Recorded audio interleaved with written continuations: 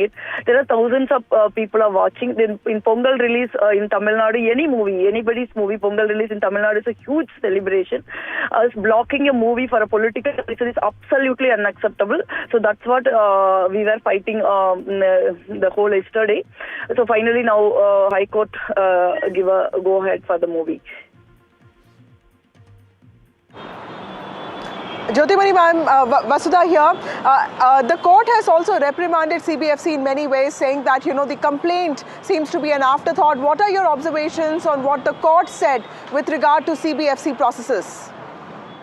I believe so, because suddenly one member actually put up a dissent note. Then it went to the higher panel. But the higher panel is, I also served in the Censor Board few years, so I absolutely have an idea how it functions. When it's going to the higher board, they have only 1 or 2 days. They will suggest some cuts to the producer or then director. Then they will whether they will accept it or not accept it is up to the film the producer or the director. So then generally it will move on. This film also it's not controversial on us, whatever I'm hearing from outside. So there is no need to stop this film and force the producer to the court, and made the all the theatres have returned the ticket amount. There is a huge loss. So I personally think this is a completely political vendetta of the BJP. They want to politically use the Censor Board as a tool like ED, CBI, Income Tax Department, which is quite often actually used against the political opponents, especially in Tamil Nadu. So this is one such occasion. This is very shocking, using a Censor Board as a weapon, political weapon to do bargaining. As you make that strong allegation, and there are leaders in your party who made that allegation, but along with that, madam, there seems to be the party speaking in multiple voice. How do you see Vijay itself from a political point of view in Tamil Nadu at the moment? And how do you see, why is this film so important from a political context? As a Congress MP, can you please explain what the Congress's position as far as the TVK as a political party is concerned? The TVK is a separate political party. What Congress thinks actually it doesn't matter. We are a separate political party. TVK is a separate political party. We stood by we stood by a film. We stood by the film industry of Tamil Nadu. That doesn't mean that actually you can read in between the lines. So whatever the party line, it will be really explained by the our party in charge in Tamil Nadu. So whatever regarding the alliance or regarding the political parties affiliation, there is an official committee has been found by the Honorable Congress President. So they will carry forward the things. So the support for the Jana Nayagan movie doesn't directly relate to the political equations of the state. Srinivasan, entertainment editor, with us as well. Thank you, ma'am, for speaking with us. What the court really has said is that once the first committee didn't find a problem or an issue, then how is it that there was another review in the matter in the first place, and that this is going to, be a very dangerous trend if there is an afterthought just before the release of a film is stalled? Your reaction? Absolutely, because this is, a dangerous trend to set, especially before the release of such a big film, when an objection which has not been communicated to the producer but has been done internally was raised. And that is, as the judge says also, this seems like an afterthought rather than a direct objection on viewing the film. Now, having said that, Judge Asha has taken a very strong view against this, and the verdict she has, announced is truly jubilant for Vijay fans. But now we also know that the CBFC has gone to the High Court appealing this decision of hers. At the last point that you were making, Lata Veeraraghav here, what have you heard from the CBFC in terms of what their plan is? Do they plan to abide by the High Court order? Do they plan to challenge it? Obviously, there's an option of appeal as well, though our sources indicate that they may not go that way. What's also the procedural, the process that's left? How soon do you expect the film to hit the theatres? Because some TVK sources indicating that they may not want to miss this Pongal weekend. Veera, the CBFC has already appeared. The Additional Solicitor General has already appeared in front of the Chief Justice Srivastava for urgent hearing of the writ appeal. They've already approached the Madras, the Chief Justice. So they're already filing an appeal against the decision of Asha, Judge Asha. Now, meanwhile, there are also let me get this right. Let me get this right. You're saying that the CBFC is already appealing against the order to issue certification for Jana Nayagan. That's the breaking news that you're giving us at the moment. Yes. Okay, go ahead. So they've already approached to the Chief Justice to hear the appeal against Judge Asha's decision. But meanwhile, what I've also spoken to some sources within the film industry who say that they are trying to figure out the earliest release date for the film and how soon the prints can be out, because ticket sales are very vital. So technically, January 10th is a possible date for the release of the film, but because there are business considerations at stake, the film could be delayed by a few days. Venugopal, what are you picking up at the moment? CBFC filing an appeal before division bench on Jana Nayagan. Lata, what does this mean for the future of Jana Nayagan? Because the Madras High Court has reprimanded the Censor Board, but the certification board has gone ahead and filed an appeal, is what we hear now. Speaking with the High Court there saying that the complaint that is been made in this particular regard seems to be an afterthought, and that is a very dangerous trend, and which is why the UA certification needs to be given to the film of the actor. Do remember the last film of the actor. We have Sam Daniel with us, we have Veera Raghav, and we also have Vasa joining us. Vasa joining us from the ground right outside the theatre. Vasa, take us through the kind of interest this film has garnered, given the fact this is going to be the last film, but also because of the delay of the film.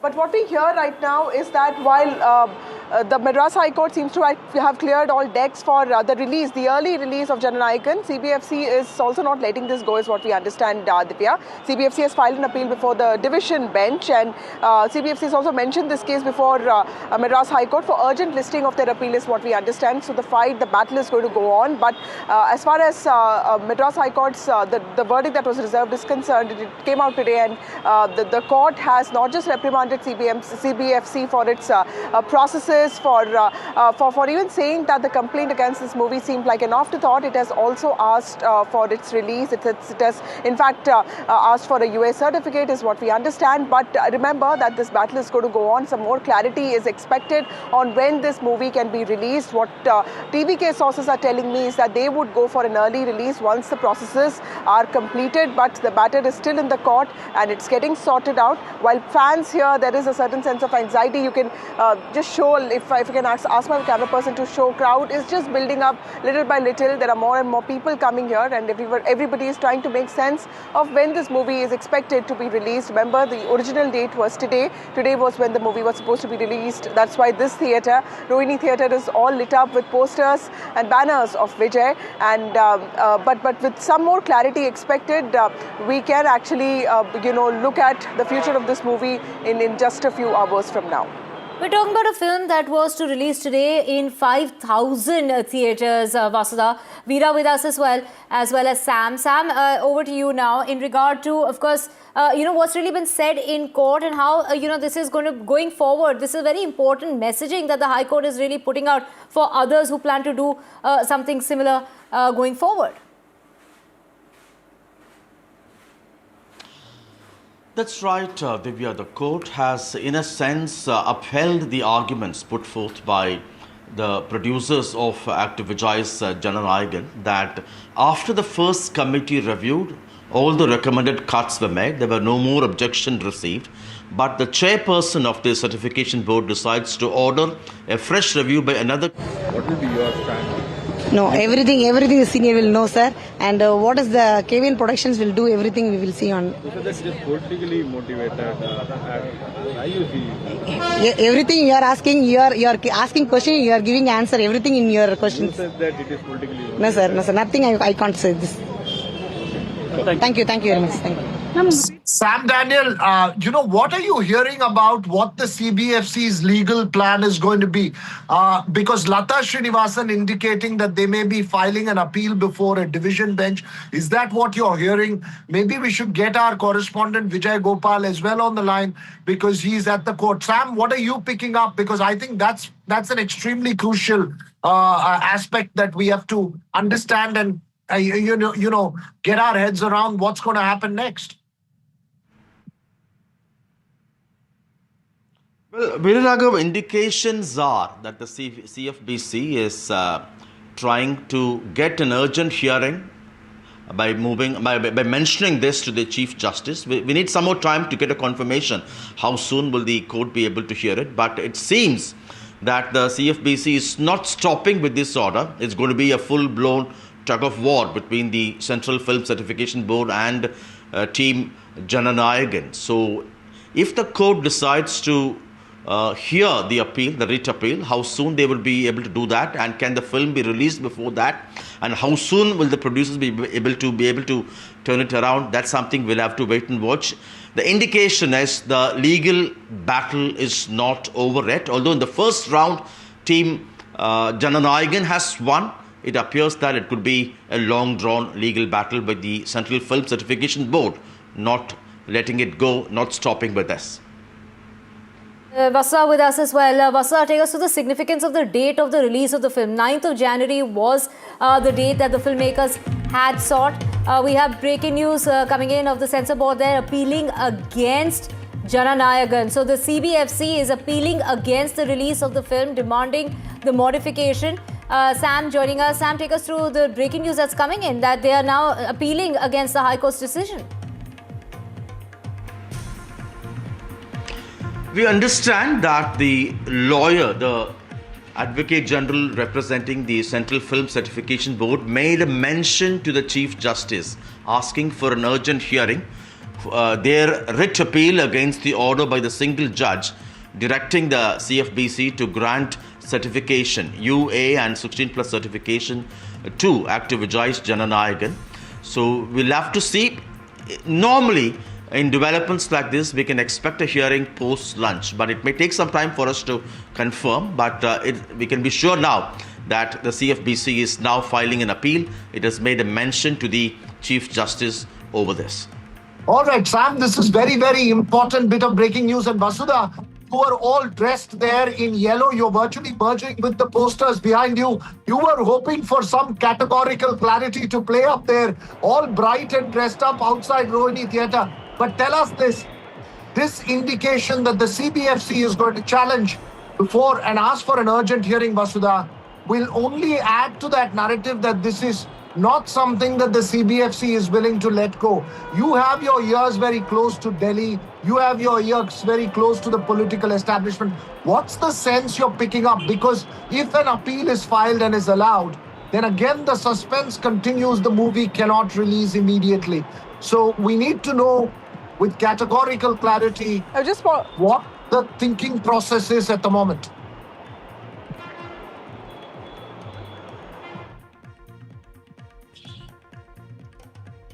Is that CBFC has filed an appeal before the division bench, and CBFC has also mentioned the case before the Chief Justice of Madras High Court for urgent listing of their appeal. What I understand from my Delhi sources, especially from the CBFC sources, is that they are very clear that whatever the faults that they cited with the movie, the kind of problems that they cited with the movie, they're very clear and they're very, they have a lot of conviction about the importance of those concerns which have been raised, which is why they want, the CBFC does want a revising committee. Right, you're saying that the CBFC wants a revising committee to look into the matter. Let me go across to Sam Daniel, and let's also try and get our correspondent Vijay Gopal, who's there at the court. Sam, any further details that you're picking up, clarity in terms of it, if there is going to be an appeal that's filed? And let's not forget that we are heading into a weekend. Unless a decision comes today, and which is categorical in nature, it may be difficult to catch the Pongal release. Well, it depends. The court will also be on a few days holidays because it's... Go ahead, Vasudha. What are you picking up?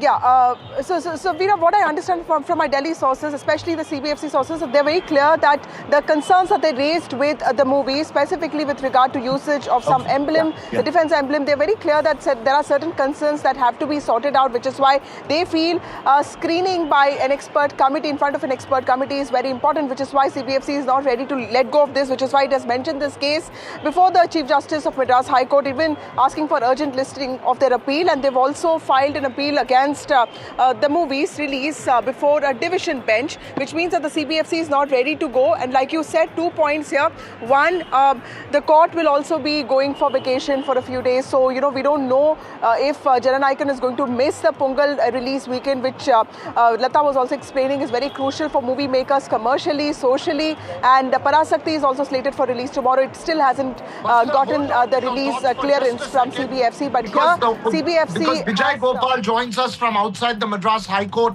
Vijay, what are you hearing?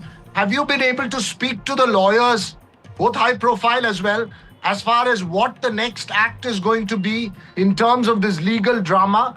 Do we expect this to be a prolonged court battle, one that could even go to the apex court eventually? What are the CBFC's lawyers telling you?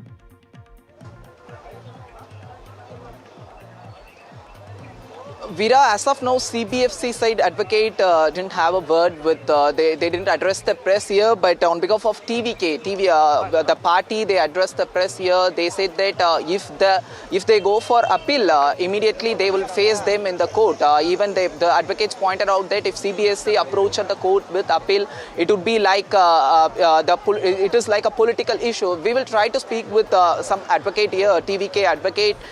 Here already the celebration, actually they have started the celebration here. They are distributing the sweets. I think they are here, that some of the TVK functionaries are here distributing the sweets, celebrating the verdict here. They are, here see the advocates are celebrating, and we'll just try to speak with the advocate. Ma'am, what was the verdict now, and what was the argument put forward by the TV, by the production house? Sir, actually, in this matter, on 5th onwards, they did not any given certificate favor of Jana Nayagan movie, so that the KVN Productions was mentioned in this court on 10:30 a.m. Before the justice, and it was came upon 2:15 p.m. After that, the matter was numbered and listed on very next day on 7th January. Now they had gone for appeal before the CJ bench. They had made the appeal. Likely it is to be heard by this afternoon or on Monday. So what are the options now production house had? At present, we don't know, sir. Actually, today the order was pronounced. On 11:30, elaborate order will come on manually. After that, if they go to appeal, means they have right to go appeal. The KVN Productions will challenge everything, because the productions was completed and nearly 500 crores they were invested. So every publishers also got the approval. So they are also losing some amount, so many amounts. So legally, if they go for appeal, whether it will delay the movie release again?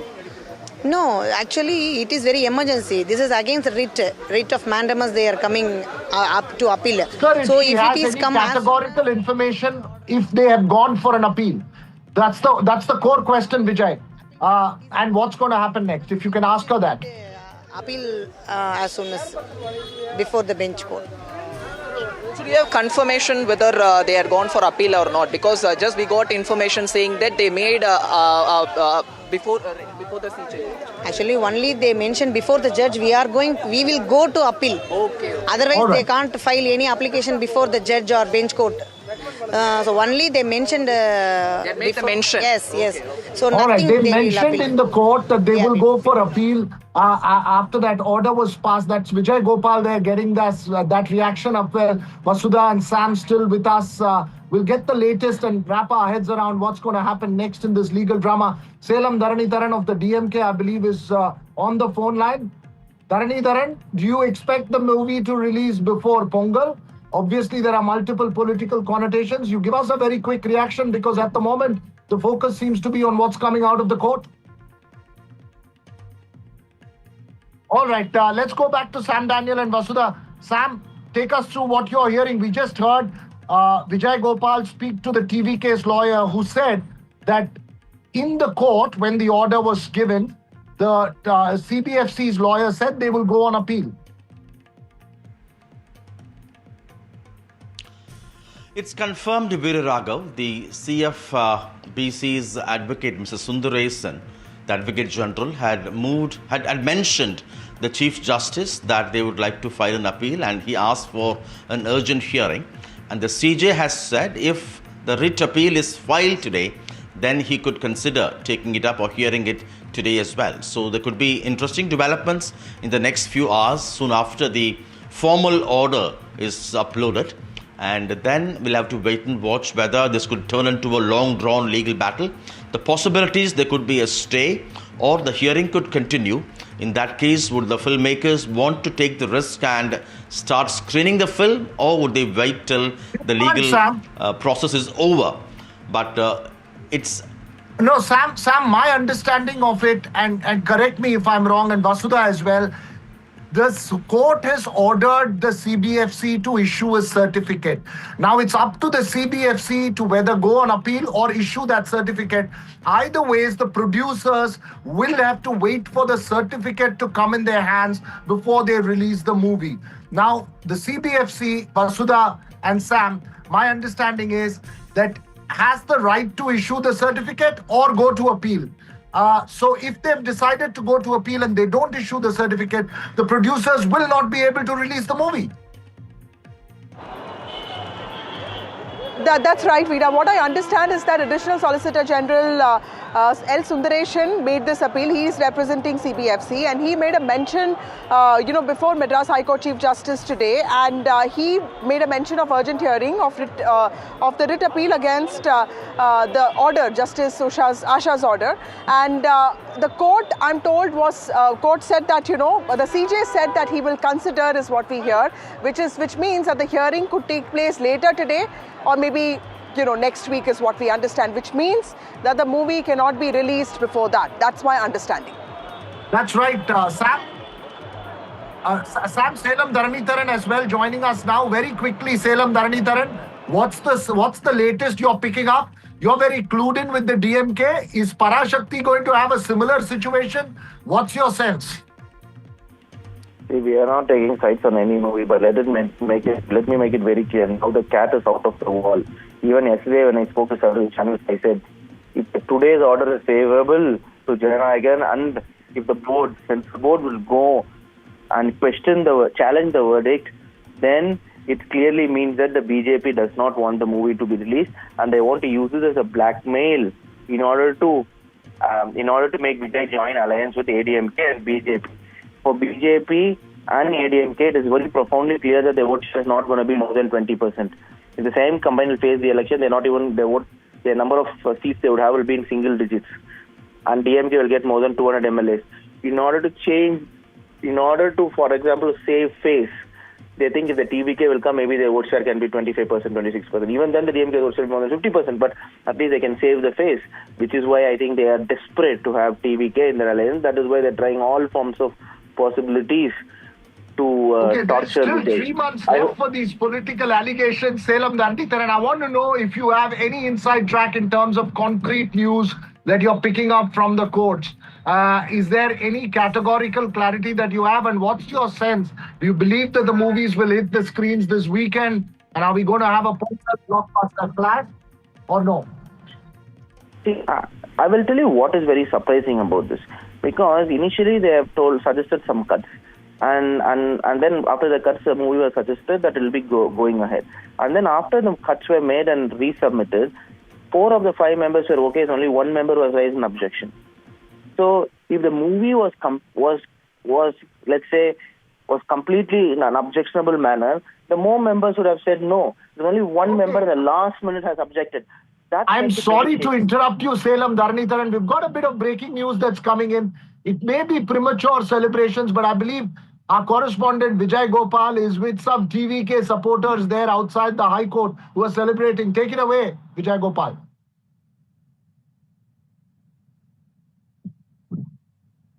Live irukam sir.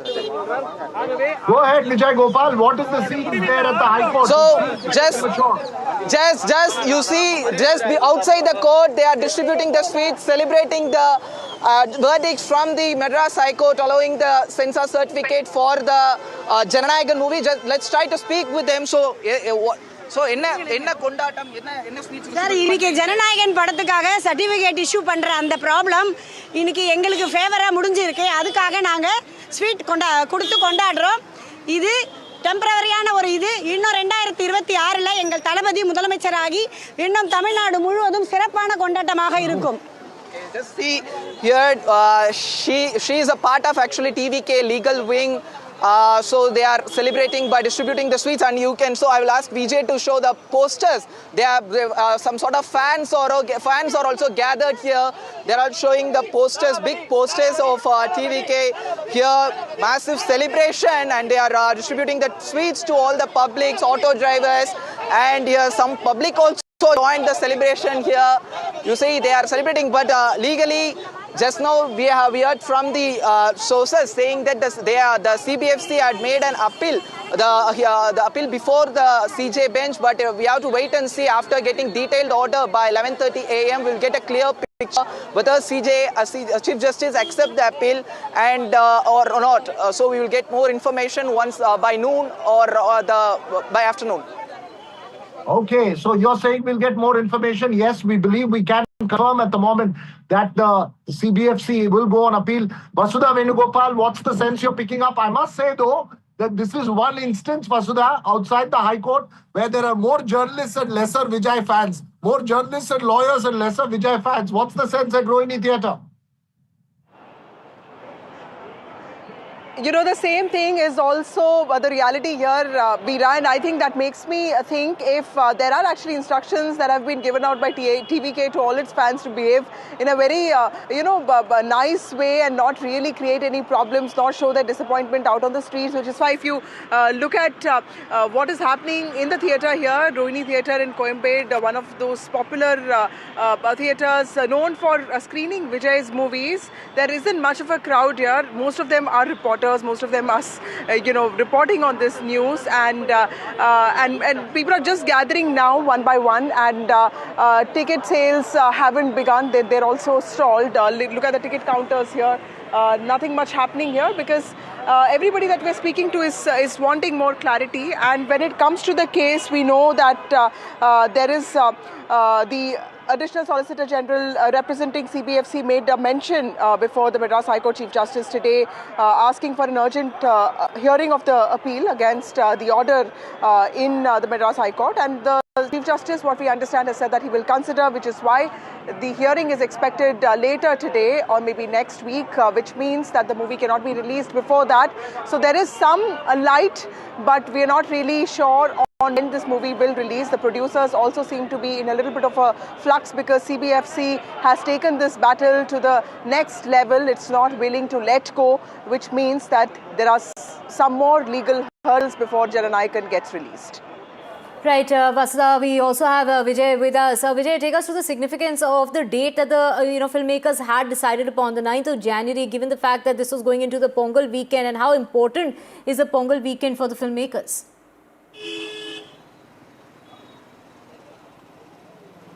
You know, the production house is very keen to release the movie before the Pongal weekend because in terms of getting collection, Vijay movie is known for a box office collection. So they are very keen to release the movie before Pongal holidays. It's a Pongal festival starts from Thai Pongal to Kanam Pongal. It's a continuously 5 days holiday. So by keeping collection in mind, they are very keen, and family audience and other audience will hugely gather in theatre to watch the movie. So they are very keen to release the movie before the Pongal holiday. But after that, it is very important to note that if they miss this weekend, they would be forced to release on the next weekend. It would be like continuously there is a 3 days which is near January 26, Republic Day. But before Jan 26, on Jan 23, Sun Pictures production Mangata release of Mangata movie, actor Ajit Kumar Mangata movie is also to hit the screen. So it would be very interesting to see whether Thalapathy in Tamil Nadu is a big rival, and they are off screen they are very close friends, but on screen they are a big rival. So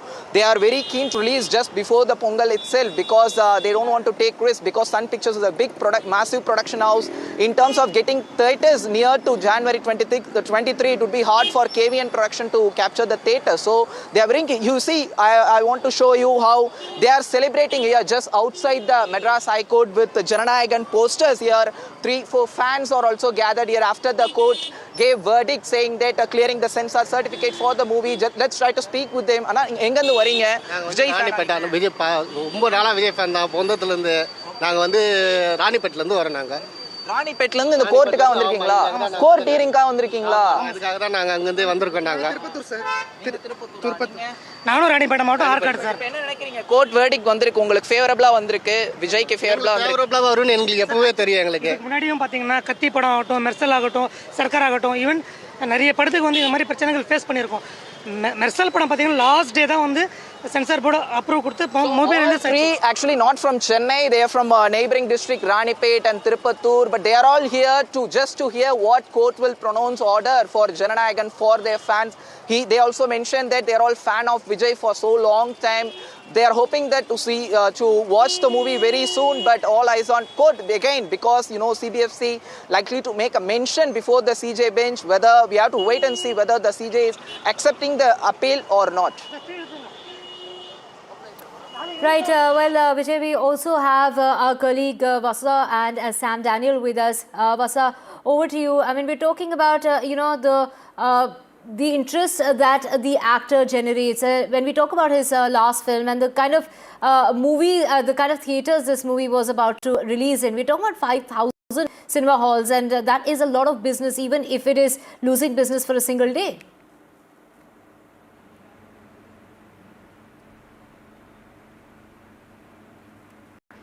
Vijay's fans told our correspondent Vijay Gopal, he said even Mersal, all the legal hurdles got sorted out only on the last day. So Vijay's fans are used to controversies. His movie Mersal was in a lot of controversy because it had references to the GST, it had problems from the centre, it also had problems from the IMEA, the Indian Medical Association, with doctors also sort of citing some concerns with it. But that movie also got released earlier too. He has had problems with some of his movies. With Jana Nayagan specifically, there have been several cuts. There have also been this demand by CBFC to send it to a screening committee, which now has been called out by the Madras High Court. But remember that the legal hurdles still go on because we've been reporting that the Additional Solicitor General, Mr. Sundareshan, who represents CBFC in the court today, he made a mention before Madras High Court Chief Justice seeking urgent hearing of the writ appeal against Justice P.T. Asha's order,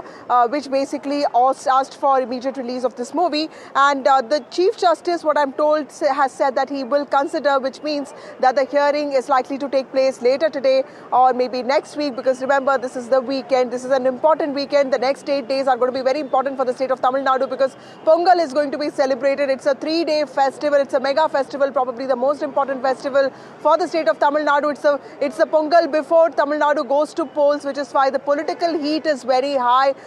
Jana Nayagan is also politically sensitive because it also shows Vijay as an underdog, a savior of people's interest, something that his political personality matches with. He's also trying to portray himself as the X factor this election, somebody who can completely overturn Tamil Nadu's Dravidian political independence and change the course of Tamil Nadu politics, which is why this movie has become a political flashpoint. And with Parasaki also getting ready to be released tomorrow, although it is awaiting CBFC certificate, and that's a DMK-backed movie, all based on anti-Hindi agitation and Tamil sentiment. It's going to be a heavy political fortnight for Tamil Nadu, maybe just a trailer for the elections to come up.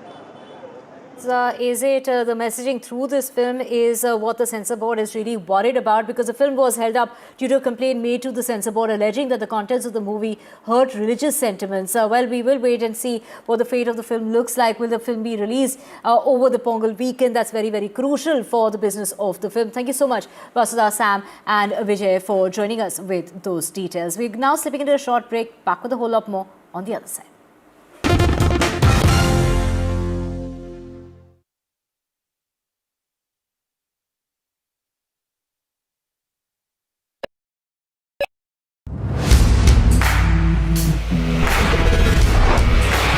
Alright team, our new order show is ready. Now we need a promo. Something cool, something sharp.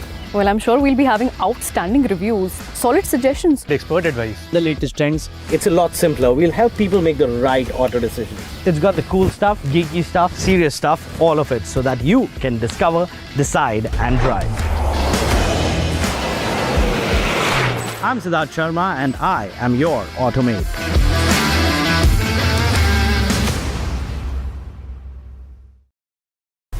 The nerve center of the maximum city, the BMC, a contest that will shape Mumbai's next decade, its identity, its legacy, its future. NDTV brings you the battle for Mumbai, asking who will hold the keys to India's richest civic body and what would it mean for Mumbaikars. BMC Power Play, only on the NDTV network.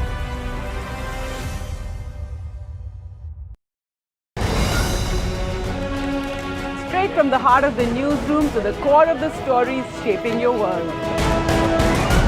Join me, Gargi Rawat, as I track all the developments as they break. Live from the NDTV newsroom, weekdays at 4 p.m. Mumbai are bringing our first India tour in your city. Rock on with Shankar Ehsan Loy and Siddharth Mahadevan and Shivam Mahadevan. 5 times melody, 5 times masti with NDTV Good Times. Go grab your tickets on Live Your City by Fever. I don't sugarcoat.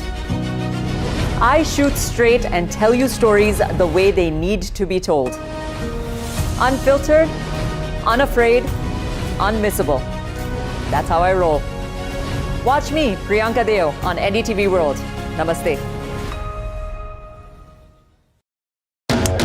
Delhi set the fairway on fire. The precision, the edge, the contest, the electric energy. Now, the NDTV PGTI Golf Pro-Am travels to Hyderabad, a day crafted for an unmatched experience. NDTV PGTI Golf Pro-Am, the course of champions, the conversation of leaders. 10th January 2026, Boulders Hills Golf and Country Club. The front lines of Kargil. The fury of Operation Sindhu. So many attacks. The chaos and cries of disaster zones. To fighter jet cockpits. And the world's most defining interviews. It's incredible. He has seen history break. Live, unfiltered. 20,000 hours of live broadcasting. Welcome to Left, Right and Center. Hard facts. War-struck country. Hard questions. In the Ukraine. 30 years of trust. In the Kargil area. North Ukraine. In France. In Italy. At Srinagar. Vishnu Shom for NDTV. Vishnu Shom. Only on NDTV. A very special moment for us as we announce NDTV Master Stroke, the NDTV Art Awards. NDTV presents the Master Stroke Art Awards, an odyssey of creative brilliance where the masterpiece meets its ultimate recognition. NDTV bringing this subject forward would have a great integrity of putting it forward where people could understand the importance of art. This award that is being started, I'm sure is going to be amazing. Art for India and for Indians is an expression of our Atmanirbharta. It's actually quite a formidable jury, so I think we'll reveal a lot more as we go along. This is an amazing platform, I think, today what you're doing. Honoring the masters who define our creative landscape. Coming soon on the NDTV network.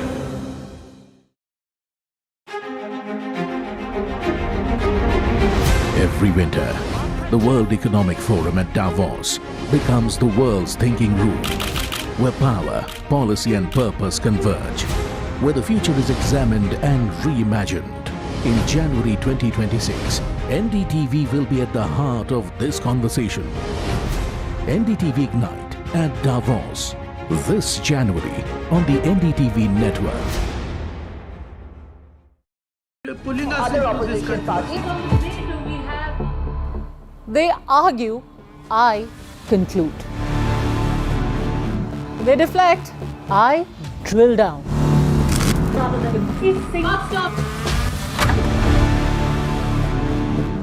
This isn't a free-for-all.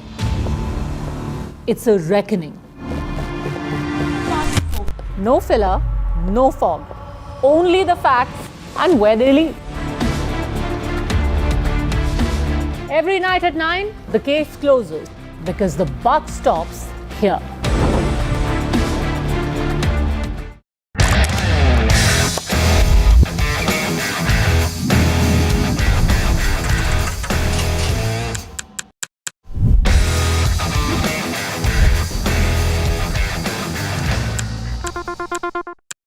"21 days in Kashmir. People have bombarded me, friends, with requests for an unfiltered list of things I saw and observed on the ground. Very special ground report from the line of control. There were some children who've lost limbs in the shelling. They are now India's smallest but possibly the most powerful crime family. Cough syrup has killed at least 25 children. Gaikwad sahab, aise mat kijiye.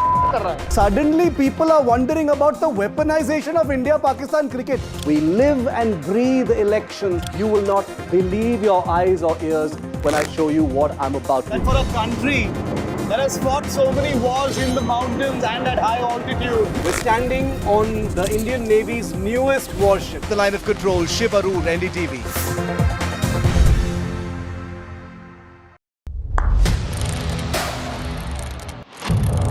What seems settled for me is unfinished business.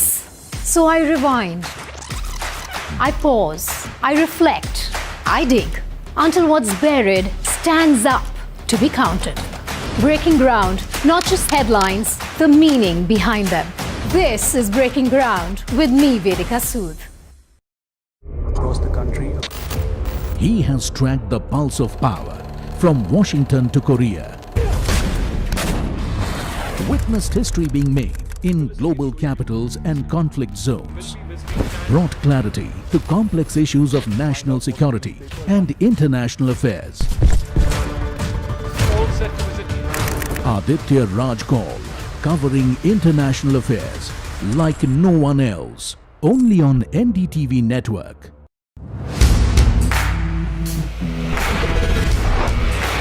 Alright team, our new order show is ready. Now we need a promo. Something cool, something sharp. Well, I'm sure we'll be having outstanding reviews, solid suggestions, expert advice, The latest trends. It's a lot simpler. We'll help people make the right auto decisions. It's got the cool stuff, geeky stuff, serious stuff, all of it, so that you can discover, decide and drive. I'm Siddharth Sharma and I am your automate.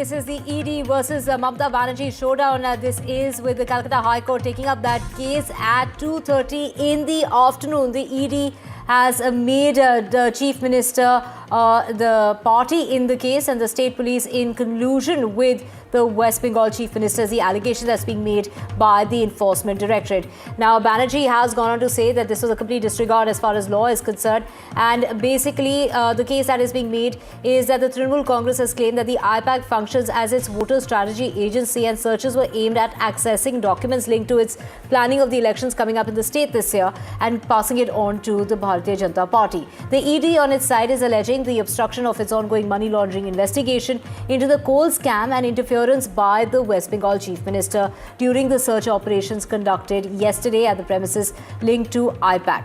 In it, the case that's been filed by the ED is that the central agency has urged a judicial intervention over what it describes as hindrance and obstruction caused by the Chief Minister to its officers, and that is something that they are saying that the searches were proceeding peacefully and professionally until Ms. Banerjee stepped in. Shreyashi joining us. Shreyashi, this case is coming up in the court and that is expected at 2:30 this afternoon.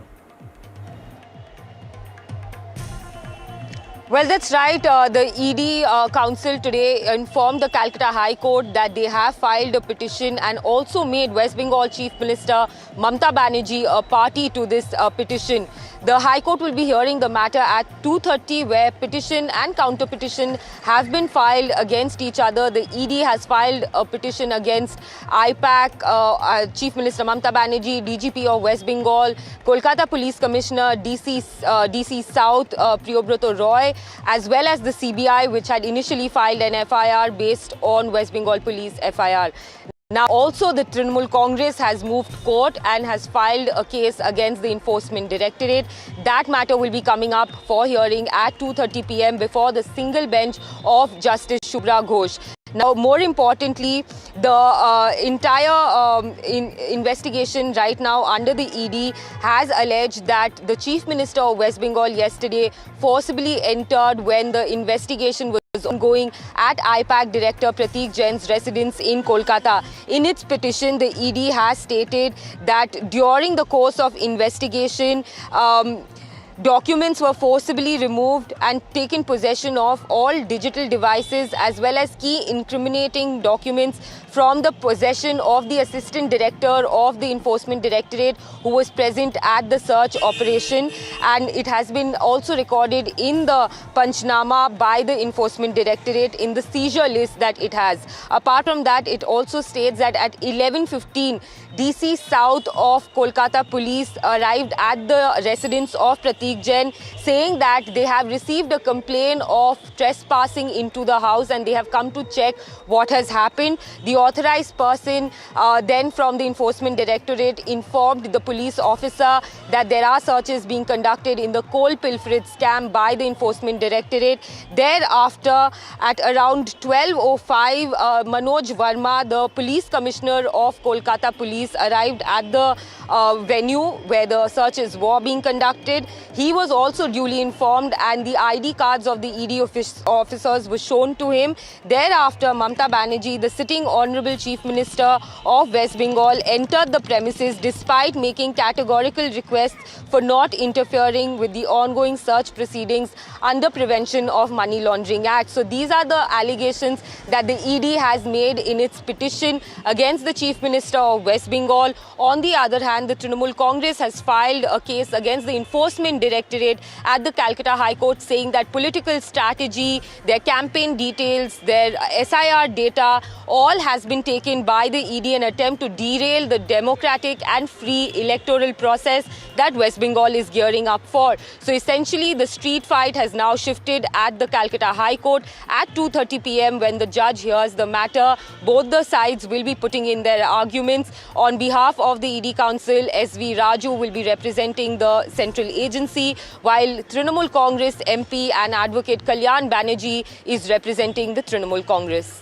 This also coincides with the time that the Chief Minister had announced that she'll be taking to the streets in Kolkata to protest against the attack by the ED in this IPAC case.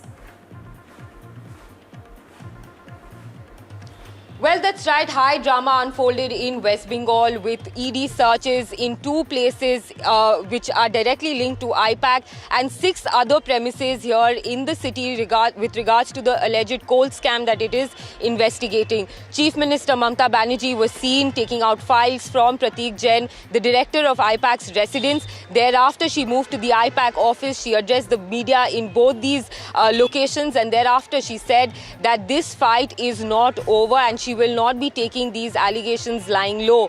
So essentially, the political fight has erupted between the centre and the state over these, Enforcement Directorate raids that have taken place in the state ahead of the West Bengal elections, where the Trinamool Congress has directly levelled allegations against the Enforcement Directorate of stealing essential party documents from the IPAC office as well as Pratik Jain's residence. Remember, the IPAC has been engaged with the Trinamool Congress for over 6 years years now and has been closely working with the government of West Bengal and preparing for the upcoming elections. Now, of course, this entire political row has erupted here in the state, and today Chief Minister Mamta Banerjee will hit the street at 2 p.m. to raise her voice against not just the central government but also the Enforcement Directorate, along with her party functionaries, walking approximately 2 kilometers from her previous constituency of Jadavpur Lok Sabha, where she will be walking from 8B bus stop to Hajra More near her residence here in Kolkata.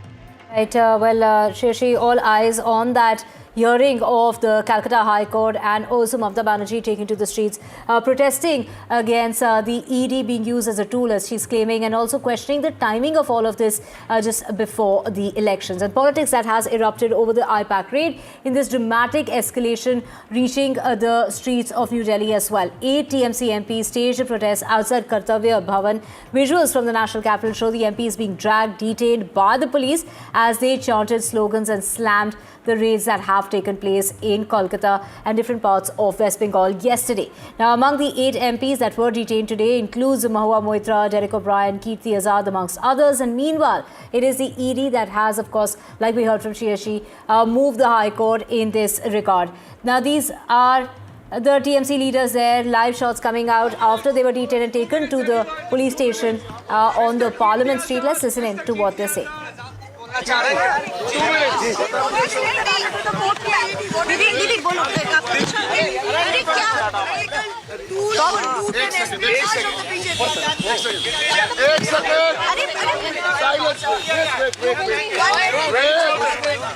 एक second please wait हमारा now please listen to what I am saying हम लोग 1 घंटा क्या है नहीं कीर्ति Azad Mahua Moitra and Shatabdi Roy will address the media Kirti Azad Mahua Moitra Shatabdi एक side आ जाएंगे ना आसान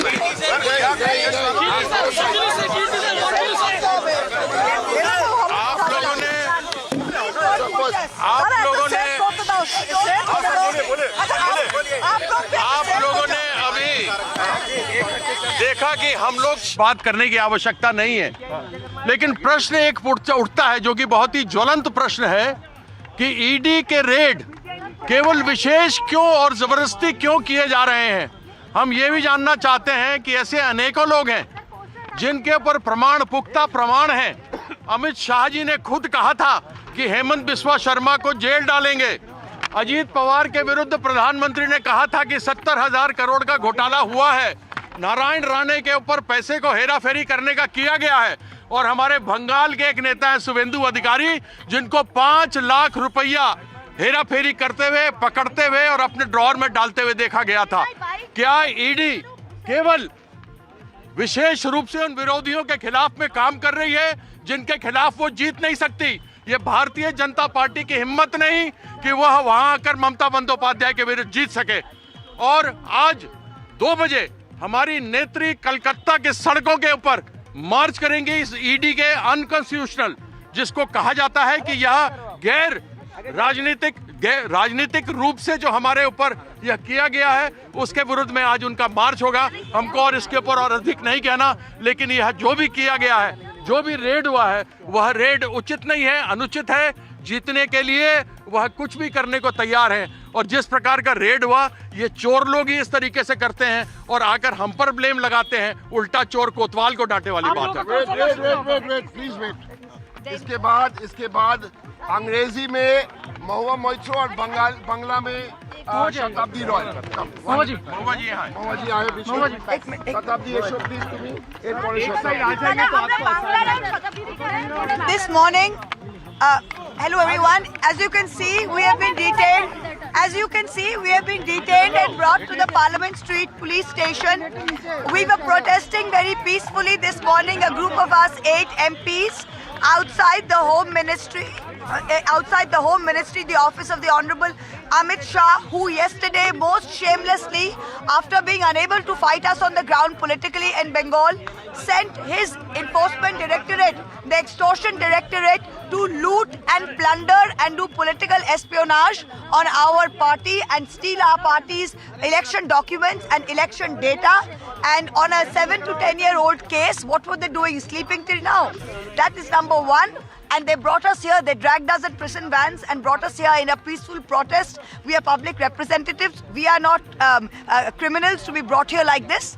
The second thing is, you see some names here on this poster. The names are Ajit Pawar. The Prime Minister himself said 70,000 crores is the scam that he's been. Where is he today? Deputy Chief Minister. Where is he today? In Maharashtra, running the government with the BJP. Second name, Himanta Bisa Sarma. He was in the Louis Berger scam and he was supposed to be in jail, said Mr. Amit Shah. Where is he today? He's Mr. Mastermind for the Northeast, for the BJP and Chief Minister of Assam. What name do you see here after that? Suvendu Adhikari. Suvendu Adhikari was caught on camera taking money. Caught on camera. Where is he today? Leader of the opposition in Bengal. Who do you see here? Narayan Rane, who's been accused of numerous scams. Where is he? In the Maharashtra government. So why is the ED selectively only for the opposition and a washing machine for those that the BJP like?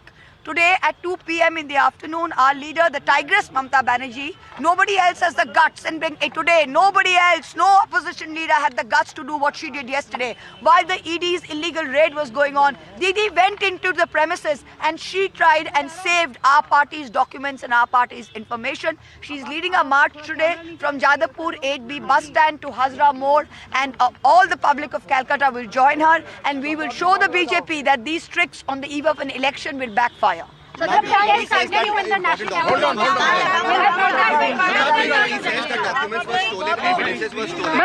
Ma'am, ED का कहना क्या आप? Let her finish. Let her finish.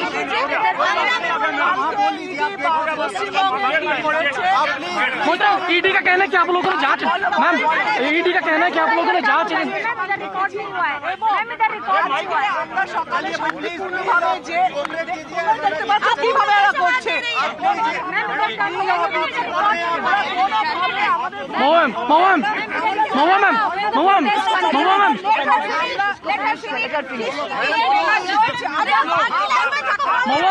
Ma'am ED कह रही है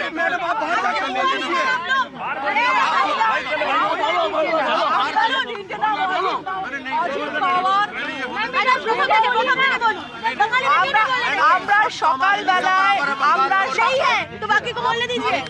সকালবেলায় যেভাবে অমিত শাহর অফিসের সামনে গেছিলাম কালকের ঘটনাকে কেন্দ্র করে, কালকে ইডি যে ব্যবস্থা করেছে ওদের সব সময় ইলেকশনের সময় কেন মনে পড়ে, তার আগে কোথায় থাকে ইডি সিবিআই কে ব্যবহার করছে এবং যেভাবে ব্যবহার করেছে। যদি মমতা ব্যানার্জি যেভাবে প্রোটেস্ট করেছে, ভারতবর্ষের প্রত্যেকটা অপোজিশন লিডারকে এভাবে প্রোটেস্ট করা উচিত, তবেই বিজেপি বুঝবে যে তারা কি করছে এবং ভারতবর্ষের মানুষ কি চাইছে। আজকে আমরা শান্তিপূর্ণভাবে প্রোটেস্ট করছিলাম, কিন্তু পুলিশ সে কথা শুনছে না। এখন তোমরা দেখতে পাচ্ছ তোমাদের সামনে ওরা কি ব্যবহার করছে।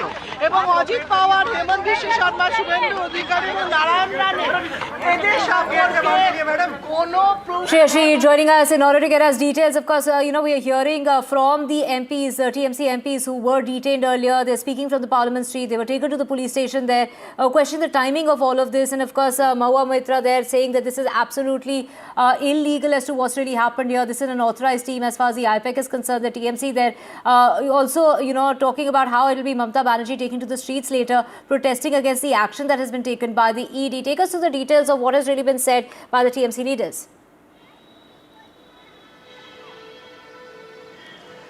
Well, the politics of optics is something that the Trinamool Congress is not willing to let go. We, on one hand, will see the Chief Minister take to the street at 2 p.m. And when the Chief Minister takes to the street, we see a lot of support here in Kolkata, not just from her party leaders, but also from the supporters from the adjoining suburban areas as well. And because she has announced it well in advance, we are going to be expecting a large turnout for this. West Bengal is not, this is not the first time that an ED raid or a CBI raid has happened here in the state. It has been privy to such incidents earlier as well, where the CBI has arrested sitting ministers of the state right after assembly elections as well. But the Trinamool Congress essentially will be latching on to this issue to take on the central government and utilizing this for their campaign for the upcoming elections here in West Bengal. Questioning as to why was this action taken in the first place, considering that they were silently, protesting outside the Kartavya Bhavan and questioning the Home Minister in all of this and the matter that they've, used the Enforcement Directorate as a tool. With that, slipping into a short break, Vedika's up next with the very latest. The nerve center of the maximum city, the BMC, a contest that will shape Mumbai's next decade, its identity, its legacy, its future. NDTV brings you the battle for Mumbai, asking who will hold the keys to India's richest civic body and what would it mean for Mumbaikars. BMC Power Play, only on the NDTV network.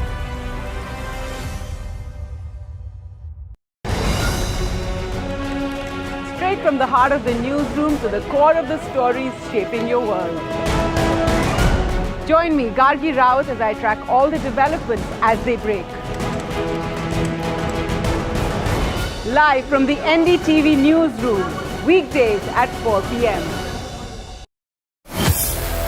Mumbai are bringing our first India tour in your city. Rag on with Shankar Ehsan Loy and Siddharth Mahadevan and Shivam Mahadevan. 5 times melody, 5 times masti with NDTV Good Times. Go grab your tickets on Live Your City by Fever.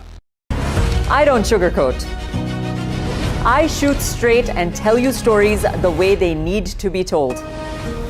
Unfiltered, unafraid, unmissable. That's how I roll.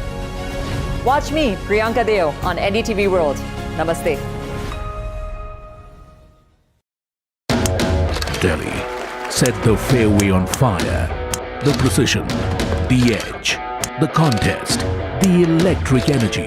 Now, the NDTV PGTI Golf Pro-Am travels to Hyderabad, a day crafted for an unmatched experience. NDTV PGTI Golf Pro-Am, the course of champions, the conversation of leaders. 10th January 2026, Boulders Hills Golf and Country Club. The front lines of Kargil, the fury of Operation Sindhu.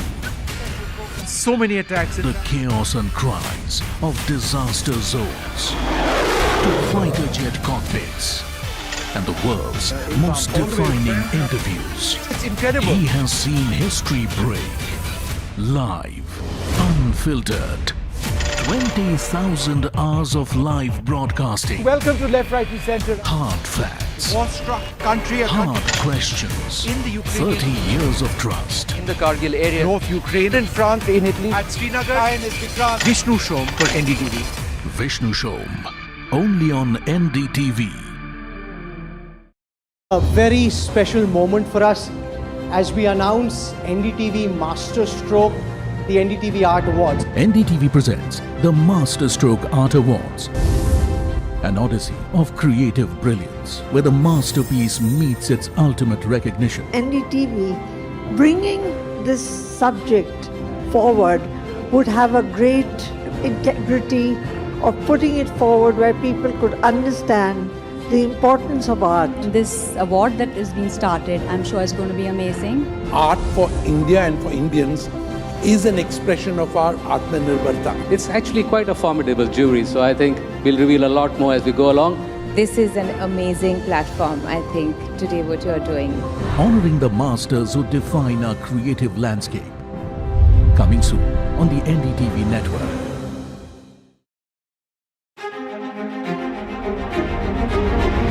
Every winter, the World Economic Forum at Davos becomes the world's thinking room, where power, policy and purpose converge, where the future is examined and reimagined. In January 2026, NDTV will be at the heart of this conversation. NDTV Ignite at Davos, this January on the NDTV network. Other opposition parties. They argue, I conclude. They deflect, I drill down.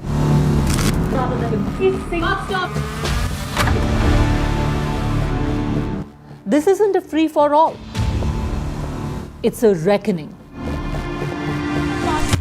No filler, no fog. Only the facts and where they lead. Every night at 9, the case closes because the buck stops here.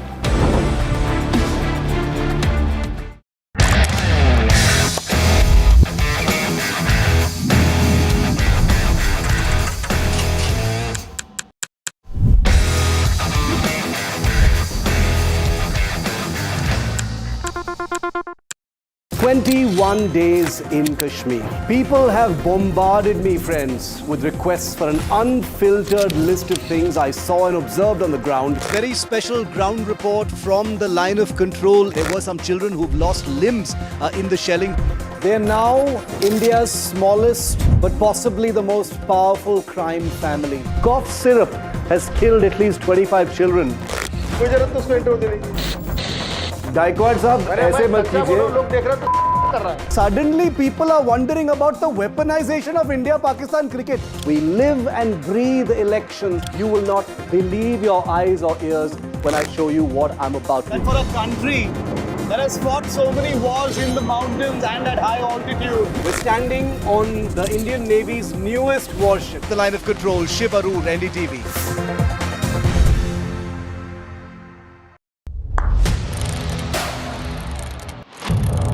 What seems settled for me is unfinished business. So I rewind, I pause, I reflect, I dig until what's buried stands up to be counted. Breaking ground, not just headlines, the meaning behind them. This is Breaking Ground with me, Vedika Sood.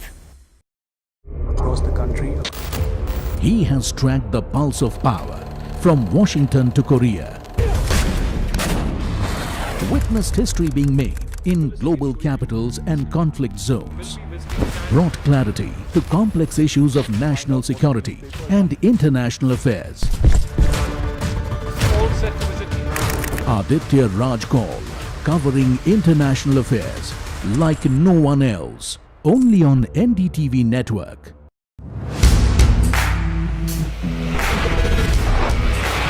All right, team, our new order show is ready. Now we need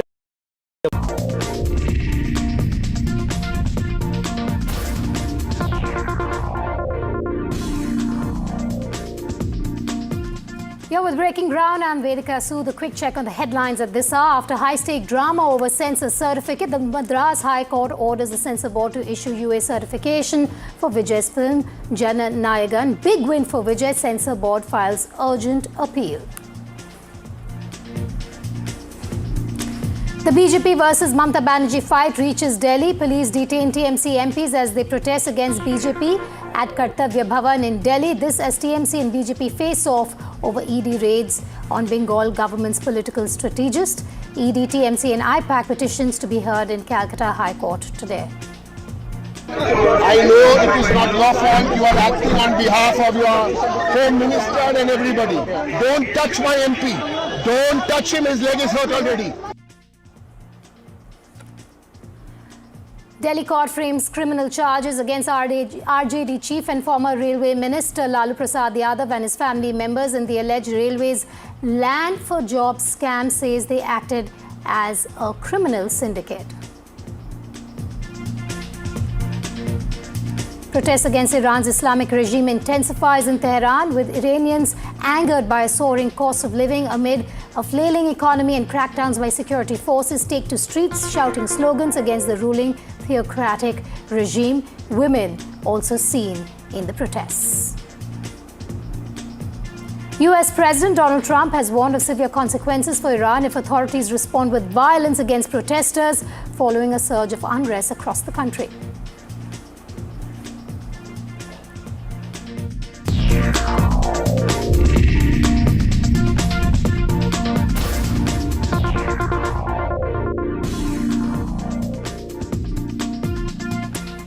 Huge relief for Thalapathy Vijay as the Madras High Court clears the decks for his real swan song, Jana Nayagan. The court has pulled up the Censor Board. This is important to note, viewers, directing it to grant a UA certification once minor modifications are made. The High Court makes it clear the complaint against the film appears to be an afterthought, warning that entertaining such pleas sets a dangerous precedent.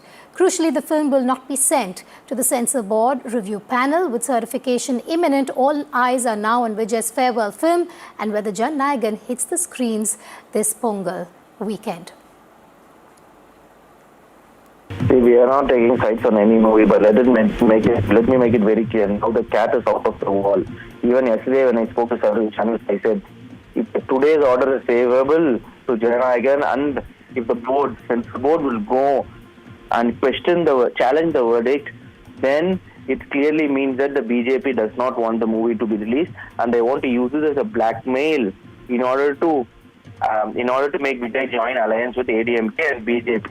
For BJP and ADMK, it is very profoundly clear that their vote share is not going to be more than 20%. If the same combine will face the election, their number of seats they would have will be in single digits.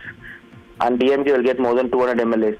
In order to, for example, save face, they think if the TVK will come, maybe their vote share can be 25%, 26%. Even then, the DMK vote share will be more than 50%, but at least they can save the face, which is why I think they are desperate to have TVK in their alliance. That is why they're trying all forms of possibilities.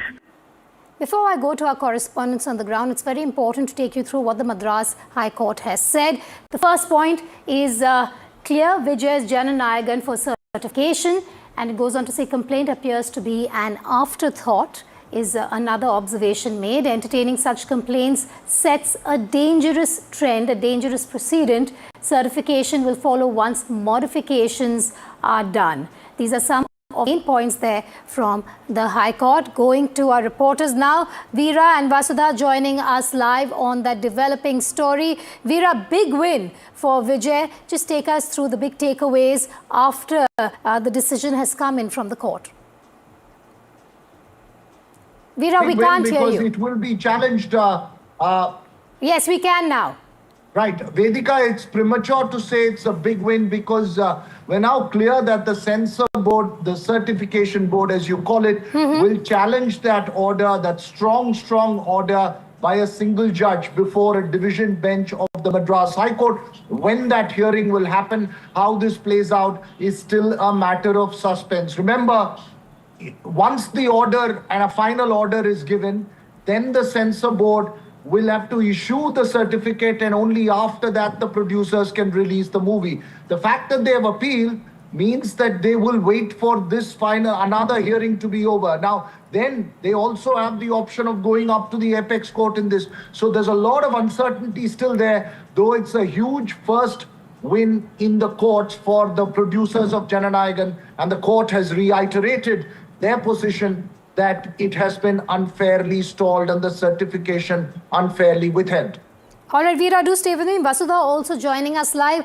Vasudha, how are the people reacting to this news? Of course, this is something that we're looking at from a legal perspective, political perspective, but also being Vijay's swan song reel movie.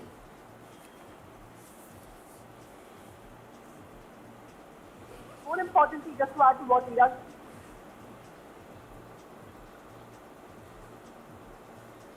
stays the single judge's order in Jana Nayagan case. What I understand is that the producer can go to appeal to the Supreme Court, and if it refuses to grant a stay, the CBFC can move the Supreme Court. But remember that it's on leave only on Jan 14th, so which means that there are legal hurdles that are still present when it comes to Jana Nayagan's release. We have Mani with us. He's a super fan of Vijay. Sir, what is your expectation today? Are you disappointed? Are you optimistic? Definitely it's a disappointment, madam, because it's going to be a last movie for a very big star. It's not even a star, it's an emotion. And it's a birthday today for me, and I was completely planned for a big party and celebrate along with my brother. He's like a brother in his emotion. And Vijay is your brother. Yeah, Vijay sir is definitely an emotion to us, and is more than a brother for us. And somebody is going to leave such a huge stardom and coming for people, you need to respect him. And I don't think media stream is like no need of politics. It's a media stream, it's one of the streams where we convey to people like the goodness. And this is ridiculous, madam. So people are quite disappointed, and I also have a couple here, Vedika, and this is, Ninga movie patka vandirkingla. Are you sad? Are you happy? Are you hopeful that the movie will be released soon? தளபதி படம் வரன்ட்டு தான் இன்றைக்கி வந்தோம். ஆனால் தளபதி படம் இன்றைக்கி வந்து வராதுன்னு சொன்னதுனால ரொம்ப கஷ்டமாக தான் இருக்குது. Are you also a fan? ஆமாம் மேம், சின்ன வயசுலேருந்து fan. Okay. So both of them are fans, husband and wife, and they came all the way to watch the movie, hoping that it would be released today. But yes, that was never the expectation. But remember that legal hurdles are still there, Vedika, and the hearing is expected to take place today. And this is after the CBFC, challenged the single judge order in the Madras High Court. It has filed a writ appeal, and that hearing is expected to take place today or next week. Remember, there are also holidays on account of Makar Sankranti, so very few days windows left for the release of Jana Nayagan. And all of this, even as we wait for Parasakti's release, clearance has still not come from the CBFC. So two big movies, the last Pongal before Tamil Nadu goes to polls for 2026. So politically sensitive fortnight for the state of Tamil Nadu, just a precursor for what is expected in the elections. All right, do stay with me. Veera, coming back to you. After you, I'm going to go to Lata Srinivasan as well. But Veera, from what we've heard from the Madras High Court, two big takeaways of what the judges said. Entertaining such complaints, quote unquote, is a dangerous trend, and also goes on to say that the Madras High Court has noted that the complaint against Jana Nayagan appears to be an afterthought. Order is a stinging one. The order is one that gives the producers of Jana Nayagan a decisive legal victory in the first round. But Vedika, what's the point of it all if you can't get the film out for the weekend as planned? Because if it's going to be a protracted legal battle, the order makes no difference for the producers. More importantly, Vedika, and I want Vasudha to weigh in as well, that remember there is a summons for Vijay to appear before the CBI in the Stampede case on the 12th of January. That's also before Pongal. So multiple things at play. Will he go to Delhi? How this is going to play out in the political field? I spoke to TVK leaders who say, we want to wait for the courts to give a final order. We will not react to this issue because the matter is sub judice. I think there's a lot of silent calibrations that are playing out around this film. We'll have to wait and see how this plays out. This is not the climax or the last act, though it's a strong order from the High Court single judge. Veera, do stay with me. I also have Lata Srinivasan, consulting editor, entertainment, joining me on the phone line. Lata, let's call this a shot in the arm for Vijay and TVK for now. But how do you see this playing out in terms of the release of the movie? I agree with what Veera said, because there are a lot of legal issues at stake. They have filed an appeal at the High Court, and if the ASG presents Justice Asha's order, and all the papers, then the case could get listed today. Right? It will get numbered and listed today, and it will come up for hearing today itself. Now, if that happens, even if that happens, based on what the High Court, decides, the earliest it can release would be Jan 14th. It cannot release before that, because there are a lot of business considerations to take into place. Now, if the team decides to go to the... Hello? If the team decides... Yeah. Go ahead, Lata. Yeah. If the CBFC team again decides to appeal that order, then it will go to the Supreme Court. So the legal hurdles are many at this point, but it is a moral victory for the producer of Jana Nayagan and Jana Nayagan itself. And fans are quite happy about this, but they are just hoping that the Madras High Court gives a legal victory to the film. All right, Lata, thanks for joining me on the phone line. Vasudha, coming to you, all eyes also on Parasakti. The release is due, but there could be some cuts to that as well. What can you share on that with us?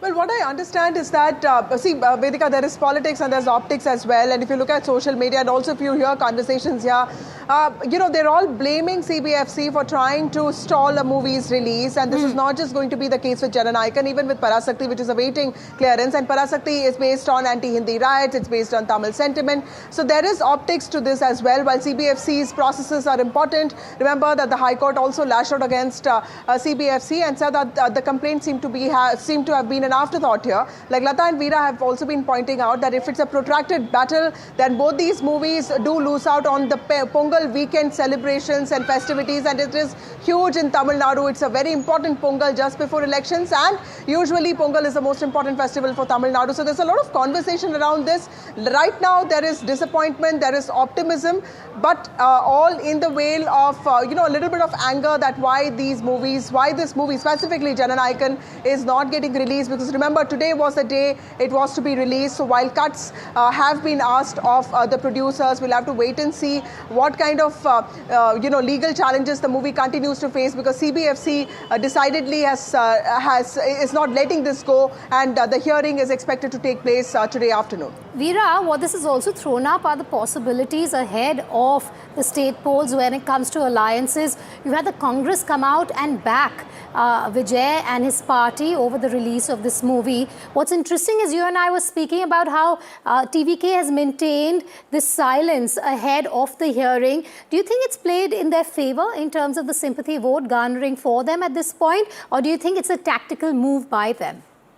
Well, politically, it has definitely bolstered the narrative that Vijay is under attack. It makes the BJP looks like the villain, and the central government looks like the villain. And the Censor Board. In this entire piece.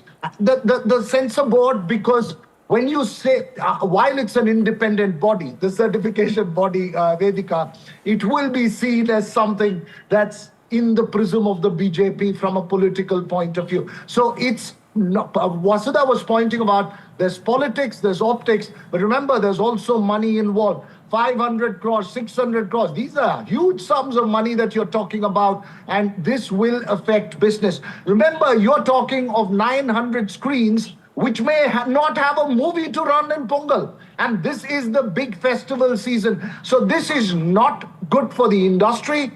It's great for Vijay's political optics of being under target.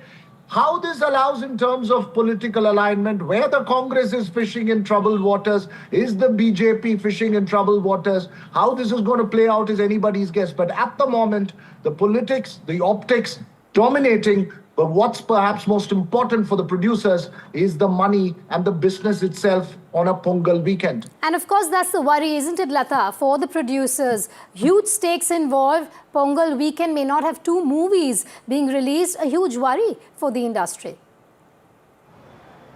Lata? Point out it's not just... Hello? Yes, go ahead.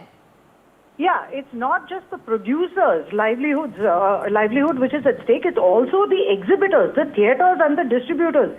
See, a big film is what brings in distributors money so that they can run smaller films through the rest of the year. If they don't make good business during Pongal, then it affects the livelihoods of the theatres itself. Can theatres exist? They are, running because of the big films that release through the year. So it'll have a huge impact on the Tamil film industry and the film business itself in Tamil Nadu if the 2 movies don't release. And that is really worrying for the film industry at this point. All right, Vasudha is still with us. She's outside a movie theatre as well. We have Veera Raghav joining us on the big picture of it all. Vasudha, coming to you, ever since the Madras High Court has come out with this decision, which of course is now going to be heard again because the Censor Board is also challenging it, how are the people on the ground reacting? Because like you've just spoken to some of them, they were very, very excited to watch the movie released today itself. It's been a disappointment for many, but who are they really blaming, squarely blaming for the delay in the release of Vijay's last movie? Well, Vedika, like yesterday, Rata and Veera were pointing out, till yesterday, the people of Tamil Nadu did not really have anybody to blame. But today, the fact that CBFC challenged the Madras High Court's verdict, and it has basically filed an appeal against it, and it wants a hearing, an urgent hearing of the writ appeal. Now I do hear those noises saying that, asking why is the CBFC not wanting this movie to be released. And remember that there have been talks about BJP also wanting TVK to be on its side. So those speculations are playing out. And these are just speculations because we don't really know what is happening. We know that on the political front, AIDMK, BJP are together, and the PMK has also allied with them now. And then there is this talk about a grander alliance being put in place before Pongal. But these 2 movies are also set to be released during the Pongal weekend. So all 3 alliances, all 3 parties are politically looking looking forward to, boosting their presence here, which is why now I do talk about, I do see a sense of disappointment and anger amongst people asking this question as to why is the centre stopping this movie of our Thalapathy. That is specifically coming from Vijay's fans. With regard to Parasaki, Parasaki is backed by DMK. It doesn't still have a clearance. It is supposed to get released tomorrow. It's based on anti-Hindi agitation and also Tamil sentiment. And if that movie also doesn't find a certificate by the end of today, I think this is going to politically heat up in the state of Tamil Nadu. And Veera, that brings me to the big question here again. Politics, actors and movies in the state of Tamil Nadu all go together in a way, and a lot of alliance talk, a lot of speculation also emerges from this industry. Well, politics, actors, cinema and emotion, Vedika, most importantly. Let's not touch emotion. The emotion is the one that's the cord between politics, actors, and cinema in Tamil Nadu politics. And I think that emotion is enormous when a particular hero or a Tamil sentiment is under target. A movie becoming a target is something that's an enormous political narrative. Not today, way back in the day, when MGR's Ulagam Sutrum Valiban was tried to be stalled by some DMK forces, it had a major release, and that's one of the reasons why he was so powerful. He was always a powerful star, but that kind of adds to the narrative. All this is extremely important and closely watched and will play out in full blow as we head into TN 2026. How Parasaki will get released, what kind of certification it gets will also be closely watched. But I believe, just to add to what Vasudha said, that the producers seem confident that they will get a certification. But there is a worry that if a Jana Nayagan doesn't release, but a Parasaki releases, how does that play out in the political optics as well? So many calculations at play, Vasudha, Vedika. All right, and let's bring Lata into this discussion as well. Once again, Lata, an important point raised by Veera there, that if Parasaki gets released and not Vijay's movie, how do we even see that play out within the industry? Well, it's a very dicey thing. I think the big fight was seen as between Parasaki and Jana Nayagan at the Pongal box office. But if one film gets released and, if Parasaki comes first and Jana Nayagan comes later, I still think that, Jana Nayagan will still have that fervor and frenzy. But what will happen to Parasaki is that it will have to prove itself at the box office. And, there's more pressure on the director and actors and, the producer of Parasaki, because they have to prove that they've made a fantastic film and that it's, going to resonate with the people if it becomes a solo release. So I think there's more pressure if they come out first. As far as Jana Nayagan goes, the sympathy of the people is strongly with Vijay. His fans will support him. They will make it a blockbuster no matter what. So I think even if the date changes, Jana Nayagan will still be a blockbuster and he's going to gain more sympathy and it will improve his chances at the 2026 elections as well. All right, Lata, I want you to explain to our viewers what's at stake here when it comes to Vijay's movie. Is it crucial because this is his real swan song? Is it crucial because he then becomes a full-time politician? Or is it crucial because of two movies who would go head-to-head in the box office of the South? See, in the history of Tamil cinema, and Tamil Nadu politics, movies have always been used to reach, ideological messaging to the hinterlands, right into the rural areas. Now, Vijay has conducted only a handful of public rallies so far, and he's only been able to reach a certain amount of the population. But through Jana Nayagan, he can reach lakhs of people through this film and the messaging that he wants to send out, which resonates clearly with what he has been talking about in his roadshows as well, right? So I think this is a huge advantage for him, and he's using this movie as a swan song, but also to reach out to lakhs and crores of people across Tamil Nadu in one shot. And I think, that is very, very, very important because his star persona now becomes the political persona through this film, and it gives him a very big advantage heading into the elections. All right, Lata, Veera and Vasudha, thank you for joining me on that big story. Every twist, every turn, every development, these are your correspondents who will bring it live to you all day today on NDTV 24/7. Moving on, but staying with news from the south, and this is an interesting story that I want to bring to you. Prabhas starrer Raja Saab has released in cinema halls. Ahead of the release, special fans shows were organized in India. Videos of crowded theatres have gone viral, and why? Because you have something really, really extraordinary in theatres, as you can see on your screens, along with the fans there. Now, the videos of crowded theatres have gone viral on social media and are a sign of Prabhas's unmatched stardom, of course. Earlier, the Raja Saab movie was pitted against Vijay's Jana Nayagan at the box office, but here's why it's gone viral. A clip shows fans bringing dummy crocodiles to cinema halls for the movie screening. Some moviegoers held the crocodiles over their head and ran inside the halls. The video of crocs inside cinema halls shocked everyone and left many amused along with us. Ashish, quite a wild moment, quote unquote, that we see inside the movie hall there. Absolutely. At least we can say that in Tamil Nadu, Thalapathy Vijay fans are disappointed because this Pongal, this Sankranti, his movie, Vijay's movie, Jana Nayagan, is not in theatres. But at least here in Telugu state of Andhra Pradesh and Telangana, darling star Prabhas fans are celebrating and cheering. The movie Raja Saab is in theatre. The Raja Saab is much awaited film. Remember, hit the fame with the movie Bahubali across nation, not only across nation but across globe. His movie Bahubali is much appreciated and much it earned much fame. But here in this particular movie release, we have witnessed a different kind of fan frenzy, fans reaching to theatre for pre-release event, for a premiere event with dummy crocodile. In fact, the lead actress of this movie, Vidya Agrawal, yesterday, in fact, she posted on her social media that if someone can bring a crocodile to take her to the premiere venue. So clearly, fans are celebrating, fans are cheering while movie is in theatres. What we are witnessing, that packed theatre and mixed review from the viewers. And this one moment has gone viral, hasn't it? Absolutely. This particular moment of fans inside the theatre with dummy crocodile, whether it's smaller in size or larger, the actual...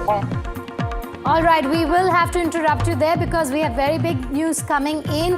Parasaki, the movie, has been cleared by the Censor Board. A shot in the arm for the makers of Parasaki. News is just coming in that Parasaki has been cleared by the Censor Board. We'll try and get our reporters for you on this.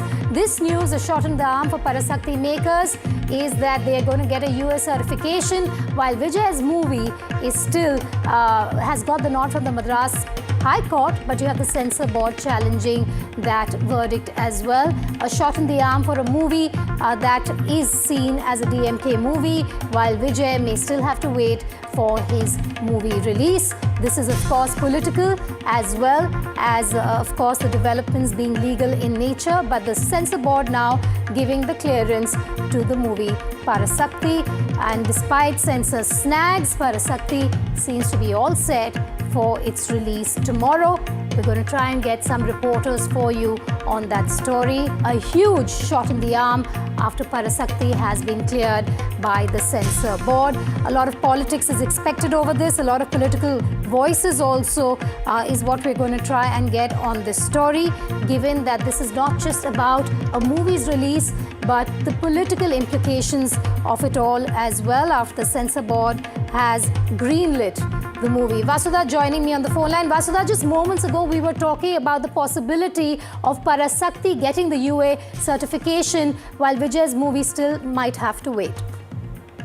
That's right. Parasaki is seen as a movie backed by the DMK, and the movie has received approval clearance by the CBFC, and the certificate actually says, after examination of the film by members of the revising committee mentioned below, and on recommendations, it is found to be fit for public examination with an endorsement of caution that there's something to do with like children below the age of 16 years. So yes, US certificate has been given, which means that Parasaki will be released tomorrow as per its original dates, and which also means that Jana Nayagan will have to wait then at least the people of Tamil Nadu will have one movie to watch. But yes, this also in some ways will intensify the political battle between DMK and TVK.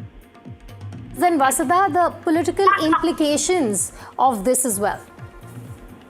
Absolutely, Vedika. This is Parasaki is a very important political movie from the DMK stable. It looks at anti-Hindi agitations of the 60s and 70s that the state has witnessed. It also looks at Tamil sentiment. It looks at Dravidian model, everything that the DMK has been talking about. It's a heavily politicized movie is what we understand.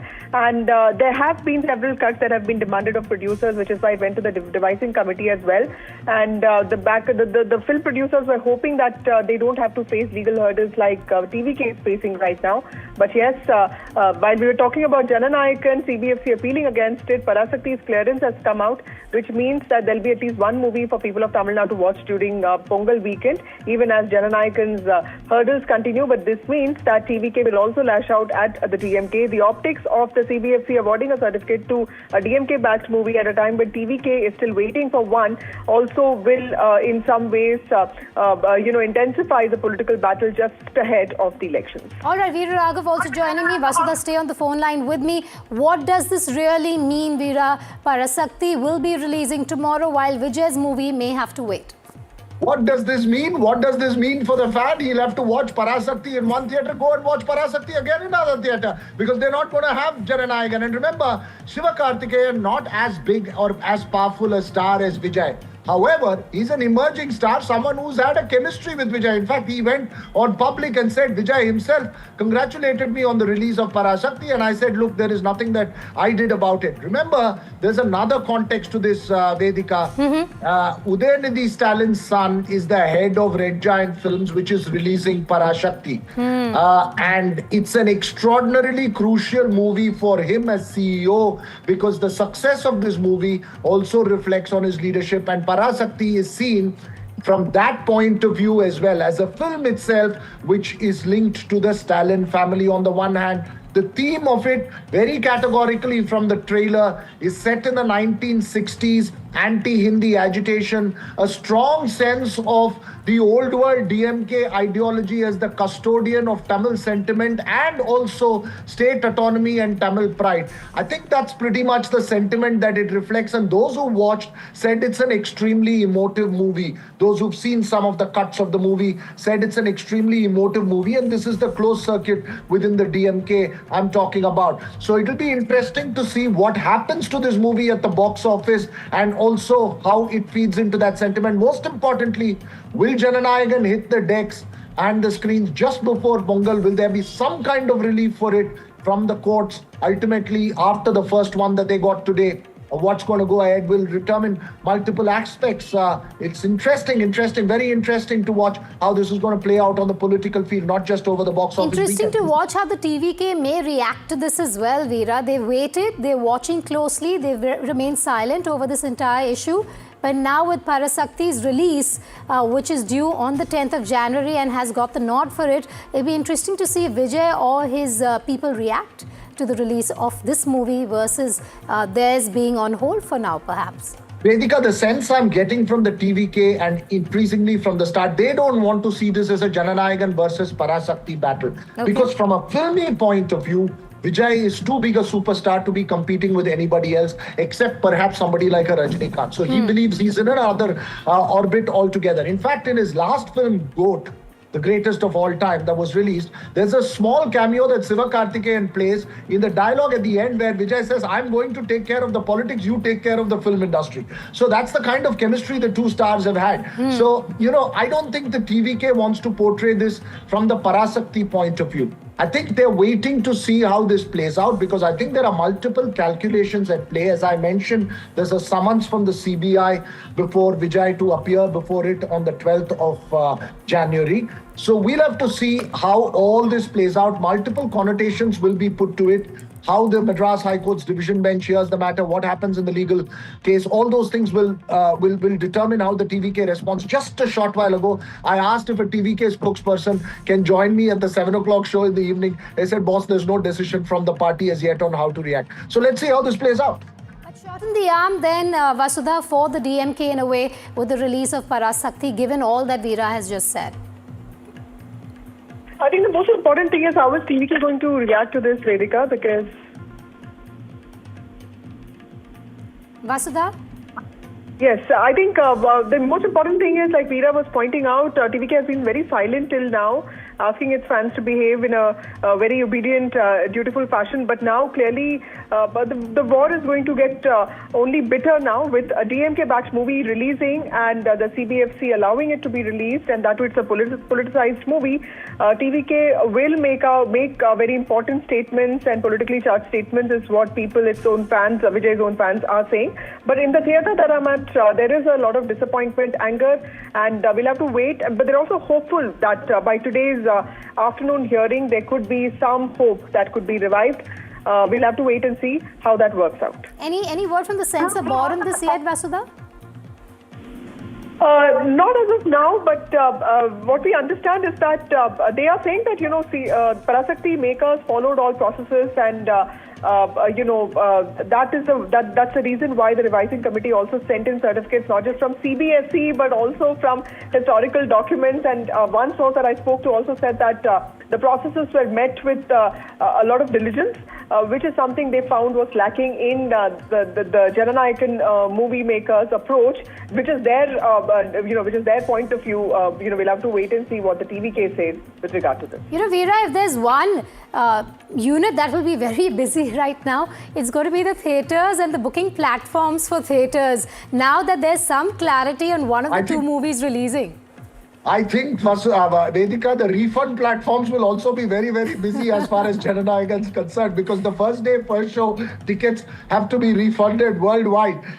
Look, I think when we talk about the business, Vedika, it's not as simple as we see it, as we discuss it on a television show, right? When you're coordinating a worldwide release, it's multiple theaters, multiple countries, multiple markets, and it's essential for a movie to release at one time. Why? In the age of internet, one release in another place and another release in another place could affect the two markets. So there are different markets, and I think there is enormous calculation and strategy involved in releasing a movie. All that goes for a toss as far as Jana Nayagan is concerned already, because we should be reviewing the movie right now if it was as per course. We would have watched the movie and I would have been talking to you about Jana Nayagan and comparing Parasaki as a movie. We're not doing that. We're only going to be talking about Parasaki till tomorrow. Jana Nayagan suspense over release. And then tomorrow, once the movie releases, then we will know when Jana Nayagan's going to hit the theatre. So I think business will be hit. There are multiple aspects that's going to play out. As I mentioned, the political connotation of the BJP targeting Vijay, and then allowing a DMK-backed movie as well going through with certification. All that will build into conjuring up the political narrative. But we'll have to see how this plays out in the courts before we decide and get our heads around how this is going to play out in the political field. So, Veera, I want you to recap for our viewers what we've seen in the last half an hour in terms of both the movies. Decks cleared for two top South movies, yes, but in terms of Parasaki, we know it's releasing tomorrow, while there are still legal hurdles for Jana Nayagan, which is the real swan song for Vijay. Let's recap very clearly. Text not cleared. Jana Nayagan release stalled. It was supposed to hit the theatres on the 9th of January. That's been stalled. Suspense around Jana Nayagan release continues, because even if the court orders, the court can only order the CBFC to give a certification as it did this morning.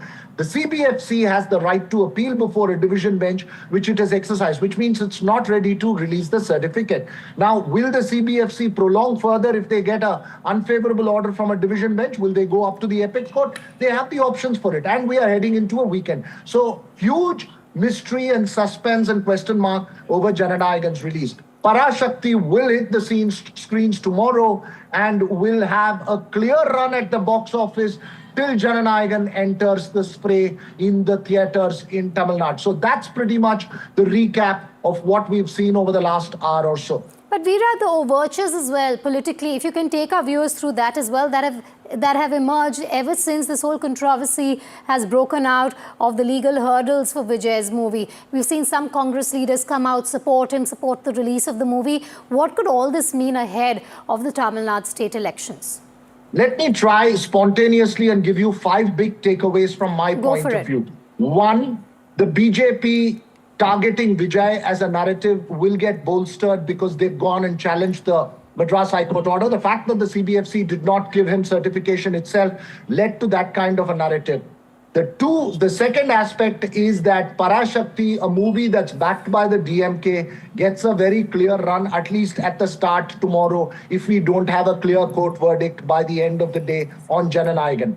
As far as the political connotations goes, the Congress clearly fishing and warming up and sending out messages to the TVK, but is perhaps bargaining hard with the DMK. They got 25 seats last time. They want nothing less than 40, we are told, according to sources, and are openly asserting a demand for sharing of power. That puts DMK in a delicate spot. The fourth and the big narrative is that Vijay's own political narrative gets far more bolstered because of the fact that his movie is getting delayed and that a DMK movie is getting released. He could, or his people and the whisper campaign, as you would call it, would say that he's being targeted by the DMK and the BJP through the Censor Board and other issues, and the DMK at the local level, which he's already declared as his #1 rival. 5, and most importantly, where does this leave the political realignment in Tamil Nadu is anybody's guess. Every small party is looking at bargaining and negotiating for more seats. And this is certainly TVK's entry disrupted the AIA-DMK dichotomy in Tamil Nadu. And that I can say for a certainty. How the alliance pressures are going to build out, how the seat sharing is going to come out, will determine how the political script works out. Very important points there. I'm glad we spoke about that. Veera, do stay with me for a moment because I have Sam Daniel also joining me live from Chennai. Sam, just tell us more about the timeline we're looking at when it comes to Jana Nayagan. The Censor Board has filed an urgent appeal. When are we expecting that to be heard? Just take us through the details. No clarity yet, Vedika. It all depends if the Madras High Court would hear the writ appeal by the producers this afternoon, and if they listen, if they hear, would they give an order immediately? And then even if there's a favourable order in the Madras High Court, would the Central Board of Film Certification decide to take it up to the Supreme Court? And in that case, it could be a long drawn legal battle. In the first round, certainly it's a big victory for Team Vijay. The Madras High Court has called it wrong to have ordered for yet another round of review by a new committee when the first committee had no major objection and it was set to issue its certification at that point itself. The judge had called it as it could set a dangerous trend. Now we'll have to wait till early afternoon whether the issue would be heard, the appeal would be heard by the Chief Justice when the counsel for the government mentioned this to the CJ. He had said if a writ appeal is filed today, then he could consider taking it up. All right, Sam, but in the case of Parasaki, it's a clear advantage. I've been told my colleague Vijay has spoken to actor Prakash Raj on the developments. Listen in. It is a cooked up issue. The Censor Board has no business to do it in the last minute. And makers. We know there is a rule of law that we do submit our films to Censor Board much before. If somebody is releasing the film on 9th and if we submit the film on 8th, I understand. You wait till the last minute. So what is behind the idea behind? What is the agenda behind this? So when you're not a supreme body, when you we also need some time to talk back to you, But you don't give any space. And the court has slammed the right word, the intentions are different. The court has found out the intentions are different. Isn't it? Yes. So I think it is time that we as a film fraternity or art people hold the Censor Board accountable to do their job properly. We are fragile. There's time invested, dreams, hopes on the release of the film, and money invested. Okay? Now, Central Board of Certification is a rule of law in this country that though we have a freedom of expression, there is a limit to a freedom of expression in the interest of the society. The Censor Board looks into the film. So we are supposed to submit a month before. We do it. We are waiting for the cuts. You take to the last minute and you just on whims and fancies will postpone the release. What is this? It is high time Central Board of Certification does its job properly. They have been slapped by the asking them to do their job. But that means the people behind the intention to stop Jana Nayagan are trying desperately something else.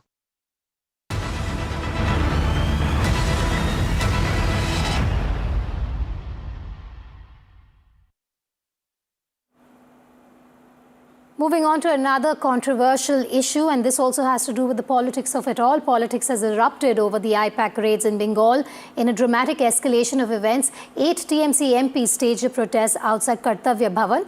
Visuals from the national capital showed the MPs being dragged and detained by the police as they chanted slogans slamming the raids. Among the 8 MPs detained were Mahua Moitra, Derek O'Brien, Kirti Azad and 5 others. Remember, these protests come just a day after the Enforcement Directorate raided TMC's political strategist Pratik Jain, the co-founder of IPAC's residence. The episode has triggered yet another sharp BJP versus TMC face-off, with parties like Congress, SP and UBT Sena also slamming the BJP and the Enforcement Directorate for the raids.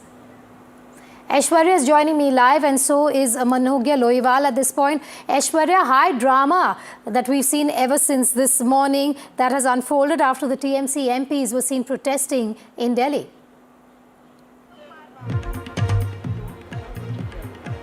Well, that's right. And right now at the Parliament Street Police Station, it is another drama that is unfolding as far as what occurred this morning at Kartavya Bhavan, where 8 of the AITC MPs gathered and protested against the central government. Soon after that, we saw these MPs detained by the Delhi police. In fact, the AITC MPs also alleged that they were manhandled.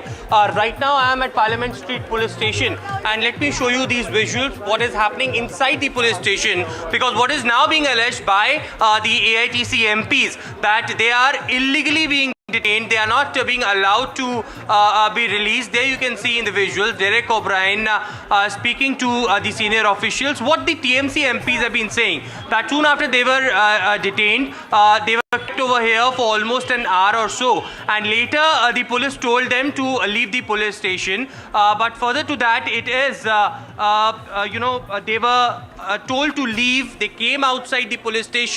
But then, soon after that, senior police officials came and asked them to go back to the Parliament Street Police Station. So they're still inside, and what they are saying that there is no senior police official who is present at the spot. No FIR is being registered against them, but they are illegally being detained over here. But these MPs who came outside earlier stated that how it is the central government who is misusing these agencies. Earlier, it was the Home Minister Amit Shah, Prime Minister who spoke about Ajit Pawar, Himanta Biswa Sharma and their corruption allegations, but now it is illegal raids that are happening in Kolkata. Certainly, on one side it is Mamata Banerjee who would be holding a protest in Kolkata, but another round of protest taking place and huge drama unfolding as we have seen repeated confrontations being made by these MPs from the Delhi police officials after they were detained here at the Parliament Street Police Station. So the drama continues then, Aishwarya, inside the police station there after Derek O'Brien, Mahua Moitra and the others were swooped in and dragged out by police personnel. What's the latest in terms of the allegations that they're also levelling? You've taken us through some of them, but for now, what are they saying inside the police station is what I want you to focus on.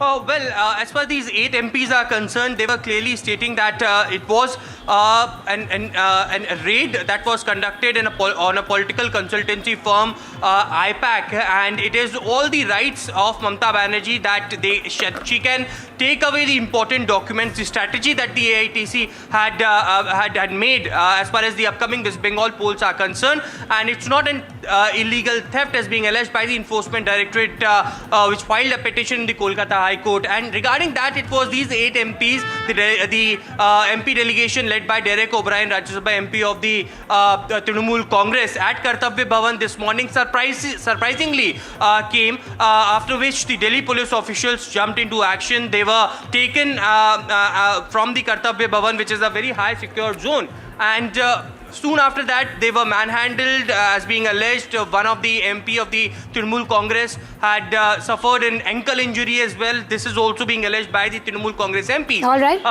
after 2 hours, these MPs came outside, all of them, the 8 of them who were detained, and they were asked to leave. But further to that, few of the police officials came and asked them to go back again to sign the formalities. Now what the TMC MPs here are alleging, that there are no senior police officials which are present here at the Parliament Street Police Station. Further to that, there is no FIR which is being registered, and also now they have set on a dharna inside the Parliament Street Police Station. There you can see live visuals. Derek O'Brien, Kirti Azad, Shatabdi Roy, all are present waiting for the police officials, and what they are saying that it's a illegal detention. A police van also had went inside the Parliament Street Police Station to take them away, but certainly it is these 8 MPs who are still present here at the Parliament Street Police Station. Aishwarya, do stay with me. I have a correspondence also on the ground in Kolkata, but before that we're going to cut across to Ravi Shankar Prasad, who is speaking live at this moment. कोल की smuggling और हवाला transaction को लेकर ED कार्रवाई कर रही है। उसमें कई जगह रेड वगैरह हुई, और जो मिस्टर जैन हैं उसके कंसल्टेंसी फर्म के बारे में ये शिकायत आई कि करोड़ों रुपए का ट्रांजैक्शन यहां से हुआ है। ये बात हम नहीं कह रहे हैं, ईडी ने अपने ऑफिशियल स्टेटमेंट में कहा है, जो उनके वेबसाइट पर है। उसकी कॉपी हमारे पास है, ने पूरा लिंकेज बताया है। ऐसे में वो काम करने गए थे, और आपको मालूम है बंगाल कोल स्मगलिंग का एक बहुत बड़ा हॉट स्पॉट बना है। रूलिंग पार्टी के बहुत लोग का इन्वॉल्वमेंट है, उसकी चर्चा कई बार हुई है, हम लोगों ने भी किया है। यहां पर स्पेसिफिक केस था, और मैं फिर रिपीट करूंगा, ये रेड न ममता जी के घर पर थी, न उनके ऑफिस में थी, न टीएमसी के दफ्तर में थी, न टीएमसी के किसी नेता, विधायक, एमपी या ऑफिस बेरर के घर पे थी। ये रेड थी एक प्राइवेट कंसल्टेंसी फर्म जिसके यहां करोड़ों रुपए के मनी लॉन्ड्रिंग की शिकायत आई थी कोल स्कैम में, उसको फैसिलिटेट करने के। और ये मैं फिर कह रहा हूं, ये मैं नहीं कह रहा हूं, ये बाकायदे उनके स्टेटमेंट में है, जो उनके वेबसाइट पर है। आपको कॉपी हम दे देंगे प्रेस के बाद। ऐसे में ममता जाती हैं, वो सिटिंग चीफ मिनिस्टर है, और समाचार पत्रों में यह भी लिखा हुआ है जैन का घर कहाँ है। गाड़ी छोड़ती हैं और फ्लैट में घुसती हैं, उनके पुलिस कमिश्नर जाते हैं, पुलिस अफसर जाते हैं, और वहां ईडी के लोगों को हड़काते हैं, और ये बहस करती हैं, और कागज छीन करके लेके चली जाती हैं। उनका आचरण नहीं अमर्यादित, असंवैधानिक, शर्मनाक है, लेकिन लोकतांत्रिक मर्यादाओं का उन्होंने तार तार कर दिया है। The entire action of the chief minister is not only unethical, irresponsible, unconstitutional, but she has put the entire democratic process and governance to shame. मुझे याद आता है कि आज वो मामला भी है, आपको मालूम है कि लालू प्रसाद के खिलाफ दिल्ली कोर्ट ने चार्ज फ्रेम कर दिया, वो लैंड फॉर जॉब स्कैम में, और कहा है कि वो सिंडिकेट चला रहे हैं। जब चारा घोटाले की लड़ाई हम लोग बिहार में लड़ रहे थे, स्वर्गीय सुशील मोदी और हम, बड़ी लड़ाई थी, रेड हुई थी, लालू जी गिरफ्तार हुए थे। लेकिन एक बात मैं कहूंगा, कभी लालू जी या राबड़ी जी ने सीबीआई के दफ्तर में रेड करने की नहीं सोची थी। बात को समझिए जो मैं कहना चाह रहा हूं। तो ये तो कमाल हो गया ना। ममता जी, आपको घबराहट क्यों है? The BJP would like to ask Madam Mamta ji, what is your linkage with that consultancy firm? आपको इतनी घबराहट हो गई? वो तो कंसल्टेंसी फर्म कई का काम करती है। लेकिन अगर घोटालों की जांच हो रही है, कोल स्कैम की जांच हो रही है, तो आपको इतनी परेशानी क्यों है, यह हमें बात समझ में नहीं आती। एक शब्द मैं कहूंगा there is a lot of suspicious circumstances surrounding. ममता जी एक सीनियर नेता है ना, 10 साल से मुख्यमंत्री है, 15 साल से, 14 साल से केंद्रीय मंत्री भी रही हैं, तो गवर्नेंस समझती हैं. ये क्या है? तो अगर ममता बनर्जी सारे नियमों, कानून, लोकतांत्रिक मर्यादा को तार तार करके गई हैं, तो वहां कुछ बहुत सेंसिटिव था जिसको निकालना जरूरी था. I repeat, there is a lot of suspicious circumstances surrounding the whole, I would say, barbaric action of Mamta ji.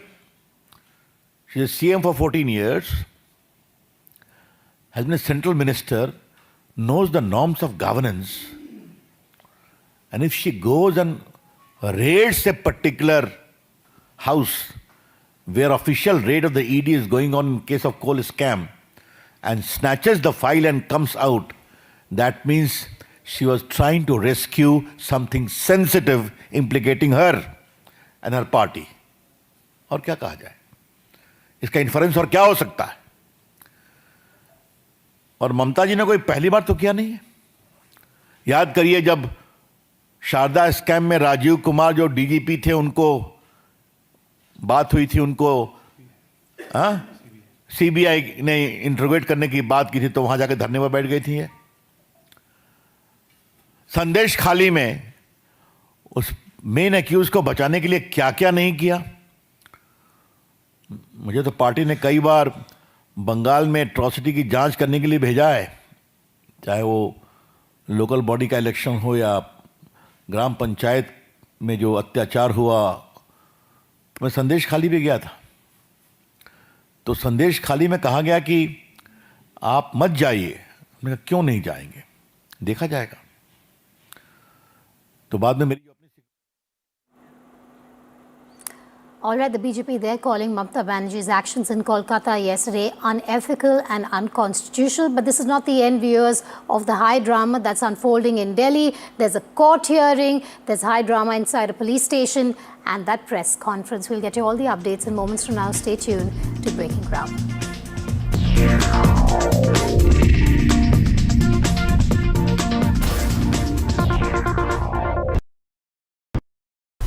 The nerve center of the maximum city, the BMC, a contest that will shape Mumbai's next decade, its identity, its legacy, its future.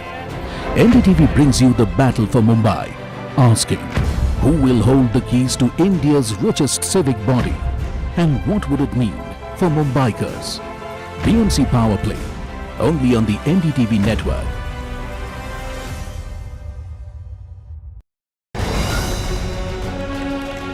From the heart of the newsroom to the core of the stories shaping your world. Join me, Gargi Rawat, as I track all the developments as they break. Live from the NDTV newsroom, weekdays at 4 p.m. Mumbai are bringing our first India tour in your city. Rock on with Shankar Ehsan Loy and Siddharth Mahadevan and Shivam Mahadevan. 5 times melody, 5 times masti with NDTV Good Times. Go grab your tickets on Live Your City by Fever. I don't sugarcoat. I shoot straight and tell you stories the way they need to be told. Unfiltered, unafraid, unmissable. That's how I roll. Watch me, Priyanka Deo, on NDTV World. Namaste. Delhi set the fairway on fire. The precision, the edge, the contest, the electric energy. Now, the NDTV PGTI Golf Pro-Am travels to Hyderabad, a day crafted for an unmatched experience. NDTV PGTI Golf Pro-Am, the course of champions, the conversation of leaders. 10th January 2026, Boulders Hills Golf and Country Club. Front lines of Kargil, the fury of Operation Sindhu, so many attacks, the chaos and cries of disaster zones, to fighter jet cockpits, and the world's most defining interviews. It's incredible. He has seen history break. Live, unfiltered. 20,000 hours of live broadcasting. Welcome to Left, Right and Center. Hard facts. War-struck country. Hard questions. In the Ukraine. 30 years of trust. In the Kargil area. North Ukraine. In France. In Italy. At Srinagar.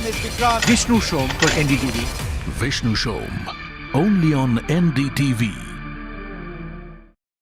A very special moment for us as we announce NDTV Masterstroke, the NDTV Art Awards. NDTV presents the Masterstroke Art Awards, an odyssey of creative brilliance where the masterpiece meets its ultimate recognition. NDTV bringing this subject forward would have a great integrity of putting it forward where people could understand the importance of art. This award that is being started, I'm sure is going to be amazing. Art for India and for Indians is an expression of our Atmanirbharta. It's actually quite a formidable jury, so I think we'll reveal a lot more as we go along. This is an amazing platform, I think, today what you're doing. Honoring the masters who define our creative landscape. Coming soon on the NDTV network.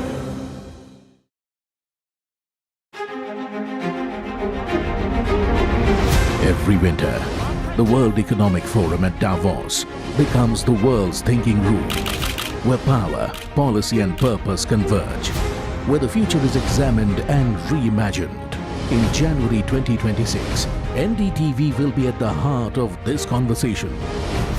NDTV Ignite at Davos, this January on the NDTV network. Other opposition parties. They argue, I conclude. They deflect, I drill down.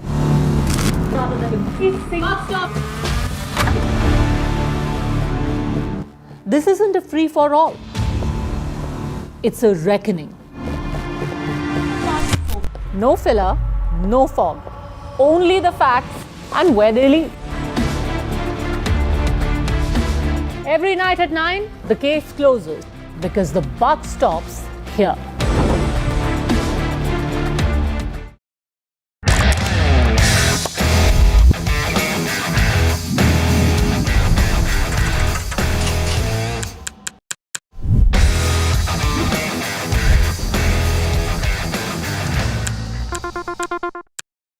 "21 days in Kashmir. People have bombarded me, friends, with requests for an unfiltered list of things I saw and observed on the ground. Very special ground report from the line of control. There were some children who've lost limbs in the shelling. They're now India's smallest, but possibly the most powerful crime family. Cough syrup has killed at least 25 children. Gaikwad sahab, aise mat kijiye. Suddenly people are wondering about the weaponization of India-Pakistan cricket. We live and breathe elections. You will not believe your eyes or ears when I show you what I'm about to do. And for a country that has fought so many wars in the mountains and at high altitude. We're standing on the Indian Navy's newest warship, the line of control, Shiv Arun, NDTV.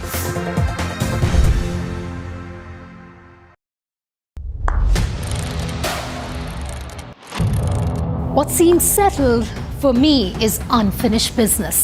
So I rewind, I pause, I reflect, I dig until what's buried stands up to be counted. Breaking ground, not just headlines, the meaning behind them. This is Breaking Ground with me, Vedika Sood. Across the country, he has tracked the pulse of power from Washington to Korea. Witnessed history being made in global capitals and conflict zones. Brought clarity to complex issues of national security and international affairs. Aditya Raj Kaul, covering international affairs like no one else. Only on NDTV network.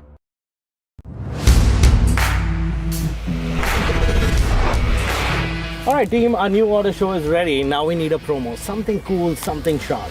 Well, I'm sure we'll be having outstanding reviews, solid suggestions. Expert advice, the latest trends. It's a lot simpler. We'll help people make the right auto decisions. It's got the cool stuff, geeky stuff, serious stuff, all of it, so that you can discover, decide.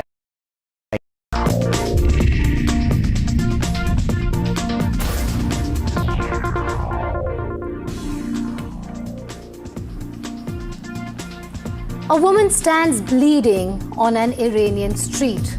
Her head uncovered, her eyes unafraid.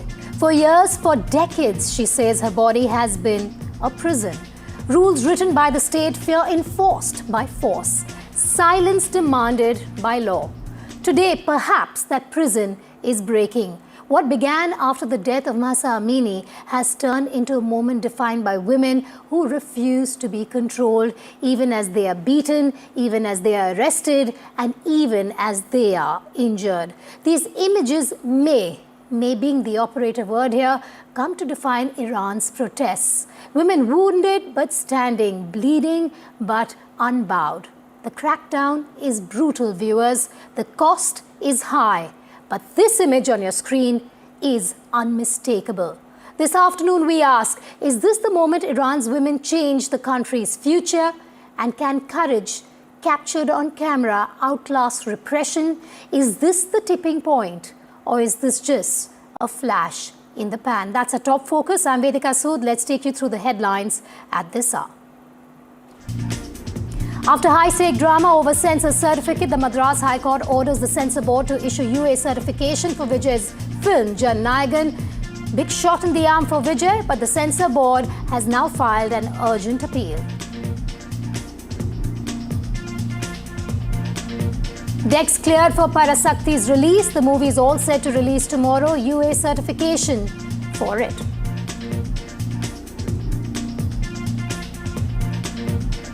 It's BJP versus Mamata Banerjee and her MPs. The fight is here in the national capital. The police detain TMC MPs. High drama unfolds inside the police station. A big hearing scheduled in the Kolkata High Court today. I know it is not your fault. You are acting on behalf of your Home Minister and everybody. Don't touch my MP. Don't touch him. His leg is hurt already.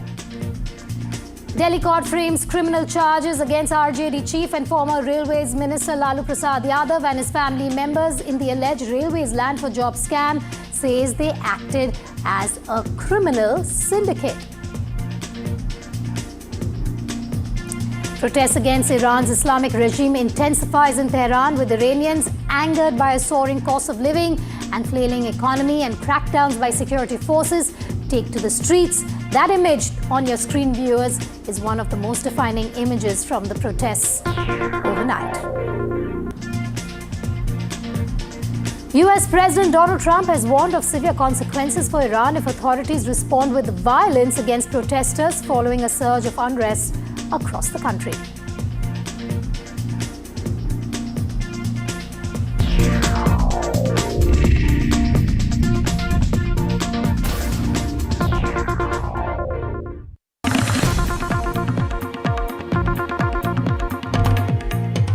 But we start with some breaking news at the top of 1 p.m. here on Breaking Ground. Massive drama continues to unfold.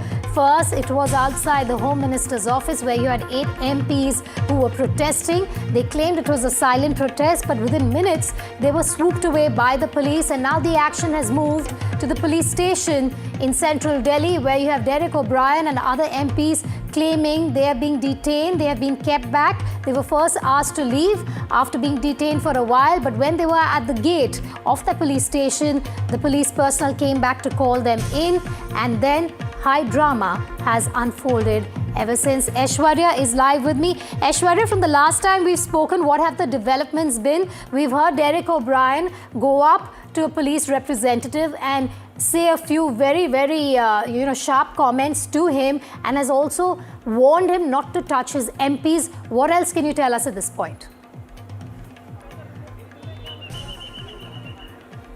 Well, all the MPs from Trinamool Congress who were detained this morning from Kartavya Bhavan are still here at the Parliament Street police station, and they have been alleging that it is an illegal detention. There is no FIR that has been registered so far against them, and they are not being allowed to leave the police station as well, as there is no senior police official, and there are no such formalities that are being done so that they can leave. Although just an hour before, these MPs tried to come out, they were asked to leave, but they were again told to go inside. So at the Parliament Street Police Station, there you can see in the visuals now, there are police personnel who had gathered over here just outside the main gate here, and now these MPs are just sitting at the main gate, and they are staging a dharna, is what we have been told. I can see Derek O'Brien, Kirti Azad, Shatabdi Roy, along with other MPs are sitting just inside this main gate and staging a protest against the Delhi police. So yes, high drama unfolding. Before that, we saw confrontation with Derek O'Brien as well, with the senior Delhi police official as to why they are not allowed to leave. All right, Aishwarya, you're going to stay with me. I'm going to come back to you in a moment from now to understand more of what's happening inside and right outside the police station in Delhi. But just to recap for our viewers, all that's happening not only in the national capital, but in West Bengal, in Kolkata as well. Today is a day of high drama, viewers. You're seeing a silent protest that then turned highly dramatic. You're seeing a press conference that was held by Ravi Shankar Prasad, taking on Mamata Banerjee and her party people. There's going to be a march that is going to be held by Mamata Banerjee in about an hour from now, and that all-important hearing in the Kolkata High Court. Let's just sum it all up for our viewers. Politics has erupted over the IPAC raids in the state of West Bengal. In a dramatic escalation of events, 8 TMC MPs staged a protest outside Kartavya Bhavan. Visuals from the national capital show the MPs being dragged and swooped away by the police personnel as they chanted slogans slamming the raids. Among the 8 MPs detained were Mahua Moitro, Derek O'Brien, Kirti Azad and 5 others.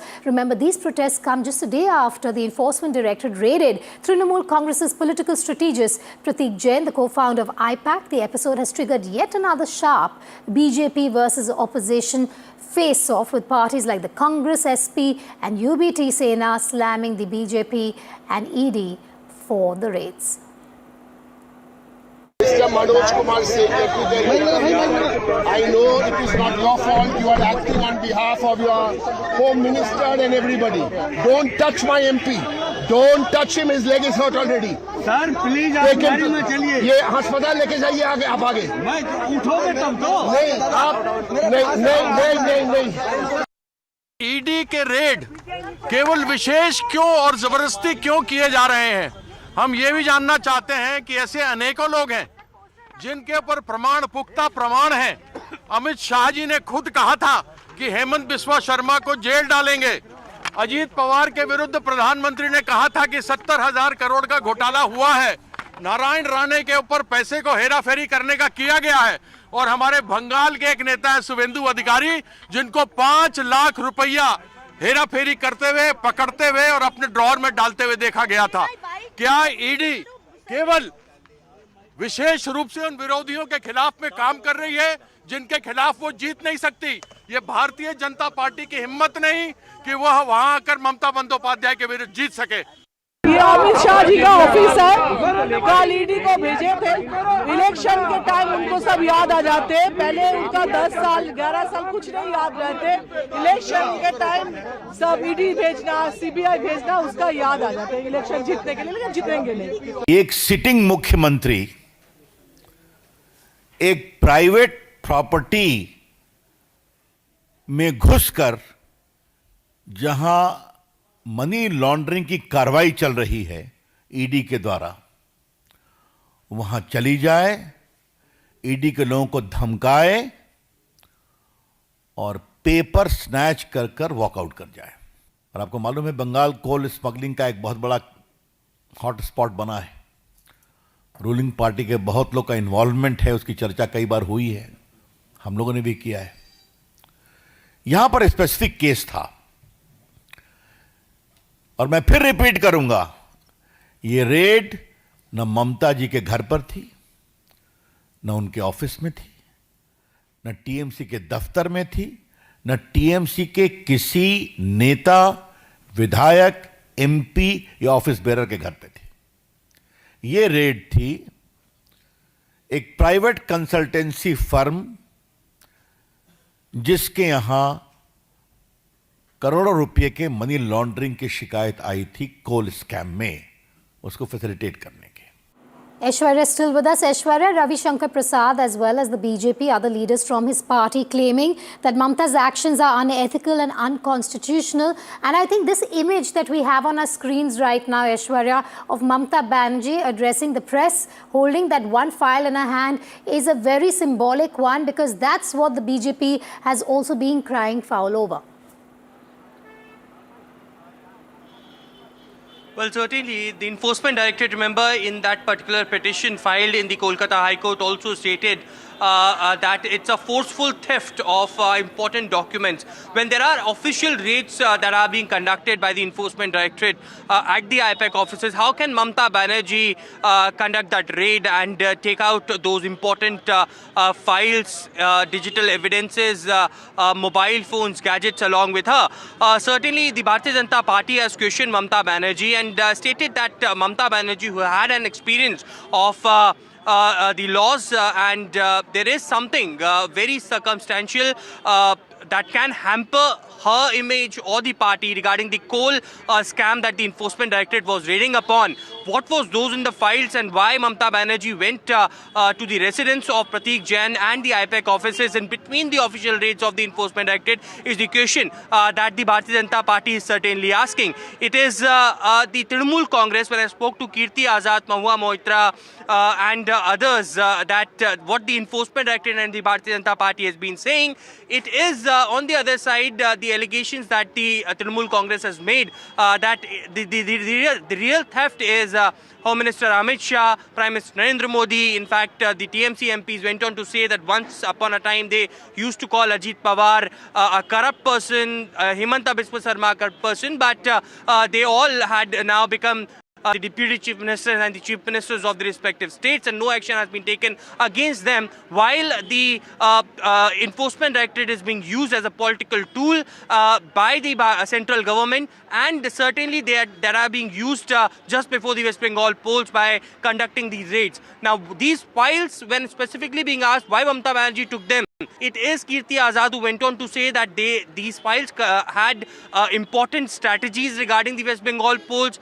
They had made the strategies from Gram Panchayat level to booth level to the district level. And why the Bharatiya Janata Party want to steal these strategic documents? They want to fight the elections democratically, then they can come upon. But by using these agencies, this clearly shows that they have fear in their mind as to they have fear to lose the elections in the West Bengal polls, and therefore the reason perhaps the ED is being used, certainly being misused perhaps by the central government on the behest of Amit Shah. All right, Aishwarya, you've got us all the drama that's unfolding and the perspective from the national capital. I now want to move to West Bengal, where the drama will unfold yet again, because there's a march that has been planned by the West Bengal Chief Minister. There's a hearing that we will, of course, be on the top of to bring you all the details on what plays out in terms of TMC versus ED, TMC versus BJP. Now, meanwhile, in Kolkata, a legal battle is all set to play out. Like I said, the Enforcement Directorate, Trinamool Congress, as well as the IPAC co-founder Pratik Jain have moved petitions in the Kolkata High Court. The Enforcement Directorate has moved the Kolkata High Court, making the CM a party in the case, and the Enforcement Directorate has alleged that the Chief Minister obstructed an ongoing investigation during a raid at the residence of the offices of Pratik Jain, the Chief of Election Consultancy firm IPAC.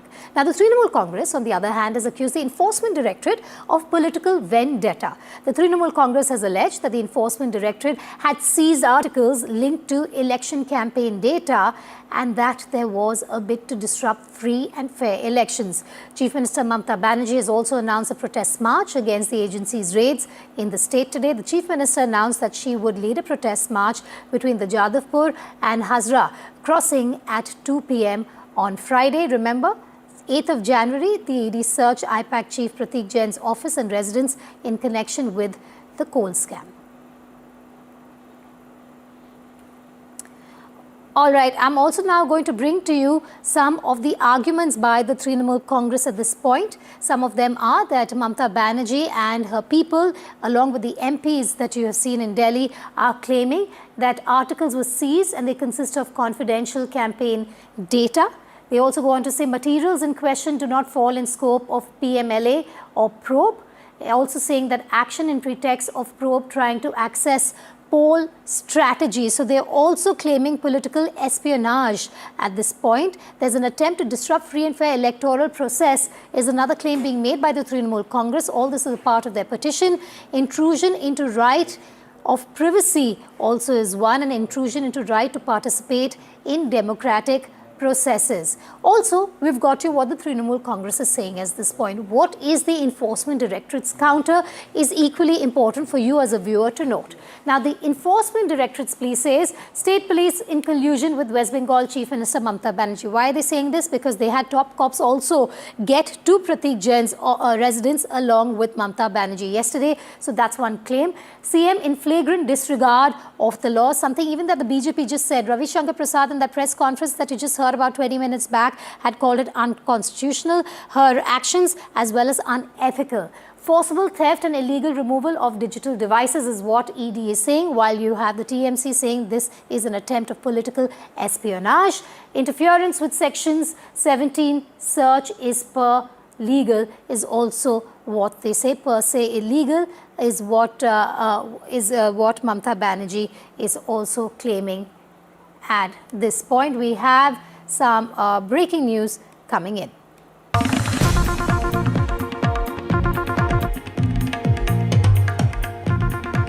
All right, news just coming in. Tamil Nadu BJP chief has met with the AIA-DMK chief. NDA strategy meet ahead of the Tamil Nadu polls. Jana Nayagan has met with Palanasamy. Sam Daniel joins me live. Sam, we're seeing a lot of these meetings take place, be it in Tamil Nadu or be it in Delhi. This is also an important meeting coming ahead of Prime Minister Narendra Modi's visit to Tamil Nadu end of the month. That's right, Vedika. They aim to tie these loose ends in terms of the alliance under the NDA in Tamil Nadu, so that what began after Amit Shah's recent visit, a kind of a new speed took over after that. They hope to finish everything and to make sure possibly they all will be able to showcase them on a single stage. And already after Amit Shah's visit to Tamil Nadu on a two-day visit, PMK, one faction of it, led by Dr. Anbumani Ramadas, who claims he represents the real PMK, has returned to NDA. And a day after that, we see Jana Nayagan, the BJP state chief, meeting Edappadi Palaniswamy. It could be on two things. One, the BJP sources confirm it's about seat sharing, number of seats, and identifying winnable seats for the BJP. Number two, the other possible allies who could be roped in, discussion on that as well. The speculation is that the Tamil Nadu BJP is demanding more than 50 seats, and that could be the key point of discussion and key constituencies where they believe they have a stronger presence. But as we speak, the NDA is still on a weak wicket. The AIADMK is still a divided house because it's expelled leaders. EPS is not so comfortable to take them back, including O. Pannirselvam and Sasikala. Two partners have left the NDA, OPS and TTV Dinakaran. The PMK, although Dr. Anbumani is back in the NDA fold, there is a tussle internally going on between him and his father. And if they do not patch up, they both could fight separately, and that could again hurt the interest of the NDA. And actor Vijay Gans DMDK hasn't made up its mind. His wife would lead a rally in Kadalur this evening, where one expects to announce about their alliance decision. So it's in this context the meeting has taken place, and we could expect rapid developments at least in the coming week. Sam Daniel, thank you for adding perspective to that meeting, an important one, and it's one of the many meetings that are taking place at this point just ahead of the Tamil Nadu state elections.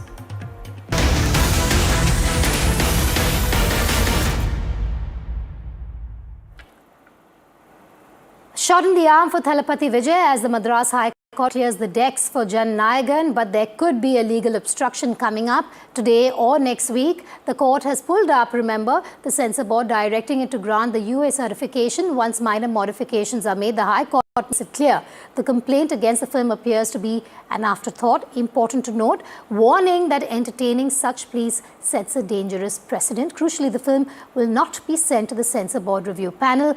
With certification imminent, all eyes now on Vijay's farewell film and whether Jana Nayagan hits the screens this Pongal weekend, because the Censor Board has also filed an urgent appeal. My colleague Vijay spoke to Prakash Raj on this controversy. Listen in.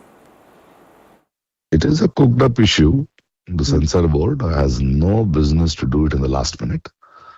And makers. We know there is a rule of law that we do submit our films to Censor Board much before. If somebody is releasing the film on 9th and if we submit the film on 8th, I understand. You wait till the last minute. So what is behind the idea behind? What is the agenda behind this? So when you're not a supreme body, when you that's, we also need some time to talk back to you, you know. But you don't give any space. And the court has slammed the right word, you know. There's an intentions are different. The court has found out the intentions are different, isn't it? Yes. So I think it is time that we as a film fraternity or art people hold the Censor Board accountable to do their job properly. You know we are fragile. There's time invested, dreams, hopes on the release of the film, and money invested. Okay? Now, Central Board of Certification is a rule of law in this country that though we have a freedom of expression, there is a limit to a freedom of expression in the interest of the society. The Censor Board looks into the film. So we are supposed to submit a month before. We do it. We are waiting for the cuts. You take to the last minute and you just on whims and fancies will postpone the release. What is this? It is high time Central Board of Certification does its job properly. They have been slapped by the asking them to do their job. But that means the people behind the intention to stop Jana Nayagan are trying desperately something else. All uncertainty around the movie Parasaki has now come to an end because the Siva starrer Parasaki has officially been cleared by the Censor Board. The Censor Board has granted the film a UA certification, paving the way for its theatrical release. The film, which was earlier caught in certification delays over suggested cuts, has now secured clearance without further hurdles. With the censor process complete, Parasaki will hit theatres tomorrow, the 10th of January. Sam Daniel still with me. Sam, this is a big win for Parasaki, while Vijay may still have to wait for his movie release. That's right. Although there was a delay initially, the team was quite confident that they had complied with the cuts and recommendations, and the director was not comfortable with suggestions made, and she even had wanted to prefer an appeal, but all has ended well for them. And the production sources say that the film would hit the screens tomorrow as scheduled on around 500 screens across Tamil Nadu and in several parts around the world as well. Politically, before elections, this film is a crucial film which in a sense showcases the DMK's anti-Hindi agitation in the 60s that had catapulted the power, and the film's release has been timed just before the elections in Tamil Nadu, also having in mind the new challenger they have in Active Vijay to drive home the point of the Dravidian party's role in fighting and struggling for the Tamil language when the Hindi imposition was largely driven by the Congress at that point in time from the central government. All right, Sam, thanks for joining me live there. We, of course, will keep a track on all the developments on that story. But moving away from India for a moment, I want us to spend some time on another story overseas that has emerged as a top headline globally, which is Iran. Iranian protesters have stepped up their challenge to the clerical leadership with the biggest protests yet of nearly 2 weeks of rallies as authorities cut internet access and the death toll from a crackdown mounted. Videos and images show massive anti-government protests across multiple cities in Iran as protesters took to the streets in large numbers. At least 34 protesters and 4 security personnel have been killed during the unrest, and 2,200 protesters have been arrested. US-based human rights activist news agency reports these figures to us. Now, the movement, which originated with a shutdown on the Tehran Bazaar on the 28th of December after the rial currency plunged to record lows, has spread nationwide and is now being marked by larger scale demonstrations, including in the capital. The exiled Crown Prince of Iran has called the protesters his courageous compatriots, urging them to take the streets. He said Iran is facing a historic moment and has added that he is ready to return to the country. In all these years, I've never seen an opportunity as we see today in Iran. The Iranian people are more than ever committed to bring an end to this regime, as the world has witnessed in the last few days. The level of demonstrations unprecedented in Iran, over 100 cities and millions of people on the street chanting death to the dictator, an end to this regime. And by God, it is about time that Iran gets its opportunity to free itself from a tyrannical regime. Nearly half a century ago, the role that the bazaar, which is the traditional bourgeoisie, plays in Iranian politics. And today we've seen unprecedented scenes in the Iranian bazaar of merchants and joining with the protesters. And it has been my strategy to call upon the military personnel and people, the armed forces, to lay down their arms and join with the people, to be part of the solution, to be able to have an exit strategy we offer them as a national reconciliation. We see that quite evident. And this is very important because when you're facing an extremely brutal regime, and when we think of the post-collapse stability of a smoother transition, it will be impossible without the tacit cooperation and collaboration of the military forces. The fact that they have heeded my call, and I've sent them another message of clarify your position, you're either with the people or stand vis-a-vis them. We are beginning to see more and more defections. I launched this campaign about 6 months ago. We have received tens of thousands of applicants who would like to join. It's not just limited to the military and paramilitary forces, Sean. It also includes the civil bureaucracy, people who are working in government ministries, all of them be part of the solution that will end up bringing this regime to its knees. Now, as to Khamenei's status and whether he's ready to bail out, who knows? But either way, the regime is crumbling and is very close to collapsing.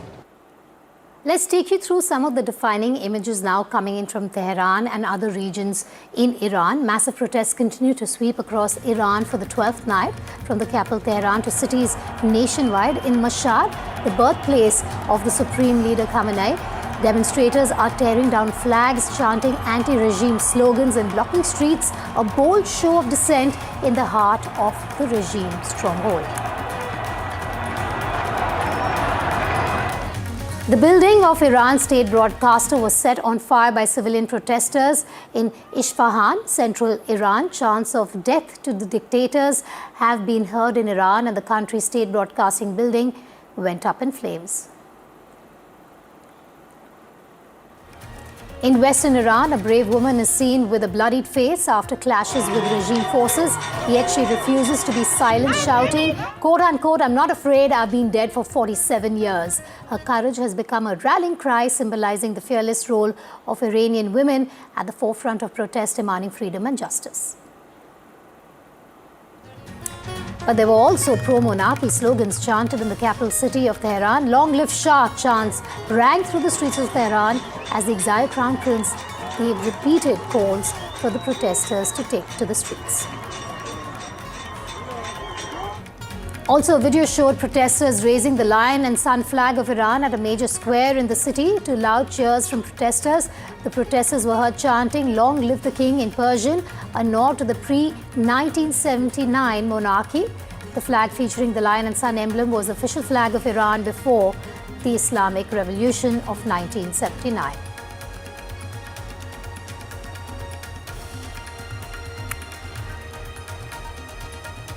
Getting you some top reactions as well. US President Donald Trump has warned of severe consequences for Iran if authorities respond with violence against protesters following a surge of unrest across the country. Trump has threatened to take severe action if Iranian authorities, quote-unquote, start killing people who are protesting, warning that Washington, D.C. would hit them very hard. Trump said this in an interview. Iran, under its supreme leader, is battling an economic crisis after years of sanctions and recovering from the June war against Israel. So they played rough, and I said, if they do that, we're going to hit them very hard.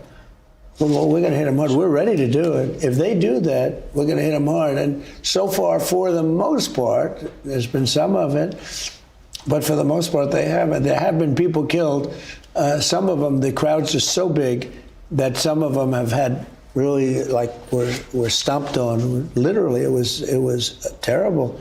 The crowds are just, they're massive.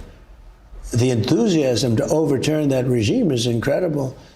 But there's been people killed, but it's more from death by, it's literally stomping. It's people running in a certain direction. So we'll see what happens. We'll see what happens over there. So Iran is once again witnessing protests driven by deep public anger over the economy, freedoms and the future of the country. The big question this afternoon then is whether this moment marks a real turning point for the Islamic Republic or whether it's another flash of unrest the regime believes it can ride out. So joining us now from London is Burzine Wagma from the Center for Iranian Studies at SOAS, University of London. Mr. Wagma, thank you so much for joining me here on Breaking Ground. My first question to you, sir, is this moment in Iran a genuine turning point or just another flash in the pan that the regime will eventually suppress? I'll take your latter point first. Is it just another round of protests and then opposition exhaustion sets in and things go back to normal with the regime garnering the upper hand? We've seen that played out over and over again. What makes the protests distinct and not distinct are this, Devika. Firstly, the people out are there and it's very voluble, but it's not the 2 and 3 million that we saw during the Green Revolution of 2009. We've not reached those numbers in terms of protests, despite being national pan-Iranian protests across all 31 provinces now.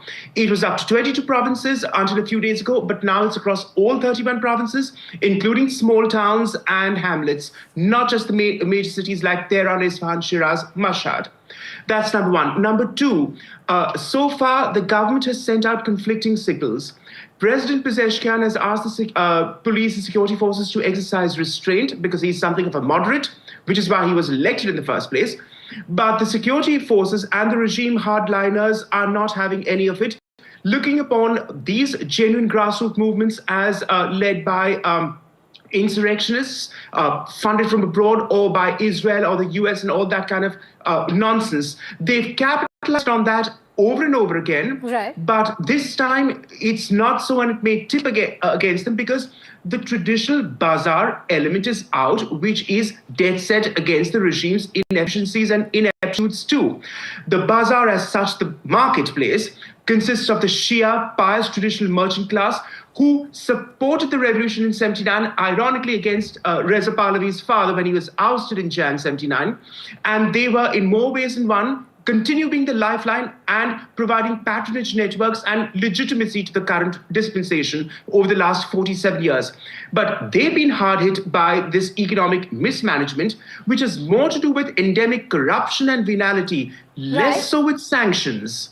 Much less so with sanctions, but with the basic sclerotic economy, structural inequities and inefficiencies which have been embedded over the last so many decades. So, Burzine, that brings me to my next question. Do these protests signal a deeper erosion then of the regime's legitimacy, or does the state still have firm control?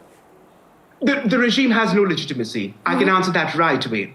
It has no legitimacy across the board, across all strata of Iranian society, well, except those who benefited from it, the financial oligarchy surrounding Khamenei, who've done well for themselves, and who, unconfirmed reports now mention, some are flighting it by asking for visas for France.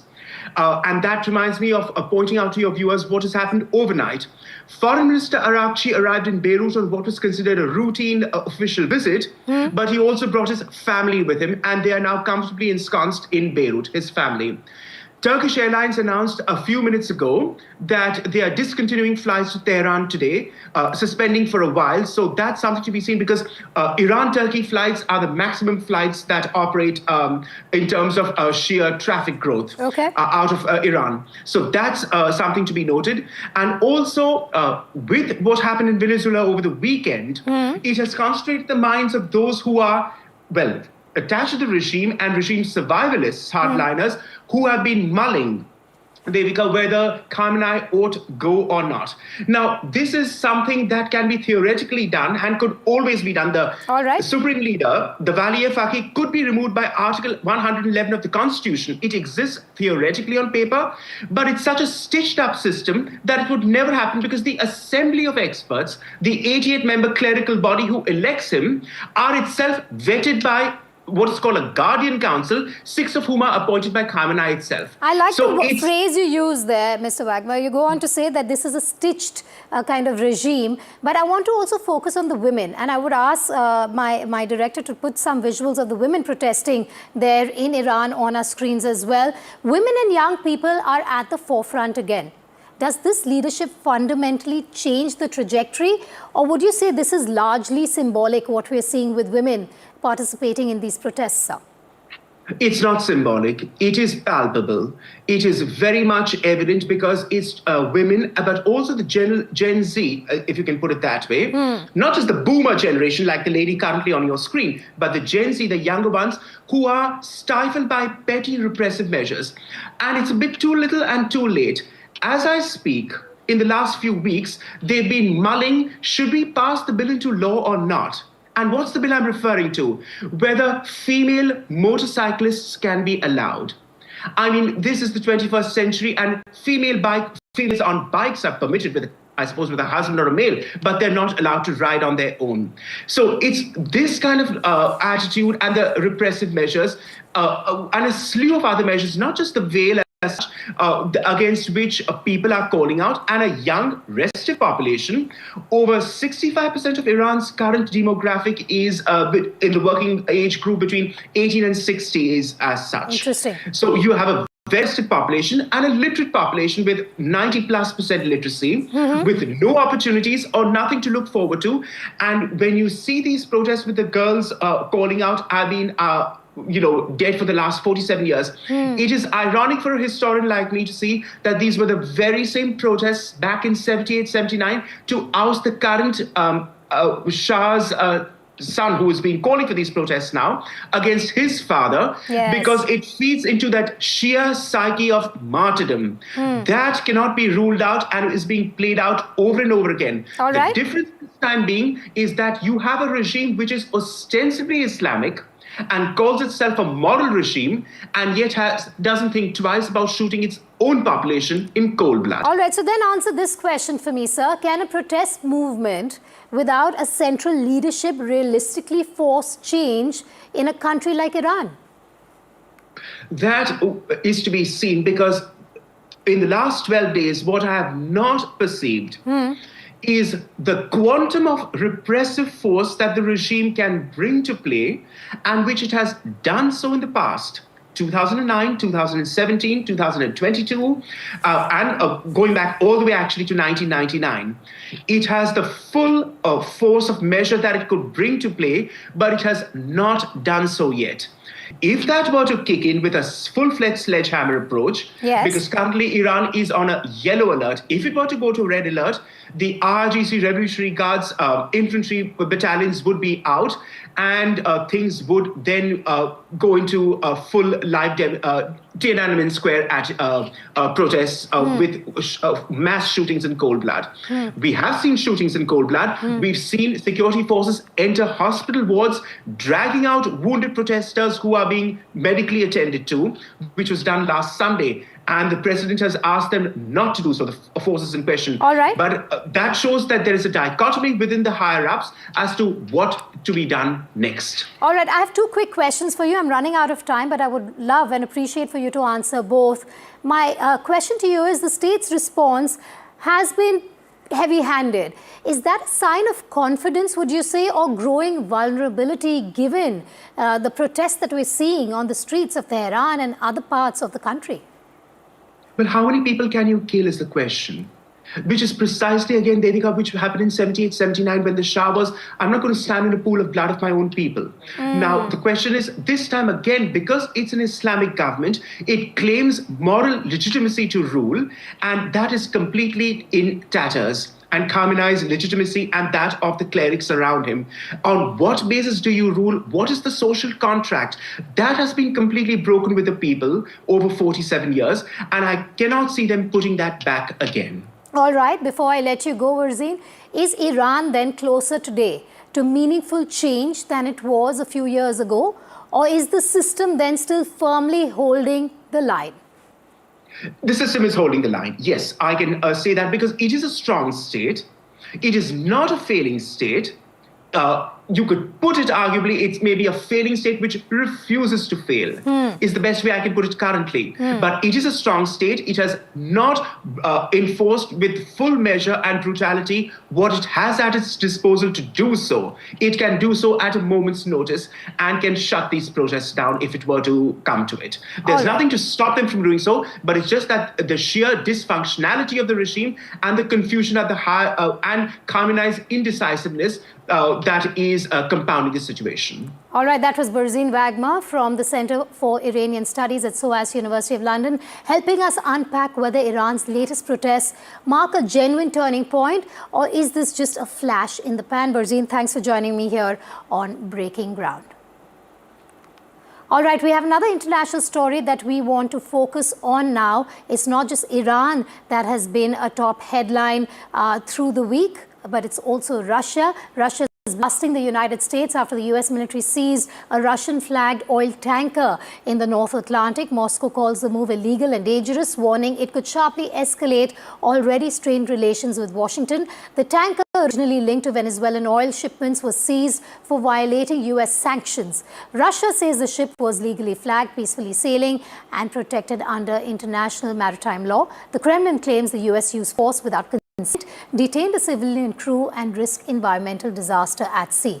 Russian officials accuse Washington of neo-colonial ambition and say unilateral sanctions do not justify seizing ships on the high seas. Military bloggers inside Russia are furious, criticizing the Kremlin for failing to respond forcefully or protect its shadow fleet. On the other hand, US officials claim the seizure was lawful and tied to sanctions enforcement. The White House has declined further comment as tensions once again rise between the two nuclear powers. And on that note, we're going to be slipping to a short break. News and updates will continue here on Breaking Ground. Stay tuned.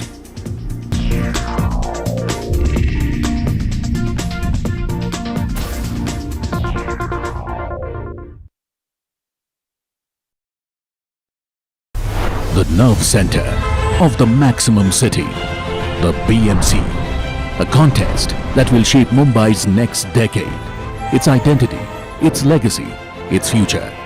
NDTV brings you the battle for Mumbai, asking who will hold the keys to India's richest civic body and what would it mean for Mumbaikars. BMC Power Play, only on the NDTV network.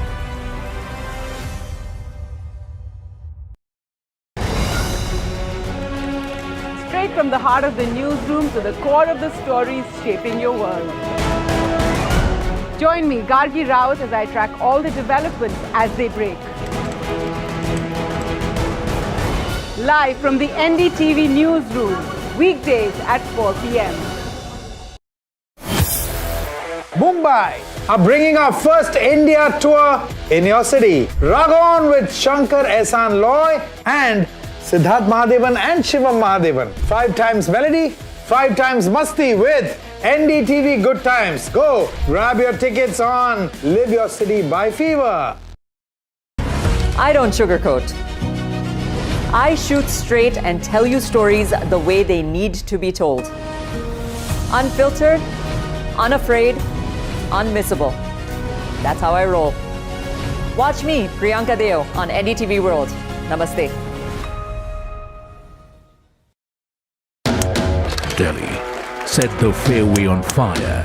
The precision, the edge, the contest, the electric energy. Now, the NDTV PGTI Golf Pro-Am travels to Hyderabad, a day crafted for an unmatched experience. NDTV PGTI Golf Pro-Am, the course of champions, the conversation of leaders. 10th January 2026, Boulders Hills Golf and Country Club. The front lines of Kargil. The fury of Operation Sindhu. So many attacks. The chaos and cries of disaster zones. To fighter jet cockpits. And the world's most defining interviews. It's incredible. He has seen history break. Live. Unfiltered. 20,000 hours of live broadcasting. Welcome to Left, Right and Center. Hard facts. War-struck country. Hard questions. In the Ukraine. 30 years of trust. In the Kargil area. North Ukraine. In France. In Italy. At Srinagar. Vishnu Shom for NDTV. Vishnu Shom. Only on NDTV. A very special moment for us as we announce NDTV Master Stroke, the NDTV Art Awards. NDTV presents the Master Stroke Art Awards. An odyssey of creative brilliance where the masterpiece meets its ultimate recognition. NDTV bringing this subject forward would have a great integrity of putting it forward where people could understand the importance of art. This award that is being started, I'm sure is going to be amazing. Art for India and for Indians is an expression of our Atmanirbharta. It's actually quite a formidable jury, so I think we'll reveal a lot more as we go along. This is an amazing platform, I think, today what you're doing. Honoring the masters who define our creative landscape. Coming soon on the NDTV network.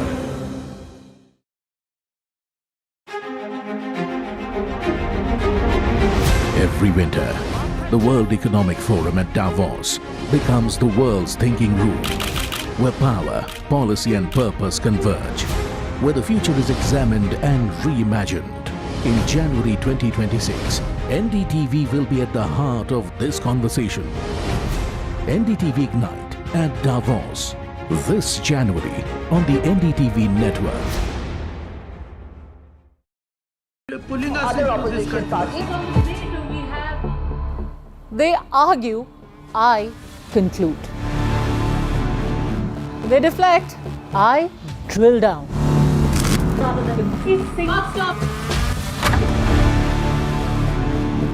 This isn't a free-for-all. It's a reckoning.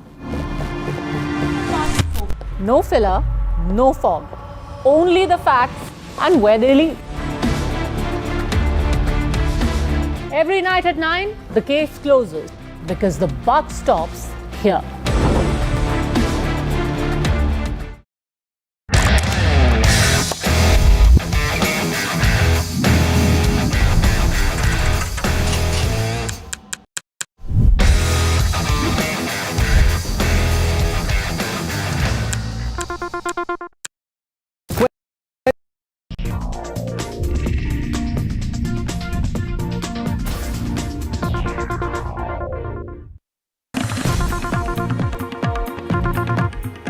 Breaking news coming in. The JDU has sought a Bharat Ratna for Nitish Kumar. JDU leader KC Tyagi has made this demand. He said he wrote to the Prime Minister Narendra Modi last year. Listen in. JDU के वरिष्ठ नेता केसी त्यागी ने प्रधानमंत्री नरेंद्र मोदी को एक चिट्ठी लिखी है। क्यों ये चिट्ठी लिखा है त्यागी जी? आपने ये क्यों चिट्ठी लिखा, उनको क्या कहा है इस चिट्ठी में?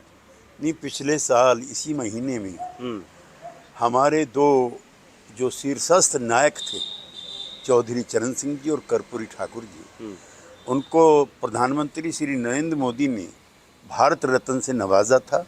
चौधरी चरण सिंह को गांव के गरीब किसानों के उत्थान के लिए किए गए कार्यों के लिए और सामाजिक न्याय की प्रक्रिया को तीव्र करने के लिए कर्पूरी ठाकुर जी को 22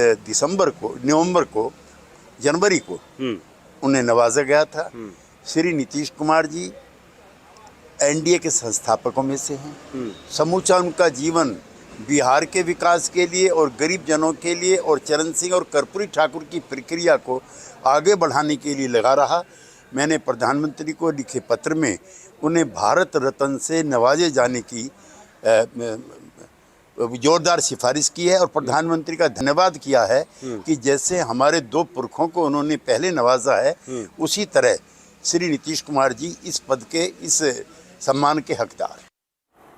Cricket news now. A major injury scare for Team India just weeks ahead of a crucial run-up to the T20 World Cup. India's middle order mainstay Tilak Varma is set to miss the upcoming 5-match T20 series against New Zealand and is now in doubt even for the 2025 ICC Men's T20 World Cup after undergoing a surgery.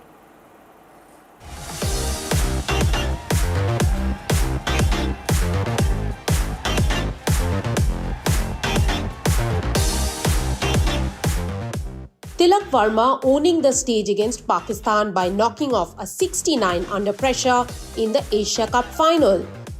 Since then, he has made himself a crucial cog in India's T20 wheel.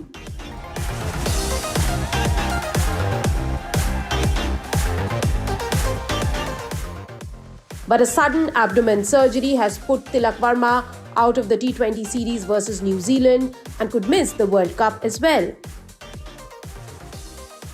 The stylish left-hander has been a cornerstone of India's middle order, combining calm under pressure with explosive shot-making.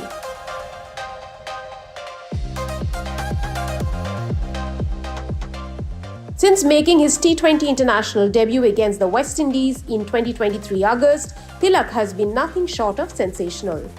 40 T20 internationals, 1,183 runs, an average touching 50 and a strike rate of over 144. 200 650s and a reputation as India's most dependable middle-order option. The upcoming 5-match T20 series against New Zealand starting 21st of January was meant to fine-tune combinations. Instead, it now becomes a test of depth. India is likely to test out Riyan Parag. It could also open up a spot for Yashasvi Jaiswal, Ruturaj Gaikwad and even an opportunity for captain Suryakumar Yadav to go up the order. But India is unlikely to go back to Shubman Gill, who captains in the Test and ODI formats. Whether Tilak Varma will be a part of team's World Cup journey remains uncertain. For now, India waits, hoping one of their brightest T20 stars can beat time just like he has beaten bowlers. In New Delhi, Rika Roy for NDTV.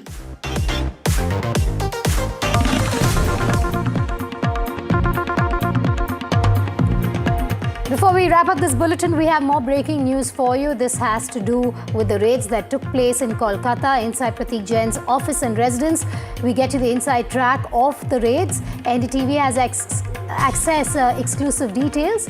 There is a Goa connection, Goa election connection that has emerged. We believe money was transferred for Goa polls, which is now under the scanner. The money transferred by APAC to an event management company is the claim being made by the Enforcement Directorate.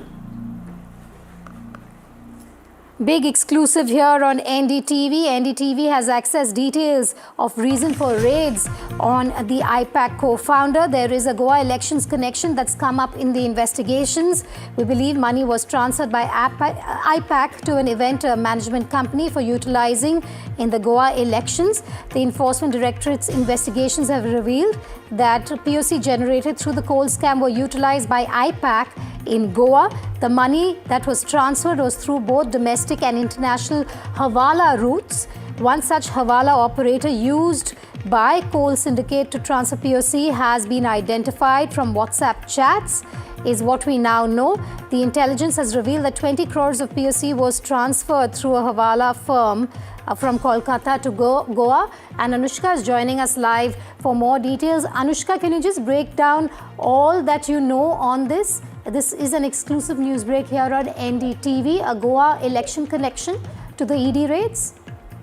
That's right, Divya. Now NDTV has accessed all the details of that led to the raids that happened at the IPAC yesterday, when we saw a lot of politics also erupting in all of this matter. We have seen that in this whole case, the Hawala links have established to Goa now, to Goa elections. The proceeds of crime that was used by, in fact, taking the proceeds of crime from the Hawala channels was in fact routed to Goa, where, this whole money was transferred from an institute called R. Kanti Lal for the Goa election, and all of this has in fact taken place. The money transferred by the IPAC was to an event, management team, and we're also seeing that, this whole ED detail was in fact, based on this whole input where they had scanned a lot of Hawala channels. The Goa election connection has in fact emerged from this whole case. We have seen that a firm called R. Kantilal had transferred money from Kolkata to Goa, which was in fact sourced by the ED. The money transferred by IPAC to event MGM and management firm that was in fact, routed by the ED, and that led to this whole raid that happened yesterday at the IPAC. Offices, not just IPAC office, but also at the residence of, the director of IPAC, where we saw dramatic politics unfolding there. We have seen that the ED has, in fact, filed a petition in the High Court stating that it was, in fact, blatant. All right, Anushka, we'll come back to you in a couple of minutes because we're now going to shift focus to down south. It's a wrap on breaking ground. But up next is a Southern Connect with my colleagues who will break down all the top stories from South India for you in moments from now. Stay tuned to NDTV 24/7 and thanks for watching.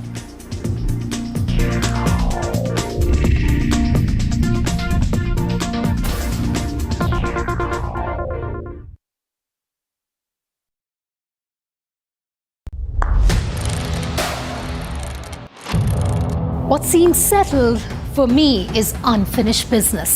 So I rewind, I pause, I reflect, I dig until what's buried stands up to be counted.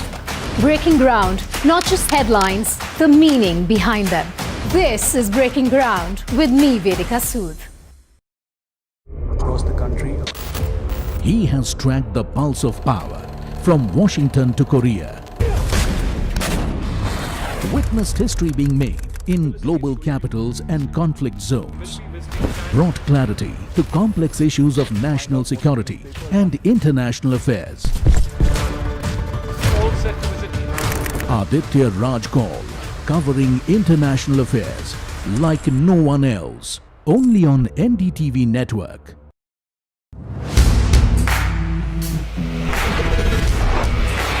Alright team, our new order show is ready. Now we need a promo. Something cool, something sharp.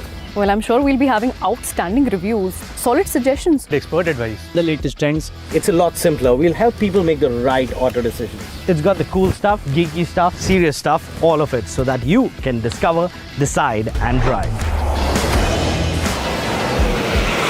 I'm Siddharth Sharma and I am your Automate.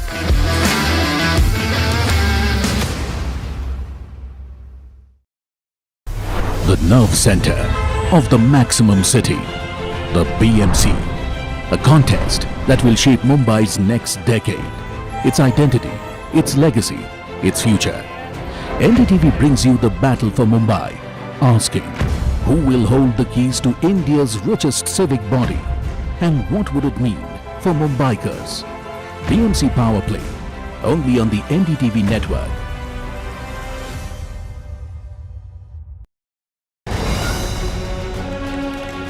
From the heart of the newsroom to the core of the stories shaping your world.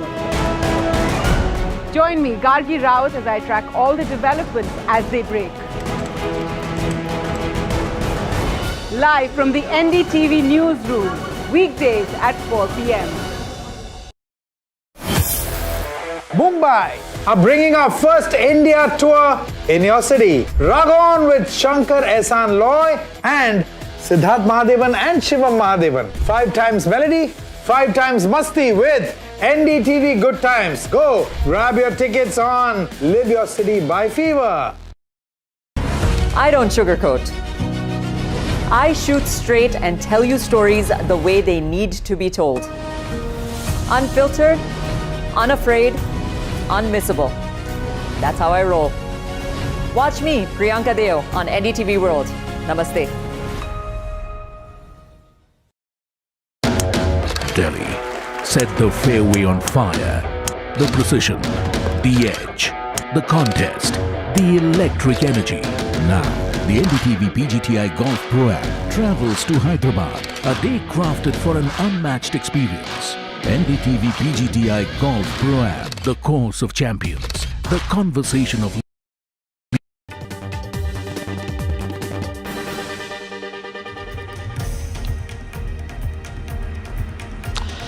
Hello and a warm welcome to the Southern View. I'm Sam Daniel from Chennai. Over the next 20 minutes, all my colleagues from across South India will bring you up to speed with news developments in this part of the country. I'll be joined by my colleague Vijay from Chennai, Ritu from Bengaluru, Ashish from Hyderabad, and Ashwin from Thiruvananthapuram. There's a big breaking news. The Madras High Court has directed the Central Board of Film Certification to give its clearance for actor Vijay's Jana Nayagan. For all of that, let's go over to my colleague Vijay. Vijay?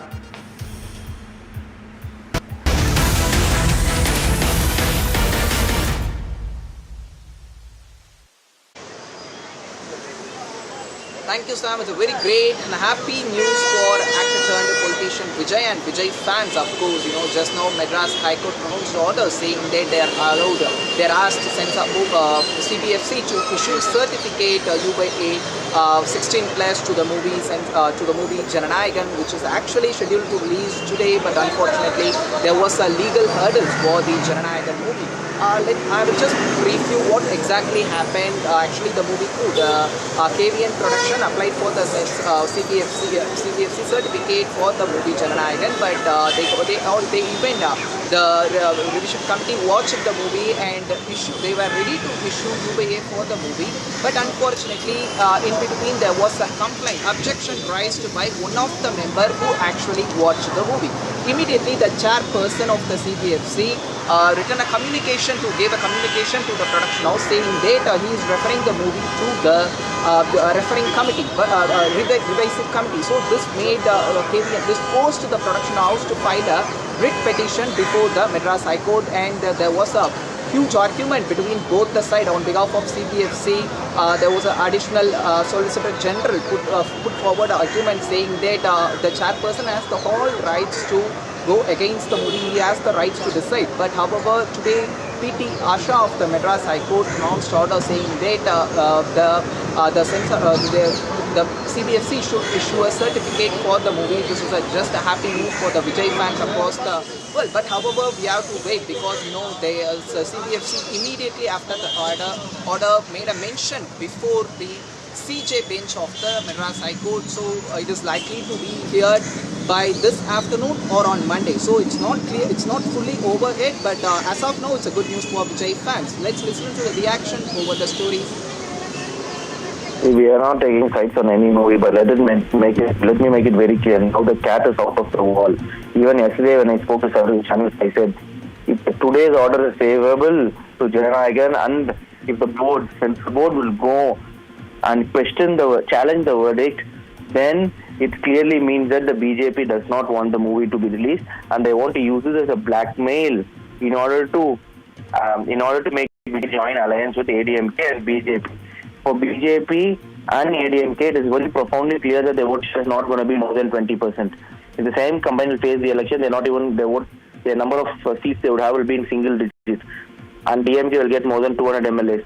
In order to, for example, save face, they think if the TVK will come, maybe their vote share can be 25%, 26%. Even then, the DMK vote share will be more than 50%, but at least they can save the face, which is why I think they are desperate to have TVK in their alliance. That is why they're trying all forms of possibilities.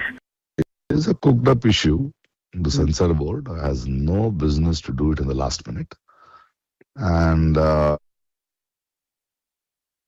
makers. We know there's a rule of law that we do submit our films to Censor Board much before. If somebody is releasing the film on 9th and if we submit the film on 8th, I understand. You wait till the last minute. So what is behind the idea behind? What is the agenda behind this? Mm. So when you're not a supreme body, when you we also need some time to talk back to you, Mm. But you don't give any space. Mm. And the court has slammed the right word, There's an intentions are different. The court has found out the intentions are different, isn't it?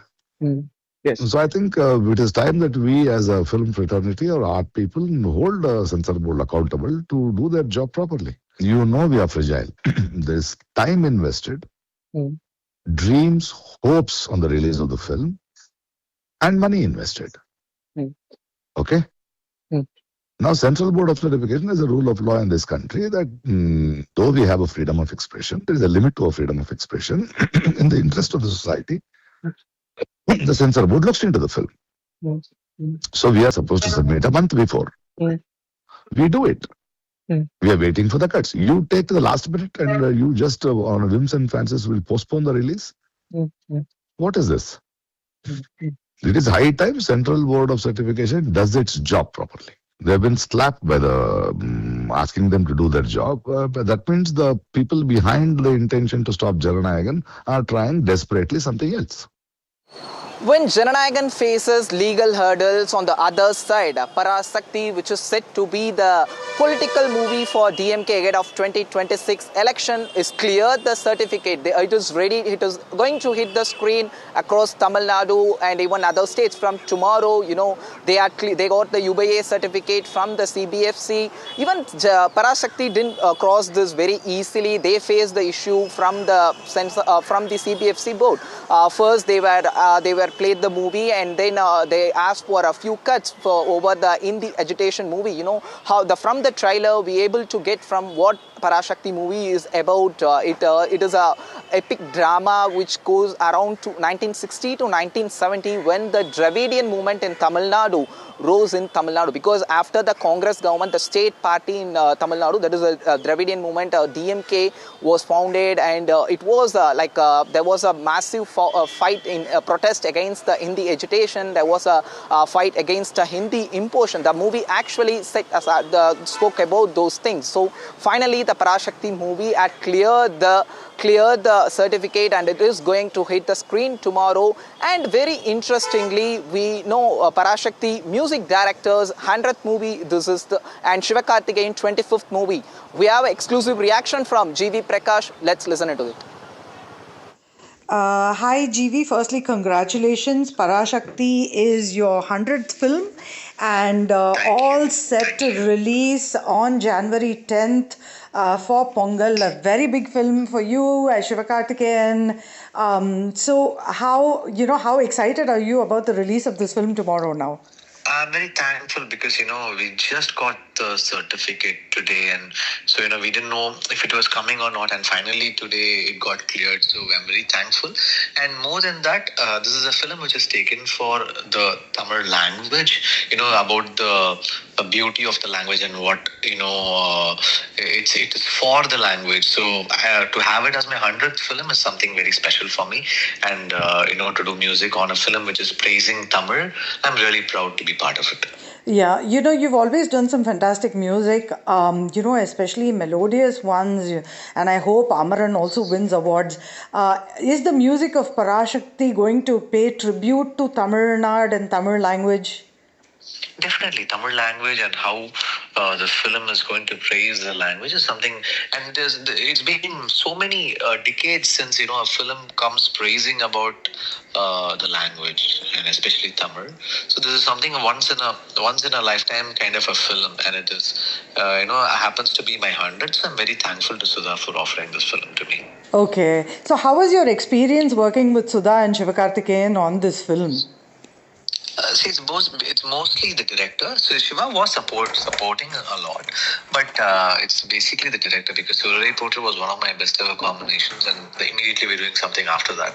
So it's something very special, and we share a bond, and we're friends for a long time, we are friends for some 18, 19 years. So, and there is a good rapport and chemistry. So it's come out well. The film and the music has come out well. Okay, so where are you watching the movie tomorrow? First day, first show, or how is it going to be? Usually I don't don't watch the first shows. I wait for, some time, and then after 2 days, I'll go and watch it. Okay, great. Thank you so Maybe much. I'll watch it on Pongal Day. Oh, superb. Thank you so much for speaking to NDTV. Wishing you the very best, GV.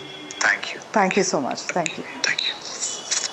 Now, Parasaki was Jana Nayagan is more than a cinema, it has become politics, but we have to wait and see whether it is going to be really a Jana Nayagan was Parasaki, because Jana Nayagan had to face a legal hurdle. Moving on to another political story from Tamil Nadu, it's about EPS, DMK General Secretary EPS at Delhi, and even very recently this morning BJP State President Nayanar Nagendran met EPS in his residence. To speak more on this, we have my colleague Sam Daniel. Sam Daniel, over to you.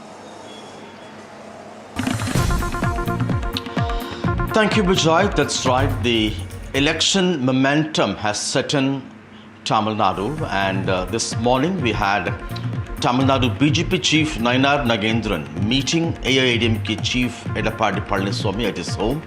This days after Home Minister Amit Shah's 2-day visit to Tamil Nadu, and a day after EPS met him in Delhi again. In fact, this comes after PMK's Anbumani Ramadas joined hands with EPS, in a sense returning to the NDA fold, and BJP sources say that talks were about the seat sharing between the AIADMK and the BJP, and also in terms of bringing in more smaller parties into the fold. Sources say the BJP is demanding 40 seats from AIADMK so that it will be able to expand its footprint if everything works well in this Dravidian heartland in the 2026 assembly election. So far, it has only 4 seats, and at the moment, the NDA is not that strong. For instance, the AIADMK is still a divided house with expelled leaders like Sasikala and O. Pannirselvam, besides TTV Dinakaran, not welcome into the party's fold. And the PMK, although the Anbumani's faction has joined the NDA, there is an internal tussle between Anbumani and his father, Dr. Ramadas. It's not clear how this tussle will end. Will they patch up or will they fight against each other? Actor Vijay Gant's DMK-TVK has not made up its mind with who they would shake hands with. This evening, there's a big rally, a large rally in Kadalur district where many expect the party chief Premalada Vijay Gant to actually announce who they would ally with. It's in this context the meeting becomes important, and there is also speculation that Prime Minister Modi may be visiting Tamil Nadu, and before that they want to try all these loose ends so that possibly they'll be able to showcase a united, larger NDA at a public meeting whenever he comes. Another breaking story, TVK Chief Actor Vijay today announced a 12-member committee to draft his party's manifesto ahead of the 2026 assembly elections. A few spokespersons, including Arun Raj, JCD Prabhakar, Raj Mohan, Thenmoli Prasanna, among others, are in the team, and Vijay says the committee would possibly travel across the state to get inputs from the public and a cross-section of people in Tamil Nadu, including various bodies that represent trade, health and other industries as well. He calls the party's manifesto would be focusing on what he calls the developmental aspect of Tamil Nadu. Although TVK has announced that it will share power with any party who would join hands with them, so far there's no major allies have come into their fold, and at the moment the party has made it very clear that it will not ally with the BJP directly or indirectly, calling it his ideological enemy and the ruling DMK his political enemy. It's in this context today's announcement becomes very, very important, and we'll have to wait and see in the context of the ongoing crisis with the release of his film Jana Nayagan, how there would be a political churn. More news from Tamil Nadu. The Tamil Nadu Congress chief Selva Pirandagai in a statement has appealed to his party cadre to not discuss alliance issues in the public. This comes particularly after embarrassing statements and stands by many leaders, including MPs like Manikam Tagore, that they would want share in the power and more seats by the ruling DMK in Tamil Nadu. Although the party's leadership has confirmed that the alliance with the ruling DMK is intact, these remarks by other leaders have come as a huge embarrassment, and the party state chief Selva Perandagai is trying to douse this. That's all from Tamil Nadu. Now it's over to my colleague Ritu from Bengaluru for all news from Karnataka. Ritu. Thank you, Sam. Here in Karnataka, the top news remains to be on that amid the Hindi imposition row. This time there's a Kerala versus Karnataka row that has erupted. Now this is over the mandatory Malayalam language for the students from class 1 to class 10. Now that's the kind of a bill that the Kerala government has basically proposed, and there's a strong objection that it has drawn from the state of Karnataka, with the Karnataka government and of course the opposition also questioning Kerala that the timing is in question over here, and there's a lot of the opposition in the state is also lashing out at the Karnataka government, saying that this is somewhere a double standard that the Congress-led government is maintaining when we talk about the Kerala, because we saw what really panned out when we talk about the Kogilu demolition drive, where that the government was all in action to swing into what was being said to them by Lotta, the Kerala CM Pinarayi Vijayan basically tweeted. But this time this is over the language. However, it has drawn a sharp objection from Congress, BJP, also from the JDS. Here are the series of reactions coming in on this story. Just listen in. See, in India, this language issue is not today. It is always there. Bordering states having language issues, it happens between Kerala and Karnataka, between Tamil Nadu and Karnataka, between Maharashtra and Karnataka. All these things, there are provisions in the constitutions, and within the framework of that constitutional, provisions, these decisions have to be made, and I am sure that everybody is conscious about it. We are giving priority to the linguistic language also. Only that reason we have given exemption to Kasaragod and other districts also, in Idiki and some places in other areas. Okay. Especially Tamil-speaking areas are here. So we are giving priority to them. The left-based Pinarayi Vijayan has made Malayalam compulsory in the entire Kerala state, including the Kasaragod area where the Kannada is the mother tongue of so many people. It is completely unfair on Kannadigas who are living in the border areas as well, in specific the Kasaragod district. Karnataka Border Development Board has clearly objected to it. Now, why is Karnataka government, including the chief minister, including the education ministers like Madhu Bangarappa and MC Sudhakar, are keeping quiet on this?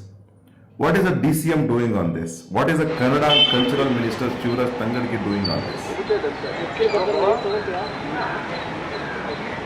Well, this of course has become a flashpoint because the school students in the border area of Karnataka, basically Kasargodu, will have to learn Malayalam as the first language is what has been seen. However, needs to be seen how the Kerala government is really going to take this up. For that, I have my colleague Ashwin joining us from Kerala. Ashwin, the major question at this point in time being raised that with the elections approaching in Kerala, is this a pure political stunt that one can see, because more than 70% of the population in the Kasargodu is a Kannada-speaking population. Over to you if you could throw more light on it. Absolutely, Ritu. It's in fact a very interesting debate whether it is Kannada Beku versus Malayalam Venam. Now, the fight is that in Kasaragod district, which is bordering Karnataka, there's a demand that has been kept. In fact, when the Kerala governor had visited Kasaragod, a representation from KBADA, Kerala Border Development Association, KBADA, had sent a memorandum and in fact demanded that the schools which are there in Kasaragod district, this punitive action of imposing Malayalam onto the students is absolutely unfair. In fact, this particular committee had even demanded that the Kerala governor should not, Rajnath Arlekar should not pass this particular bill which has been introduced in the Legislative Assembly in Kerala. At this juncture, the governor in fact has stated that he will look into this bill and see whether anything affects the linguistic minorities in the district of Kasaragod.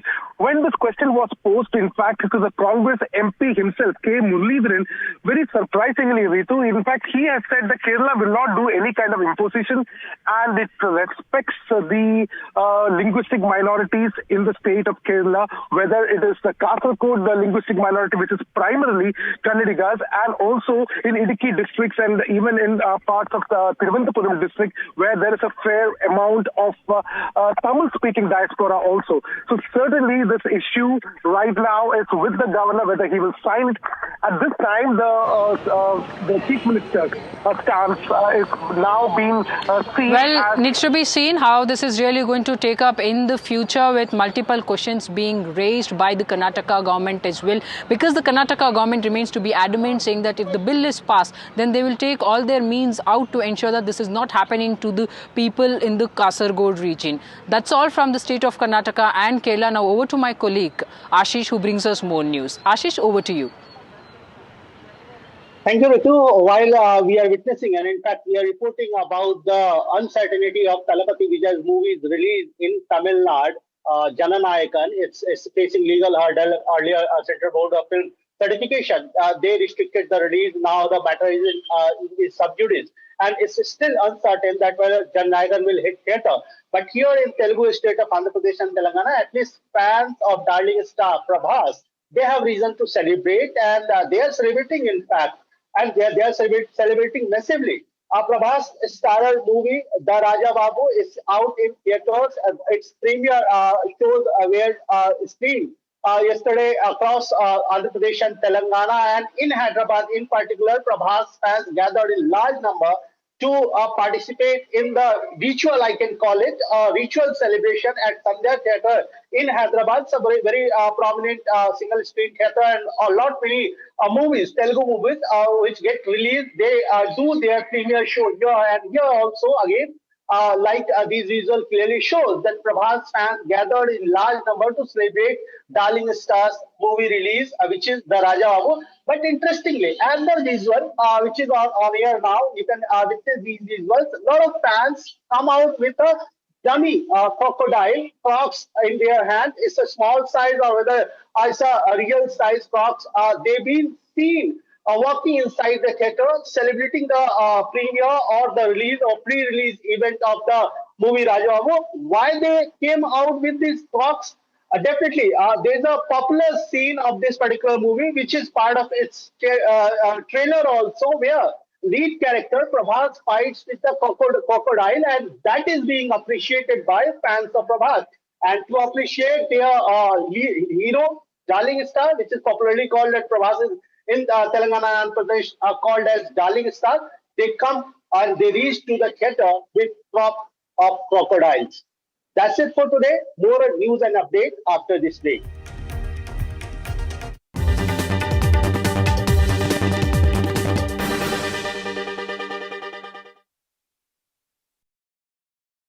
The front lines of Kargil. The fury of Operation Sindoor. So many attacks. The chaos and cries of disaster zones. To fighter jet cockpits.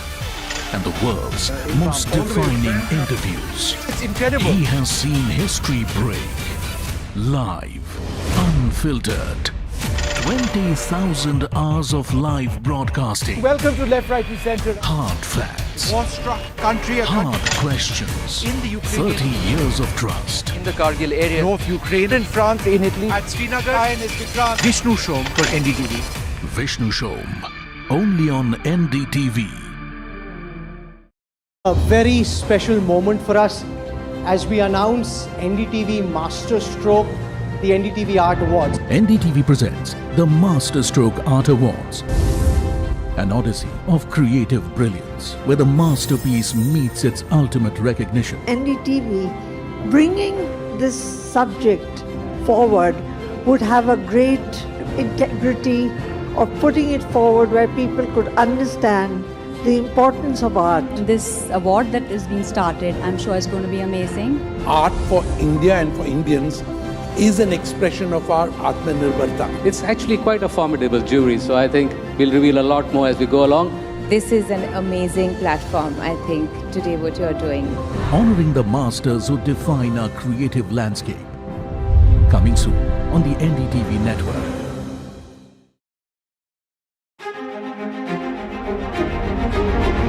Every winter, the World Economic Forum at Davos becomes the world's thinking room, where power, policy and purpose converge, where the future is examined and reimagined. In January 2026, NDTV will be at the heart of this conversation. NDTV Ignite at Davos, this January on the NDTV network. Other opposition parties.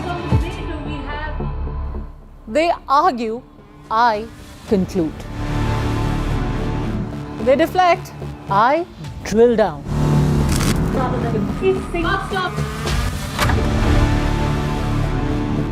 This isn't a free-for-all. It's a reckoning. No filler, no fog. Only the facts and where they lead. Every night at 9, the case closes because the buck stops here.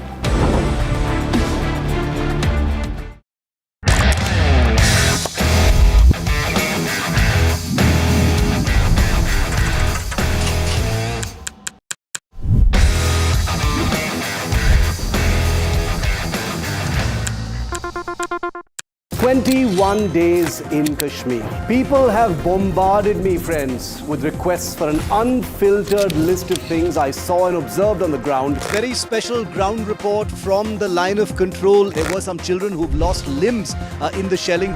They are now India's smallest but possibly the most powerful crime family. Cough syrup has killed at least 25 children. Gaikwad sahab, aise mat kijiye.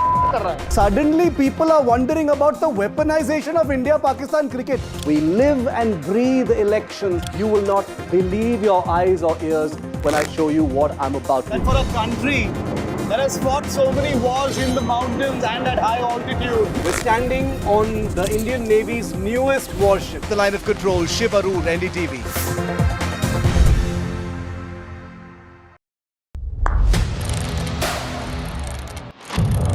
What seems settled for me is unfinished business. So I rewind, I pause, I reflect, I dig until what's buried stands up to be counted. Breaking ground, not just headlines, the meaning behind them. This is Breaking Ground with me, Vedika Sood. Across the country.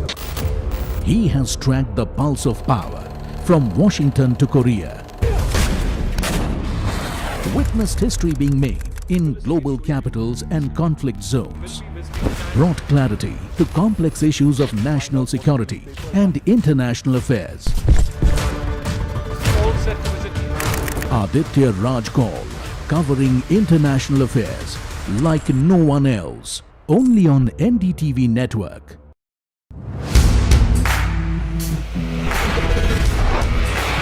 Alright team, our new order show is ready. Now we need a promo. Something cool, something sharp. Well, I'm sure we'll be having outstanding reviews, solid suggestions, expert advice, the latest trends. It's a lot simpler. We'll help people make the right auto decisions. It's got the cool stuff, geeky stuff, serious stuff, all of it, so that you can discover, decide and drive. I'm Siddharth Sharma and I am your Automate.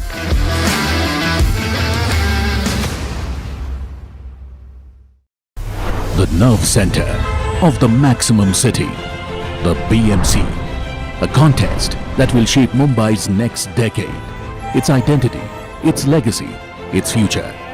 NDTV brings you the battle for Mumbai, asking who will hold the keys to India's richest civic body and what would it mean for Mumbaikars.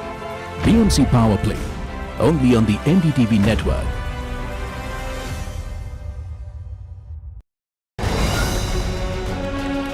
Straight from the heart of the newsroom to the core of the stories shaping your world. Join me, Gargi Raut, as I track all the developments as they break.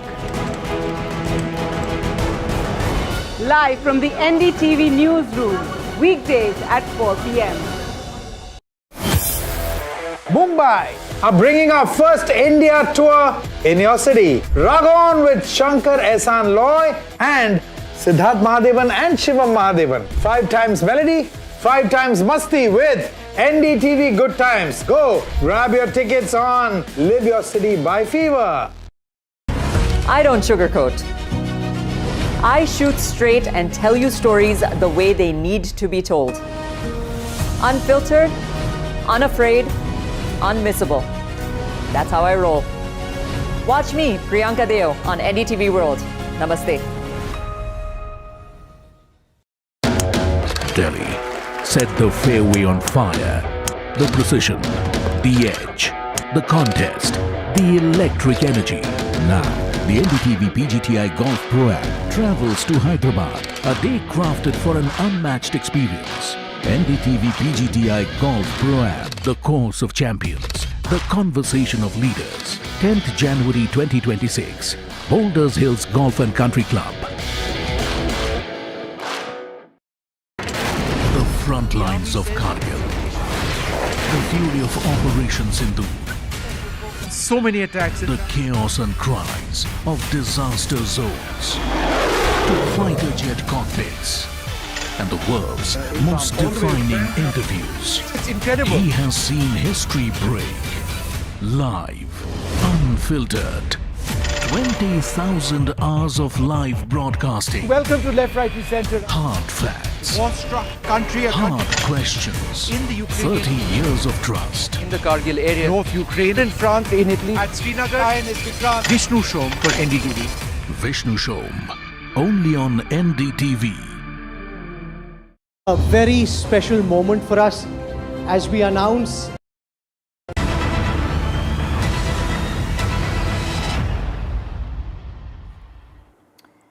Hello and welcome to NDTV 24/7. I'm Divya Vada. We have the news coming in, breaking news in regard to the ED's petition in the High Court against the TMC leader Mamata Banerjee. Now, the ED officers have said that they were wrongfully restrained by the Chief Minister. She, in collusion with the police of West Bengal, violated all law and order in the state and forcibly took away possession of the digital devices. Now, this as Mamata Banerjee visited the IPAC office during the searches, and the ED accuses her of removing key evidence. Now, she in fact is going to be protesting against the race in minutes from now. She is going to be taking a distance of 6 kilometers. That is, she will be leading the procession from Jadavpur to Hazra, and that is of course the BJP reacting to what has really happened here with a scathing attack by Ravi Shankar Prasad on the Chief Minister, accusing her of unconstitutional and irresponsible behaviour. Anushka, my colleague, joining us to get us details. Anushka, take us through what has been revealed by the ED as far as this case that is in the Kolkata High Court, that is being taken up by the High Court. What is the ED really saying on the matter? Well, that's right. The ED has finally clarified, and NDTV has in fact accessed exclusive details about how this whole incident was linked to IPAC in 2021 to 22 during Goa elections. IPAC had in fact utilized all that money that they had gathered from the illegal coal mining activities to in fact utilize for the Goa elections. Now, in this whole case, they were using international and domestic Hawala channels. One such Hawala operators called, several Hawala operators were in fact used in this whole case. Kantilal was one Hawala operator that they had in fact used to transfer the money. Money was transferred from Kolkata to Goa to one person whose name has been said to be Akshay Kumar, who works in Hearts and Pixels. It is an organization that was working in close coordination with IPAC during the Goa elections. Now, in this whole case, how the ED investigated this whole case was Anup Maji, who is said to be the main accused of the coal syndicate, has been in fact said that his accountant was the one who was operating these Hawala channels details. A WhatsApp chat has revealed all these, information about how ED had in fact gotten their hands and how IPAC had gotten under the ED scanner.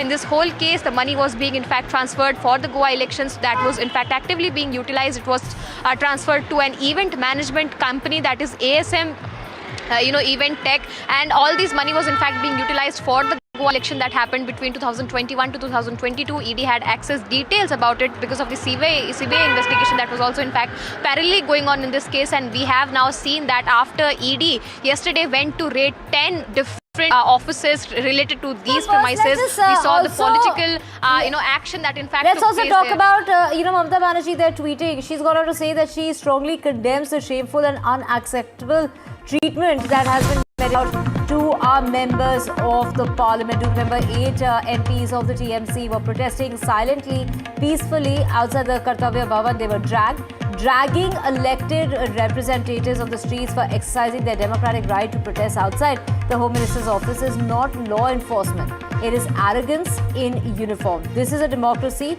not the BJP's private property. Democracy does not function on the convenience or the comfort of those in power. When the BJP leaders protest, they expect red carpets and special privileges. When the opposition MPs raise their voices, they're dragged, detained and humiliated. These double standards exposes really the BJP's idea of democracy, obedience, not dissent. Let it be clear, respect is mutual. You respect us, we respect you. You drag us on the road and we will drag you back to the constitutional idea of tolerance, dissent and democratic morality. This is our India. We are citizens by right, not at the mercy of a chair, a badge or a position of power. No government, no party and no home minister gets to decide who deserves the dignity when it comes to democracy. Nobody gets to decide that, is what Mamata Banerjee is saying. Not the Home Minister, and no party, no government gets to decide who deserves dignity in democracy. So that is Mamata Banerjee hitting out at the ED. Of course, she is taken to the streets and is protesting against. We have seen that, in fact, multiple protests. It started yesterday in Hooghly, this morning in the national capital, with 8 MPs of the TMC being dragged, in fact, taken away in a bus to the police station at the Parliament Street in the national capital while they were silently protesting. Do remember that the 8 MPs, this included Derek O'Brien, as well as Mahua Moitra and Kirti Azad as well. We have Ritik joining us as well. Ritik, take us through, Mamata Banerjee, who is supposed to start her protest, also the 6-kilometer stretch that she's going to be covering. Take us through the details of what all can we expect, and of course, protests that have been held in other parts, say, of Kolkata or West Bengal. Well, today Kolkata has marked a significant dip in the temperature, but the political temperature is only mounting over here. I would request my camera person to pan his camera and show the kind of responses Mamata Banerjee is getting over here. In a short while from now, Mamata Banerjee, the West Bengal Chief Minister, is going to arrive over here. All preparations are underway. We are bringing this live broadcast. As you can see, the stretch over here at Jadavpur Juncture is completely flooded with the supporters. Thousands of spectators of the Trinamool Congress Party, with the direction of Mamata Banerjee, have hit the street over here. Let me tell you, today is going to be a very significant day. One battle is being fought. The battleground has been drawn, just ahead of this very crucial assembly elections, and one significant hearing is going on at the Kolkata High Court. On the other hand, Mamata Banerjee, you have Mamata Banerjee. She is known for her images, as an opposition leader and a very vibrant lady and a very charismatic political leader. She is going to take on the Enforcement Directorate or attacking to the Bharatiya Janata Party. She is going to hit the streets over here. What we are given to understand, around 3 p.m. she will come over here and she will lead this massive protest march from Jadavpur 8B bus stand, and this march will head to Hajra, which known as his Para. People who know Mamata Banerjee and Kolkata, perhaps they could remember that Hajra is the place where Mamata Banerjee come from. It's her residential area. We can see that the security personnel, they are making a way for Mamata Banerjee's arrival. We can see a huge police bandobast has been done, and remember, Mamata Banerjee is upping the arms against the Enforcement Directorate. She has already filed a case. Her party has filed a case before the High Court, and the matter is sub judice now. Mamata Banerjee is setting the tone, the narrative just ahead of the election, because remember, yesterday time and again Mamata Banerjee has said that it is an attempt to topple down her government, to take over her government, and it was planned. The raid being were conducted at IPAC office, or the residence of IPAC chief were pre-planned and orchestrated by Bharatiya Janata Party. We can see as we continue to bring this broadcast, and as we speak, you can see that several vehicles are coming over here. A stretch has been cordoned off. The preparations are underway. Thousands of Trinamool Congress supporters, with the call of given by Mamata Banerjee, they are heading to Jadavpur area, and what we know that this is going to be a huge challenge for the traffic officials also. We are given to understand particularly the southern side of the city is going to be flooded with the protesters. Ritik, all eyes on Mamata Banerjee taking to the streets, and like you are showing us visuals from the area, large amount of crowds that have gathered there, and of course there is a lot of bandobast like you were mentioning, a lot of arrangements in place for that 6-kilometer stretch. Take us to the significance of the area that she's chosen for her protest. Well, definitely, it is very, very interesting. Remember, this Jadavpur is a very, as per the Lok Sabha constituency is concerned, it is the same constituency. Mamata, went to the parliament, defeating a very firebrand and heavyweight left leader, that Somnath Chatterjee, once when she came into the politics, and now what we can see that, as you can see that Bengal Minister Firhad Hakim and other top leaders have started arriving over here, and this particular protest march will cover several juncture and several significant assembly seats of South Kolkata, be it Jadavpur, Hajra, and Jadavpur, Rajbihari, and particularly Bhabanipur. Remember, Bhabanipur is associated with Mamata Banerjee. It's her constituency, and it is known as TMC's heavy bastion. TMC chose this area to send a message to the opposition Bharatiya Janata Party, and BJP on the other hand, they are not leaving any stone unturned. I would request my camera person to pan his camera and show the posters which have been put out over here. We can see as I go through, I would like to go through this, some of these posters in which she has categorically Lokho Ajo. That's mean she. There are these posters are written in Bengali. Shotte Loraiye Banglar Bhorsha. So these are the narratives that Mamata Banerjee is trying to set as per the TMC top sources are concerned. Yes, since yesterday, the Mamata Banerjee-led Trinamool Congress has decided to, the plans her, election campaign over the atrocities against, the ruling Trinamool Congress party over here, and over the people are being Bengali-speaking people are being tortured in several parts of the country as well. So that's the significantly we can see that these posters also reflect that that's narrative at this point in time. But remember, today is going to be a big day. Now, as per the BJP is concerned, just a while from now, this afternoon, a delegation led by Loket Chatterjee and Shishir Bajoria, they met the governor here in Kolkata, and this raises concern the way Mamata Banerjee, allegedly barged into yesterday. We did see that Mamata Banerjee reached to Pratik Jain's place, and there are allegedly there are BJPs also leveling serious allegations, including Enforcement Directorate. This really comes about at the same time when the Calcutta High Court is taking up the matter, and it is of course the TMC, the ED and Pratik Jain, all three knocking on the doors of the High Court in regard to the raids that took place yesterday. Take us through the allegations that the ED is making against Mamata Banerjee. We are breaking news coming in of a chaos that has taken place outside the Calcutta High Court.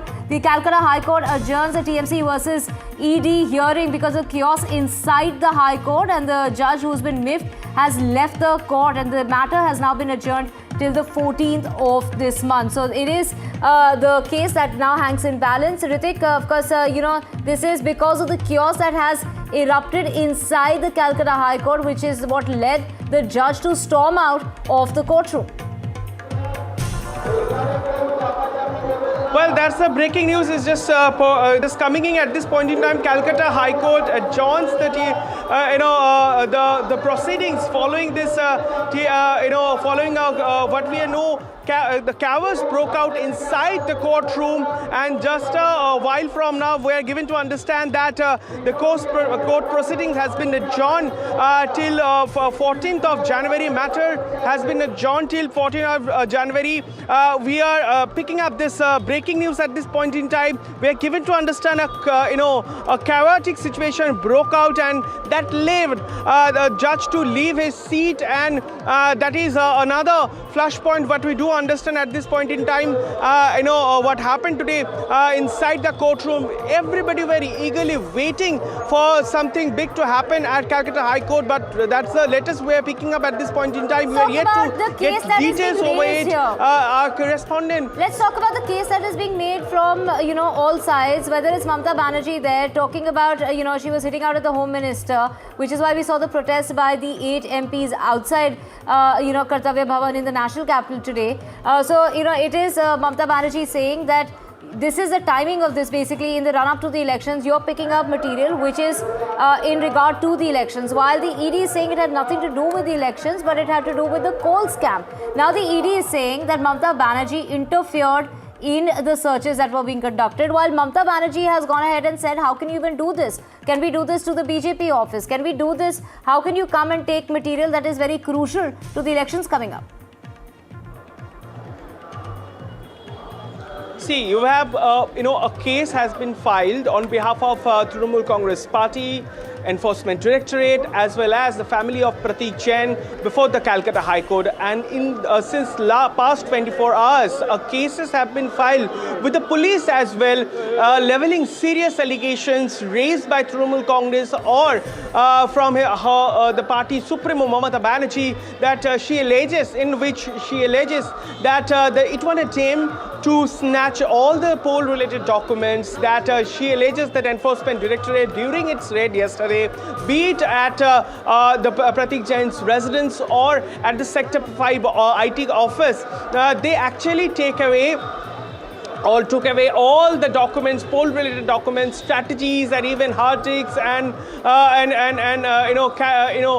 the list of the candidates as well. So what we do consider this a serious allegation. Mamata also said it was doctored, it was planned, and she blamed the Bharatiya Janata Party and its top leader for doing this thing and using central agencies against opposition ruling states, particularly when elections are approaching. But we have the counter reaction from the Enforcement Directorate and issuing a statement. The Enforcement Directorate categorically stated the raids were conducted with regard to a case which was registered a couple of years back with Delhi by CBI, and they were probing a coal scam, and in which this raid were conducted. But we can understand that at this point in time that Mamata Banerjee is approaching towards the venue. We would like to go cut across the visual. You can see over here thousands of spectators are waving their hands, and now what we know that in a short while from now, West Bengal Chief Minister, Trinamool Congress Supremo, the fireman lady of Bengal politics is arriving at the juncture over here. We can see that the police administration is making way for her arrival. As you can see, we can see Mamata Banerjee over there. She is walked down the street. She herself are making a way for her. I know people. All arrangements were made. We can see that Mamata Banerjee. She is arriving at the Jadavpur 8B bus stand. The thousands of spectators are eagerly waiting for her arrival. We can see huge police bandobast has been made. You can see that Mamata Banerjee walked down the streets over here. Remember, she is upping the arm against the Enforcement Directorate. That's a very significant, a crucial gesture and pictures of. Right. Or it's seemingly it's a very significant picture as per Bengal politics and upcoming elections is concerned. Here you have West Bengal Chief Minister Mamata Banerjee is meeting with her party supporters. The supporters are waving, party flag. They are raising Joy Bangla slogans. And in a short while from now, but we can understand this protest march, this massive protest march, against the EDs, alleging EDs atrocities or taking on Bharatiya Janata Party is going to start, and Mamata Banerjee is going to lead this massive protest, right, and that is we have more breaking news coming in. The breaking news is that the election, this is the Enforcement Directorate to push for an urgent hearing today, seeking another bench for the hearing. So the ED is likely to mention the case before the Chief Justice of the Kolkata High Court, and that is expected today. So breaking news coming in as far as this case is concerned. Do remember the Kolkata High Court, it is in which there was chaos inside the High Court during the hearing of the ED versus Mamata Banerjee versus Pratik Jain case. But here we have the judge who stormed out because of the chaos that erupted. Now the ED is likely to mention the case before the Chief Justice of Kolkata High Court. This at a time when the case that had been adjourned and the matter had been shifted to the 14th of January. Shirshi joining us. Shirshi, another twist here, the ED to push for an urgent hearing, and that's supposed to come up today, provided that the Chief Justice of Kolkata High Court agrees to the case, to hearing the case. Well, the single bench of Justice Shubhra Ghosh had scheduled the hearing for 2:30 p.m. in courtroom number 5 at the Kolkata High Court. At 2:15, a lot of people entered the High Court, of course, to get a glimpse of this hearing, a high voltage hearing that was to take place between the Trinamool Congress and the Enforcement Directorate. Representing Trinamool Congress was senior MP and advocate Kalyan Banerjee, and Dheeraj Dwivedi was representing the ED council over there. But because of the number of people inside the courtroom, the judge was not happy. She asked the court to be emptied, but people refused to leave. There was chaos inside the courtroom, and she left the bench and went to her chamber, adjourning the matter till January 14th. Now, in case the ED moves another bench or goes to the Chief Justice of Kolkata High Court seeking an urgent petition, the judge will then have to reassign this case to another judge. So far, Justice Shubhra Ghosh is determined to hear such cases in the cause list. We'll have to wait and see if there is any urgent hearing that takes place, if at all, because a bar council member has also passed away, and because of that, they have asked the court to close down at 3:30 p.m., leaving very little time for the judges to hear any fresh petitions. And of course, given the high, critical, petition that both the sides will be keeping, it's going to be a long drawn argument where the Enforcement Directorate will be keeping its side, which has made very serious allegations and sought a CBI investigation against Chief Minister Mamata Banerjee for forcefully entering the search scenes of the Enforcement Directorate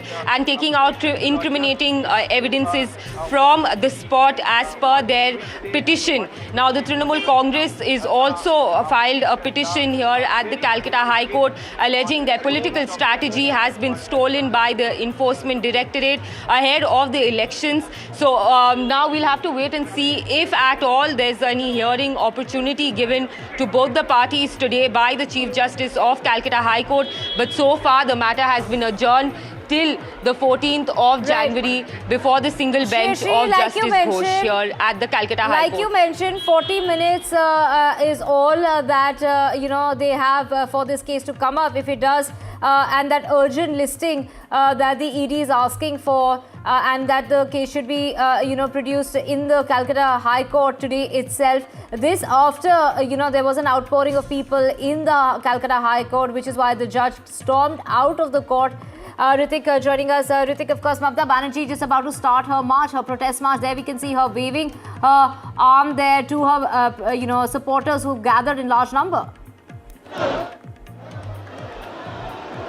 It's a very significant and interesting protest march just has begun. As you can see, we continue to bring this live broadcast. You can say that Mamata Banerjee is leading this protest march, and we also can see several top leaders of Trinamool Congress Party and Member of Parliament, especially who represents the fraternity, the film fraternity over here in West Bengal. We can see that actor Dave or even several other MPs. They are walked out. They do walk down the streets with Mamata Banerjee. She is leading a huge protest march over here. Let me tell you that this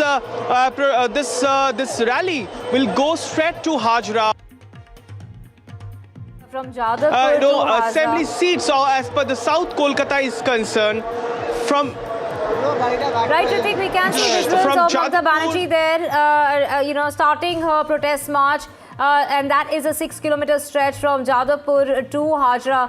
Very significant there, of course, the route that she has chosen to protest against the ED raids that took place at the IPAC. This is the IPAC residence and offices in Kolkata yesterday.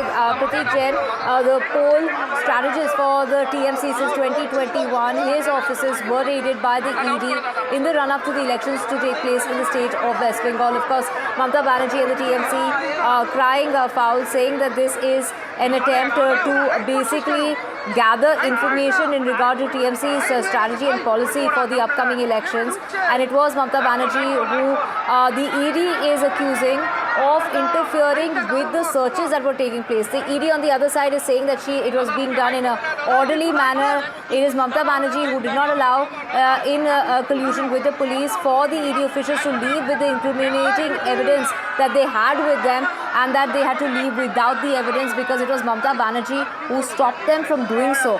Shreyashi joining us as well. Shreyashi, large number of crowds that have collected for that protest march that Mamata Banerjee has set on foot. She's covering that 6-kilometer stretch from Jadavpur.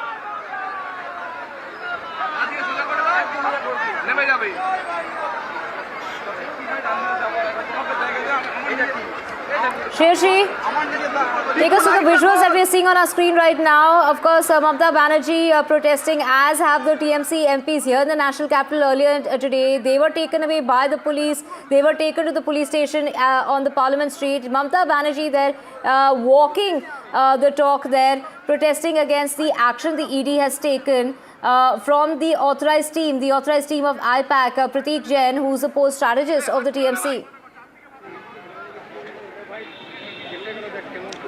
Well, that's right. Chief Minister Mamata Banerjee has taken the fight to the street now with her supporters and leaders in line with her, walking from Jadavpur to Hajra More, where she will be garnering more support from the people of West Bengal. Now, of course, high drama unfolded yesterday at Pratik Jain's residence, the director of IPAC, when the Enforcement Directorate was carrying out search operations in the alleged coal smuggling scam that is under both the CBI as well as the ED scanner.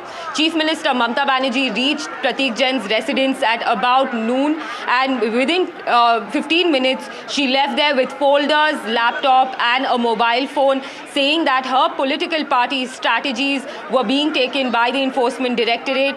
Now, IPAC has been engaged with the Trinamool Congress for over 6 years now. Chief Minister Mamata Banerjee taking out a protest rally here in Kolkata, in the heart of the city, there in her constituency, along with her leaders and Pratik Jain by her side, sending out a strong message to the political oppositions in the state of West Bengal ahead of the high voltage political battle that will be unfolding here for the West Bengal Assembly elections that are due early this year. And of course, Chief Minister Mamata Banerjee there walking on the street of Kolkata, something that she had announced yesterday. Since yesterday, the party has been protesting across blocks in West Bengal. and this face-off with the central government is likely to only escalate, with her fight against the ED also rising at the High Court.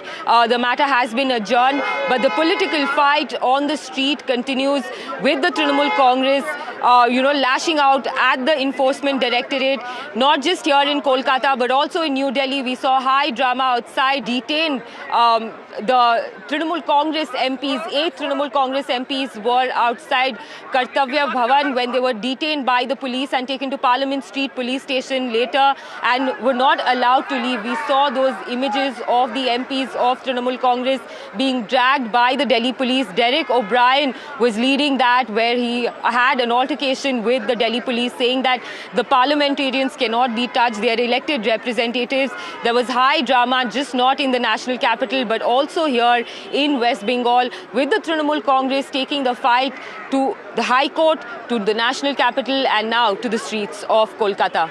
To the streets of Kolkata, there we see Mamata Banerjee and the kind of supporters that she has, the show of strength from the film industry.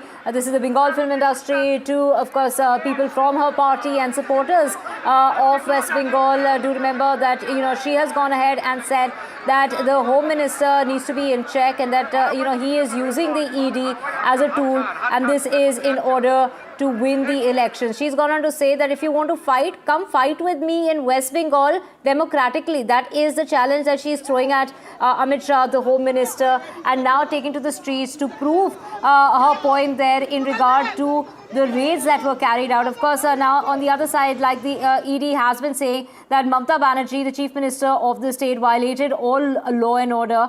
With the aid of the police, she forcefully took possession of all the digital devices and all the documents, and that is what Mamata Banerjee is being charged of, is being accused of by the Enforcement Directorate, and which is why the Enforcement Directorate has knocked on the doors of Calcutta High Court. What really happened in High Court just minutes ago was that the judge had to leave because there were too many people who had showed up inside the courtroom. There was chaos, and which is why the judge left. Now, the case has been adjourned till the 14th of January, but the ED wouldn't stop there. They are in fact trying for a special hearing of the case today itself. There is only limited time till 3:30 before that can be done. But Mamata Banerjee is standing her ground there, speaking to the people, talking against the ED, saying it's only at the time of elections that the ED, the CBI come into action. And this is in regard to the elections. She's saying that you can try, you will not win the elections. You need to respect us for us to respect you. That is the message that Mamata Banerjee is putting out. She is in fact demanding respect, saying that, of course, that is something that Derek O'Brien was also saying, that we are elected MPs, you can't do this to us. They were sitting peacefully protesting outside the Kartavya Bhavan here in the national capital.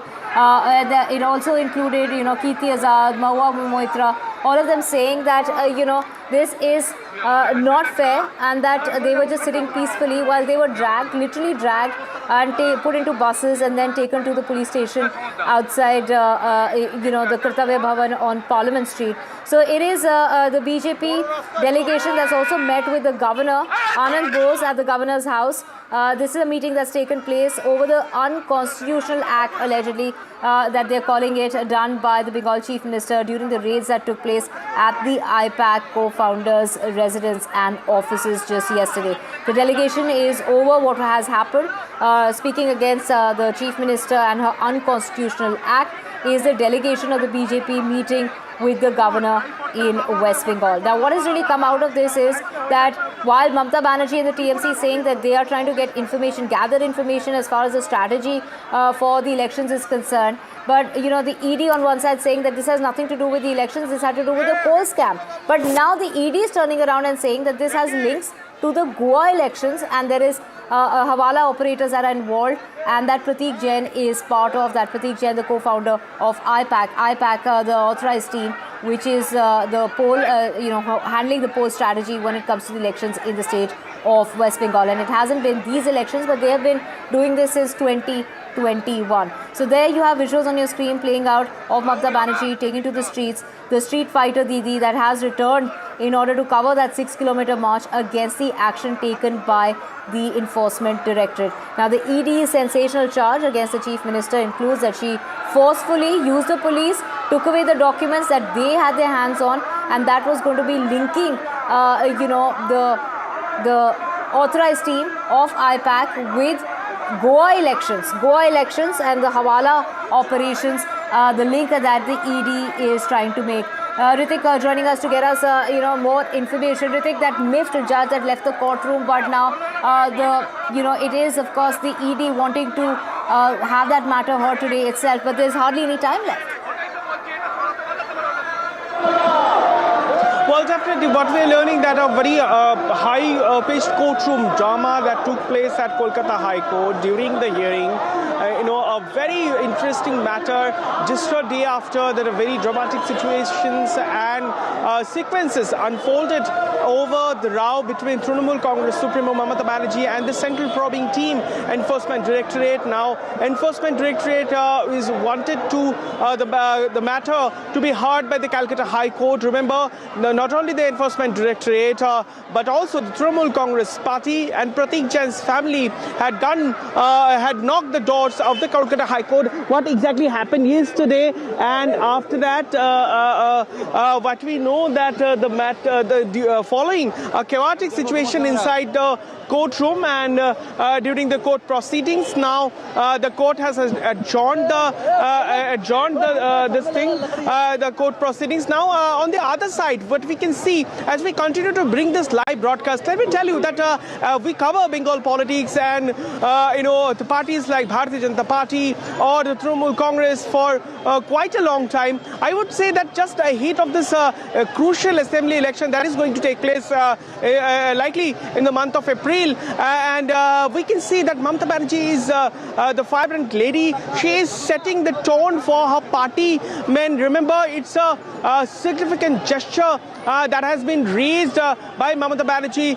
Since yesterday, we did know that the Trinamool Congress Party was planning to strategize this campaign over the issues like SIR or Bengali-speaking people being attacked or targeted in several BJP-ruled states outside leader Bengal. Arjun Singh on the phone line with us. Sir, your reaction to Mamata Banerjee there taking to the streets, holding this protest march against the action that's been taken by the ED, saying this is on the behest of the Home Minister.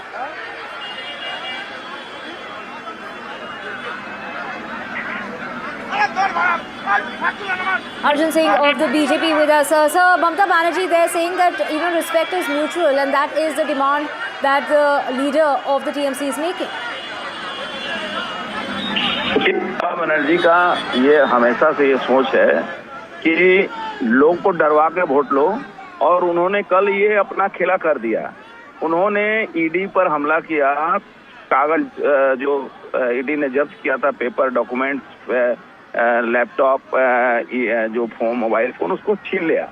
तो वो अपने कर्मियों को establish करना चाहती कि हम powerful हैं, और उनके कर्मी डर दिखाने का काम वो आज करने के बाद आप देखे होंगे खुद FIR भी किया उन्होंने, और आज उन्होंने जुलूस भी निकाला, उन्होंने अमित शाह जी को गंदी गंदी गालियां दी। तो ममता बनर्जी का जो डर का राजनीति है उसको उन्होंने एस्टेब्लिश करना शुरू कर दिया है सामने, चुनाव को सामने रखते हुए, क्योंकि SIR प्रक्रिया में करीब करीब 1 करोड़ से ऊपर बांग्लादेशी मुसलमान रोहिंग्याओं का नाम बाद होने वाला है। तो जो परिस्थिति है वो इनका पुराना स्टाइल है, और ये परिस्थिति में कहीं ना कहीं ईडी डर गई है और डरी है, और कोर्ट ने भी कोई ऐसा जजमेंट भी नहीं दिया। ईडी ने डर से अभी तक FIR भी नहीं किया है। तो ये एक हो गया 14 तारीख तक सर, बट ममता बनर्जी कह रहे हैं ये डेमोक्रेसी है, ये बीजेपी की प्राइवेट प्रॉपर्टी नहीं है। That is the charge that she is making. Yes, एकदम डेमोक्रेसी है, लेकिन डेमोक्रेसी में ममता के लिए अलग कानून है और हमारे आपके लिए अलग कानून है कि कहीं कोई एजेंसी रेड करती है या उनकी ही पुलिस रेड करती है और वहां कोई बाधा देता है तो उसको जेल के अंदर जाना पड़ता है। तो ममता बनर्जी के लिए एक प्राइवेट कारपोरेट सेक्टर में जहां करोड़ों करोड़ रुपए का गबन हुआ, उसकी इंक्वायरी में जाकर वो अपना लैपटॉप उठाकर लाती हैं। ये भारत के कानून में अगर है कि मुख्यमंत्री के लिए और मंत्री के लिए इस तरह का अलाउ है, तो दुर्भाग्य है भारत के संविधान का। लेकिन मुझे लगता है कि भारत का संविधान इतना कमजोर संविधान नहीं है जो इस तरह के मैटर को अलाउ करेगा। लेकिन कल और आज दोनों दिन ममता ने अपने आप को गुंडा के तरह, चोर के तरह एस्टेब्लिश कर दिया है, इसमें कोई संदेह नहीं है। ये उनकी पुरानी तरीका है। और क्या है, चोरी करने के बाद आप सीधा खुलेआम कहते हो कि हमने ये लाया, इसका मतलब है कि जो 8 MP प्रोटेस्ट कर रहे थे कर्तव्य भवन के बाहर पीसफुली, ममता बनर्जी कह रही हैं कि जो उन्होंने करा वो ओबीडियंस और वो दिखा रहा है बीजेपी का आइडिया ऑफ डेमोक्रेसी। आपको लगता है जो एक्शन उन्होंने लिया, ड्रैग करते हुए ले गए उनको पुलिस स्टेशन, वो ठीक था? ममता बनर्जी जी इतना गलत काम कर रही हैं बंगाल में। एक थाने डेमोन्स्ट्रेशन कोई दे सकता है क्या? थाने में आप तो होम मिनिस्टर के ऑफिस के पास पहुंच गए, थाने में डेमोन्स्ट्रेशन दे सकते हैं क्या? थोड़ी है थाने की बात, एक पौर सभा में डेमोन्स्ट्रेशन दे सकता है क्या? थोड़ी है पौर सभा, पंचायत में डेमोन्स्ट्रेशन दे सकता है?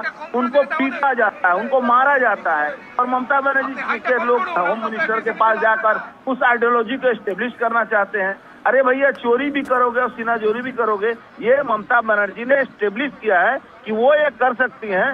ये कहीं ना कहीं इसके पीछे ईडी और जो भी एजेंसी ने जो डर दिखाया है, ये डर ममता बनर्जी ने बंगाल में सामने चुनाव में यूज करेगी, इसमें कोई संदेह नहीं। पर ममता बनर्जी कह रही है अगर आप हमें सड़क पे लाएंगे हम भी आपको सड़क पे ले ही आएंगे। नहीं, सड़क पर आना तो ममता बनर्जी एक मुख्यमंत्री होते हुए भी जब छिनताई कर सकती है, डकैती कर सकती है, तो सड़क पर आना कोई खराब काम नहीं है। सड़क पर आना तो कहते हैं कि बीजेपी को भी सड़क पर आना चाहिए ममता की गिरफ्तारी का डिमांड करके। ममता की गिरफ्तारी का डिमांड करके बीजेपी को भी सड़क पर आना चाहिए, क्योंकि ममता बनर्जी डर की राजनीति करने जा रही है कि हमारे रेड्स इलेक्शन को लेके नहीं है, हमारे जो रेड्स हो रहे थे कल आईपैक ऑफिस में वो इनफैक्ट कोल स्कैम को लेके हैं, लेकिन अब ईडी कह रहा है कि वो गोवा इलेक्शंस लेके है। So I mean the ED of course what Mamata Banerjee is saying that this had something to do with elections to begin with. ये ममता बनर्जी की बात को बंगाल की जनता कोई विश्वास आज के तारीख नहीं करे। आप उनका रैली, पहले का रैली और आज के रैली के बारे में आप देख लीजिए किस स्थिति में वो उनकी रैली निकली हुई है। और रही बात ईडी, इसमें कमजोर पड़ा है। और रही बात ईडी किसी भी कारपोरेट के कोल स्कीम का इंक्वायरी करेगा ना, ईडी इलेक्शन का इंक्वायरी करने जाएगा और चुनाव के कैंडिडेट का लिस्ट लेने जाएगा। देखिए सर, हमें टाइम की भी बात करें, इलेक्शन से पहले ये क्यों हो रहा है, ये भी तो पूछा जा रहा है। नहीं, इलेक्शन के पहले या पीछे तो ईडी का जवाब है, ये मेरा जवाब नहीं है, मैं इस बारे में जवाब नहीं दे सकता हूँ। लेकिन एक बात है कि ममता बनर्जी की पुलिस इलेक्शन के पहले सब घर घर में जाके बीजेपी के कार्यकर्ताओं को गिरफ्तार करती है, तो ये इलेक्शन के पहले क्यों करती है? आज मेरे ऊपर 107 का पर्ची कटा हुआ, बताइए। Right sir, let's just listen in शताब्दी रॉय क्या कह रहे हैं टीएमसी के। चलो की बोल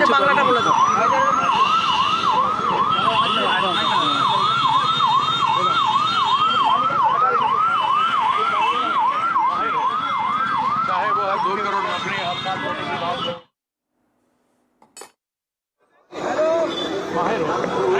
चाहे वो 2 करोड़ नौकरी हड़ताल देने की बात हो, 15-15 लाख रुपए सबके खाते में जाने की बात हो, या स्मार्ट सिटी बनने हो या काला धन आना हो, तो झूठ बोलने में तो माहिर हैं, उस्ताद हैं। तो रविशंकर प्रसाद भी हैं, जैसा गुरु वैसा चेला। Sir, disturbing and ongoing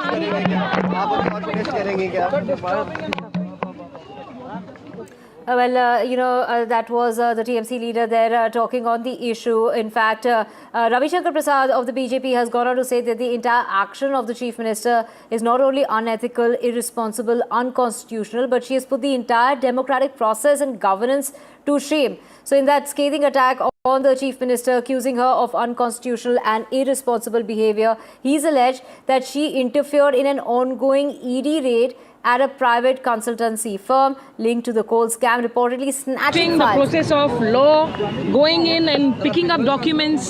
Ravi Shankar Prasad has gone down in history as the most failed law minister of the country. He was appointed law minister and removed, I think, in record time. So I don't think he should come and give us a lesson on what is legal and what is constitutional. And, of course, reacting to what Shankar Prasad has said, Ravi Shankar Prasad there launching that scathing attack on the Chief Minister, Mahua Moitra there, reacting to that and really saying that that doesn't really hold enough weightage.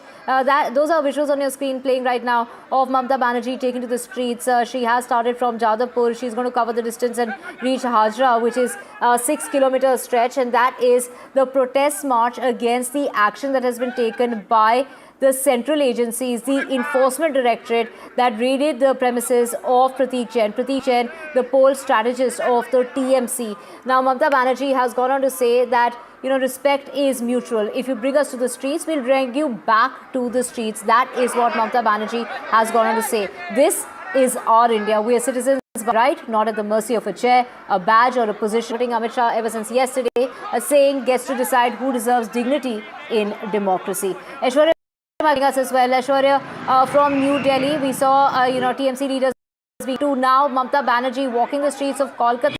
Take us to where the case now lies with the High Court. I'm not answering. So your name, so you are. Well, we are at the Parliament Street station. Kirti Sir, is cut to all cricket ball. Okay, sir, just one question. Why there was so much delay? You came out 2 hours before and then gone back. Why was this so delay? That only Delhi police can answer, not me. Was there any formalities that were done? No, nothing. We were inside. They were quite courteous. That's all I like to say, nothing else. Mamata Banerjee has started the protest over there in Kolkata. A huge crowd can be seen along with Mamata Banerjee. Do you think that that's the kind of support that Mamata Banerjee has? Yes, lakhs and lakhs of people are there. Everybody is there, they're supporting, because what was done by the BJP and the ED, as everybody said that CBI is the parrot and the ED is the myna. So, we all know what is going on. Forceful theft is the word that ED has used in their petition. It's a forceful theft by Mamata Banerjee going into ongoing raids by They had come at the instructions of Amit Shah for theft of all political strategies that were decided. So that's as good as that. Why are you answering? Go and ask the government that why are they not taking any action on Ajit Pawar? Why not on Hemant Biswa Sharma? Why not Suvendu Adhikari who was taking bribe of 5 lakhs of rupees? ED should not be selective. And they basically raided a constituency, which, an agency which looks after a political work. That was made much clear. So I don't have to say anything more on that. Was it an intervention? Was it an intervention in the ongoing raid, sir? Huh? Was it called, can we call it? Enough. I've spoken, enough. So the TMC MPs now being released. It is the enforcement directorate. Where's your driver? Yeah, you get me. So there you can see the TMC MPs now being released. This morning they were detained from the Kartavya Bhavan where they were protesting this morning outside the Ministry of Home Affairs office, and it was the Delhi police officials who stated that without any prior permission they came and protested outside Kartavya Bhavan, and therefore the reason perhaps they were detained after almost 5 to 6 hours now from the Parliament Street police station. It is these 8 of the MPs who have been released. There is heavy security that was deployed as well, because there was earlier, these MPs who sat on a dharna inside the Parliament Street station. Now, what allegations these MPs are being alleging is that it is the enforcement directorate which is being misused by the central government on the behest of Amit Shah. All of these raids were conducted on a firm that is a political consultancy firm from the Trinamool Congress. Important strategic documents regarding the West Bengal polls were tried to be stolen by the enforcement directorate in the ongoing raids, and therefore the reason perhaps West Bengal Chief Minister Mamata Banerjee stormed into the office of IPAC and Pratik Jain as well, and therefore the reason perhaps from Delhi to Kolkata there was protest that was lodged by the Trinamool Congress, and finally after being detained over here by the Delhi police from Kartavya Bhavan to Parliament Street police station where they were kept for a very long time. Now they have been finally released, but they are saying that they will take it to the ground and people of Bengal will give it a befitting reply when the elections will come. Right, of course, Aishwarya, they're reporting from the national capital, where from the Parliament Street police station, the TMC MPs have been, they have in fact come outside of the police station. They have been let go of. They were detained since early this morning when they were protesting outside the Kartavya Bhavan. Ritik Mandal joining us from the protest side. This is the protest march of the Chief Minister of the state, Mamata Banerjee, walking the streets with lakhs and lakhs of people there joining in the protest against the ED. Ritik, take us through what's happening there and how long is this stretch? How long will it take in terms of time? Well, it's been 15 minutes past since Mamata Banerjee has started walking down the streets over here. We have just crossed the Jadupur police station area, and what we can see that the euphoria, the people, and particularly the spectators of Trinamool Congress Party, they have come across many places surrounding Kolkata, and they are extending support to Mamata Banerjee. As we speak, we can see that Mamata Banerjee is leading this entire brigade towards Hajra. Remember, it's setting a very significant tone as per Bengal politics is concerned. We all know that we all are heading towards election pact here. A very significant election is going to take place this year, likely in the month of April. And before that, the Trinamool Congress Party, which is in the dispensation, and what we can see that elaborate police arrangements are being done over here, and we can see that Mamata Banerjee is waving hands to the supporters, spectators, and common citizens. Those are waiting for Mamata Banerjee for the past few hours on the both sides of the road. We are crossing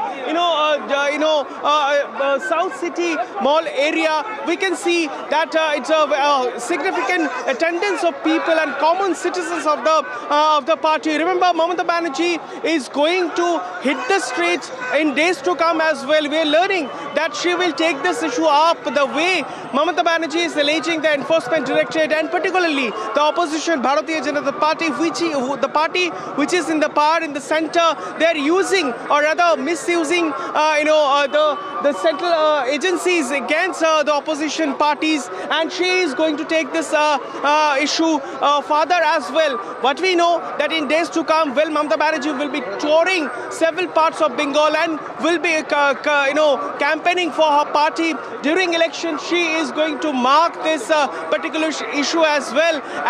She has been marking this issue as being very spoken about this particular issue. Remember, on the other side, what we do understand, a very interesting courtroom drama that took place today during Kolkata High Court hearing, in which that the Enforcement Directorate, Trinamool Congress Party, or the family of Pratik Jain, his place was raided yesterday, was a party, and during that thing, a chaotic situation broke out, which is why that led to adjournment of the court proceedings. We can see these are the glimpses we are getting from this Jadupur area, where we can see the people from a restaurant, they have come out on the streets.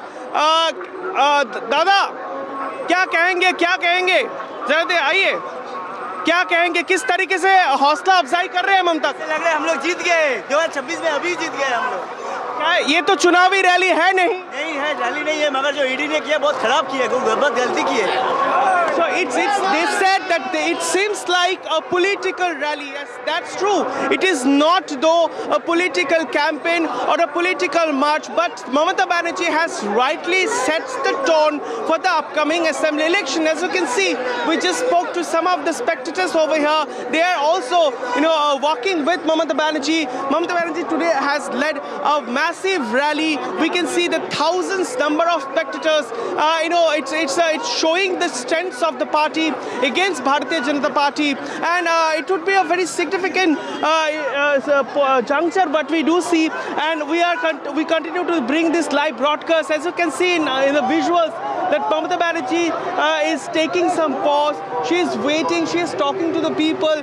Possibly she is also telling the kind of alleged atrocities is being done against her party. Remember, yesterday she flagged off several serious allegations and also level serious allegations, be it against Enforcement Directorate or Bharatiya Janata Party. She also went on record urging the Prime Minister to control his Home Minister. She shifted the entire blame what happened yesterday to the Indian Home Minister Amit Shah. She came down heavily against the Bharatiya Janata Party for allegedly using central agencies to topple down her administration to take on to win this upcoming elections. And what we can see that in days to come, Trinamool Congress and Mamata Banerjee, or be it Abhishek Banerjee, they are going to take this issue, in days to come. So today, Abhishek Banerjee currently is addressing a massive rally in South Bengal's Nadia districts as well. Remember, right, we've seen multiple, absolutely. Ritik, let's talk about the protest that is being led by the front, by Mamata Banerjee. Talk us through who all are part of this rally, part of this protest that Mamata Banerjee is carrying out on foot. Well, first of all, let me tell you that she gave the call to hit the street by her partymen yesterday. She directed its partymen yesterday to organize protests across across the state yesterday afternoon. And since yesterday, we did see several protests erupted over here. And today, while Mamata Banerjee is addressing or leading this massive rally in which Trinamool Congress leaders and particularly people who represents the film fraternity, they have took part in this rally, extending support to Mamata Banerjee. I can see actor Deb, who is a well-known actor as per Bengal film industry is concerned. We can see Shoham, who is also member of Legislative Assembly. We can see that Shayani, who is the MP of the Trinamool Congress Party. They are also along with Mamata Banerjee walking on the streets. Now, in this visual, we can see that police had to barricade a stretch of the road to make way for Mamata Banerjee. And these are the people, those were waiting for long hours to get a glimpse of Mamata Banerjee. The entire stretch from Jadavpur to Hajra, midway, the traffic congestion, you can easily understand how the situation is, because Mamata Banerjee is today is leading this massive protest march against the Bharatiya Janata Party. We all can see the entire stretch or the entire 6-kilometer road have been decked up with party flags and posters, setting tone and narratives for the upcoming elections. We are going to cut across to this visual. As you can see, several people, they barged into, they broke the barricade and tried to come closer to Mamata Banerjee, which is why the West Bengal Chief Minister and the party supremo decided to take a pause over here. We can see that the police the police officials are trying to prevent those people, but Mamata Banerjee decided to meet those people. You can see in this visual that many women from the surrounding areas, they have come down from the high rises of this place. This is a well-known, very posh area as per Kolkata's southern part is concerned. We can see several women, onlookers. They are going and meeting Mamata Banerjee. Mamata Banerjee waved to them. So it is, in a way, we know Mamata Banerjee for her, fervent images, and she do take such rally. I could remember the last time Mamata Banerjee did such massive rally on the day when the SIR process were begun in the state of West Bengal, in which several people names have been deleted, and following this particular SIR exercise, TMC is also, protesting, and they have decided that they will protect the voting rights of every genuine voters. Now the slugfest is going on amid such situation when SIR's second phase of SIR is underway. We can see another, flashpoint has begun or unfolded between Bharatiya Janata Party party and its arch rival Trinamool Congress, the dispensation, which is the party which is the ruling party over here. And since yesterday, it's seemingly that the election moment or the election season has begun. You can see that the thousands of supporters, many onlookers have arrived over here. Didi, kake dekhte hain? Kake dekhte hain? Didi ko hai, Didi.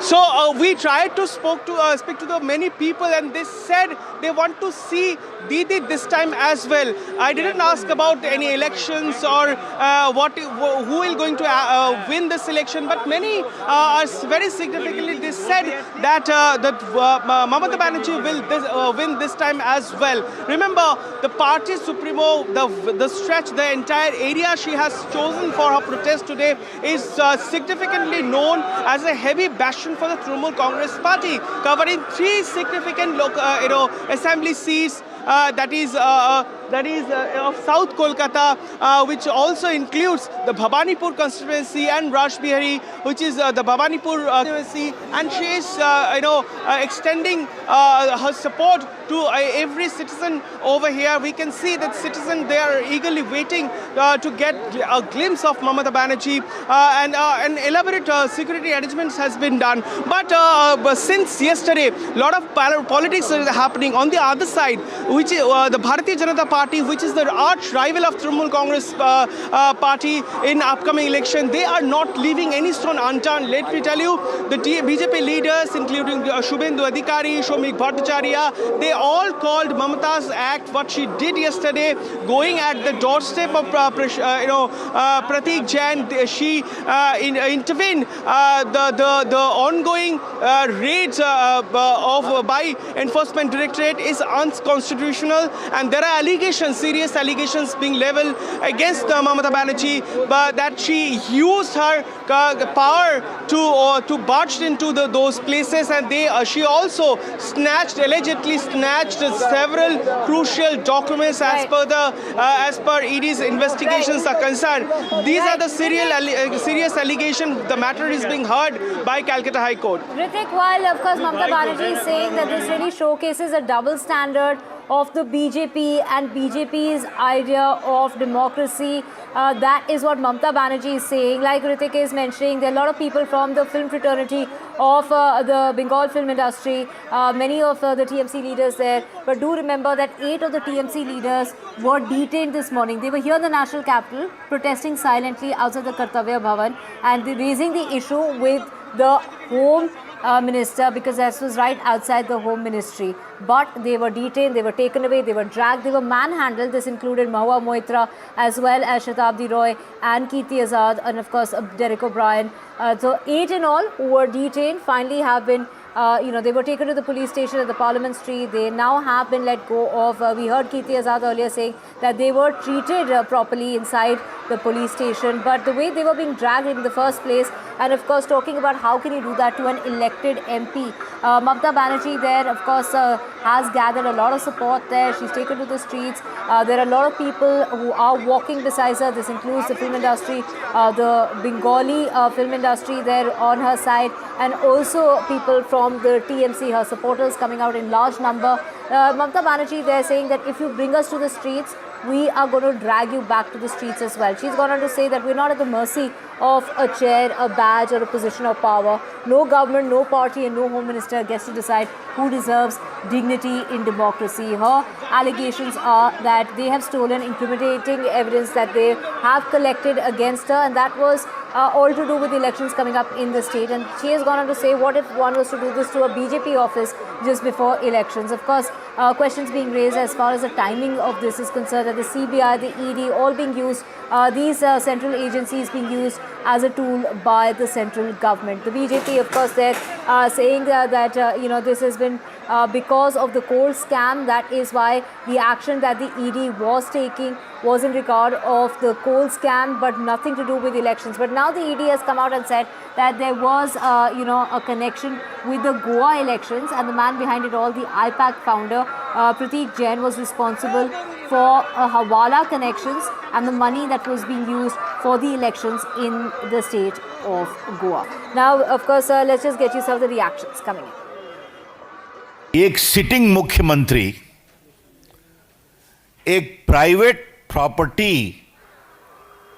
में घुसकर जहां money laundering की कार्रवाई चल रही है ED के द्वारा, वहां चली जाए, ईडी के लोगों को धमकाए और पेपर स्नैच कर कर वॉकआउट कर जाए। और आपको मालूम है बंगाल कोल स्मगलिंग का एक बहुत बड़ा हॉट स्पॉट बना है।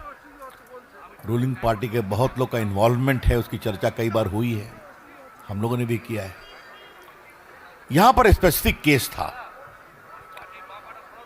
और मैं फिर रिपीट करूंगा, ये रेड न ममता जी के घर पर थी, न उनके ऑफिस में थी, न टीएमसी के दफ्तर में थी, न टीएमसी के किसी नेता, विधायक, एमपी या ऑफिस बेरर के घर पर थी। ये रेड थी एक प्राइवेट कंसल्टेंसी फर्म जिसके यहां करोड़ों रुपए के मनी लॉन्ड्रिंग की शिकायत आई थी कोल स्कैम में, उसको फैसिलिटेट करने के। ममता जाती हैं, वो सिटिंग चीफ मिनिस्टर है और समाचार पत्रों में यह भी लिखा हुआ है जैन का घर कहां है। गाड़ी छोड़ती हैं और फ्लैट में घुसती हैं, उनके पुलिस कमिश्नर जाते हैं, पुलिस अफसर जाते हैं और वहां ईडी के लोगों को हड़काते हैं और ये बहस करती हैं और कागज छीन करके लेके चली जाती हैं। उनका आचरण नहीं अमर्यादित, असंवैधानिक, शर्मनाक है, लेकिन लोकतांत्रिक मर्यादाओं का उन्होंने तार तार कर दिया है। The entire action of the chief minister is not only unethical, irresponsible, unconstitutional, but she has put the entire democratic process and governance to shame. Mamata Banerjee has started the protests over there in Kolkata. A huge crowd can be seen along with Mamata Banerjee. Do you think that that's the kind of support that Mamata Banerjee has? Yes, lakhs of people are there. Everybody is there. They're supporting because what was done by the BJP and the ED, you know, as everybody said that CBI is the parrot and the ED is the myna. So we all know what is going on. Forceful theft is the word that ED has used in their petition. It's a forceful theft by Mamata Banerjee going into ongoing raids by They were actually had come at the instructions of Amit Shah for theft of all political strategies that were decided. So that's that as good as that. Why are you answering? Go and ask the government that why are they not taking any action on Ajit Pawar? Why not on Hemant Biswa Sharma? Why not Suvendu Adhikari who was suing, taking bribe of 5 lakhs of rupees? ED should not be selective. And they basically raided a constituency which, an agency which looks after a political work. That was made much clear. So I don't have to say anything more on that. Ritik with us. Ritik, we just heard Ravi Shankar Prasad saying that the raids did not take place at her residence or her office, but at the office and the residence of the IPAC founder, talking about Pratik Jain, and of course calling her behaviour extremely undemocratic, unconstitutional, is how Ravi Shankar Prasad has described what Mamata Banerjee yesterday did, reiterating what the enforcement director has said, that she forcefully, colluding with the police, took away evidence, incriminating evidence that they had collected in regard to the coal scam. But now they're saying that that had material that was linking, there was a Hawala linkage as far as the Hawala links is concerned to the elections that took place in Goa with money that was being laundered by the IPAC founder. So that is the link that they have found in the raids that they conducted. Mamata Banerjee there did not allow them to take the incriminating evidence. Mamata Banerjee on her stand. You take us through what Mamata Banerjee is saying. What really happened at the residence and the offices when the raids were taking place? Citizens, they are eagerly waiting for past few years on the across this 6-kilometer stretch started from Jadavpur 8B bus stand and Hajra crossing. We can see a massive crowd over here. I request my camera person to pan his camera and show what exactly is happening over there. We can see that people are waving. So there we can see that women have came across this area. They are eagerly waiting to see Mamata Banerjee to extend their support to Trinamool Congress Party. We are crossing a very interesting area. That is a very, yes, that's, I would request to my camera person to pan his camera and show the people are eagerly waiting for Mamata Banerjee from their balconies. We are crossing a law college. Remember, Mamata Banerjee comes from this particular law college. That is the law college where she studied law. We know, and we are crossing this particular area. And as we speak, we do see that many women, many common citizens, they have gathered over here. We can see now the TMCs, which is the student wing, the TMCP, they have arrived over here to extend support to Mamata Banerjee. Remember, this particular day will mark us as very significantly for upcoming elections. We can see police is trying to prevent the people to cross these barriers, to the barricades particularly. We can see that the entire stretch has been cordoned off now, and that is causing a huge traffic disruption over here. But it is very significant as per Bengal politics is concerned, because remember, we all are heading towards an election pact here, and sometime between March and April, this assembly election is going to take place. And before that, Mamata Banerjee sets the tune for upcoming election. On one hand, when TMC's National General Secretary is touring Bengal and doing multiple, anti-SIR rallies and road shows in several parts of districts, be it in North or South Bengal. On the other side, we can see that the party supremo, Mamata Banerjee, has hit the street here at the capital of West Bengal, at the heart of the city, here in Kolkata, amidst tight security, sending us in order to send out a message to the opposition Bharatiya Janata Party, that in which in several posters the TMC tried to showcase that narrative that Bengal remains to Didi, and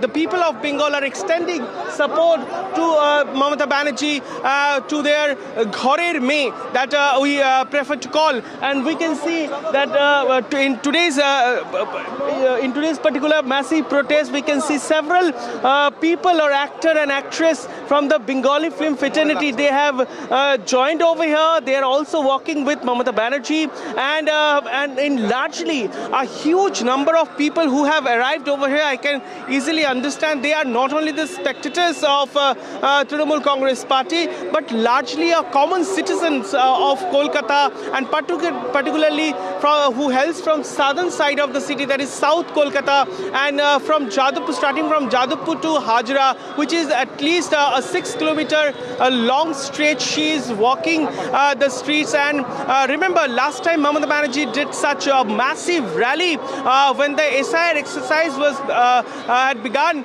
in the poll-bound state of West Bengal, and now we can see once again Mamata Banerjee is addressing this particular massive rally, and in which she alleged that the center at the Bharatiya Janata Party for using or rather misusing the central agencies like Enforcement Directorate. As per the previous, yesterday's incidents is concerned, we are given to understand that Enforcement Directorate was investigating a coal mining scam in which they were conducting raids across the nation. At least 10 places across the nation were raided, in which 6 places of West Bengal were also raided. And when the ED team raided Pratik Jain's resident in southern Kolkata's Lawrence Street area, Mamata Banerjee head to that spot. They said, it was an attempt made by Amit Shah or the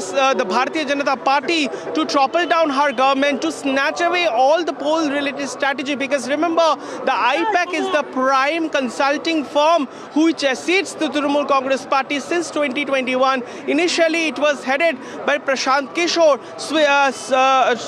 Soon after Prashant Kishore switched over to politics, leaving this firm Pratik Jain, the co-founder of the same agency, is currently heading this IPAC agency. And now, yesterday, we did see his residence and IT office, which is located in Kolkata's Salt Lake area, were raided by Enforcement Directorate. During that raid, Mamata Banerjee had head to this area. She allegedly took away several documents. She claims that ED, in a statement, they claim that several hard disks, documents, paper were taken away. Particularly, they allege they were snatched from the investigating officers. And we did see that when Mamata had gone to the Loudon Street's place, she came out with carrying a green file in her hand and addressed the media. And soon after that, she rushed to the Sector 5 office, which is the IT office of the IPAC, the agency, which is being headed by Pratik Jain. She had also stayed for over 4 hours, and during her stay, her officials also took some files and documents and papers and put those documents on his car. And that was the allegations leveled by Enforcement Directorate. BJP is also leaving no stone unturned, attacking Mamata Banerjee. They said that what exactly the West Bengal Chief Minister did yesterday was unconstitutional. On the other hand, following that slugfest, and which we consider unprecedented, we can see that Mamata Banerjee is leading a huge protest on the streets of Kolkata, marking that it's a huge protest and a long distance to cover. We took us 6 kilometers in all. From Jadavpur to Hajra is the distance that the Chief Minister is covering. We will have Ritik back with us. We will keep covering this protest march of the Chief Minister of West Bengal, Mamata Banerjee. For now, we're stepping into a very short break.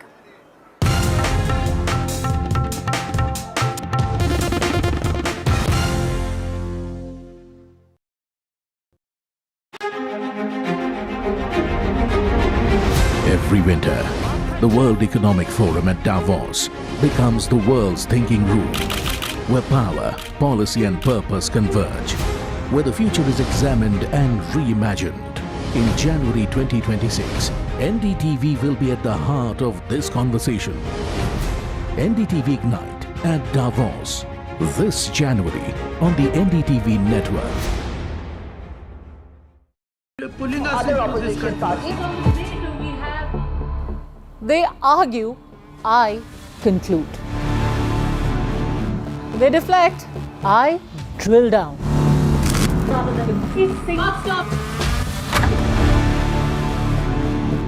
This isn't a free-for-all. It's a reckoning. No filler, no fog. Only the facts and where they lead. Every night at 9, the case closes because the buck stops here.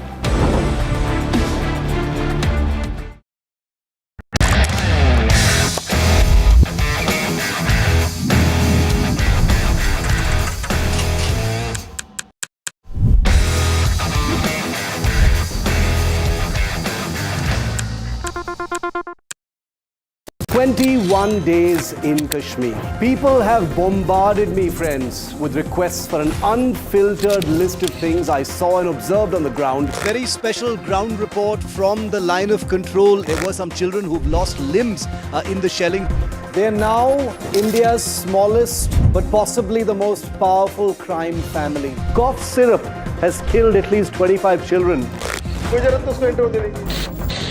Gaikwad sahab, aise mat kijiye. Suddenly people are wondering about the weaponization of India-Pakistan cricket. We live and breathe elections. You will not believe your eyes or ears when I show you what I'm about to do. And for a country that has fought so many wars in the mountains and at high altitude. We're standing on the Indian Navy's newest warship. The line of control, Shiv Arun, NDTV.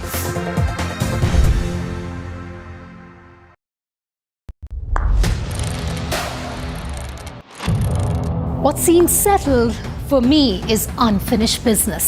So I rewind, I pause, I reflect, I dig until what's buried stands up to be counted. Breaking ground, not just headlines, the meaning behind them. This is Breaking Ground with me, Vedika Sood. He has tracked the pulse of power from Washington to Korea. Witnessed history being made in global capitals and conflict zones. Brought clarity to complex issues of national security and international affairs. Aditya Raj Kaul, covering international affairs like no one else, only on NDTV network.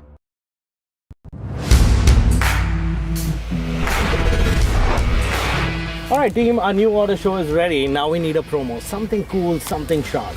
Well, I'm sure we'll be having outstanding reviews, solid suggestions, expert advice, the latest trends. It's a lot simpler. We'll help people make the right auto decisions. It's got the cool stuff, geeky stuff, serious stuff, all of it, so that you can discover, decide and drive. I'm Siddharth Sharma and I am your Automate.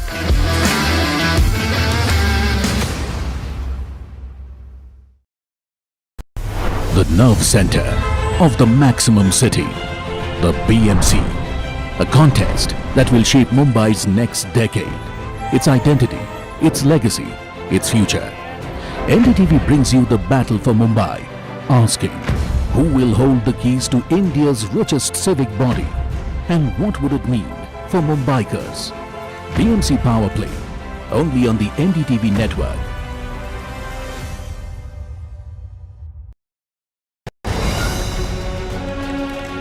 From the heart of the newsroom to the core of the stories shaping your world. Join me, Gargi Raut, as I track all the developments as they break. Live from the NDTV newsroom, weekdays at 4 p.m.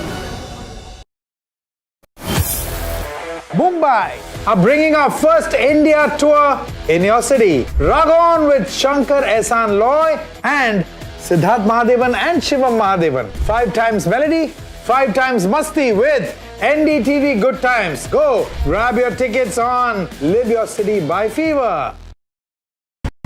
I don't sugarcoat. I shoot straight and tell you stories the way they need to be told.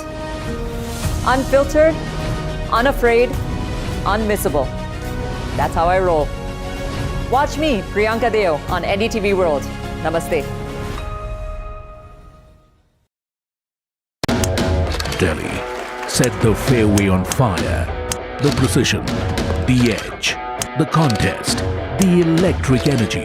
Now, the NDTV PGTI Golf Pro-Am travels to Hyderabad, a day crafted for an unmatched experience. NDTV PGTI Golf Pro-Am, the course of champions, the conversation of leaders. 10th January 2026, Boulders Hills Golf and Country Club.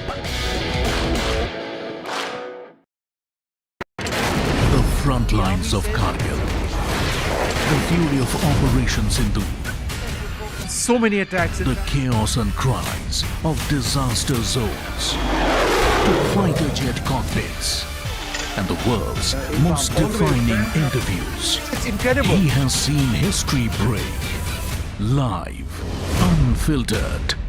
20,000 hours of live broadcasting. Welcome to Left, Right and Center. Hard facts. War-struck country. Hard questions. In the Ukraine. 30 years of trust. In the Kargil area. North Ukraine. In France, in Italy. At Srinagar. Vishnu Shom for NDTV. Vishnu Shom. Only on NDTV.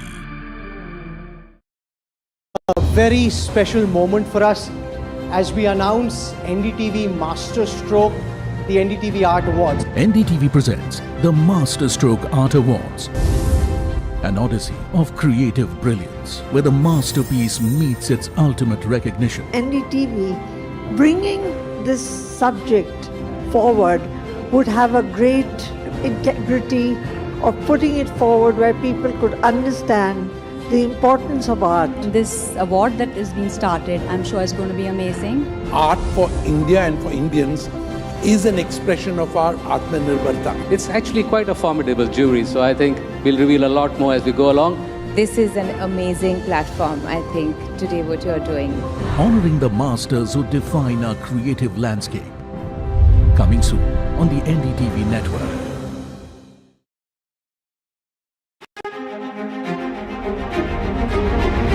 Every winter, The World Economic Forum at Davos becomes the world's thinking room, where power, policy and purpose converge, where the future is examined and reimagined.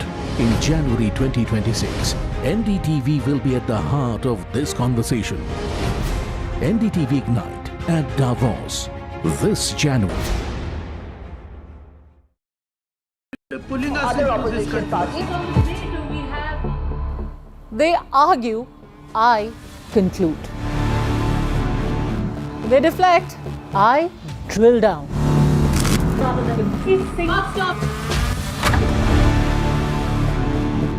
This isn't a free-for-all. It's a reckoning. No filler, no fog. Only the facts and where they lead. Every night at 9, the case closes because the buck stops here.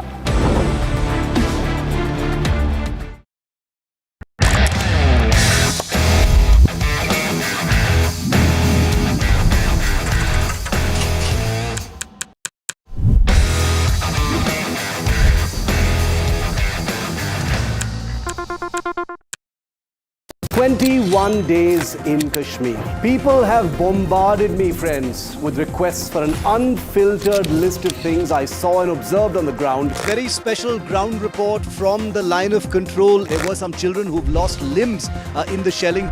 They are now India's smallest but possibly the most powerful crime family. Cough syrup has killed at least 25 children. Gaikwad sahab, aise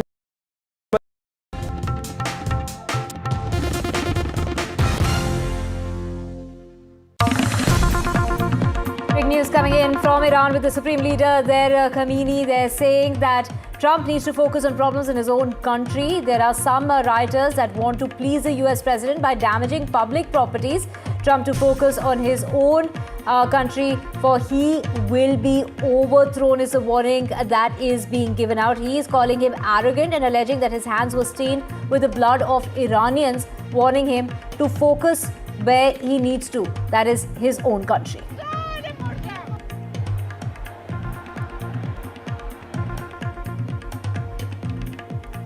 But now we're slipping into a very short break. Back with a whole lot more on the other side with my colleague Gauri Divedi.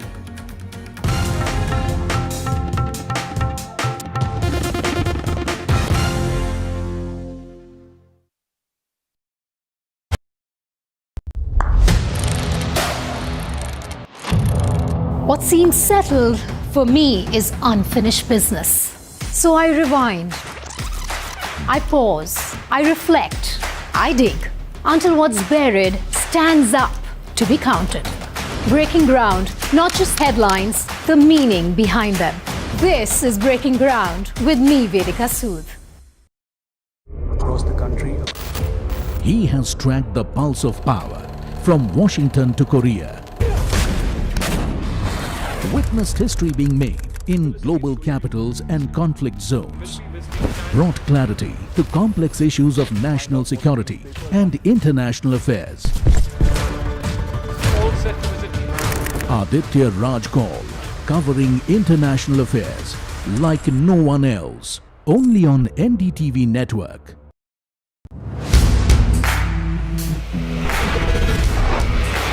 Alright team, our new order show is ready. Now we need a promo. Something cool, something sharp. Well, I'm sure we'll be having outstanding reviews, solid suggestions, expert advice, the latest trends. It's a lot simpler. We'll help people make the right auto decisions. It's got the cool stuff, geeky stuff, serious stuff, all of it, so that you can discover, decide and drive. I'm Siddharth Sharma and I am your Automate.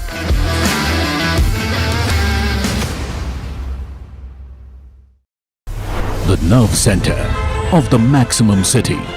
The BMC, a contest that will shape Mumbai's next decade, its identity, its legacy, its future. NDTV brings you the battle for Mumbai, asking who will hold the keys to India's richest civic body and what would it mean for Mumbaikars. BMC Power Play, only on the NDTV network.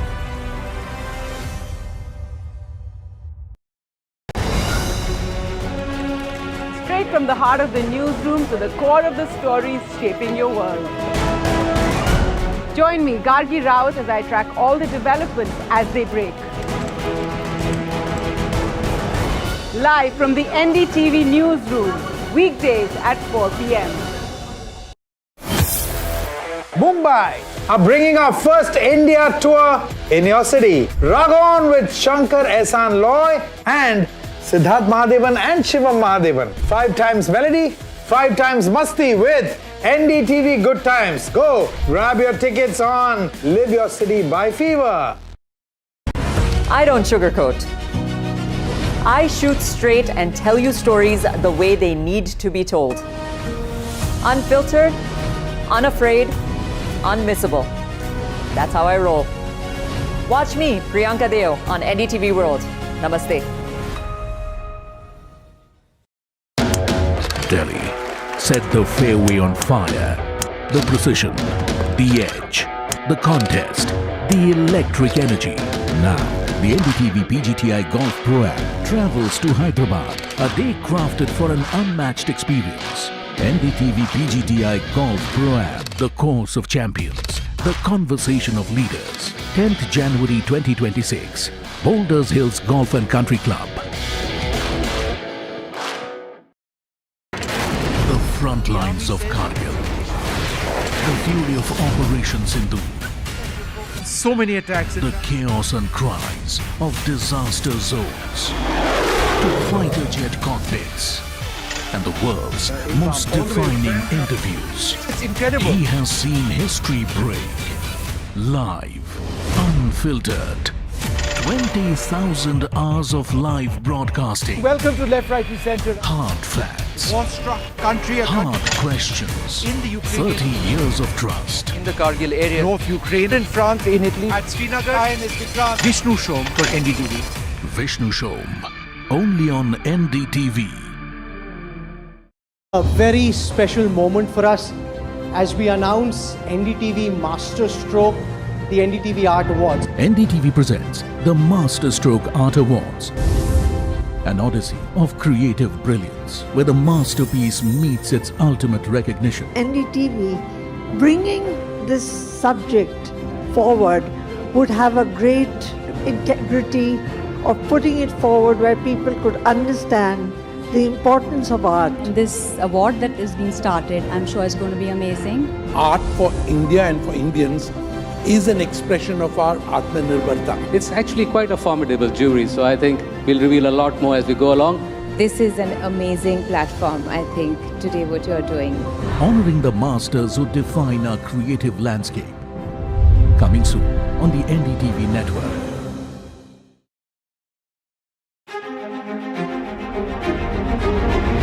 Every winter, the World Economic Forum.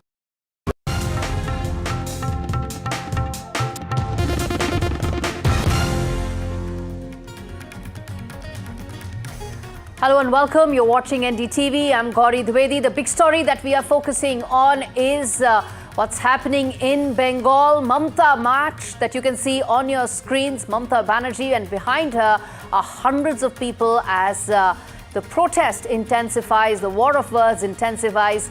Battleground Bengal is our big focus. But first up, the headlines for you. Mamta Banerjee launches her street protest in Kolkata against Enforcement Directorate even as legal battle simmers in Kolkata amidst chaos. Kolkata High Court adjourns hearing on petitions filed by Trinamool-ED and IPAC over Enforcement Directorate's raids on Trinamool's political strategist.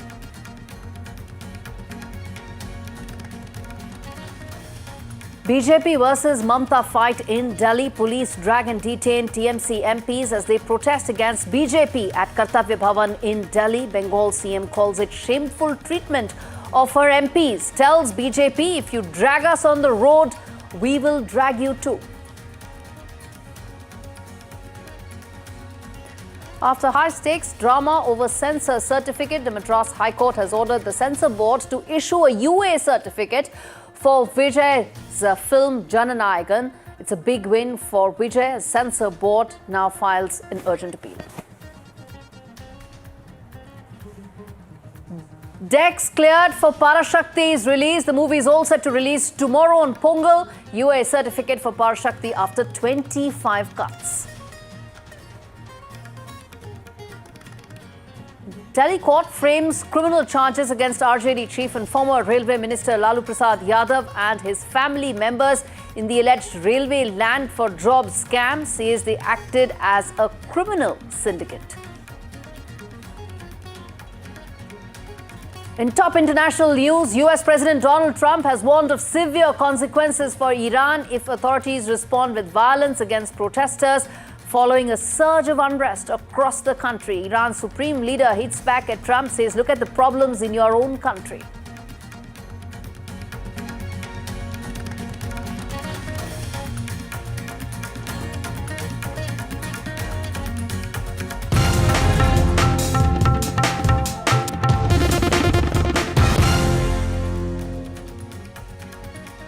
Story on our screens right now. Also visuals coming in.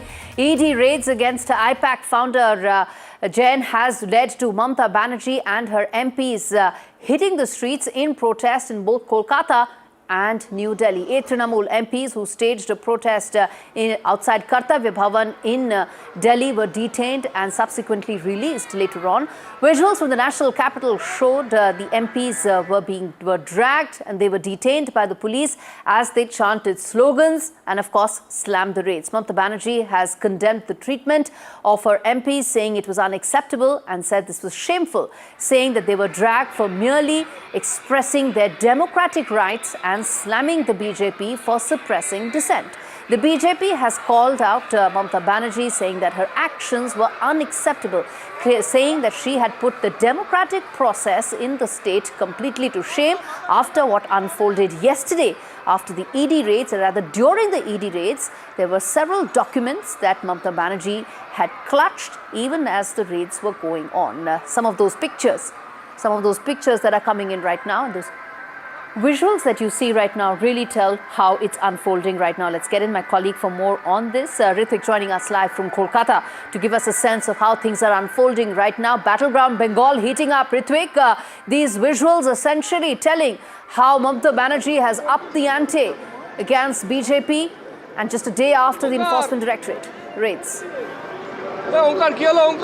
That's right. The battleground has been drawn for the upcoming very crucial and significant assembly election. And I would like to say that an unprecedented support the people of Kolkata, they have extended to the vibrant political leader Mamata Banerjee. She is currently leading a massive protest march against Enforcement Directorate. As you rightly pointed out, a very dramatic sequences had unfolded yesterday during the raids of being conducted by Enforcement Directorate against the IPAC chief Pratik Jain's offices and residents. And what we can see at this point of juncture, that when Mamata Banerjee is leading this massive rally in which TMC MPs and representatives from the Bengali film fraternity, an actor like Dev or Shoham, they are also walking along with Mamata Banerjee. And for past few hours we can see it's a sea of supporters, or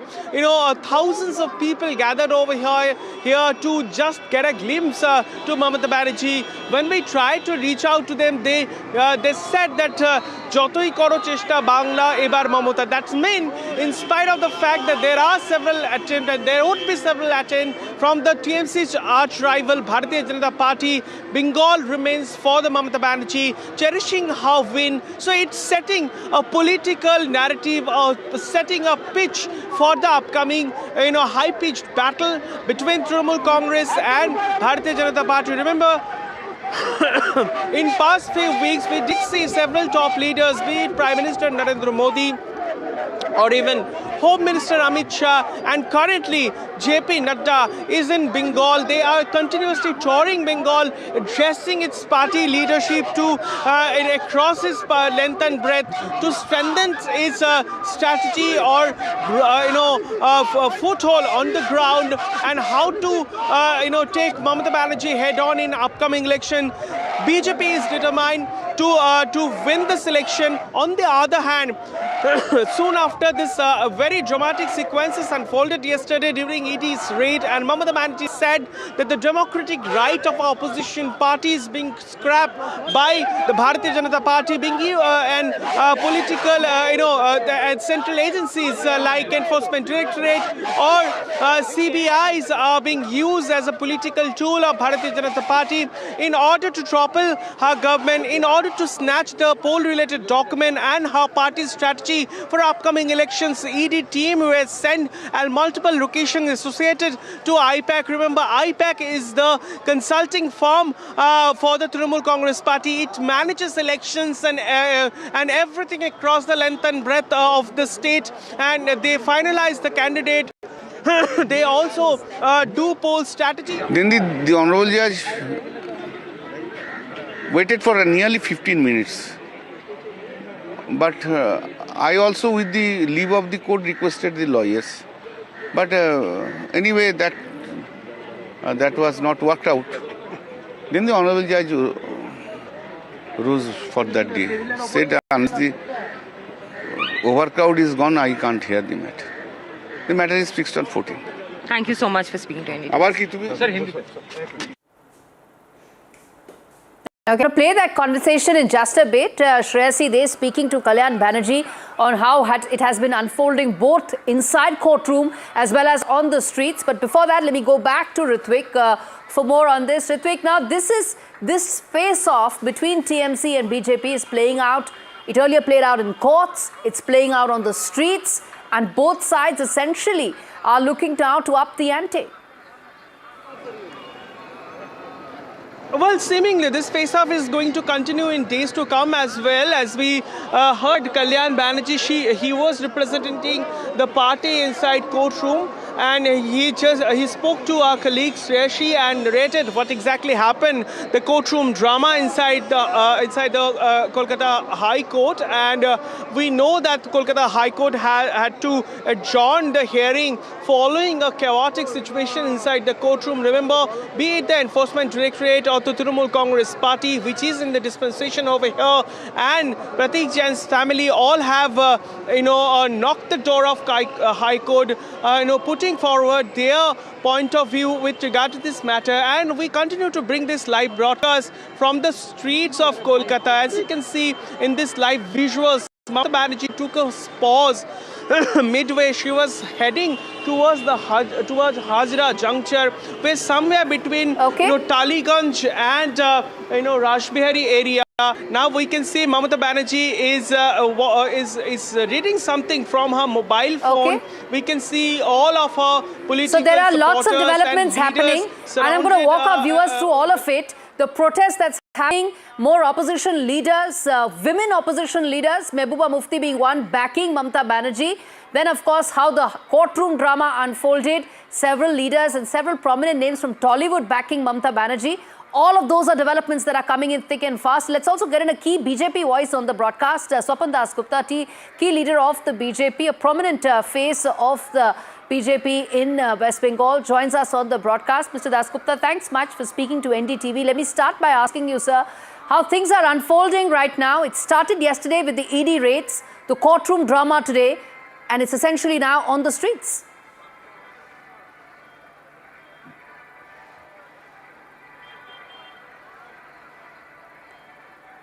Mr. Dasgupta, is my voice reaching you, sir?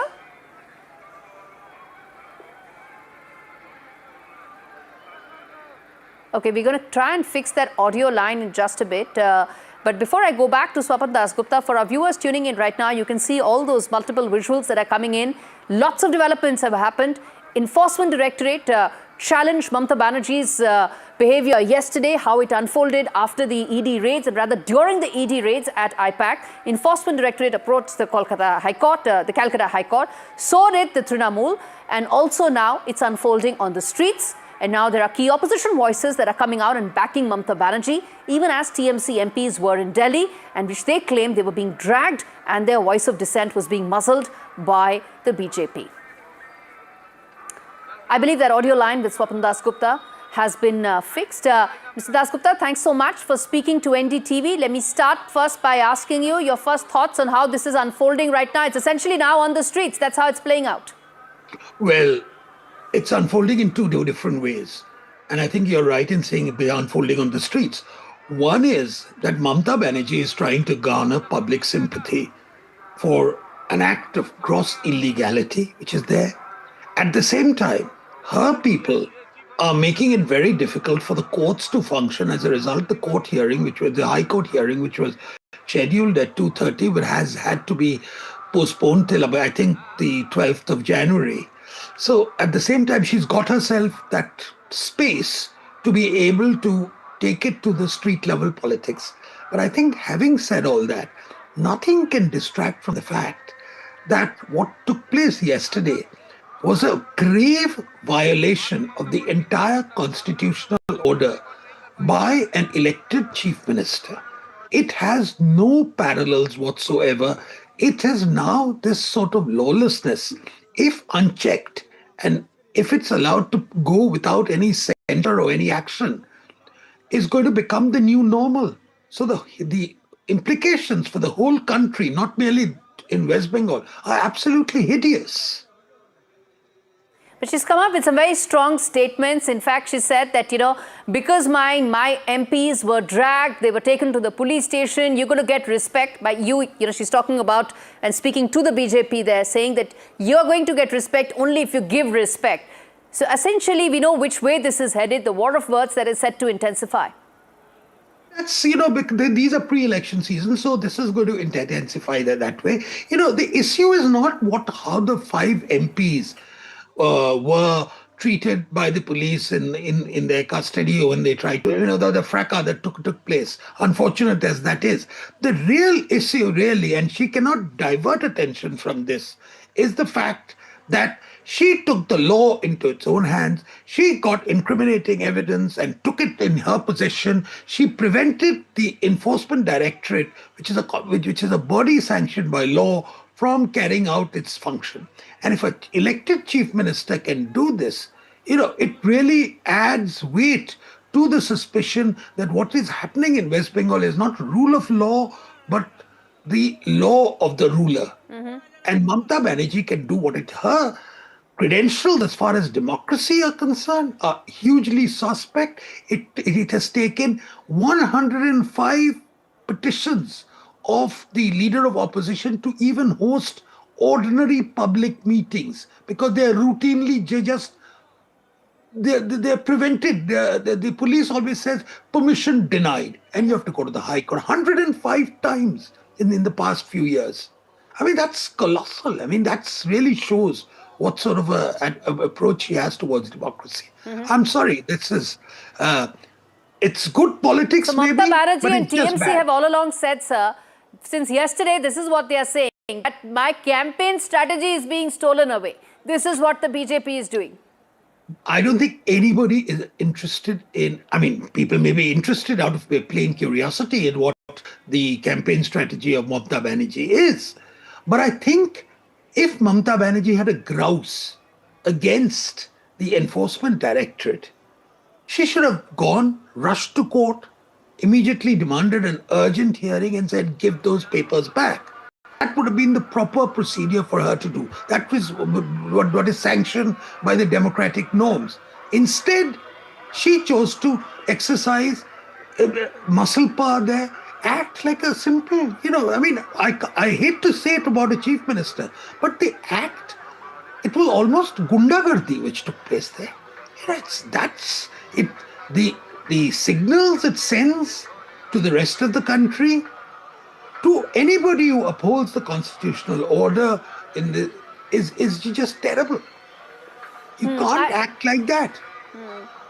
So you're making a very relevant point, sir, that if an elected chief minister acts in the way that she did with regard to a central investigating agency, it sets a very bad precedent and allows several others to also follow. But this also comes at a time when Mamata Banerjee has been able to rally up a lot of support. There are a lot of opposition voices that are coming out and backing Mamata Banerjee right now. You see, do you want lawlessness? Do you want arbitrary political authority to become the new normal? That's the question I want to ask. If every single norms, every single rule, guidelines laid down by the state is to be violated with such recklessness, who's going to stop a terrorist from taking the law into their own hand and say, look, I don't agree with the laws of this country, so to hell with you. I'm doing what I want. You know, the implication, an elected chief minister who's constitutionally empowered to uphold the law, that's the oath of office. And she has violated it. So it's not a simple thing. And I keep on telling you, she may muster enough support. She can, as I can see from your visuals, she's got all her starlets to come and walk with her. Those are wonderful optics. But that's not the real issue today. But as a street fighter, as a street politician, she's now, of course, taken this entire electoral war of words to the streets, and that is where many suspect it's now going to play out. Not in the courts, where the next date is, of course, now on the 14th of January. The legality of it is one aspect to it, but the street politics is where now it's likely to play out. How do you see this now going forward? It'll be played out not merely on the streets, it'll be played out in the ballot box when it is. And if the people of the state are given the opportunity of having a free, fair election, minus any intimidation, that's the point I would like to say. Yes. Then I think you would see that the people of Bengal haven't entirely lost their sense of decorum, their sense of belonging, their sense of which really marked their active participation in politics, in the national life of this country, and from which it has been detached by Mamata Banerjee. Okay, which brings me to ask you this question, sir, which is that as you know, as a very important key figure in BJP's Bengal unit, so to say, how is the BJP reading this? Most certainly in the backdrop of the kind of commentary that has come in from Trinamool. Mahua Mitra actually said it was not an ED raid, it was an ED robbery. That's the kind of commentary that's coming in from Trinamool, and that's the optics and the politics of it playing out on the streets right now. How is BJP reading it? Yeah, Mahua is always prone to a slight amount of polemical exaggeration, which she's likely to. That's her style of politics. The official BJP reaction will obviously come in from the spokesman or from the office bearers of the state party and from the national level. But what I can say is that the BJP would like to say is that what happened yesterday is symptomatic of the manner in which Mamata Banerjee has created a new jungle Raj. We used to associate that with Lalu Prasad Yadav at the one time.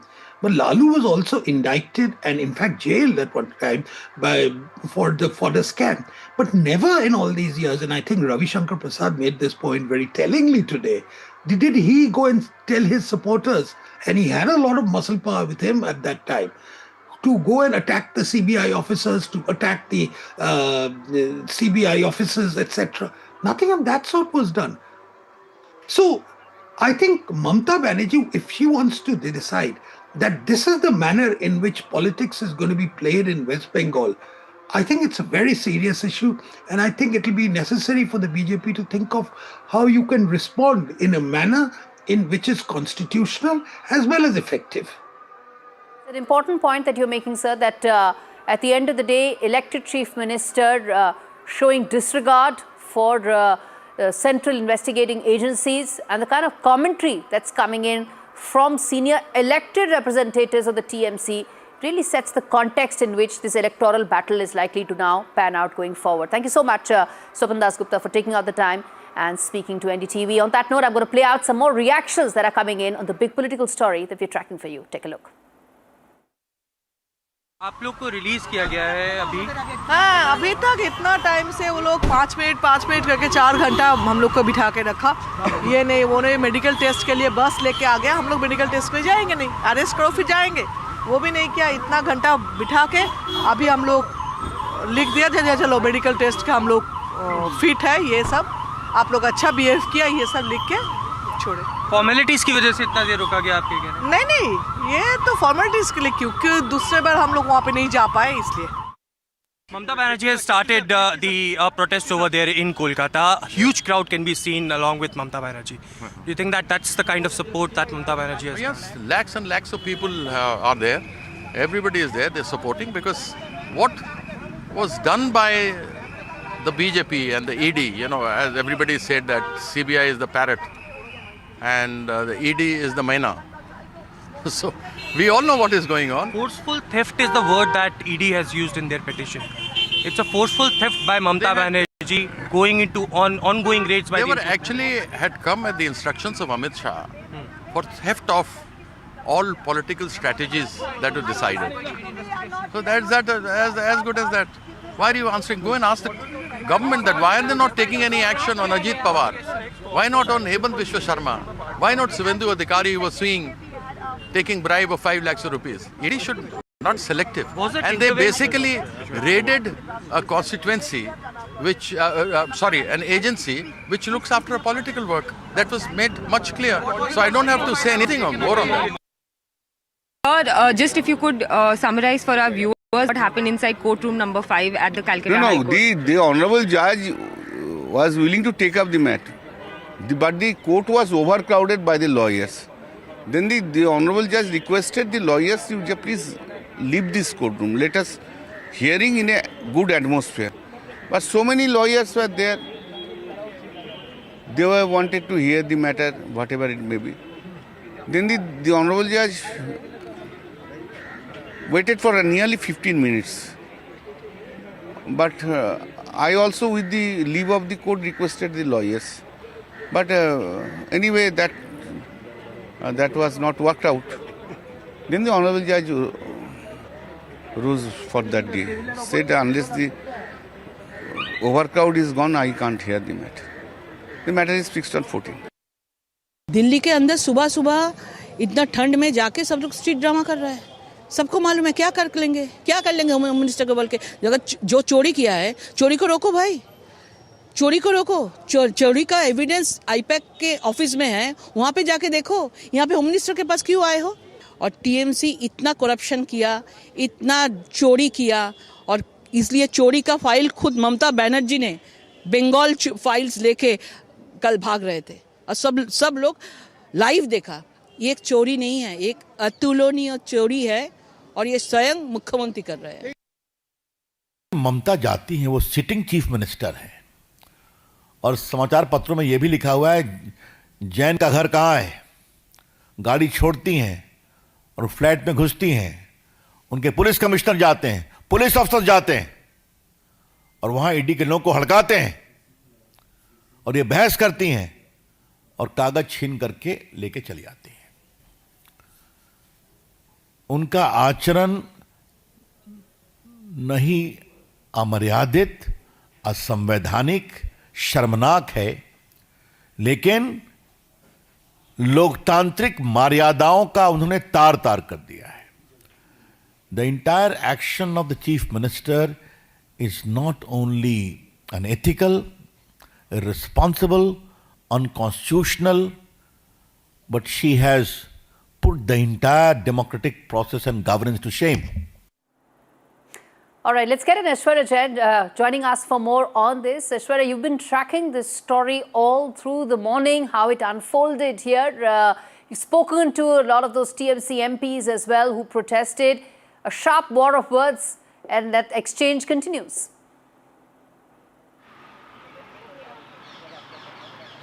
Well, certainly, and Trinamool Congress MPs now stating that it is Amit Shah plus the Enforcement Directorate.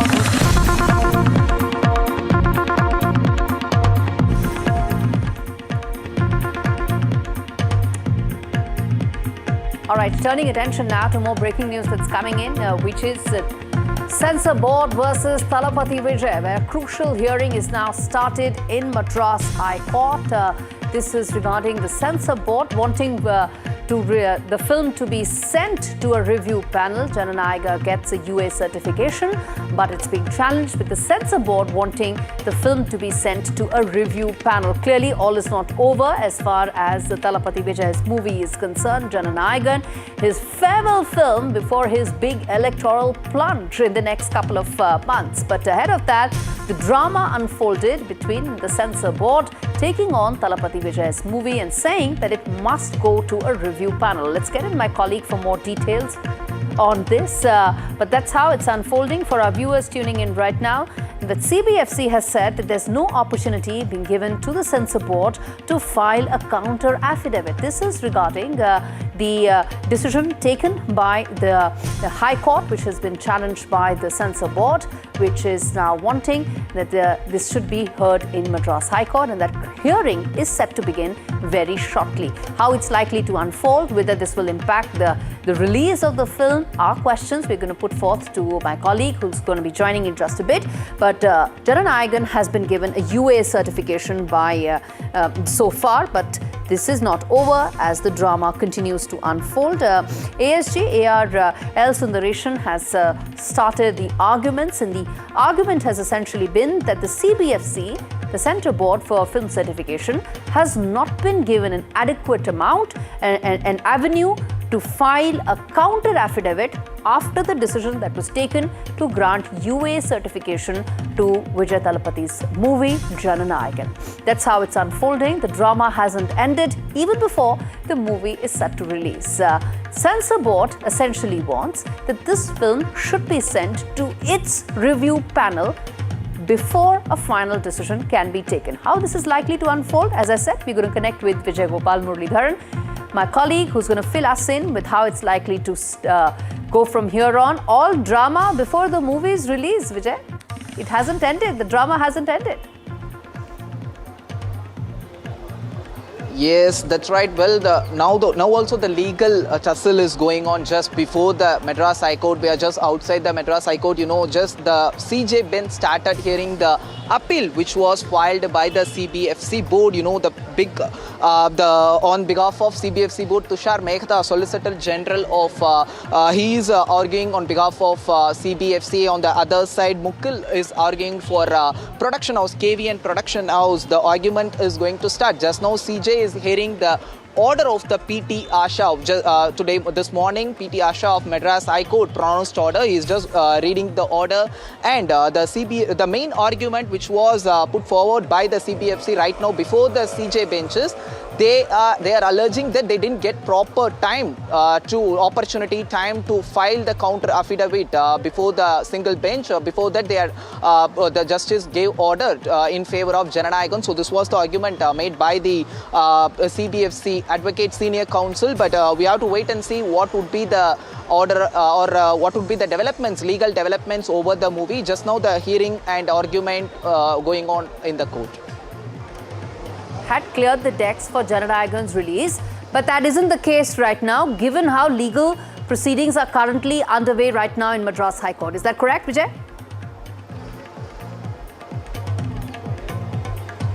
Yes, that's right. You know, right now the CBFC has filed the appeal against the single bench order. So we have to wait and see whether it is possibly Jana Nayagan will get released by this week or not, because production house is very keen to release before the Pongal holidays. We have to wait and see what would be the observation or order from the Chief Justice bench of Madras High Court. All right, I'm going to leave it there. Vijay Gopal Muralidharan, my colleague, joining us with those details. And viewers, there was a relief that came in for Thalapathy Vijay as the Madras High Court had earlier cleared the decks for Jana Nayagan, even though that legal case still continues, as we're telling you right now in the broadcast. What had happened earlier was that the court had pulled up the Censor Board, directing it to grant the UA certification once minor modifications are made. The High Court had made it clear that the complaint against the film appears to be an afterthought, warning that entertaining such pleas sets a dangerous precedent. This is what the Madras High Court had earlier said. Crucially, the film will not be sent to the CBFC review panel, and this was the clause that has been challenged right now, for which the hearing is currently underway. Those breaking inputs that we are getting on the broadcast. With certification imminent, all eyes now on Vijay's farewell film and whether Jana Nayagan really hits the screens this Pongal weekend, which is extremely important for the movie as well as for the producers and for the actor as well. I'm going to now play out some reactions that have come in, including some crucial voices on how this is likely to play going forward. Take a look. In fact, before we get you some more sound bites, I want to now walk you through what really is the other development regarding the other movie that's coming in, which is Parasaki. All uncertainty around Parasaki now has come to an end, and that movie has officially been cleared by the Censor Board. The CBFC has granted the film a UA certification, paving the way for its theatrical release. Remember, it's a crucial Pongal release, Pongal weekend that all filmmakers want to cash in on. The film, which was earlier caught in certification delays over suggested cuts, has now secured clearance without further hurdles. With the censor process now complete, Parasaki is all set to head theatres tomorrow, which is the 10th of January. All right, on that note, a quick break. We return with more stories on the other side. Stay with us.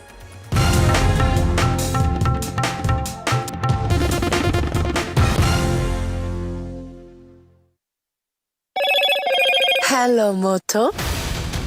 Motorola, India's leading AI smartphone brand. Motorola Edge 70, India's only ultra-thin phone with 3x50 MP cameras. Grab Motorola Edge 70 today.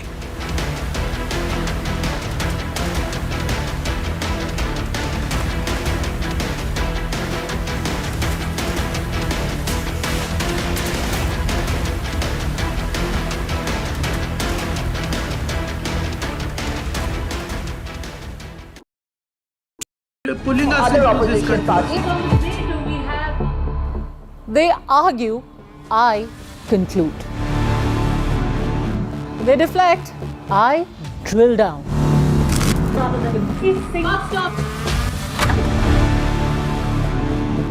This isn't a free-for-all. It's a reckoning. No filler, no fog. Only the facts and where they lead. Every night at 9, the case closes because the buck stops here.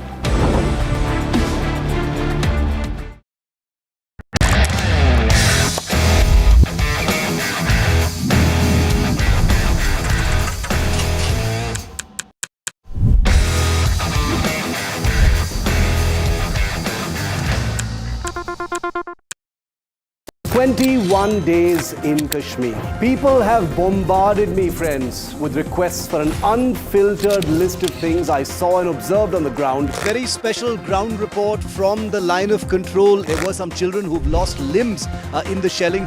They're now India's smallest but possibly the most powerful crime family. Cough syrup has killed at least 25 children. Gaikwad sahab, aise mat kijiye. Suddenly people are wondering about the weaponization of India-Pakistan cricket. We live and breathe elections. You will not believe your eyes or ears when I show you what I'm about to do. And for a country that has fought so many wars in the mountains and at high altitude. We're standing on the Indian Navy's newest warship. The line of control, Shiv Arun, NDTV.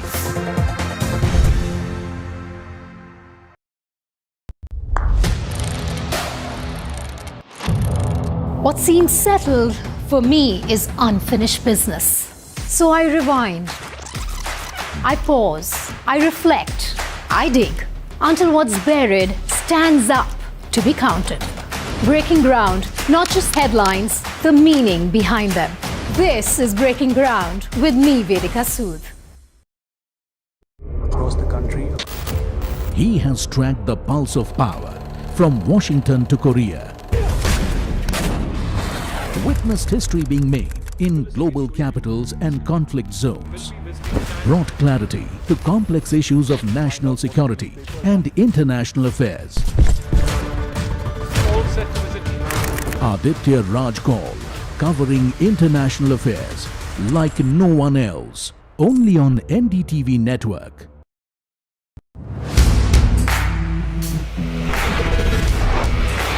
Alright team, our new order show is ready. Now we need a promo. Something cool, something sharp. Well, I'm sure we'll be having outstanding reviews, solid suggestions, Expert advice, the latest trends. It's a lot simpler. We'll help people make the right auto decisions. It's got the cool stuff, geeky stuff, serious stuff, all of it, so that you can discover, decide and drive. I'm Siddharth Sharma and I am your Automate.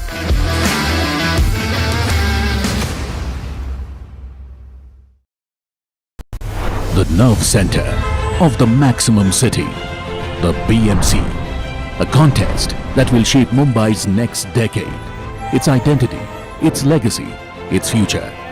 NDTV brings you the battle for Mumbai, asking who will hold the keys to India's richest civic body and what would it mean for Mumbaikars. BMC Power Play, only on the NDTV network.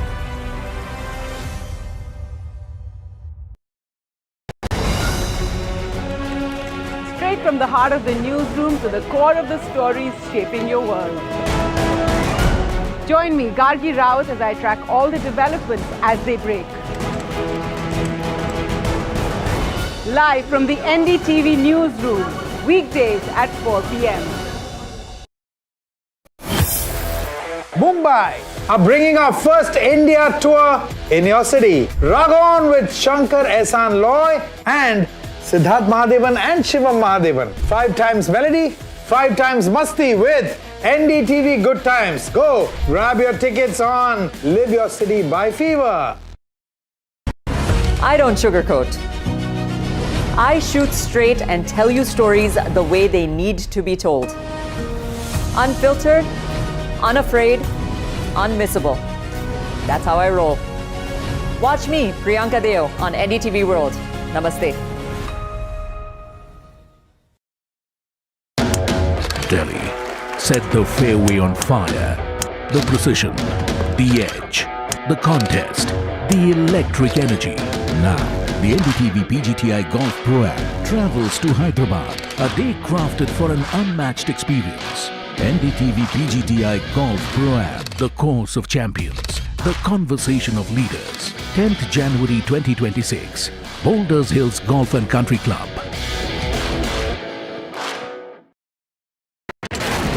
Front lines of Kargil, the fury of Operation Sindhu, so many attacks, the chaos and cries of disaster zones, to fighter jet cockpits, and the world's most defining interviews. It's incredible. He has seen history break, live, unfiltered. 20,000 hours of live broadcasting. Welcome to Left, Right and Center. Hard facts. War-struck country. Hard questions. In the Ukraine. 30 years of trust. In the Kargil area. North Ukraine. In France, in Italy. At Srinagar. Vishnu Shom for NDTV. Vishnu Shom. Only on NDTV. A very special moment for us as we announce NDTV Master Stroke, the NDTV Art Awards. NDTV presents the Masterstroke Art Awards, an odyssey of creative brilliance where the masterpiece meets its ultimate recognition. NDTV bringing this subject forward would have a great integrity of putting it forward where people could understand the importance of art. This award that is being started, I'm sure is going to be amazing. Art for India and for Indians is an expression of our Atmanirbharta. It's actually quite a formidable jury, so I think we'll reveal a lot more as we go along. This is an amazing platform, I think, today what you're doing. Honoring the masters who define our creative landscape. Coming soon on the NDTV network.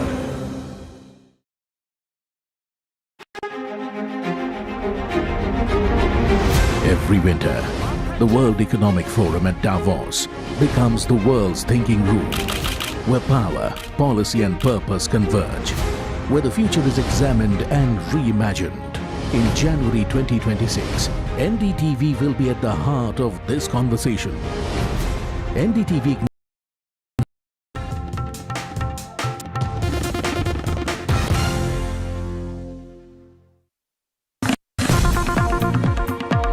coming in, breaking news coming in right now on the broadcast. Shifting focus now to Surat, where a huge crowd gathered to see Bollywood superstar Amitabh Bachchan.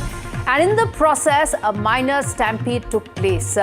This happened in Surat, where superstar Amitabh Bachchan was a guest at a building and it was Casa Riviera building where it actually took place. And the incident is caught on camera. That video essentially shows the moment when the glass of that building had cracked, simply because there were just so many people who had gathered to see Amitabh Bachchan. And during the visit, a huge crowd gathered to see the superstar, causing a minor stampede at the building's entrance, and the glass of the entrance gate had broken.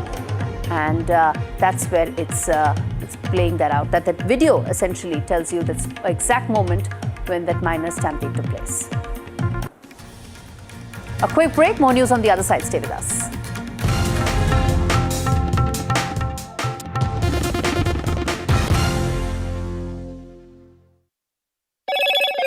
Hello, Moto. Motorola, India's leading AI smartphone brand. Motorola Edge 70, India's only ultra-thin phone with 3 into 50 MP cameras. Grab Motorola Edge 70 today.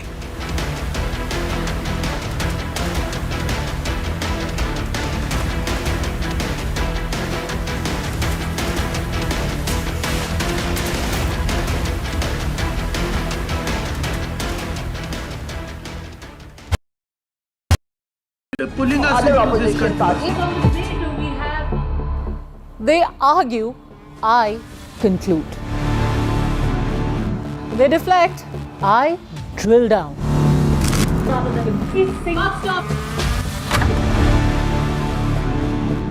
This isn't a free-for-all. It's a reckoning. No filler, no fog. Only the facts and where they lead. Every night at 9, the case closes because the buck stops here.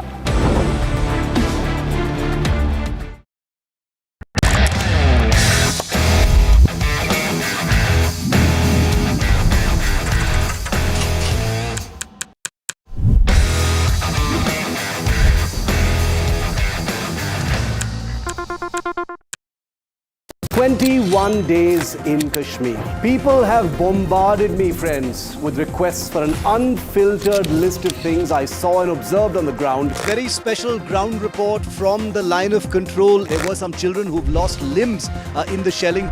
They're now India's smallest but possibly the most powerful crime family. Cough syrup has killed at least 25 children. Gaikwad sahab, aise mat kijiye. Suddenly people are wondering about the weaponization of India-Pakistan cricket. We live and breathe elections. You will not believe your eyes or ears when I show you what I'm about to do. And for a country that has fought so many wars in the mountains and at high altitude, we're standing on the Indian Navy's newest warship. The line of control, Shiv Arun, NDTV.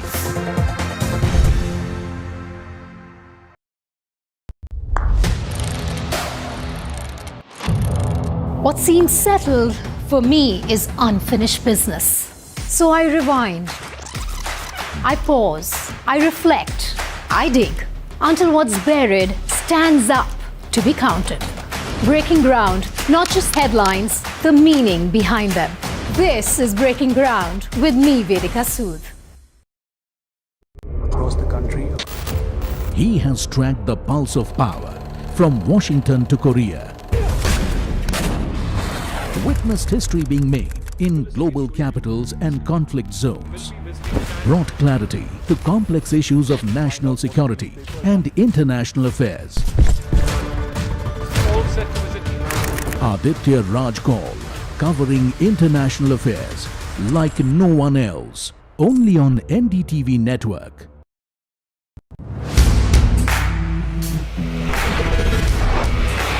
Alright team, our new order show is ready. Now we need a promo. Something cool, something sharp.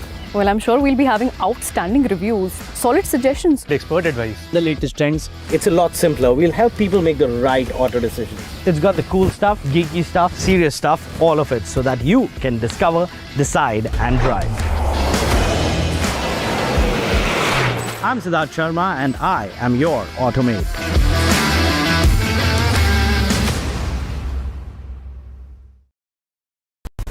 The nerve center of the maximum city, the BMC, a contest that will shape Mumbai's next decade, its identity, its legacy, its future. NDTV brings you the battle for Mumbai, asking who will hold the keys to India's richest civic body and what would it mean for Mumbaikars. BMC Power Play, only on the NDTV network.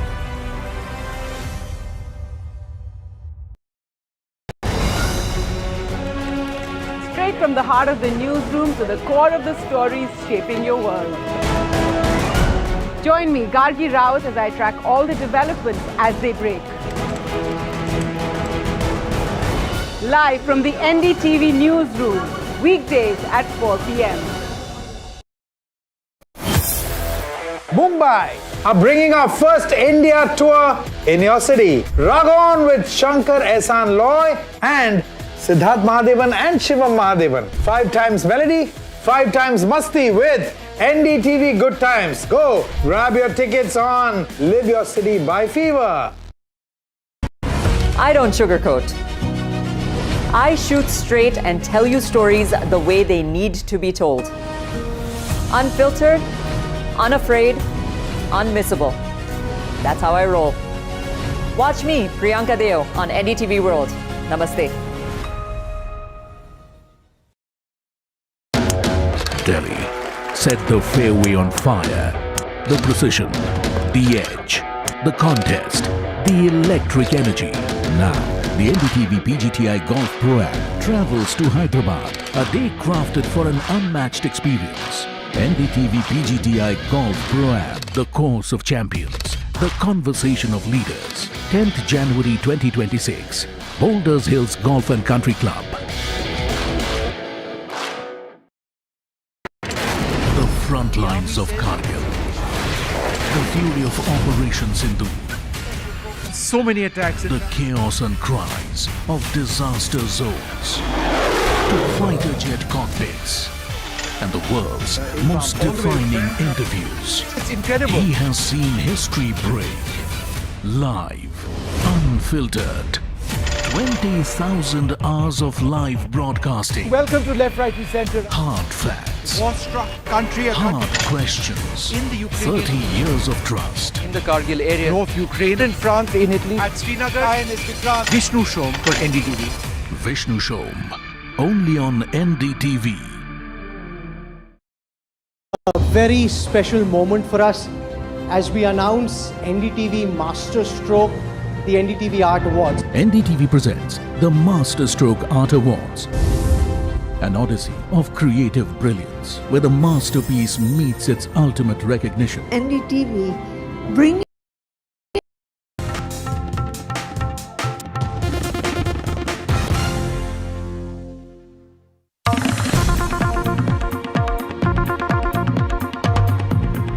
More news coming in on the broadcast. Going back to the big story that we've been tracking, which is around Thalapathy Vijay's big movie ahead of his electoral plunge, that is Jana Nayagan.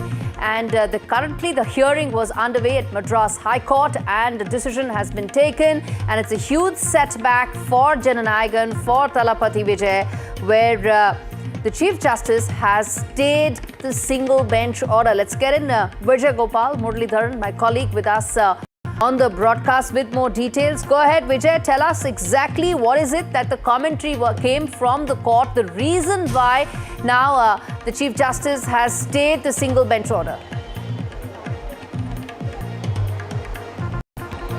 You know, as like you mentioned, it's a big setback for actor Vijay. There was an argument, there was an appeal which was filed by the CBFC before against the single bench order before the Chief Justice bench of Madras High Court, where they mentioned that single bench justice didn't give enough time or opportunity to give to file a counter affidavit. So without giving enough time, they had pronounced or justice had pronounced the order. So this was the main argument put forward by the CBFC, and also CBFC counsel argued, saying that the main prayer was not to quash the chairman, CBFC chairman, communication to production house, which referred the movie to the revision committee. But however, single bench in the order mentioned, saying that the court is quashing the chairman, referring to the revision committee. So this was the argument put forward by the CBFC, and again in return, production house argued, saying that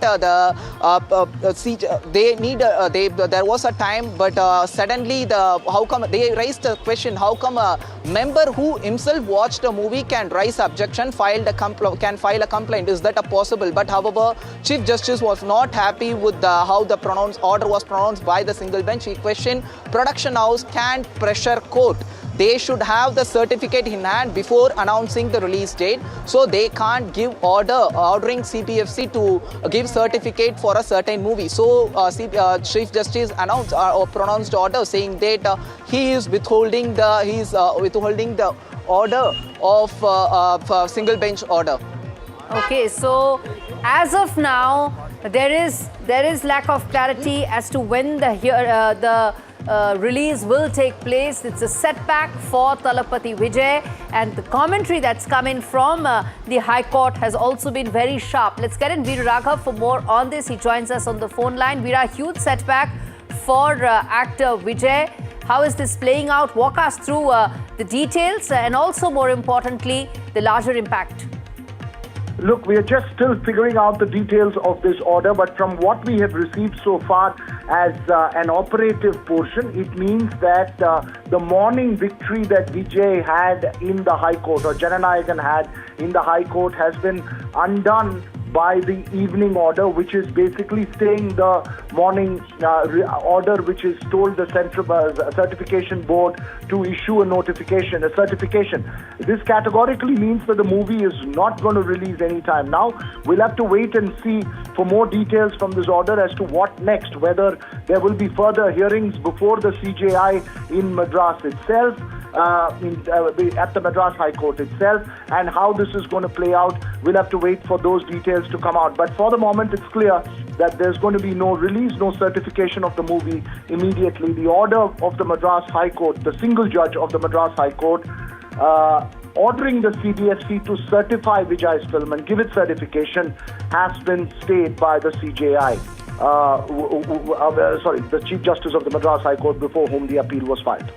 Dramatic turn of events unfolding for Jana Nayagan in the last couple of hours. In the morning, there was a major victory for Jana Nayagan. It was set for a release, a Pongal release. UA certification was given, and now there's a huge setback that has come in with the Chief Justice of Madras High Court temporarily staying the single judge bench order that had paved the way for the release of the movie tomorrow. Now, what happens next is still extremely uncertain. But Veera, in the middle of this uncertainty, this also comes right in the middle of battleground Tamil Nadu, doesn't it? So how this is going to play out is going to be significant. Gauri, look, let me just give you first the details. The matter has now been adjourned till the 21st of January before the Chief Justice of the Madras High Court. So which means no Jana Nayagan till 21st of January, which means the Pongal weekend's gone. When it's going to be released is now a big question mark.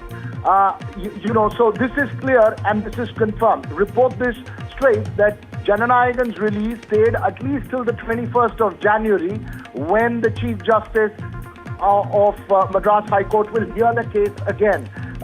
So the order of the Madras High Court this morning, the single judge order of the Madras High Court, a stinging order on the Central Board of Film Certification, ordering the CBFC to give a certification to Jana Nayagan, has been stayed by the Chief Justice of the Madras High Court, and the matter will now be heard again on the 21st of January. That's the big news. No Jana Nayagan now. No Jana Nayagan next weekend. No Jana Nayagan released till the 21st of January. The political connotations that you're talking about. Let me just add one quick point though, that the producer can move the Supreme Court against the Chief Justice of the Madras High Court's order and try and have the stay vacated. We'll have to see how the producers will move forward on this matter. Remember, the CBFC is not taking this in a light manner. They've flown down the top, the Advocate General down to argue this case. So it shows the kind of seriousness that they are attaching to this matter. Obviously, the political connotation will be that the central government and the BJP is targeting the TVK. That's the kind of perception that would get built as far as the CBFC is concerned. So this political connotation will get bolstered as we go along. We have to see how this plays out, because tomorrow Parasaki, the film that's linked to the DMK, will be hitting the screens as well, and it will have a clear run at the box office with no competition from any side. So virtually every screen in Tamil Nadu will be screening Parasaki because it's too last minute to feature another film at the theatre. So this is going to be a huge run for Parasaki on the one side, and then a blow to the film Jana Nayagan, but politically it will bolster the narrative that Vijay is being. All right, Veera, stay with us. I'm going to take a very short break, but we're going to come back to this big story, viewers, which is that in the morning, decks were cleared for Jana Nayagan, but a setback has come in now. What happens next? We're going to tell you after this very short break. Stay with us for that.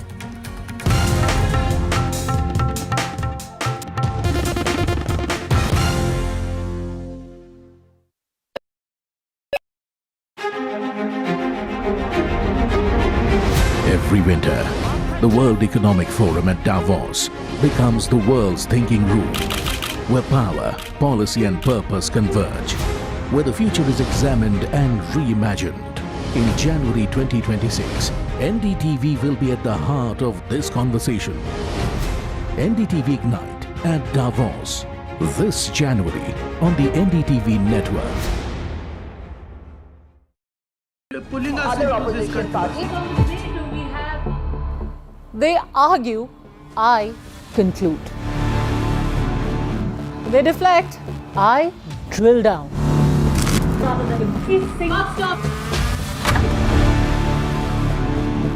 This isn't a free-for-all. It's a reckoning. No filler, no fog. Only the facts and where they lead. Every night at 9, the case closes because the buck stops here.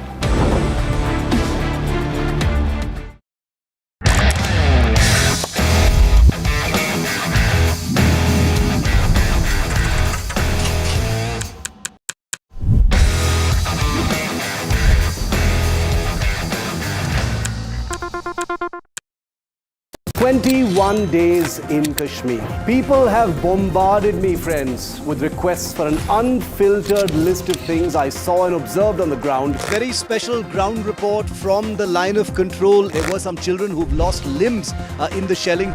They are now India's smallest but possibly the most powerful crime family. Cough syrup has killed at least 25 children. Gaikwad sahab, aise mat kijiye. Suddenly people are wondering about the weaponization of India-Pakistan cricket. We live and breathe elections. You will not believe your eyes or ears when I show you what I'm about to do. For a country that has fought so many wars in the mountains and at high altitude. We're standing on the Indian Navy's newest warship. The line of control, Shiv Arur, NDTV.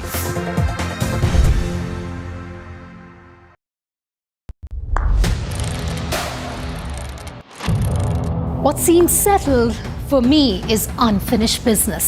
So I rewind, I pause, I reflect, I dig until what's buried stands up to be counted. Breaking ground, not just headlines, the meaning behind them. This is Breaking Ground with me, Vedika Sood. Across the country, he has tracked the pulse of power from Washington to Korea. Witnessed history being made in global capitals and conflict zones. brought clarity to complex issues of national security and international affairs. Aditya Raj Call, covering international affairs like no one else, only on NDTV network.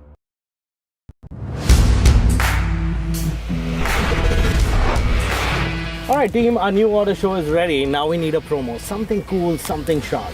Well, I'm sure we'll be having outstanding reviews. So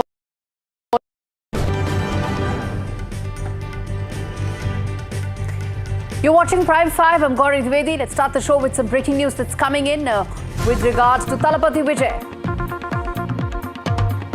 Huge setback for Thalapathy Vijay. His Jana Nayagan, which was slated for a Pongal release in the morning, has now been delayed till the 21st of January is when the next court hearing will take place. The High Court, the Madras High Court under Chief Justice has now stayed and temporarily stayed the order that was given by the single judge bench in the morning that had paved the way for Jana Nayagan's release on Pongal. So now it's a setback for Thalapathy Vijay, and remains to be seen whether the producers of the movie will now move Supreme Court or will they wait it out till the 21st of January. Let's get in Vijay Gopal Muralidharan, the other Vijay on the broadcast for an update on how things have unfolded through the day. The fact that, what started as a major relief has actually now become a huge setback for Jana Nayagan and Thalapathy Vijay. What more can you tell us? The commentary that came in the court and the reasons why the movie is not going to release tomorrow. Okay, before I come to you, Vijay, I'm going to get in an important voice from Tamil Nadu Congress. That is Manikam Tagore. He's a member of parliament from Tamil Nadu. Important voice in the Congress party. Mr. Tagore, how do you read the fact that this is an important political thriller for TVK and actor Vijay, and that's been delayed now till the 21st of January?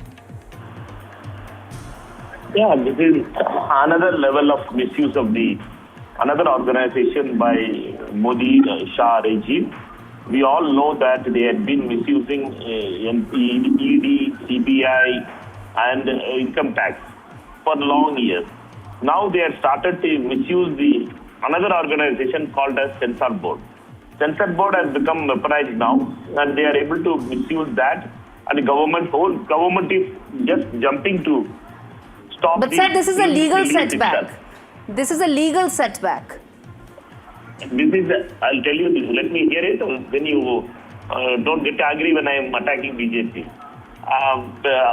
BJP government, particularly Mr. Amit Shah, after his visit to Trichy, after that only these things are happening, and we all know that for any films release or something, India's Solicitor General doesn't appear. India's Solicitor General Tushar Mehtaji has appeared, and he is one of those people who are very close to Mr. Amit Shah.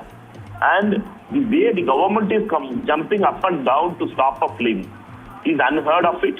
And we feel that the attack on the art of Tamil Nadu is unacceptable. I have not read the order.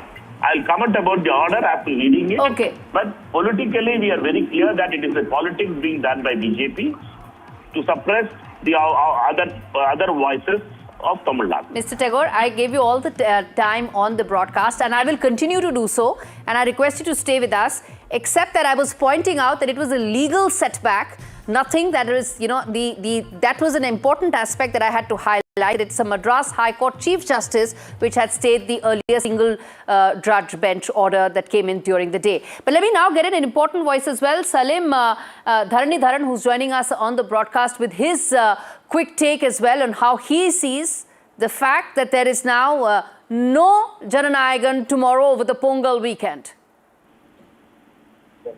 I have to go now. Hello? Yes, Can you Mr. hear me? Dharanidharan. Yes, I can hear you. Yes. See, I think it's very clear that Only BJP Parani sabotage. Shakti on the Pongal weekend, no Jana Nayagan. See, the whole thing is, I think, the BJP sabotage, BJP's template. Either they want to threaten Vijay or they're angry with him because he refused to join the alliance. That's a fact. Of course, Vijay may have a problem with us, the TVK may have a problem with us, but as a movie, this is a self-sabotage. The CBI income tax ED, how it's been used to damage opposition party, this is exactly what they are doing. This is what is exactly happening. And Censor Board has now joined the list of institutions that has been BJPized. So it's now become one of the wings of the BJP. Otherwise, there's no reason for them to appeal, and there's no reason for the Advocate General to come and appeal, which itself clearly makes it that it's BJP that is opposing the movie. The fact that the Advocate General of the Union Government, Sri Amit, had to apply, had to appear on this matter, that itself makes it profoundly clear. Mr. Dharan, it was a legal setback that has come in for Jana Nayagan and for actor Vijay. It's a legal setback that came in from the Madras High Court, whereas the BJP come in the midst of this. No, both the matters will have to be decoupled. The first matter is that Censor Board not giving the permission. That is the important matter here. The legal matter comes later. Why is the Censor Board not given? 3 weeks has passed. And did they say from the beginning itself, oh, this movie is violating certain sections of the Act? No. They had initially agreed with certain number of cuts. They submitted a certain number of cuts. It was accepted. Last month, only one member out of the 4 members raised an objection, which all looks very shady, right? And look at the timing. How many previous movies of Vijay have they done this? No. This is maybe the first movie in 10 years. So all this makes it very clear to me that it's political sabotage by the BJP. DMK may be against TVK and Vijay, but we are not against him as an actor or him acting in the movie. Thank you. Thank you so much. Political sabotage by the BJP is the word coming in from both the DMK and the Congress. Let's get in Veera Raghav as well as Sam Daniels, my colleagues tracking this story from the word go. Veera, to you first, and Sam, come in there as well, which is that you heard the political reactions coming in there. Both DMK as well as the Congress said that this is nothing but political sabotage. Oh, absolutely. And I think that's the perception that will gain ground as well. Remember, there are BJP leaders as well privately who seem to have been surprised by the fact that the Censor Board, the Certification Board did not give clearance for the film. It's a political undercurrent that will play out. And let's not forget that Vijay has been summoned by the CBI on the 12th of January as well in the Stampede case. So that political dimension, of course, playing out. But let's just get the facts of the case at the moment that we have so far. This morning, there was a stinging order from the Madras High Court which sort of indicted the Censor Board for targeting Vijay's Jana Nayagan and not giving the certification and calling that erroneous. And then in the evening, the Chief Justice has stayed that single judge order and has posted the matter to January 21st, which means no Jana Nayagan release till the 21st of January. Any other details you're picking up from the court, Sam? Because there are multiple political connotations as we've been discussing and tracking. But let's understand what the courts are saying at the moment. One, the court has said the single judge ought to have given enough time for the Film Certification Board to file their counter, and that is in a sense one-sided and denial of fair justice. Secondly, they've also questioned the film producers. How can they pressure the court to grant certification by giving the release date first and then expecting the CBFC and the court to comply with that or to facilitate that? Thirdly, the producers also argue that the Film Certification Board has no need to have ordered for a revision after having cleared the film, suggesting changes to be made and then coming back saying it has to be done by a fresh committee. Right. Now this means technically till the 21st of January, the film cannot be released unless the producers decide to go to the Supreme Court and the top court gives them some kind of relief. That's right. But even if that has to happen, that cannot happen tomorrow, day after. It's a weekend. It'll have to happen only on Monday. And then you will have a further prolonged battle that's going to play out. So Pongal weekend is going to be a single film run as far as the big blockbuster is concerned in Tamil Nadu, which is Parasaki. We can say that with a certainty, at least till this festival season's over. Jana Nayagan's not going to hit the screen. This clash of the two box office films was expected. Now it's going to be only Parasaki. Around 500 screens across the country and some other parts of the world as well. And its advantage, Parasaki, it was expected to be a very big box office clash, and now it's all the way to It's going to be just Parasaki. So that's really the political connotation there, Gauri, that you're going to have one film hit the scenes in a dichotomy of films that we were expecting. But the impression of Vijay being targeted by the CBFC, because it's already very clear in Tamil Nadu, and I think the sense is that Vijay versus DMK is the rivalry that's playing out, and Vijay being targeted by the DMK in Tamil Nadu is not something that's a new narrative here. But the fact that the CBFC, and there was a sense that the BJP was warming up to Vijay after the Stampede case, there was a sense that multiple political players were warming up to him. Now the perception that he is being targeted by the CBFC will be the undercurrent that's going to play out. We'll have to see how this plays out, but as you rightly pointed out, it's a matter before the courts, and the courts will have to finally decide the issue, given that it's no one less than the Chief Justice of the Madras High Court who's ordered a stay in the morning order and has posted the matter for the 21st of January. Veera and Sam, stay with me. I'm going to come to the politics of it, but I want to quickly now get in Vijay Gopal as well to talk about the specifics of the commentary that came in from the court. You know, what exactly the commentary came out. If you could take us through take our viewers through the exact commentary that came in from the Madras High Court.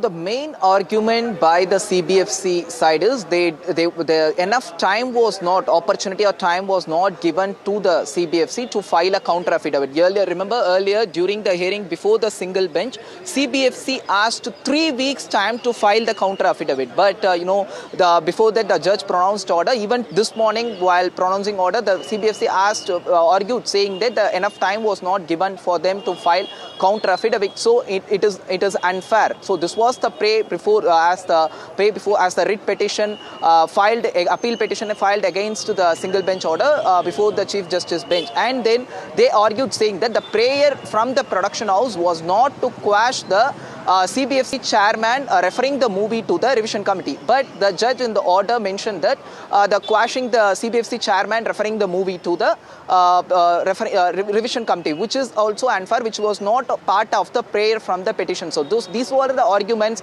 put forward by the CBFC side. But however, the other side of the KVN production side argued saying that how come they raised a question, how come a member of the examine committee can raise a complaint from 5 of the member.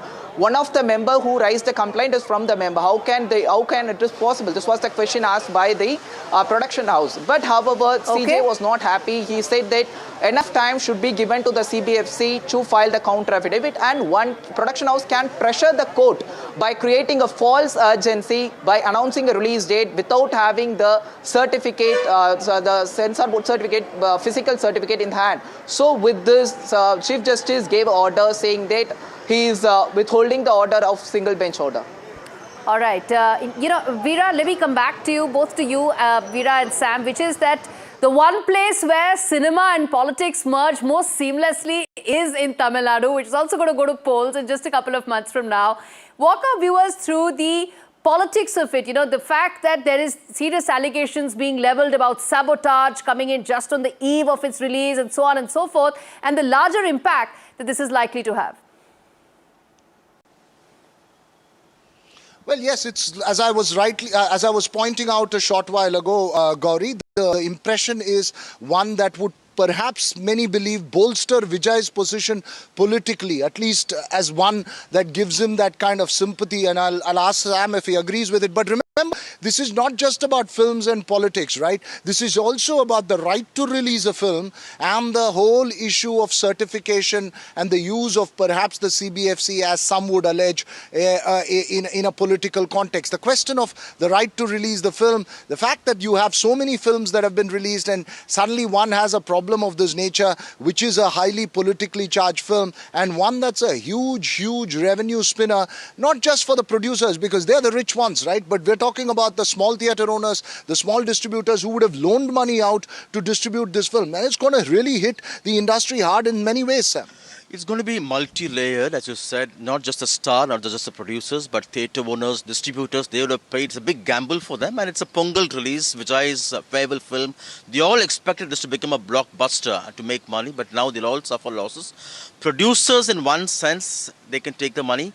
They will also hope that this publicity would also, whenever the film is released, help the film have a good run.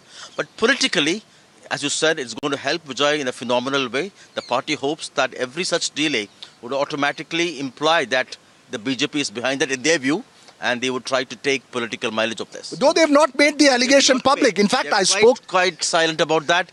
They making it purely a legal battle, but they are capitalizing on the public perception that some force is behind this, and that will help them, they hope. I want to know, Gauri, one of the most interesting aspects of this is that the last 2 days, no TVK spokesperson has agreed to speak on Jana Nayagan. They're willing to speak on any other issue, but not on the Jana Nayagan issue because they say the matter is sub judice and all. I wonder if they will speak now. Because remember, it is a charged issue, and so much so that there's been no public show of outrage from the fans, no question of fans coming out and saying that no crowds, nowhere. It's normal, as if nothing happened at the theatres where the huge cutouts of Vijay are, where we will be in a short while from now. So multiple political connotations to take away from this. We'll have to wait and see how this plays out. I wonder if the TVK will respond this evening at least to what's happened at the Madras High Court. All right, I'm going to leave it there. Veer Raghav, Sam Daniels giving us a lowdown on the politics of this and Vijay Gopal Muralidharan standing outside Madras High Court walking us through the specifics of the case. And Vijay, I'm going to ask you just that the legal options that the producers of the movie have, which is to challenge this in the Supreme Court or to wait it out to the 21st? It is not clear yet what would be the option which was preferred by the production house, but just now we got some inside information from the Madras High Court, the legal team of the production house. One of the advocate spoke to us via WhatsApp. He mentioned that they are under discussion what are all the options before the production house. Possibly they are looking to appeal against this before the Supreme Court, but we have to wait and see. As the CJ bench posted the case on January 21, is it possible to go for an appeal? But very sure the production house is looking for option to make a try, because they are inside the court itself, the discussion among the legal team is going on. Just now we hear those information from the advocate. One of the advocate confirmed to NDTV saying that the discussion is on regarding the possible option. They are looking for more option to appeal before the Supreme Court, and we'll get more information. We will get a clear information once the detailed order being uploaded by the division bench, CJ bench. Then only we will get a clear order what are all the options there and what the production house is going to take a decision on this. We are yet to know whether this will be challenged in the Supreme Court. Remember, this is the Madras Chief Justice, Madras High Court Chief Justice, who has said and stayed the order that was given by the single judge bench, which had paved the way for the release of Jana Nayagan tomorrow. That is the Pongal weekend. But now with the stay coming in, it is unclear when the release will take place, and also unclear as to whether this will go all the way till the Supreme Court or not. Any words so far from the producers till now, Vijay?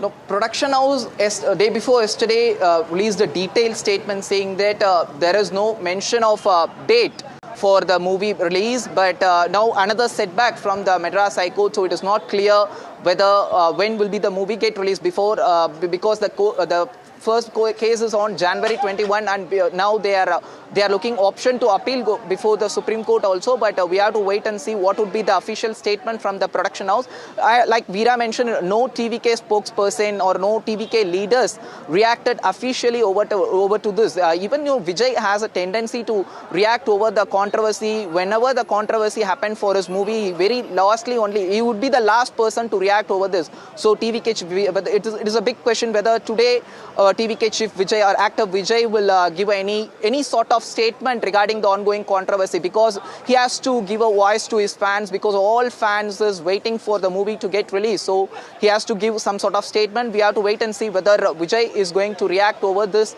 Now we are looking for more. The production house is looking for more option. We will get clear idea once the verdict, the CJ bench verdict, get updated on the website. All right, breaking news coming in right now. Inputs regarding this story that we are tracking, which is that Team Jana Nayagan is all set to move Supreme Court. Exactly what we've been discussing right now, which is that the legal option available for Jana Nayagan, the Team Jana Nayagan, and they're going to exercise, which is that they will move Supreme Court against the order by the Madras High Court Chief Justice, which had stayed the release, which was set for tomorrow. The big Pongal weekend that the filmmakers said was very critical because they've invested a lot of money, about 500 crores. And Pongal weekend was extremely important for them. Vijay, this is exactly what we were talking about, the legal options in front of team Jana Nayagan, and it seems that they're going to be exercising just that. How soon could this now come up for hearing? They're going to put it up for urgent hearing.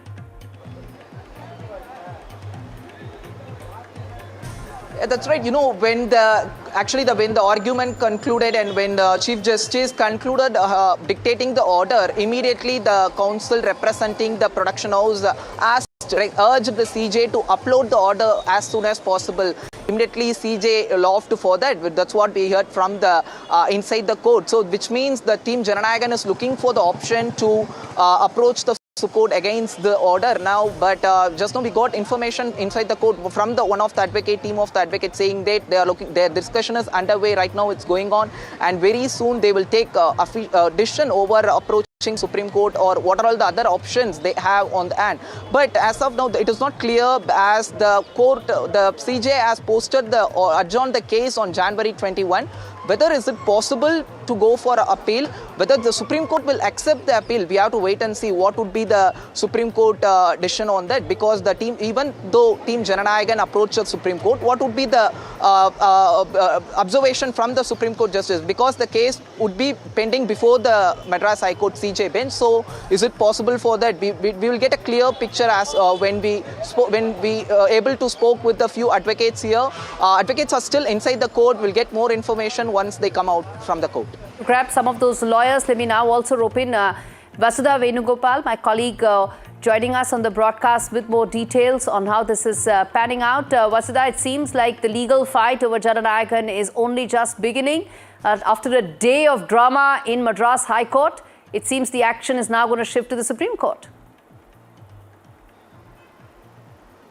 Well, we've been saying this, Gauri, that Vijay is the X factor this election, and it looks like he is the one who's emerging as the most important controversial factor this election, and starting with the legal hurdles around Jana Nayagan. Jana Nayagan is also expected to really boost his political personality, politics, which is why there was a lot of expectation, curiosity on what this movie will do. And now that the CBFC's decision has been taken into account and that the single judge order has been stayed by the Madras High Court, it's important to understand that this movie may not release anytime soon. It may take a few more days, which is why fans are likely to be not just disappointed, they're likely to be upset and angry. And the other factor is that Parasaki is getting released tomorrow. Parasaki is also a deeply politicized movie. It also plays on Tamil sentiment. It talks about the anti-Hindi agitations of the 60s, something that defined the politics of Tamil Nadu.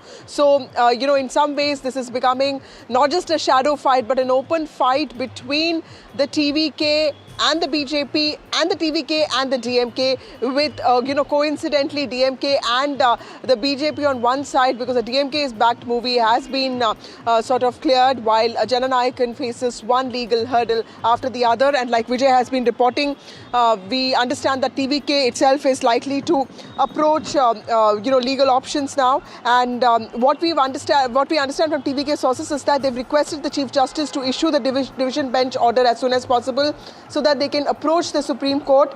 But they are going to Supreme Court. They are exploring legal options, is what we know for sure. Mm-hmm.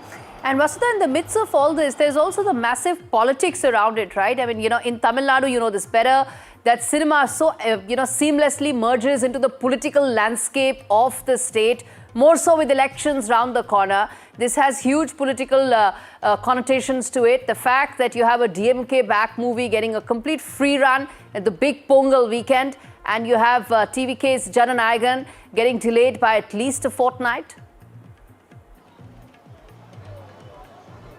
That's right. In fact, that's the intriguing factor here. Somebody was explaining to us yesterday there are about 900 theatres in the city alone, in the state, and 500 were supposed to play Jana Nayagan, 400 Parasaki. Parasaki is not that big a movie compared to Vijay's blockbuster. But now, imagine all of them will be playing Parasaki. So this is quite a boost for the DMK's political movie, and the DMK clearly is also going to use this as political propaganda because remember, Gauri, that in the last few years, the anti-Hindi agitation in Tamil Nadu had also in some ways not really been as robust as it used to be in the past, because clearly there are sensitivities on all sides. People understand that.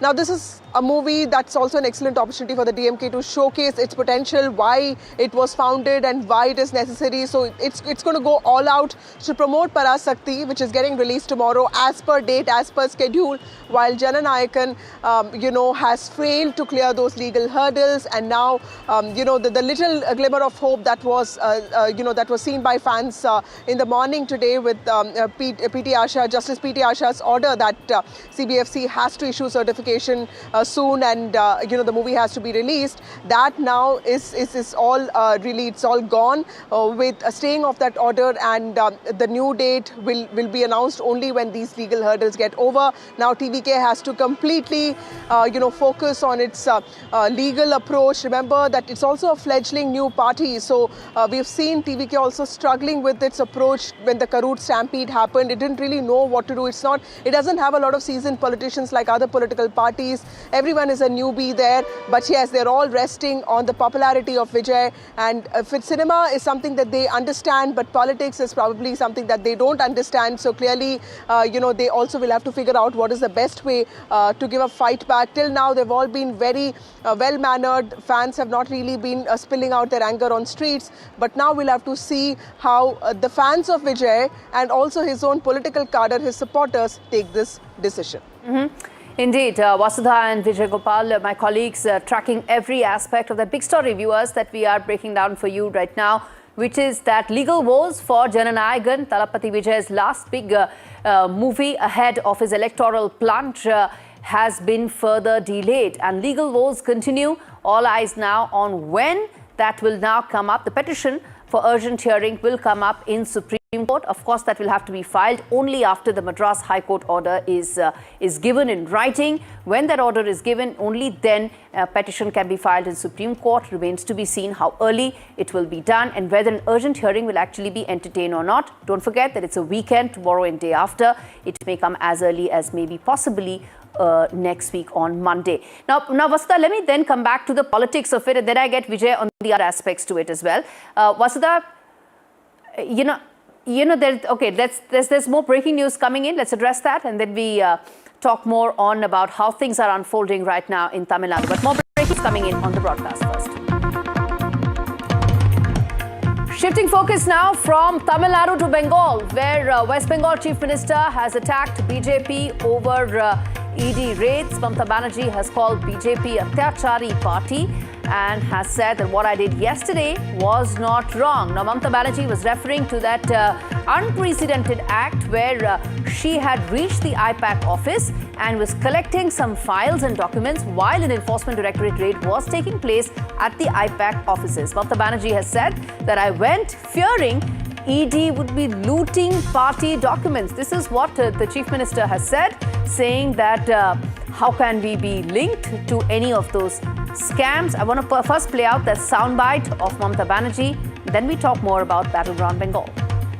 Tukan Katar Dol, Jumla Party, Jhamelar Party, Hamlakari Party, Ottachari Party, Onachari Party, Durahari Party, Durachari Party, Bevichari Party, Soyachari Party.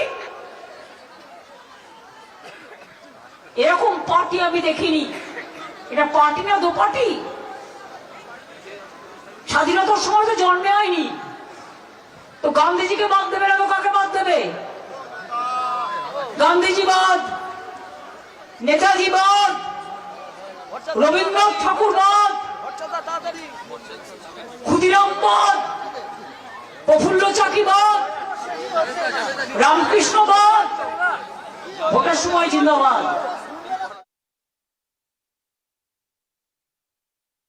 Okay, I believe speaking right now. Let's cut across.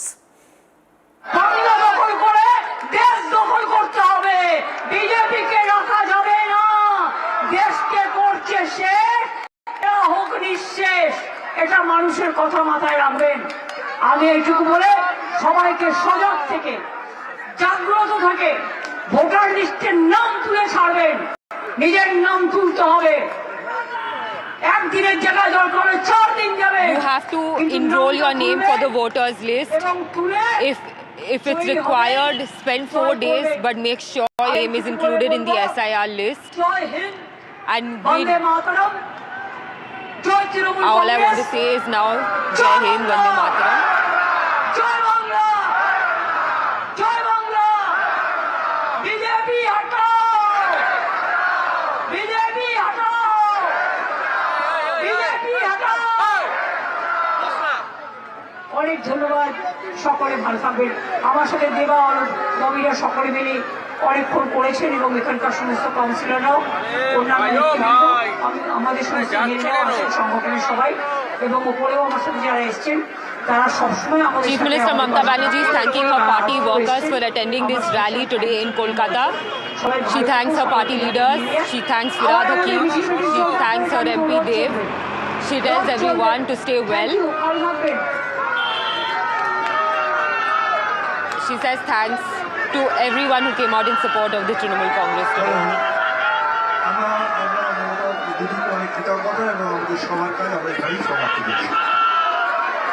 Okay, that was a fiery speech by Mamata Banerjee attacking BJP, attacking top brass of the BJP and also the IT cell. She made references to that as well.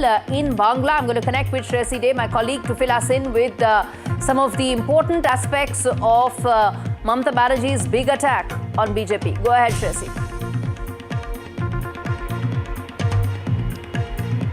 Well, that's right. As Chief Minister Mamata Banerjee took to the streets of Kolkata today to garner more public support amidst the ED raids here in Kolkata, she lashed out at the central government and took on them on various issues, not just the ED raids, but also the SIR exercise that's underway here in the state of West Bengal. Now, essentially, Chief Minister Mamata Banerjee has turned this entire ED raid on the IPAC as a political campaign against the BJP here in West Bengal, taking out a campaign rally with her leaders, her MPs, her MLAs, her ministers by her side, walking kilometers here in the heart of the city, raising slogans, waving to the public who have come out to get a glimpse of the Chief Minister. It's not a regular day here in West Bengal where, the public can get a glimpse of the Chief Minister. But today was one such day where she had announced at 2 p.m. she will be taking out a rally, and she did so, and with a large support. So essentially what began as ED raids on Thursday morning in Kolkata has now turned into a full-blown political campaign by the Trinamool Congress against the central government, while the Enforcement Directorate awaits for a Kolkata High Court hearing against the charges it has levelled against the Chief Minister, seeking a CBI investigation against none other than Mamata Banerjee for tampering with evidence by removing electronic devices from Pratik Jain, the director of IPAC, his residence. So this is what is unfolding ahead of elections here in West Bengal, where the Trinamool Congress is taking on the BJP head-on. Okay, the TMC BJP war of words has intensified. Shresi was covering a large part of the action that happened in the courts. And then, of course, through the day, the action spilled over on the streets. And Ritik Mandal joins me as well. He was tracking the entire rally of Mamata Banerjee, which had some stars from Kollywood as well. It was a long yatra that she undertook in the city, a couple of kilometers. Walk us through some of that, Ritvik, and also the fiery speech that the Chief Minister gave at the end. Well, I would say that it was unprecedented and very, very remarkable as per the Bengal politics is concerned, setting a tune for the very high-pitched battle that is lined up this year. And remember, in this particular assembly election, we consider the Trinamool Congress and Bharatiya Janata Party are the arch rivals. And today, setting a tone for her party man, Mamata Banerjee, just a while for now, flagged off several key notes as per this Bengal politics is concerned. She said and went on record what exactly unfolded yesterday. During ED raid, Mamta denied charges against her. She said she did nothing wrong, going at the doorstep of Pratik Jain or even taken away such documents, because she was fearing that in order to snatch all documents and party strategy, even to tamper or to capture the party's manifesto, even candidate leads which were given to Pratik Jain, ED raids were conducted, and which is why she was fearing that it was a vicious attempt done by BJP leaders with the help of central agencies like ED, which is why she raises her voice and she believes that she did not do anything wrong yesterday. The matter is still sub judice. We know the matter has been headed to the High Court and it is being heard by the High Court. Remember, during today's an hour-long speech, Mamata Banerjee categorically mentioned about the atrocities being done against Bengali-speaking people or migrant workers, especially in other BJP-ruled states. She also said that she always put a girl in when BJP leaders like Amit Shah and Prime Minister Narendra Modi arrived for political campaigns in Bengal, and see the way that TMC MPs were tortured and dragged out on the Parliament Street police station today. And she said that she will not remain mum. She will continue to raise her voice against such atrocities. A very significant rally the Kolkata witnessed today here in chilly winter. Back to you. Mamata Banerjee takes to the streets months ahead of a very crucial election as war of words intensifies between BJP and TMC. I'm going to leave it there. Shreyasi Day and Ritik Mandal, thanks much for joining us on the broadcast. On that note, viewers, a quick break. We return with more stories on the other side. Stay with us.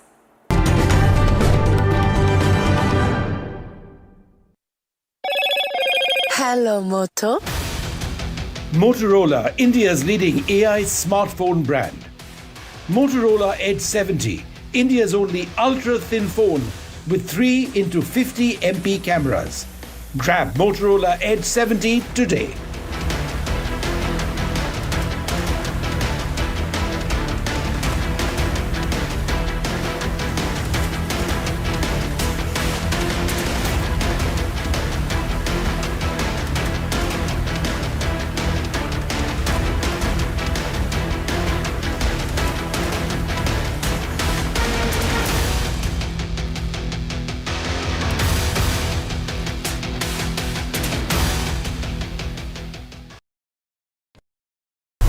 The nerve center of the maximum city, the BMC, a contest that will shape Mumbai's next decade, its identity, its legacy, its future. NDTV brings you the battle for Mumbai, asking who will hold the keys to India's richest civic body and what would it mean for Mumbaikars. BMC Power Play, only on the NDTV network.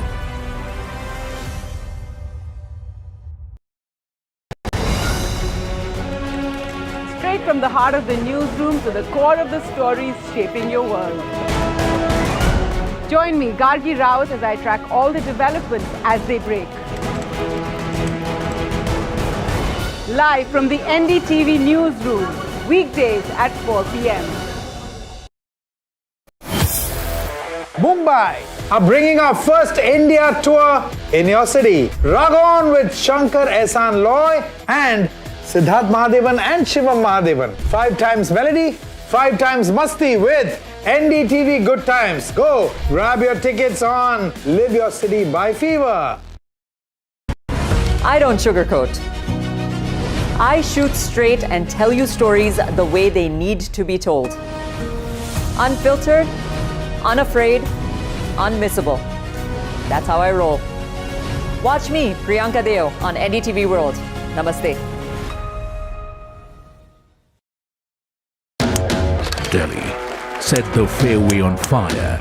The precision, the edge, the contest, the electric energy. Now, the NDTV PGTI Golf Pro-Am travels to Hyderabad, a day crafted for an unmatched experience. NDTV PGTI Golf Pro-Am, the course of champions, the conversation of leaders. 10th January 2026. Boulders Hills Golf and Country Club.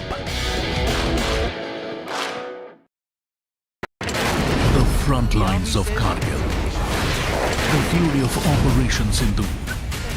So many attacks. The chaos and cries of disaster zones. To fighter jet cockpits. And the world's most defining interviews. It's incredible. He has seen history break. Live. Unfiltered. 20,000 hours of live broadcasting. Welcome to Left, Right and Center. Hard facts. War-struck country. Hard questions. In the Ukraine. 30 years of trust. In the Kargil area. North Ukraine. In France. In Italy. At Srinagar. Vishnu Shom for NDTV. Vishnu Shom. Only on NDTV. A very special moment for us as we announce NDTV Master Stroke, the NDTV Art Awards. NDTV presents the Master Stroke Art Awards.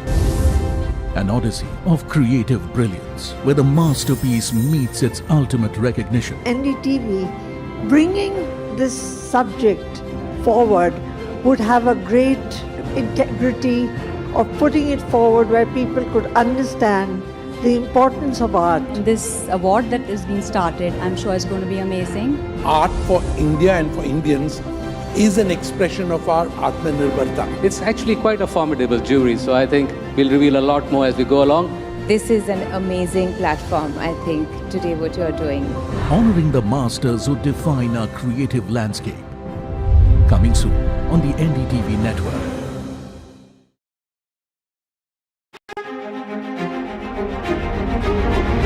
Every winter, the World Economic Forum at Davos becomes the world's thinking room, where power, policy and purpose converge, where the future is examined and reimagined. In January 2026, NDTV will be at the heart of this conversation. NDTV Ignite at Davos, this January on the NDTV network. Pulling us into this country. They argue, I conclude. They deflect, I drill down.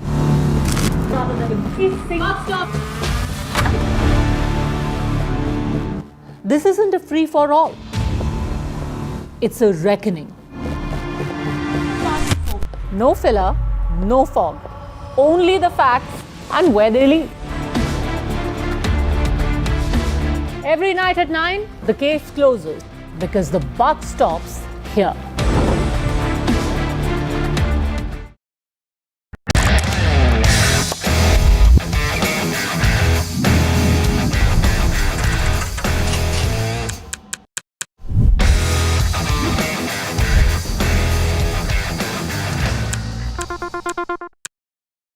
"21 days in Kashmir. People have bombarded me, friends, with requests for an unfiltered list of things I saw and observed on the ground. Very special ground report from the line of control. There were some children who've lost limbs in the shelling. They're now India's smallest but possibly the most powerful crime family. Cough syrup has killed at least 25 children. Gaikwad sahab, aise mat kijiye.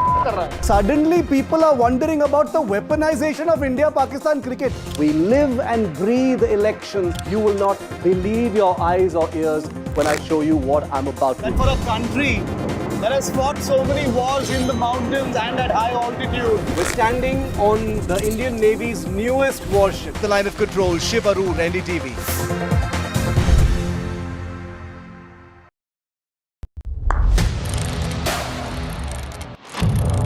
What seems settled for me is unfinished business.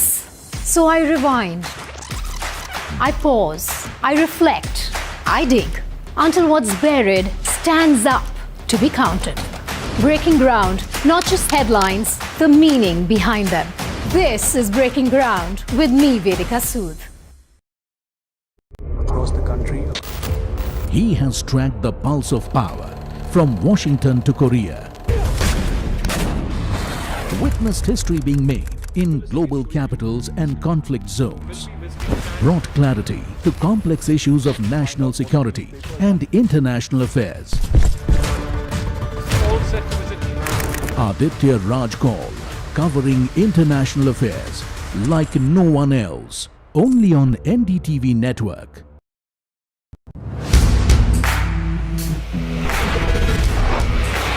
Alright team, our new order show is ready. Now we need a promo. Something cool, something sharp. Well, I'm sure we'll be having outstanding reviews, solid suggestions, Expert advice, the latest trends. It's a lot simpler. We'll help people make the right auto decisions. It's got the cool stuff, geeky stuff, serious stuff, all of it, so that you can discover, decide and drive. I'm Siddharth Sharma and I am your Automate.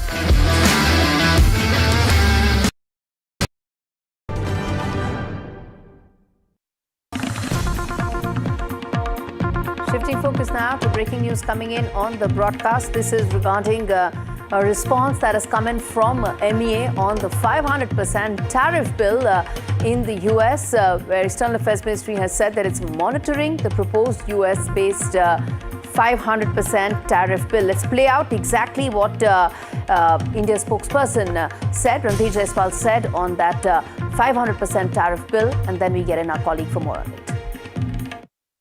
We are aware of the proposed bill, the bill that she referred to. We are closely following the developments around the bill. Our position on the larger question of energy sourcing is well known to you, and I have spoken about it on several occasions in the past as well. In this endeavor, we are guided by the evolving dynamics in the global market, as also the imperative to secure affordable energy for our 1.4 billion people through diverse sources to meet their energy security needs. All right, let's get in Aditya Raj Kaul, who's been tracking this story closely for us. Aditya, extremely important set of commentary that's come in from India, essentially countering some of the narrative that's been set by Lutnick and others. Well, that's right, Gauri. That's what we are picking up. Ranveer Jaiswal, the spokesperson of the Ministry of External Affairs, amply making it clear that India's national position is that it depends on the global pricing, our energy needs, our energy security, and of course our strategic autonomy of caring for the the population of India. That will be the top priority of India. And this was in reaction to the commentary that's coming in from the United States about 500% tariffs bill that is being spoken about. Let's also remember that the Supreme Court of United States is going to comment in a few hours from now, either to approve or disapprove the tariffs policy of the Trump administration. Also on the India and United States trade deal, the Ranveer Jaiswal said that both Trump and Modi have spoken 8 times in 2025. The trade negotiations have been on since 13 Feb last year, and they are in a positive direction. In several occasions, the deal has been close to being sealed, but hasn't happened till now. So we'll have to wait and watch over the next few weeks whether the deal materializes. But India making it sure that our energy sourcing is dependent on the global pricing, but also our national interest. All right. I'm going to leave it there. Aditya Raj Kaul joining us with the very latest. Remember, viewers, India imports 85% of its energy needs, and therefore that remains a key priority. Our energy security remains our key priority. On that note, we wrap things up on this edition of Prime 5. Thanks so much for watching.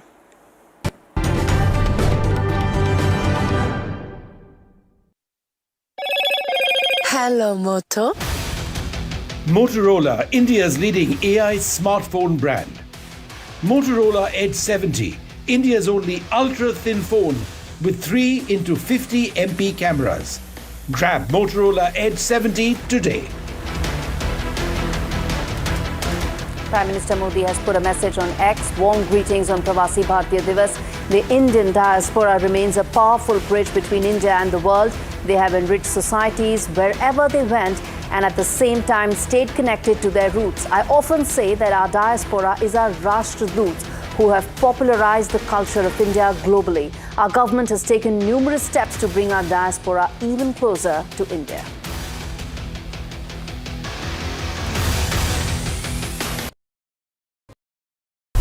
The nerve center of the maximum city, the BMC, a contest that will shape Mumbai's next decade, its identity, its legacy, its future.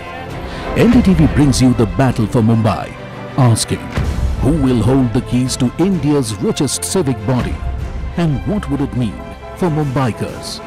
BMC Power Play, only on the NDTV network.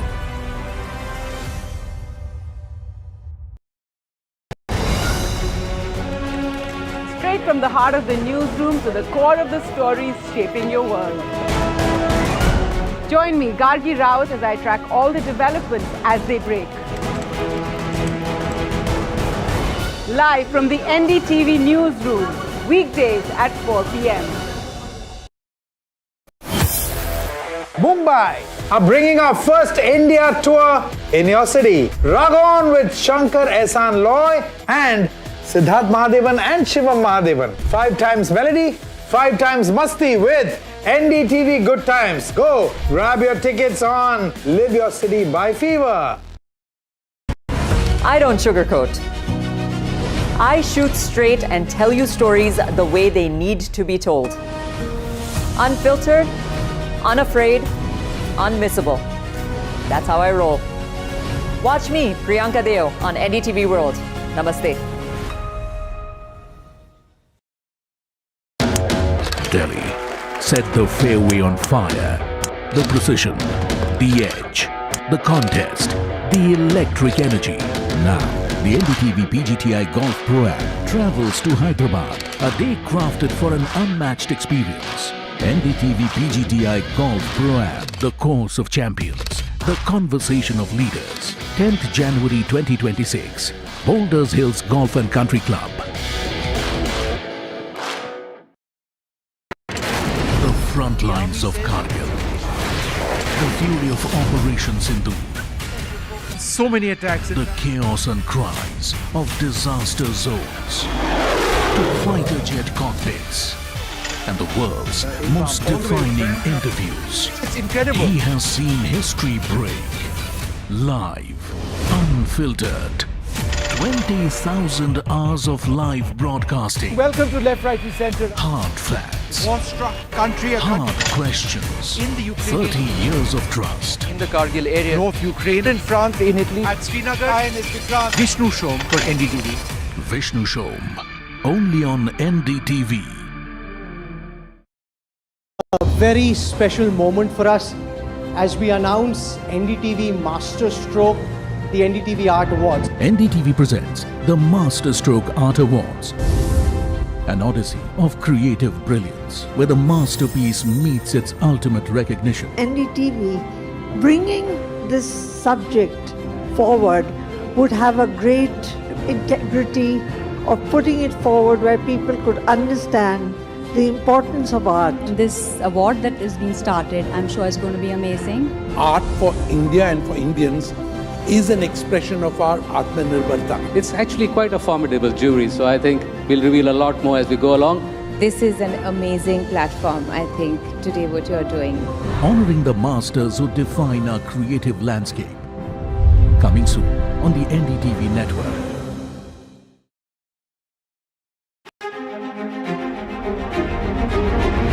Every winter, the World Economic Forum at Davos becomes the world's thinking room, where power, policy and purpose converge, where the future is examined and reimagined. In January 2026, NDTV will be at the heart of this conversation. NDTV Ignite at Davos, this January on the NDTV network. Pulling us into this country. They argue, I conclude. They deflect, I drill down.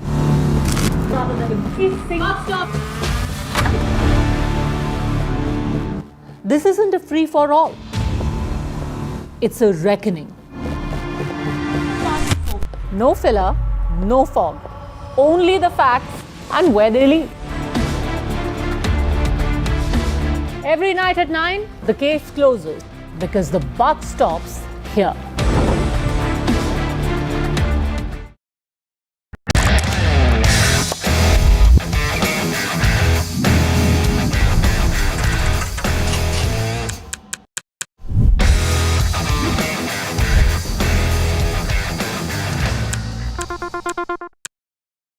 21 days in Kashmir. People have bombarded me, friends, with requests for an unfiltered list of things I saw and observed on the ground. Very special ground report from the line of control. There were some children who've lost limbs in the shelling. They are now India's smallest but possibly the most powerful crime family. Cough syrup has killed at least 25 children. Gaikwad sahab, aise mat kijiye. Suddenly people are wondering about the weaponization of India-Pakistan cricket. We live and breathe elections. You will not believe your eyes or ears when I show you what I'm about to do. And for a country that has fought so many wars in the mountains and at high altitude, we're standing on the Indian Navy's newest warship. The line of control, Shiv Arun, NDTV.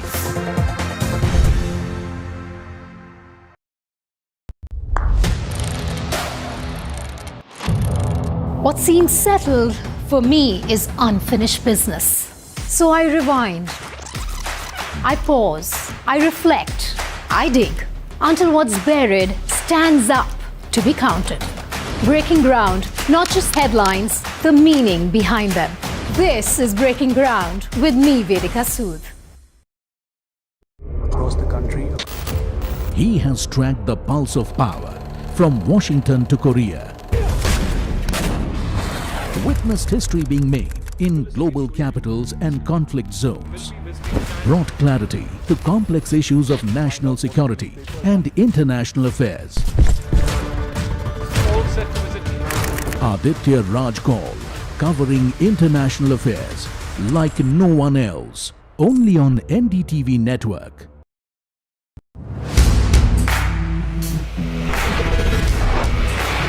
Alright team, our new order show is ready. Now we need a promo. Something cool, something sharp.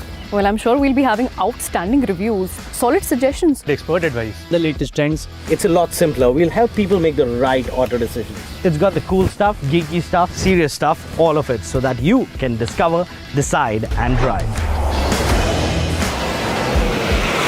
I'm Siddharth Sharma and I am your automate.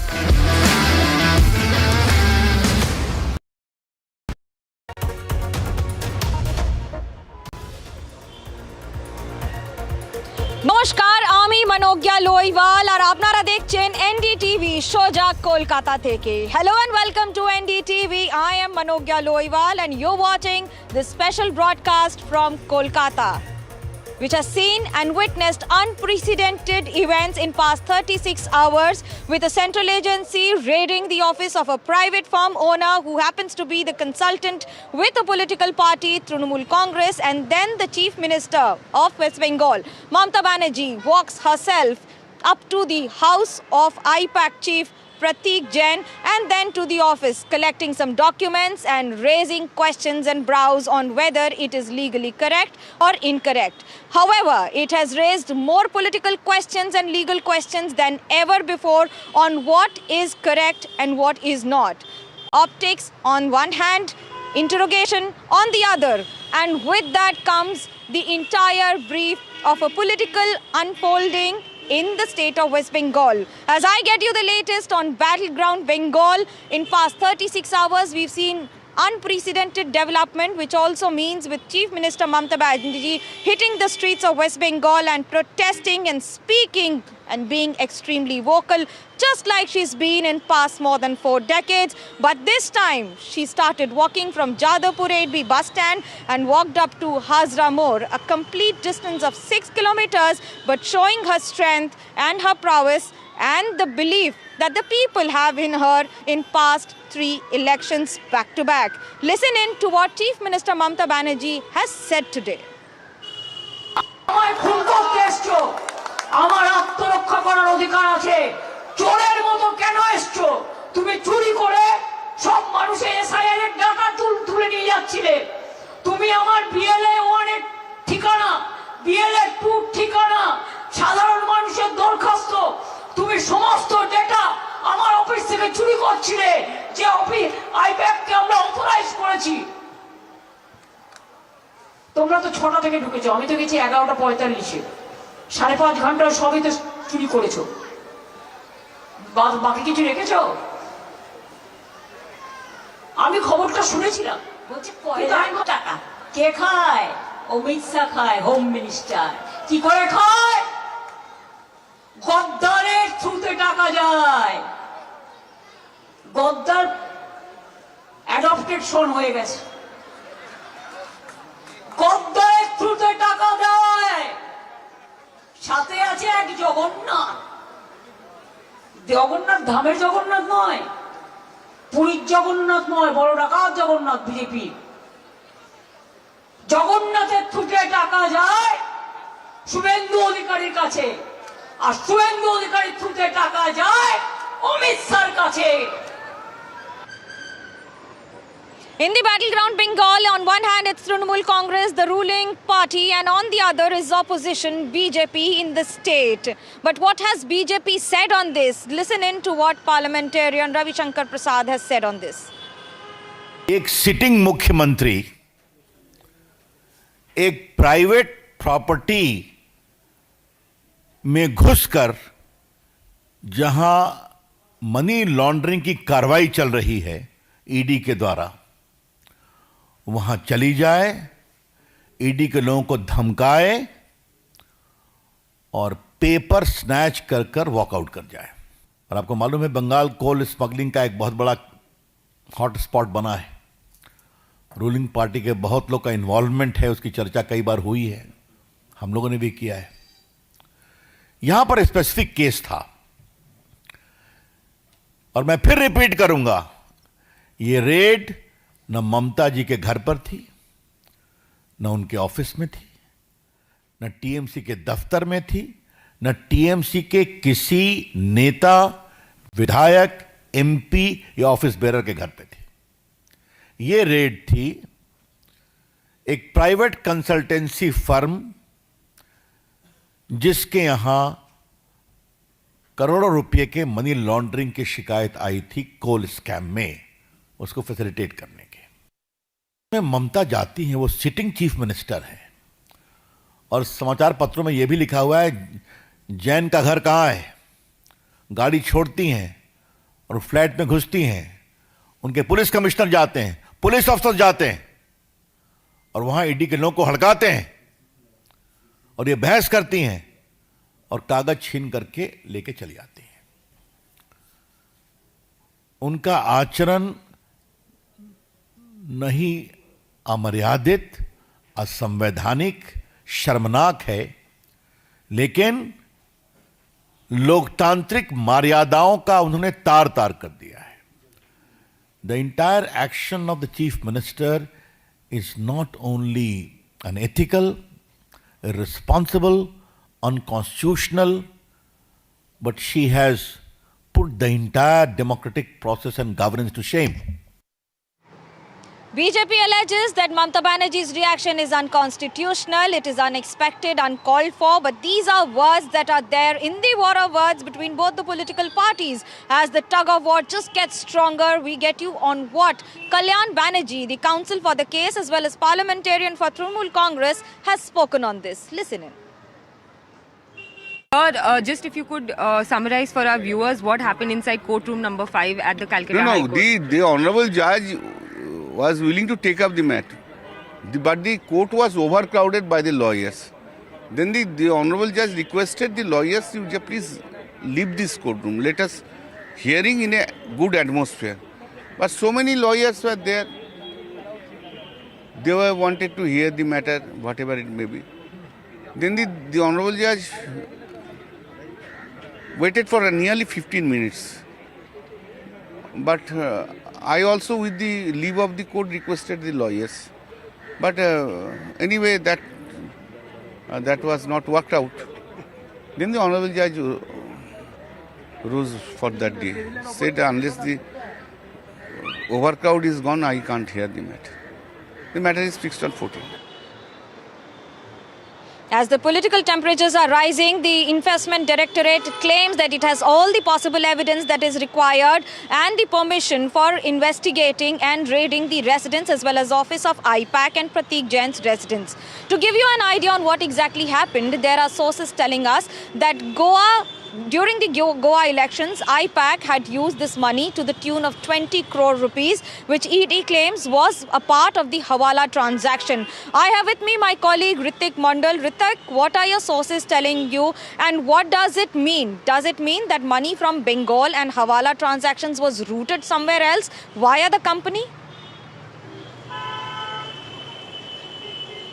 Well, definitely, it's a very serious allegation that has been labelled against Trinamool Congress, poll strategies, that is IPAC. Remember that the IPAC is managing elections and poll strategies for the ruling dispensation over here since 2021. Once it was headed by Prashant Kishore and he was the then chief of the IPAC, and soon after he shifted to politics solely, and now it is being taken care of by Pratik Jain. Now as the ED was probing a matter, a case which was registered by CBI in Delhi a couple of years back, in which several allegations were labelled that the money generated through the coal mining scam were used in Goa elections on behalf of the IPAC. That's the serious allegations were labelled, in which several places were raided yesterday. And what we do see that Mamata Banerjee gunning all arms against Bharatiya Janata Party and central agencies like ED or CBI. She hit out on the streets in, as you rightly pointed out, in last 2 days that the heat is only mounting over here, though today Kolkata has witnessed a significant dip in temperature, but the political temperature is over here is only mounting. Remember, as BJP, or we heard the BJP parliamentarian hitting out at Mamata Banerjee over her alleged, unconstitutional role on behalf of a chief minister yesterday. But while she was addressing a massive gathering in the conclusion of the protest march today at the Hajra juncture, Mamata Banerjee denied all charges, and she said she did nothing wrong yesterday, by reaching, at Pratik Jain's doorstep or going to his IT office in Sector 5 and staying over there for over 4 hours and taken away several documents. She said in order to take all strategies to snatch away all strategies or the hardship related to poll the upcoming elections of her party, that the BJP categorically orchestrated or appointed central agencies like Enforcement Directorate, which is why in order to that raids were conducted, and she raised her voice against this. And Mamata Banerjee said that such thing will, in days to come, she will continue to mount pressure on central agency and hit out at BJP. Remember, today the Kolkata has witnessed a massive protest, and commoners and particularly TMC supporters extended a huge and unprecedented support to Mamata Banerjee on the streets of Kolkata. She carried out a massive rally, started from Jadavpur 8B bus stand, and that's concluded at Hajra. The Hajra remains as the hometown or the para of Mamata Banerjee. So it is considered, the southern part of the city is considered as TMC's bastion, but in a way sending a message to the opposition BJP, which is the prime opposition party as per the upcoming assembly election is concerned. Mamata Banerjee is raising all arms against Bharatiya Janata Party, said that in days to come she will continue to protest over there, be it on SIR or the atrocities being done against Bengali speaking people in other BJP ruled states, or even that the central agencies are being used allegedly as the tool of Bharatiya Janata Party. She will continue mount pressure. She also threatened the BJP. She might expose all odds behind this. She also directly, perhaps it was the first opportunity we heard Mamata Banerjee directly attacked Shubhendu Adhikari. She never, named Shubhendu Adhikari in recent past time. We did see that Mamata Banerjee said that as per the coal mining in the state is concerned, the main beneficiary is Shubhendu Adhikari, and money has been siphoned, or there is a money laundering is being taken place under the leadership or the help of Shubhendu Adhikari, and the money is going to Amit Shah. That was Mamta's statement while she was aggressively addressing today's massive gathering. It sets the tune, Manogya. As you also cover, we both cover Bengal and its politics for quite a long time. We know it's winter. In this chilly winter evening, we can see that the TMC is leaving no stone unturned as per the upcoming assembly elections is concerned, and they are going to take BJP head on over such issues, be it SIR or the atrocities being done by the central agencies. Back to you. Well, Ritik, you've briefed it absolutely correctly. We were there seeing the massive gathering and Mamta Banerjee taking head on BJP once again in her own style. And that's what makes her a unique leader when it comes to ground zero. Be it the chief minister, be the fighter that she's been for years together. However, the election battles are a different ball game. I am joined by Gopal Krishna Agarwal from BJP, Tausif Khan from a political analyst, and also Jayanto Ghoshal. Jayanto, to start with you first. What do you see? Didi is back in her own indomitable style of hitting the streets and then speaking her mind out with the words and phrases that she uses absolutely on the political radar? Yeah, Manoga, there are two aspects. One aspect is the legal aspect and how Delhi sees it, what is the perception of BJP's leadership. But you know, in the Bengal ground zero, I understand Mamta Banerjee, for the last 40 years I am onlooker. She knows how to make a situation from the disadvantage to advantage, from the negative to the explore the possibility, especially before the election. So even the Mahesh Jetmalani also yesterday, he was telling us that, you know, the victim status, that card, she knows how to play, and repeatedly she does it. Whether people will accept it or not, that the taste of the pudding in its eating, and in future election result will say that. I am not forecasting anything, but I can say that this issue, whether judicially what will be that hearing will say afterwards, but today they have postponed it. But now Mamta Banerjee has made it an issue, major issue. So not SIR, not the Hindutva, not the BJP's priority issues. Now it has become against Delhi. So the Bengali has a radical DNA. They love to be anti-Delhi. And that traditional anti-Delhi Bengali identity politics, Mamta, again, she is doing that, you know, this list of the candidates, the strategy, all those documents, and even she herself, she is chief minister of the state, and she has done FIR. So this is very interesting, and we have a tradition. Ajay Mukherjee, in the United Front time, he was the home minister, and he made it dharna in the Karjan Park against Jyoti Basu. So I think Ajay Mukherjee was chief minister, and Jyoti Basu was the home minister. So this is the Bengal politics is a completely different and unique ball game. And Mamta Banerjee, now the road show, the crowd, you know, the BJP doesn't have that organizational capability to counter Mamta in that way.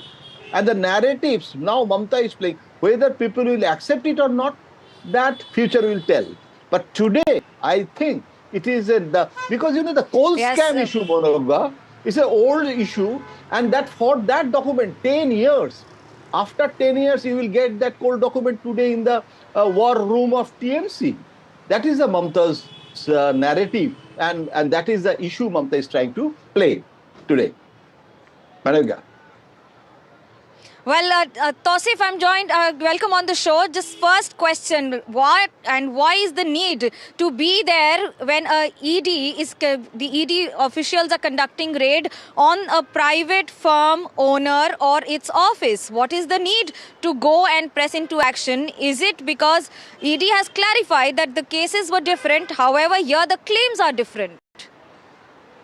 Manogya, we can, shun those pretense that on one side there is ED, which is an independent constitutional body, central agency. We can shun that pretense. And on the other side also, we can shun the pretense that it is IPAC is a private body and has no relation with Trinamool. The fact is, ED is a chained, a tool at the hand of BJP. Therefore, it is BJP versus Trinamool because IPAC is the extended office of Trinamool party. IPAC does all the research. IPAC provides all the data to the Trinamool party and is basically a war room for the election. All the strategies for the elections, all the decisions, everything is taken in consultation with the research and with the data that IPAC has. Therefore, this is a battle between BJP and Trinamool. And when BJP comes to Trinamool office to steal data, obviously Trinamool will do whatever it can to protect those data. And you see, petition is filed by Trinamool in High Court asking for return of all the data that ED has taken away because those are confidential data. The election result depends on those data. It has the names of the probable list of candidates. It has all the data, all the strategies which Trinamool is going to use in the election, in the coming election. And therefore, if those data are taken away, BJP is not playing fairly. BJP, if they want to defeat Trinamool, Mamata Banerjee has offered it. You come, you defeat me democratically. Tausif, let's get BJP in between. That how true is it, Gopal Krishna Agarwal, how true is it that your instructions are leading to ED raids?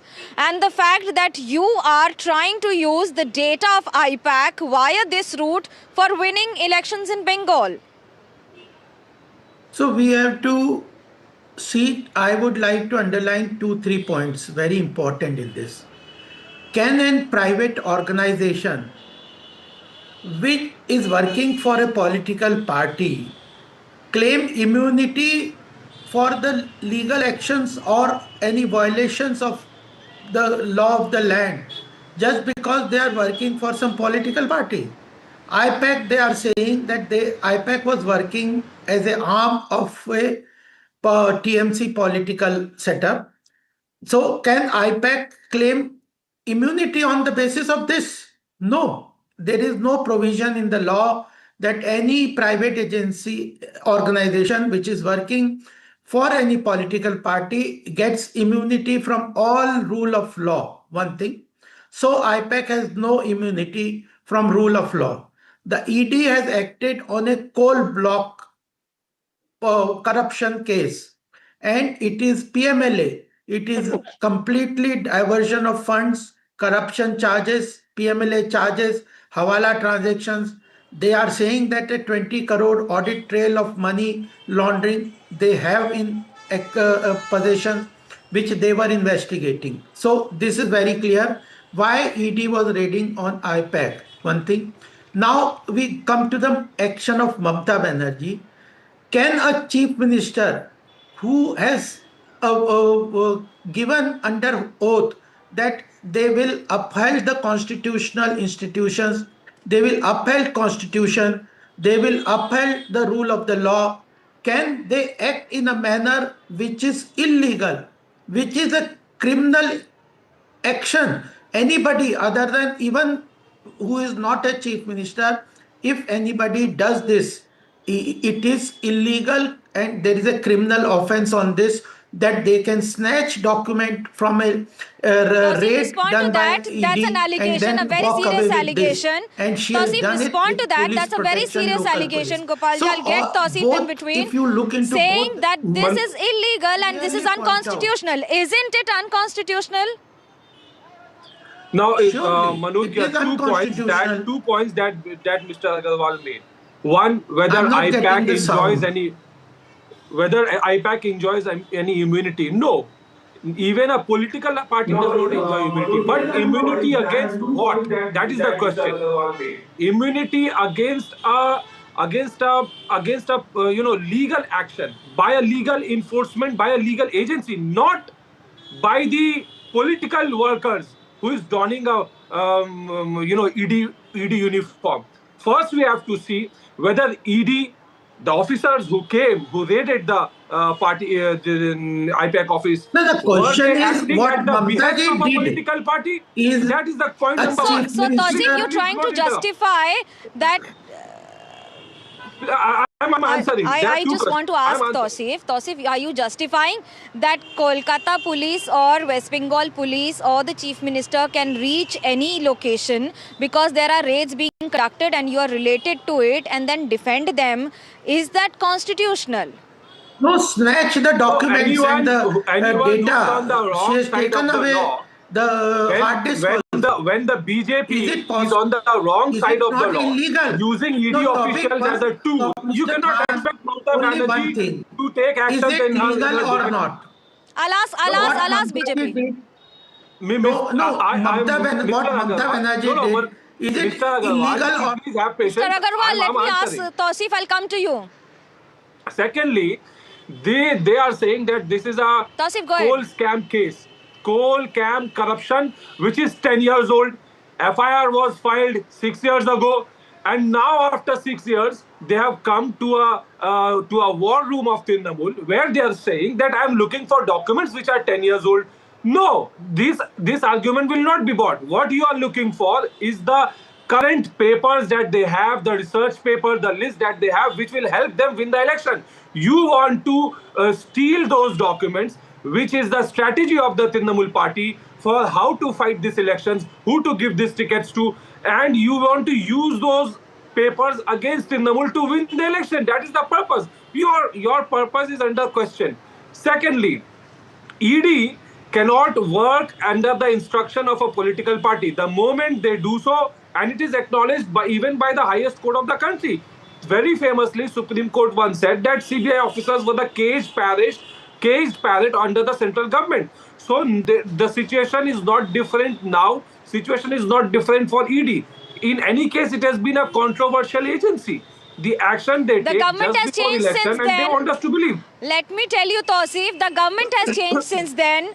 The government has changed since then. The orders remain the same. That's very true. But also to give you an idea, Gopal Krishna Agarwal, Mr. Agarwal, give me an idea, the fact that there are allegations about the timing of this and of course going to the residents in a certain way with the documents that ED claims that they have all possible evidence. Is it the timing that is to be questioned? We have to understand that whether anybody has any objection on a political level against the ED action, who will decide? Will a chief minister on the road will decide this? Or it is the court which will decide? If they have any grudge, go to the court and ask for the relief. You cannot take the law into your hand. Can a chief minister, whatever may be the reason, she has a political reason against it. She may claim that this is illegal, timing is not good. It's a politically motivated. But can she decide on the road and snatch away the action? Can she take the law into her hand? Is it constitutional for the chief minister to take the law into her hand, which is clear-cut illegal, that any document under during the raid or any data, hard disk, and cannot be taken away without the permission of the ED officers. This is the rule of the law. ED raid has a clear-cut rule of the law defined. Taken, and that is a very serious allegation that comes in, Tausif. No, you see, this weird logic that Mr. Agarwal is doing. He is saying that when my house is being under theft, when a thief comes to my house, I should just be a standby mute spectator, allow the thief to steal my articles and then go to court and seek justice from court. What rubbish is this? When I am present, are you using the word thief for the Enforcement Directorate? They are government officials. Tausif, no, they are government officials. They can be of any government. No, they can be of any government. They are government officials. They work for an agency and they are qualified officials. It can be from Bengal or it can be from the central government. The moment ED officials start taking instructions, if BJP has grudge against Mamata Banerjee in Bengal, can we take the law in our hand? No, they refuse to act in accordance with law. Under the law, ED officials are not allowed to act under instruction of political leaders. Political motivated. If we have grudge against Mamata Banerjee, which is political motivated, can our workers take law into our hand? Mr. Under Agarwal, the law, Mr. Agarwal, Is Mr. now this Top- is a serious allegation on the BJP coming in, stating that you are also using the agencies at regular intervals for your political interest. How do you defend that? Yes, this is a political allegation. It is not proved. This is an allegation from a political allegation from our opponent, which is party is also a political motivated. They also have an agenda, so they can have a political grudge, political issues with us. But that doesn't mean that she can take the law into her hand. Today, if we have grudge with Mamta ji, can we ask our workers in West Bengal to take the law in our hand in West Bengal? No. We have to work in a rule of law. We have to respect the government officials. Tomorrow we have a grudge with the police officer. Can we ask our workers to take the law into hand and act against the police officer? Tosif answer that because in 2019 also Chief Minister was sitting on dharna for the then Commissioner of Police of Kolkata. He can sit on dharna. And now but what she did yesterday for was Pratik Jain, private firm chief. Dharna is a different thing. Please, Mr. Agarwal, do not interrupt me. Tosif, respond to that. No. Mr. Agarwal, let Tosif do. You see, Tosif, just because a person is wearing a uniform does not mean that every action he takes is legal. They have to work, they have to act within the framework of law. And I am telling you what is the law. The law does not mean that an ED officer will take instruction from a political leader and act in vengeance against this is an allegation, sir. political party. That is what exactly ED officers were doing. And Mamta Banerjee has all the right you cannot just base your actions on allegations. You cannot, Mr. Tawfiq, you cannot. Tosif, law is same for everyone in the country. It is not separate for any other political party or person. Thank you. No, that's absolutely correct. But also the fact that the law of the land is how it is interpreted and how it is read, and it is the same for everyone in the country. So it applies to the officials also, to the politicians also, and every common man in the country also, who has the freedom to go to the judiciary and question it as and when required. Thank you all of you for joining me on the debate. I have Shreyashi with me, who is there and who's been tracking all the developments at Kolkata High Court. Shreyashi, a quick answer on what were the developments, and a miffed judge who just walks out and says that wait for 14th January now. Well, Justice Shubhra Ghosh had listed the matter for 2:30 p.m. because the ED had made the Chief Minister of West Bengal a party to today's case. At just about 2:30, when the judge called the item for hearing, there was absolute chaos inside the court. Everyone wanted to get a glimpse of this hearing. It was a high voltage hearing that everyone was gearing up for. It was Trinamool Congress versus the Enforcement Directorate, counter allegations flying against each other. And thereafter, the judge requested everyone to please be silent, and also requested those who are not a party to the matter to leave the courtroom, but that did not happen. And within 5 minutes of this chaos, she left the courtroom, went to her chamber and adjourned the matter for January 14th. Now for the viewers, Saturday, Sunday, the High Court is closed. On Monday, it's Swami Vivekananda's birth anniversary. The High Court remains closed on Monday. It's only probably on Tuesday when the matter could be heard. But for now, the matter has been adjourned till the 14th of January by the single bench of the Kolkata High Court, who refused to hear the matter because of the chaos inside the Kolkata High Court, courtroom number 5. Well, it was all the action in courtroom number 5, where Shreyashi was getting us the first and the latest updates on NDTV. And as I remind you, elections is equal to NDTV. And that's what we are here for, to get you all the latest update, everything that you need to know from ground zero. It has been an action-packed day, rather 36 hours, where we've seen unprecedented turn of events, one after the other, raids being conducted, political turmoil, and then the allegations and a rally of Chief Minister Mamta Banerjee, who was there on the streets of West Bengal. And on the other hand, BJP protesting vehemently on what exactly happened yesterday at the IPAC chief's residence and office. Even though this political battle is just getting more bitter and tougher, we'll get you the latest. But for now, slipping into a short break, news continues on NDTV.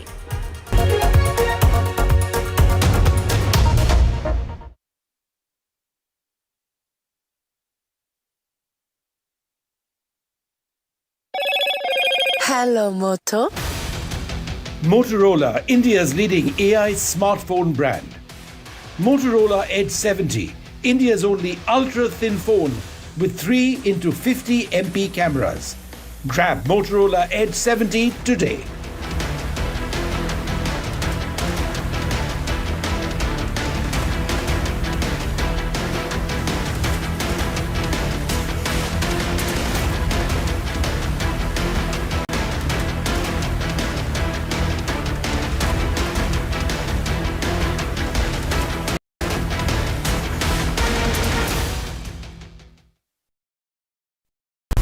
The nerve center of the maximum city, the BMC, a contest that will shape Mumbai's next decade, its identity, its legacy, its future. NDTV brings you the battle for Mumbai, asking who will hold the keys to India's richest civic body and what would it mean for Mumbaikars. BMC Power Play, only on the NDTV network.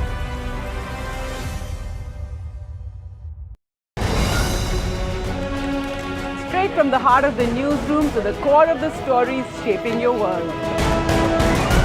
Join me, Gargi Raut, as I track all the developments as they break. Live from the NDTV newsroom, weekdays at 4 p.m. Mumbai are bringing our first India tour in your city. Rag on with Shankar Ehsan Loy and Siddharth Mahadevan and Shivam Mahadevan. 5 times melody, 5 times masti with NDTV Good Times. Go, grab your tickets on Live Your City by Fever. I don't sugarcoat. I shoot straight and tell you stories the way they need to be told. Unfiltered, unafraid, unmissable. That's how I roll. Watch me, Priyanka Deo, on NDTV World. Namaste. Delhi set the fairway on fire. The precision, the edge, the contest, the electric energy. Now, the NDTV PGTI Golf Pro-Am travels to Hyderabad, a day crafted for an unmatched experience. NDTV PGTI Golf Pro-Am, the course of champions, the conversation of leaders. 10th January 2026, Boulders Hills Golf and Country Club.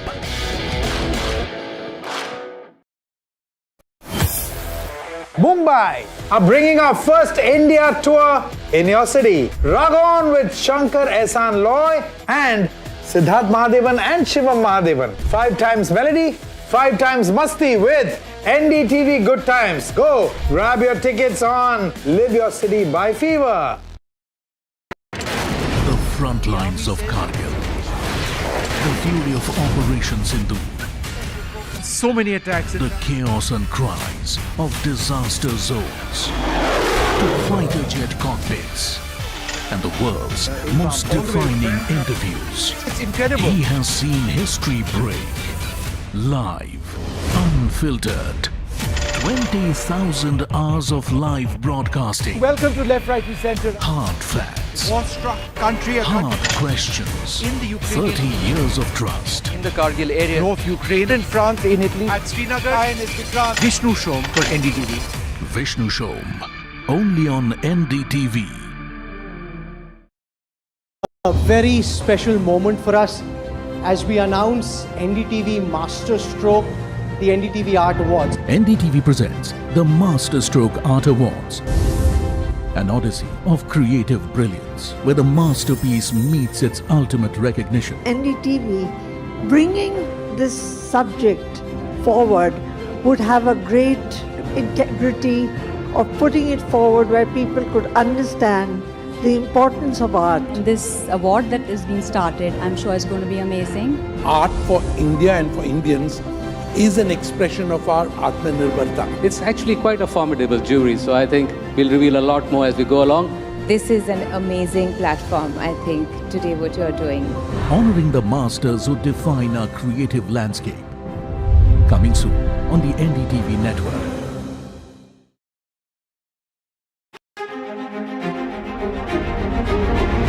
Every winter, The World Economic Forum at Davos becomes the world's thinking room, where power, policy and purpose converge, where the future is examined and reimagined. In January 2026, NDTV will be at the heart of this conversation. NDTV Ignite at Davos, this January on the NDTV network. Pulling us into this country. They argue, I conclude. They deflect, I drill down.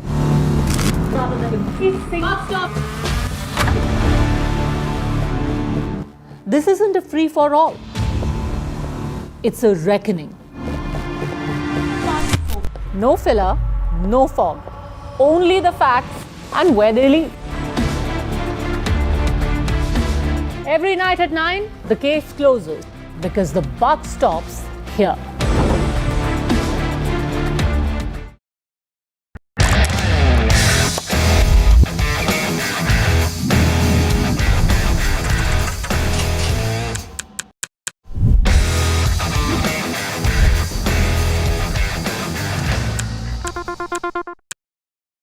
"21 days in Kashmir. People have bombarded me, friends, with requests for an unfiltered list of things I saw and observed on the ground. Very special ground report from the line of control. There were some children who've lost limbs in the shelling.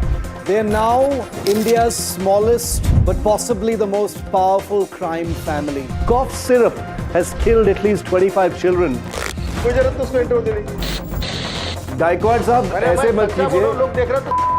Suddenly people are wondering about the weaponization of India-Pakistan cricket. We live and breathe elections. You will not believe your eyes or ears when I show you what I'm about to do. And for a country that has fought so many wars in the mountains and at high altitude. We're standing on the Indian Navy's newest warship. The line of control, Shiv Arur, NDTV.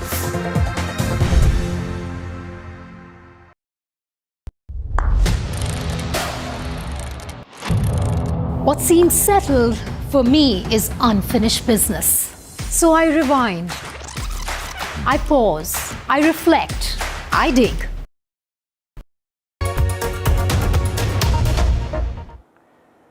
Welcome back. Iranian protesters have stepped up their challenge to the clerical leadership with the biggest protests yet of nearly 2 weeks of rallies as authorities cut the internet, its access, and the death toll continues to mount. Videos and images have now shown massive anti-government protests across multiple cities in Iran as protesters took to the streets in large numbers. At least 34 protesters and 4 security personnel have been killed during the unrest. 2,200 protesters have been arrested, according to the US-based human rights activist news agency. The movement, which originated with a shutdown on the Tehran Bazaar on the 28th of December, after the currency of Iran plunged to record lows, has spread nationwide now and is being marked by larger-scale demonstrations, including in the capital Tehran.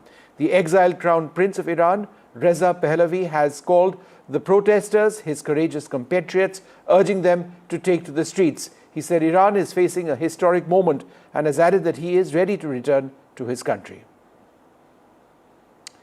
The US President Donald Trump, meanwhile, has warned of severe consequences for Iran if authorities respond with violence against protesters following a surge of unrest across the country.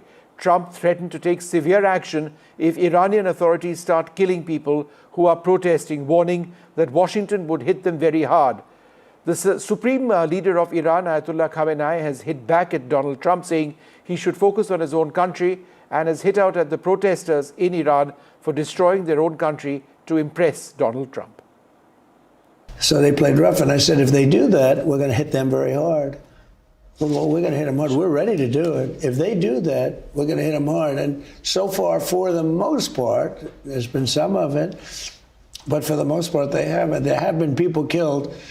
Some of them, the crowds are so big that some of them have had really, like, were stomped on. Literally, it was terrible. The crowds are just, they're massive. The enthusiasm to overturn that regime is incredible. But there's been people killed, but it's more from death by, it's literally stomping. It's people running in a certain direction. So we'll see what happens. We'll see what happens over there. چون او گفته که حرف بی ربطی که اگر چنانچه دولت ایران چنین کنه من میام به طرف شما رو میگیرم، این طرف این اغتشاشگرها و افراد مضر برای کشور، این هم دلشون خوشه. او اگه میتونه کشور خودشو اداره کنه، تو کشور خودش حوادث گوناگونی وجود داره، دستش به خون بیش از 1000 ایرانی آلوده است. در جنگ 12 روزه 1000 و اندی از هممیهنان ما، حالا غیر از سرداران و دانشمندان و بزرگان، از آحاد مردم به شهادت رسیدن.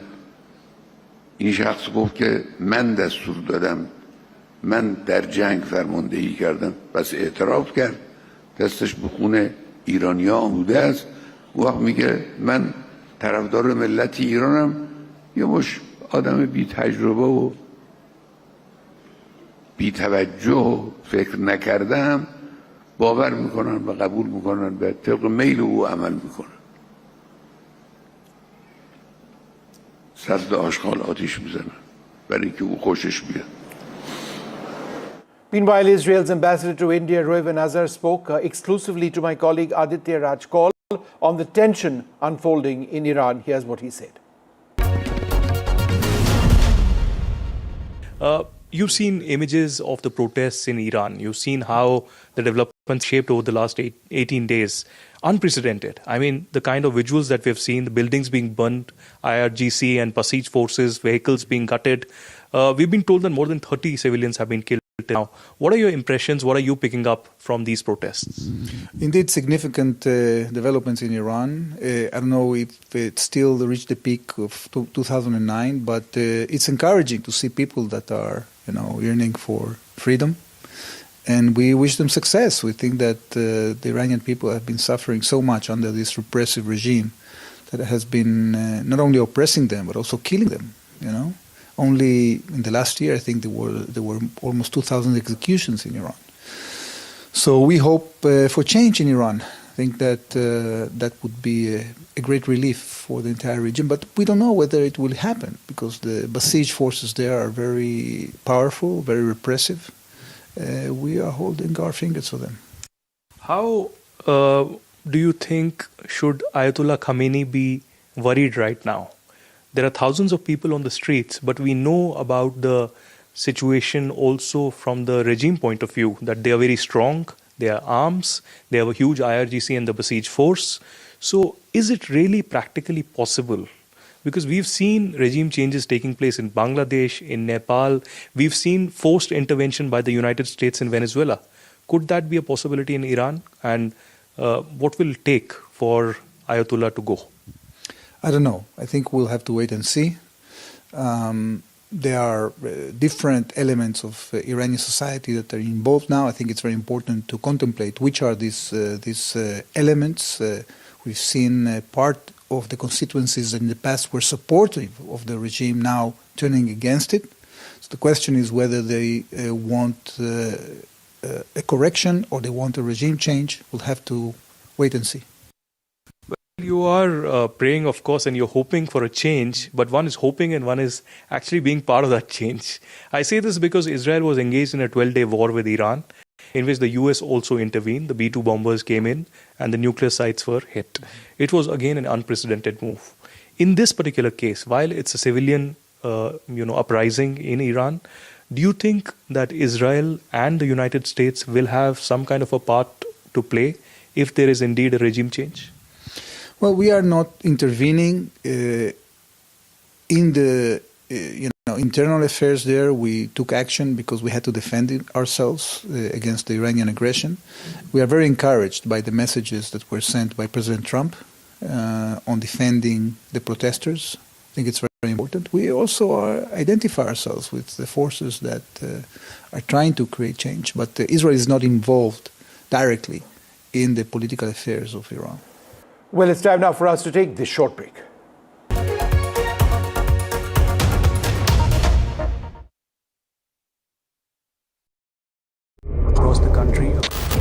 He has tracked the pulse of power from Washington to Korea. Witnessed history being made in global capitals and conflict zones.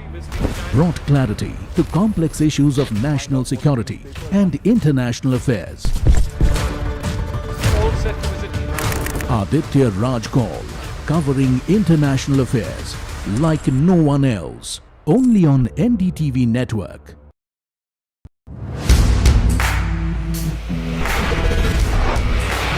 Alright team, our new order show is ready. Now we need a promo. Something cool, something sharp. Well, I'm sure we'll be having outstanding reviews, solid suggestions, expert advice, the latest trends. It's a lot simpler. We'll help people make the right auto decisions. It's got the cool stuff, geeky stuff, serious stuff, all of it, so that you can discover, decide and drive. I'm Siddharth Sharma and I am your automate.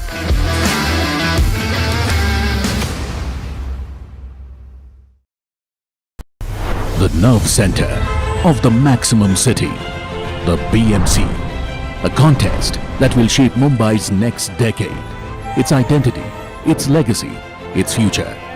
NDTV brings you the battle for Mumbai, asking who will hold the keys to India's richest civic body and what would it mean for Mumbaikars. BMC Power Play, only on the NDTV network.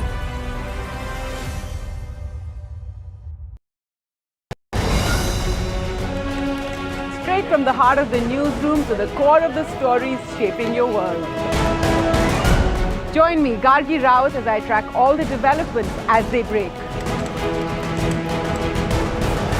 Live from the NDTV newsroom, weekdays at 4 p.m. I don't sugarcoat. I shoot straight and tell you stories the way they need to be told. Unfiltered, unafraid, unmissable. That's how I roll. Watch me, Priyanka Deo, on NDTV World. Namaste. Delhi set the fairway on fire. The precision, the edge, the contest, the electric energy.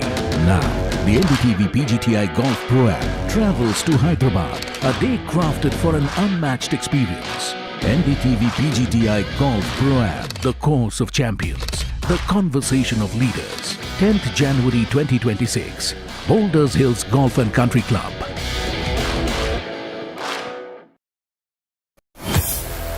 Mumbai are bringing our first India tour in your city. Rag on with Shankar Ehsan Loy and Siddharth Mahadevan and Shivam Mahadevan. 5 times melody, 5 times masti with NDTV Good Times. Go, grab your tickets on Live Your City by Fever. The front lines of Kargil. The fury of Operation Sindhu. So many attacks. The chaos and cries of disaster zones. To fighter jet cockpits. And the world's most defining interviews. It's incredible. He has seen history break.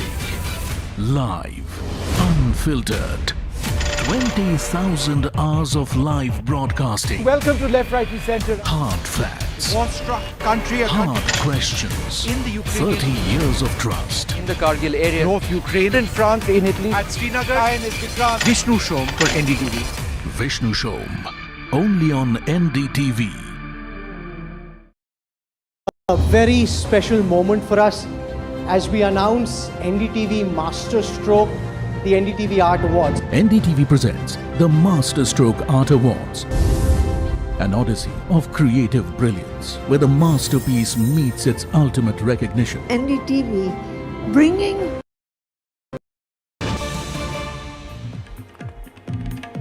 Welcome back. The Chief Minister of Uttarakhand, Pushkar Singh Dhami, responding to the request of the parents of the late Ankita Bhandari, has recommended a CBI investigation into the case.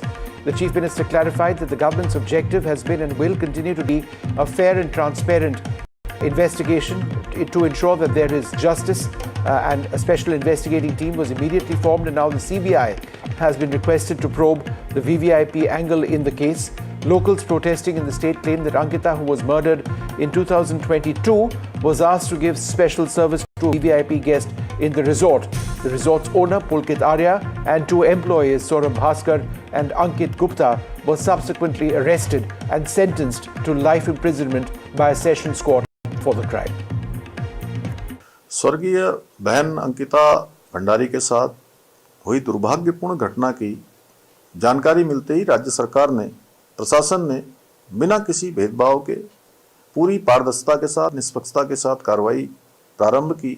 तत्काल SIT का गठन एक महिला IPS अधिकारी की leadership में किया गया और प्रकरण से जुड़े हुए सभी अभियुक्तों को शीघ्र गिरफ्तार किया गया। उसकी ठोस पैरवी माननीय न्यायालय में की गई।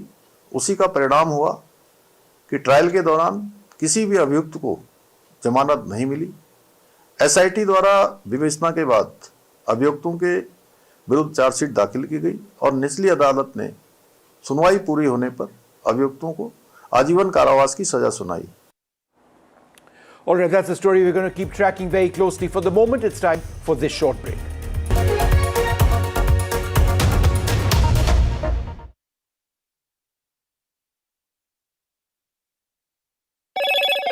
Hello, Moto. Motorola, India's leading AI smartphone brand. Motorola Edge 70, India's only ultra-thin phone with 3x50 MP cameras. Grab Motorola Edge 70 today. Well, ahead of the release, fan previews took place across different parts of the country for Prabhas's The Raja Saab. A video from screenings has gone viral on social media for an unexpected reason. In the clip, fans are seen carrying dummy crocodiles into theatres. Some enthusiastic fans even carry the dummy crocodiles above their heads while rushing into the hall. The videos quickly created a strong buzz about the film on social media.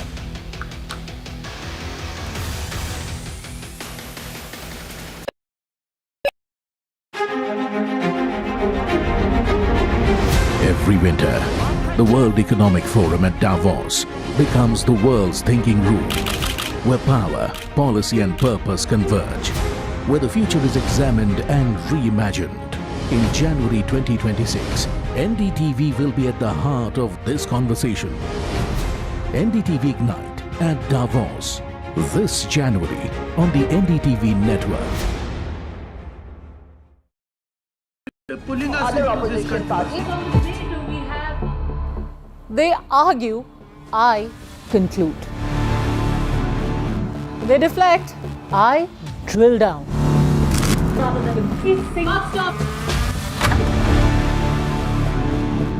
This isn't a free-for-all. It's a reckoning. No filler, no fog. Only the facts and where they lead.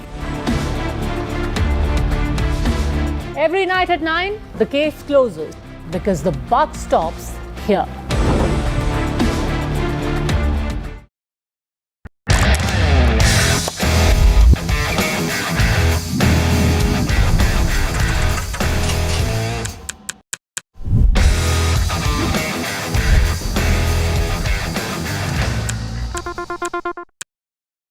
"21 days in Kashmir. People have bombarded me, friends, with requests for an unfiltered list of things I saw and observed on the ground. Very special ground report from the line of control. There were some children who've lost limbs in the shelling.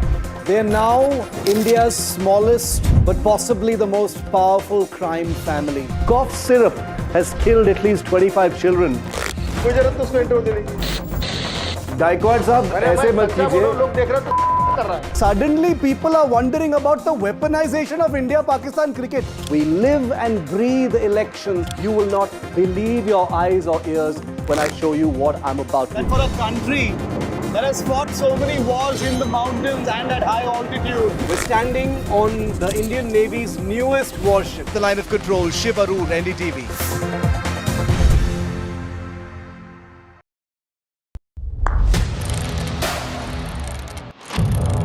What seems settled for me is unfinished business. So I rewind, I pause, I reflect, I dig until what's buried stands up to be counted. Breaking ground, not just headlines, the meaning behind them. This is Breaking Ground with me, Vedika Sood. He has tracked the pulse of power from Washington to Korea. Witnessed history being made in global capitals and conflict zones. Brought clarity to complex issues of national security and international affairs. Aditya Raj Kaul, covering international affairs like no one else. Only on NDTV network.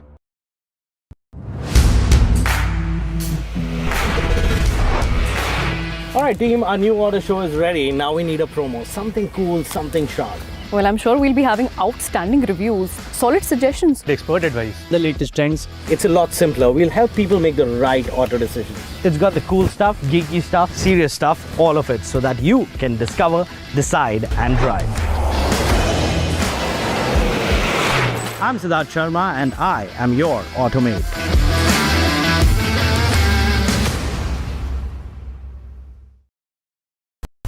The nerve center of the maximum city, the BMC, a contest that will shape Mumbai's next decade, its identity, its legacy, its future.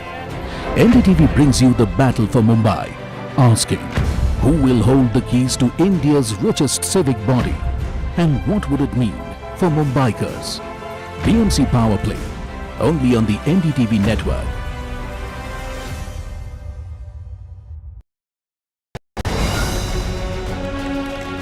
From the heart of the newsroom to the core of the stories shaping your world.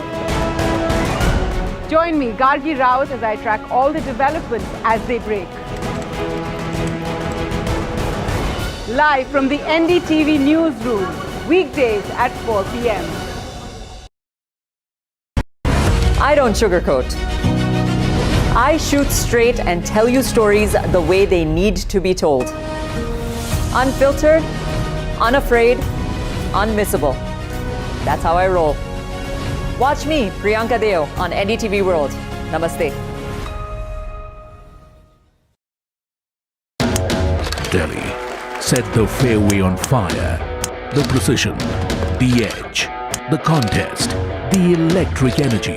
Now, the NDTV PGTI Golf Pro-Am travels to Hyderabad, a day crafted for an unmatched experience. NDTV PGTI Golf Pro-Am, the course of champions, the conversation of leaders. 10th January 2026.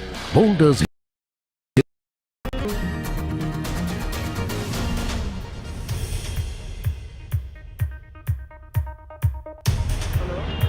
Hello and welcome to this special edition of the Southern View. Like the past few days, Vasudha, Sam and I are still talking about Jana Nayagan. We can only talk, Vasudha, because the movie is not going to hit the screens because the Madras High Court, which gave a huge boost to the movie early in the morning from a single judge, turned out to be an anti-climax at the end of the day, with the Chief Justice staying that order and postponing the hearing to the 21st of January. So no Jana Nayagan. Parasaki will hit the screens tomorrow. Vasudha, disappointed, excited? I want to know what your sense of what's happening is. I'm just intrigued. I don't know what the CBFC must be thinking right now, Veera, because clearly Jana Nayagan has to go from one legal hurdle to another, while Parasaki, which is deeply politicized, something that's based on anti-Hindi agitation, something that is supposed to be a DMK-backed movie completely, you can call it a propaganda movie, that's all set to release tomorrow. So why would the CBFC go after Jana Nayagan and not after Parasaki it really fails me. But yes, the good thing is people of Tamil Nadu will have at least one movie to watch this Pongal. That's right, and most theatres will be showing Parasaki because Jana Nayagan cannot show. Sam Daniel, this is one of the Vijay fan theatres. I mean, there are multiple, many, but Rohini Theatre, known for a Vijay release. Look at the cutouts around.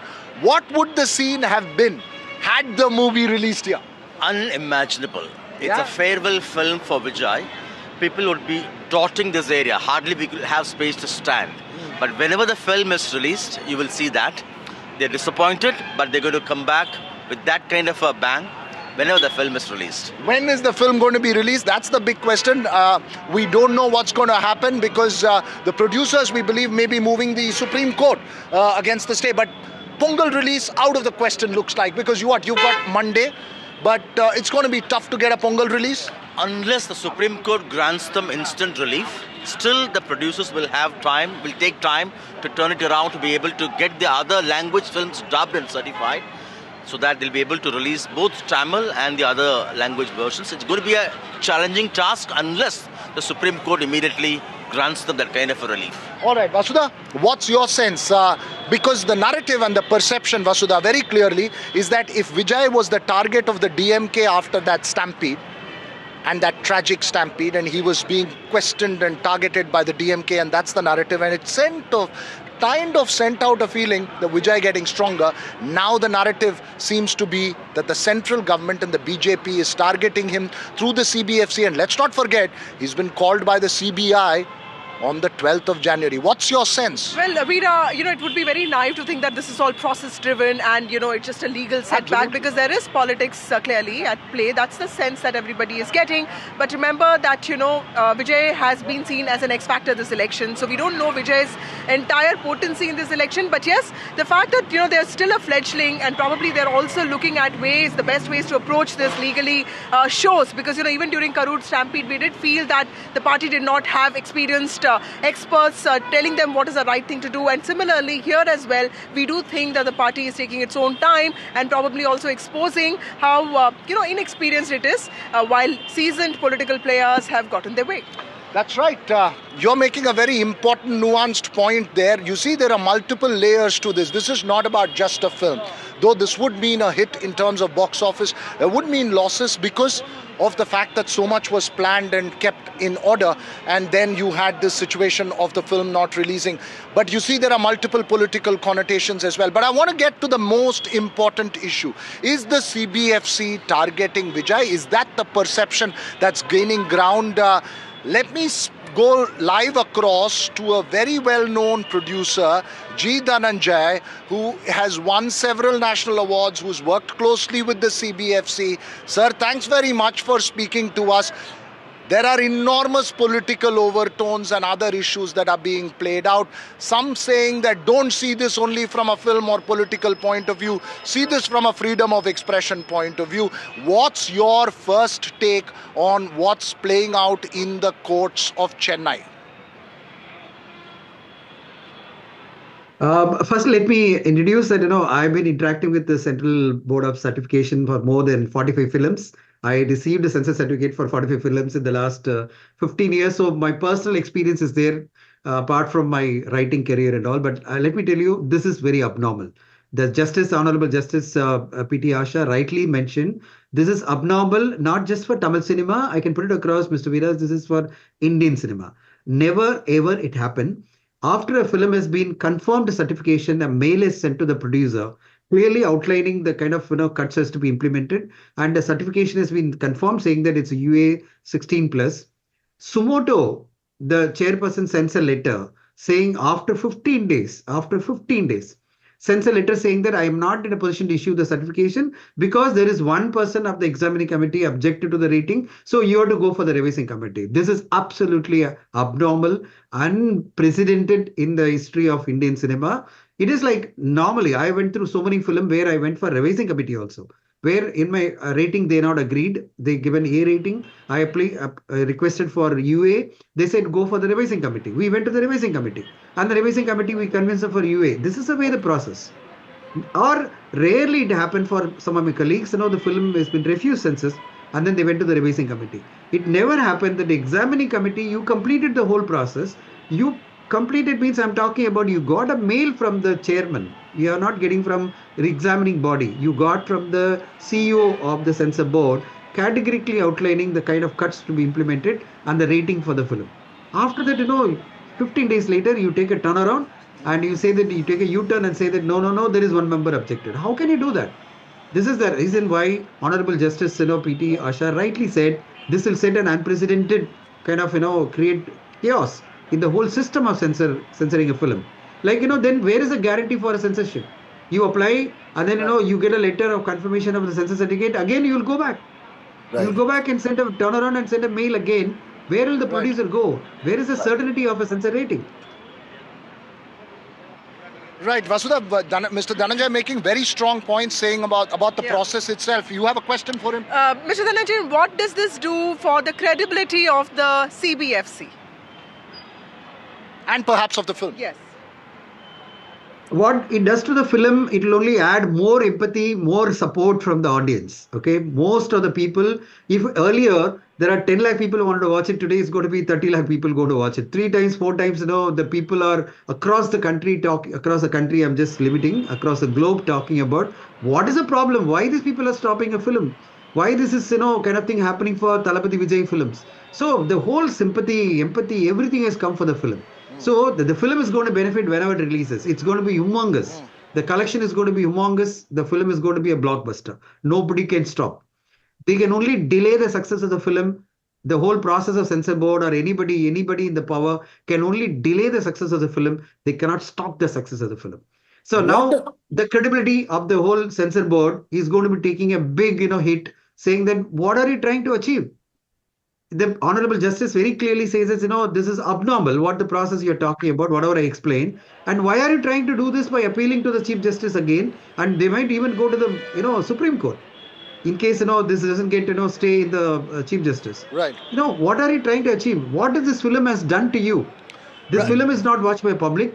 This film is not complained by anybody. Right. It is an examining committees, clearly given. 4 people have already cleared the film. There is one member who had an objection and sent a letter, and for that reason you're taking it as a ego issue.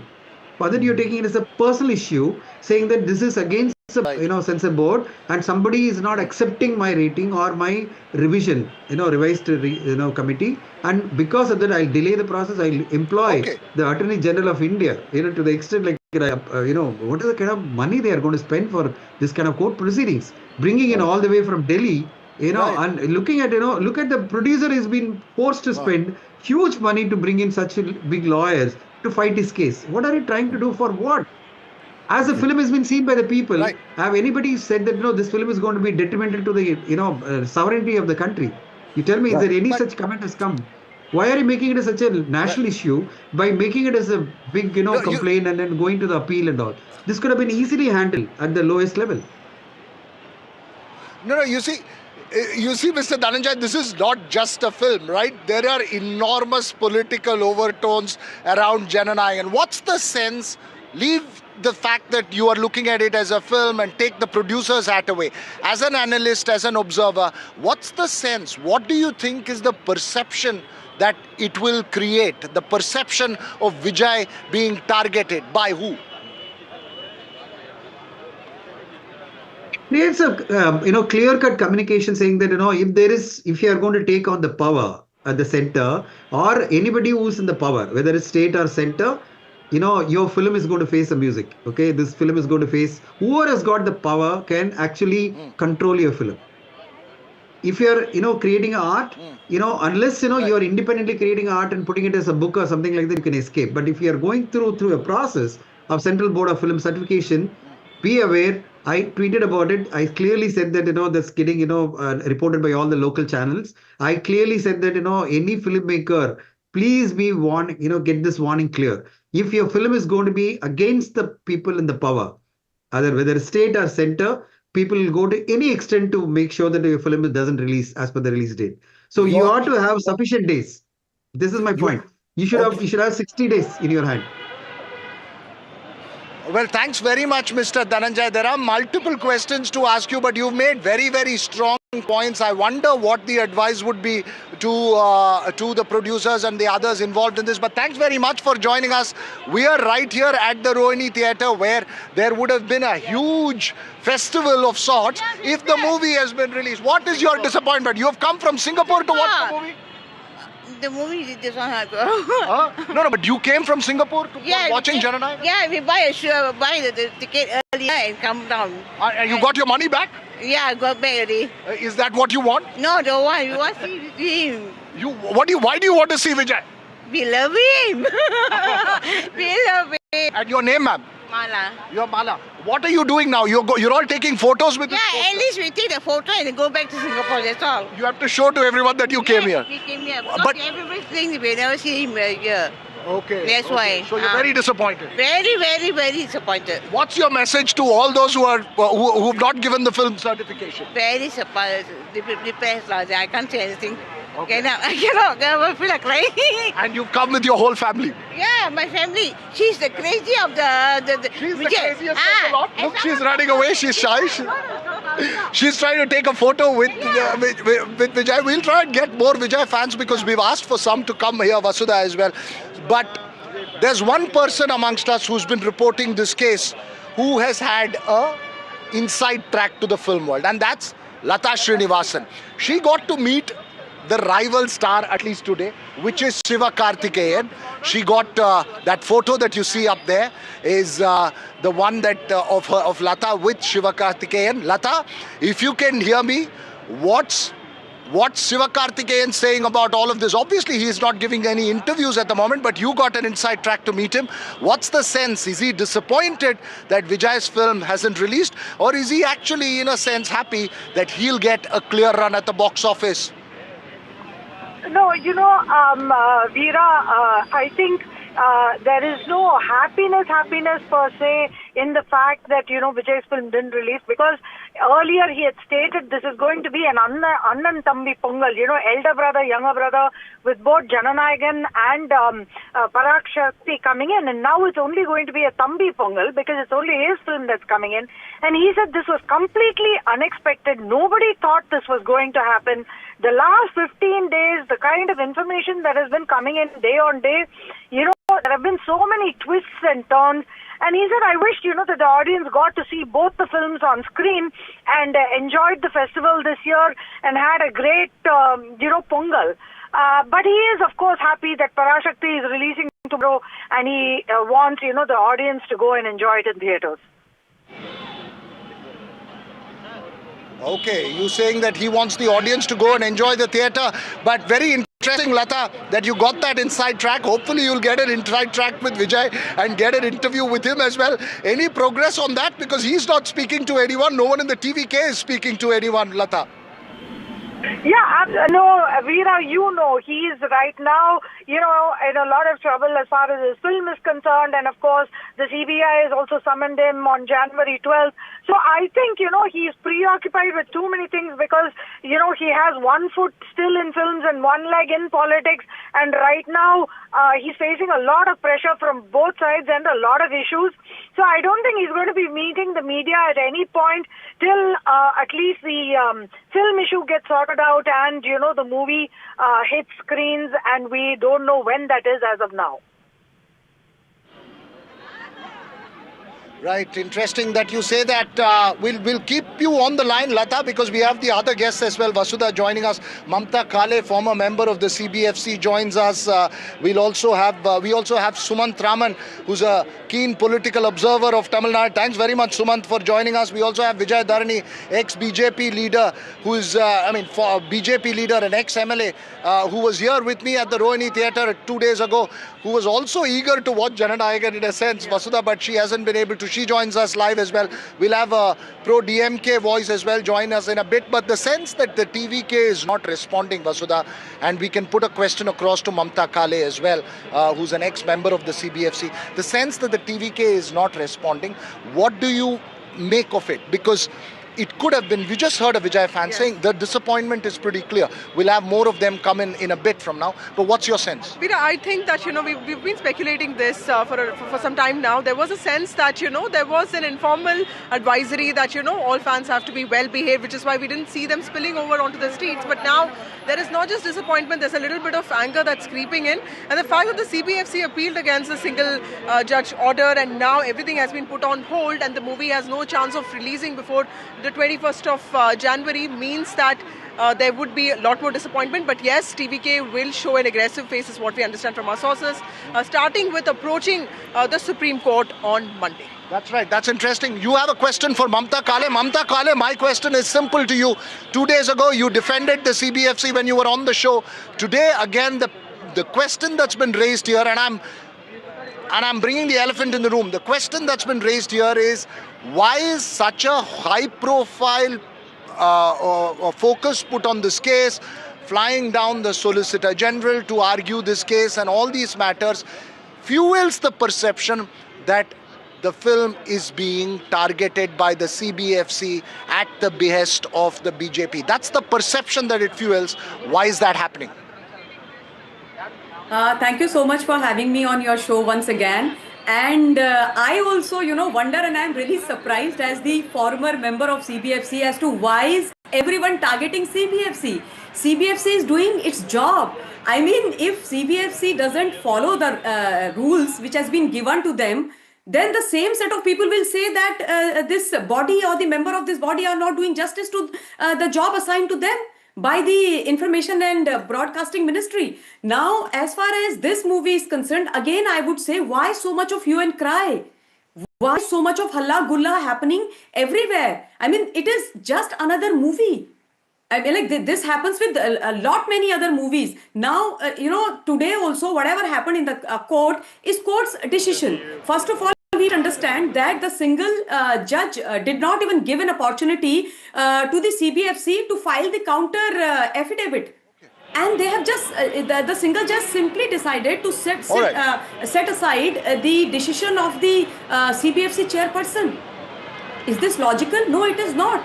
See, I mean... okay, so you're saying it's only procedural. Mamta Kale arguing, Vasudha. Why is there so much hangama about this? It's just another film. Every film goes through this. It's a process. Well, Ms. Kale, we've all often been corrected not to call the CBFC Censor Board. We've always been told that, it is Certification Board. But sometimes, you do wonder if such bodies are also prone to political pressure. Ma'am, today the CBFC was also called out, was pulled up for, using a complaint which the judge said was and could have been an afterthought. How foolproof are these procedures when it comes to political pressures? I will just tell you what the Chief Justice today said. The Chief Justice asked how can single judge bench pass an order without giving an opportunity to CBFC file a counter affidavit. This was told by the Chief Justice. Point number one. Point number two, he also asked another question as to how come the producer of the movie decided to roll out the movie without having the CBFC certification in his hand. I mean, you have to have the CBFC certification with you before you announce the date. So whose fault is this? They were not given the certification. So they should have at least waited for the certification. One more thing I just want to tell you quickly. I heard somebody saying I have Kasturi Shankar, actress and activist as well with her. Kasturi, you want to just respond to what Mamta is saying, that it's the producers, they should have the certification before they announce the release date. But from my understanding, most filmmakers announce the date and then wait for the certification because it's a matter of procedure and process. Yes. I think by the rule book, yes, you cannot... you can announce the release date. You cannot guarantee the release date. You cannot bet on the release date. But you can announce it, and it is the done practice. The practice in any film industry is when you have a high-profile picture, you announce a premium release date, and you work towards it. You work backwards towards it. In that way, I feel the producers have been very remiss because if reports are to be believed, this movie was completed and ready to be screened in April of 2025. However, the producers approached the CBFC on 18th of December. Where was the need to be so lackadaisical? I think the producers absolutely did not understand the gravity of Jana Nayagan as a movie and as a political launch pad for Vijay. They should have anticipated. It's very unfortunate this is happening now, and I don't at all. I'm one of the many disappointed people.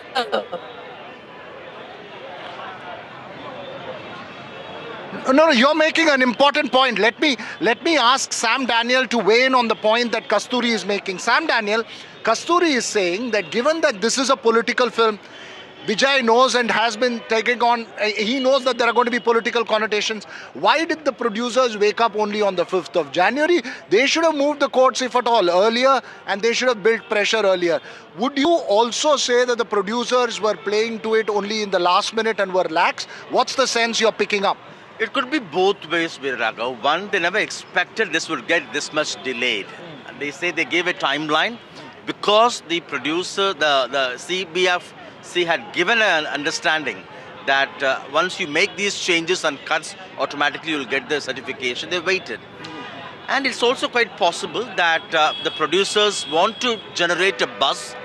The more the delayed, the more the publicity. It will also help them at the box office whenever it sees the light of its day. So it could be both ways. But you're saying you can't discount the fact that this is all part of a strategy. That's right. Well, I don't know. I mean, it seems a little far-fetched, right? Parasaki makers were in touch with us and they were very anxious and they were nervous and they, went out of this way to ensure that this certification comes in time. I felt Jana Nayagan producers were really confident and they felt that it would not be so problematic and that the BJP will not do something like this. That's what they said. Of course, BJP and CBFC are different, but they were very confident that the centre will not do something like this because it's about sentiments. I think a little bit of overconfidence did play there, and that's why I think the fact that TVK is a fledgling party does show in crisis times like this that they have to be over prepared, they have to be suspicious, and they have to be a little,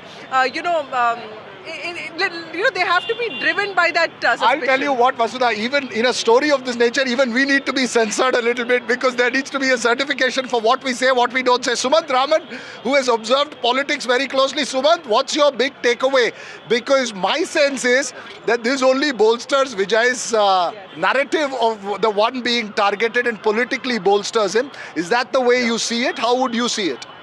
Okay, first of all, I would straight away debunk this whole theory that the production house itself deliberately wanted to do something to delay the film. I think that's complete absurdity for a simple reason that they stand to lose a huge amount of money. There are a whole lot of commitments that are made when a movie is scheduled for release. It's not just, it's not something you just talk. There's money involved.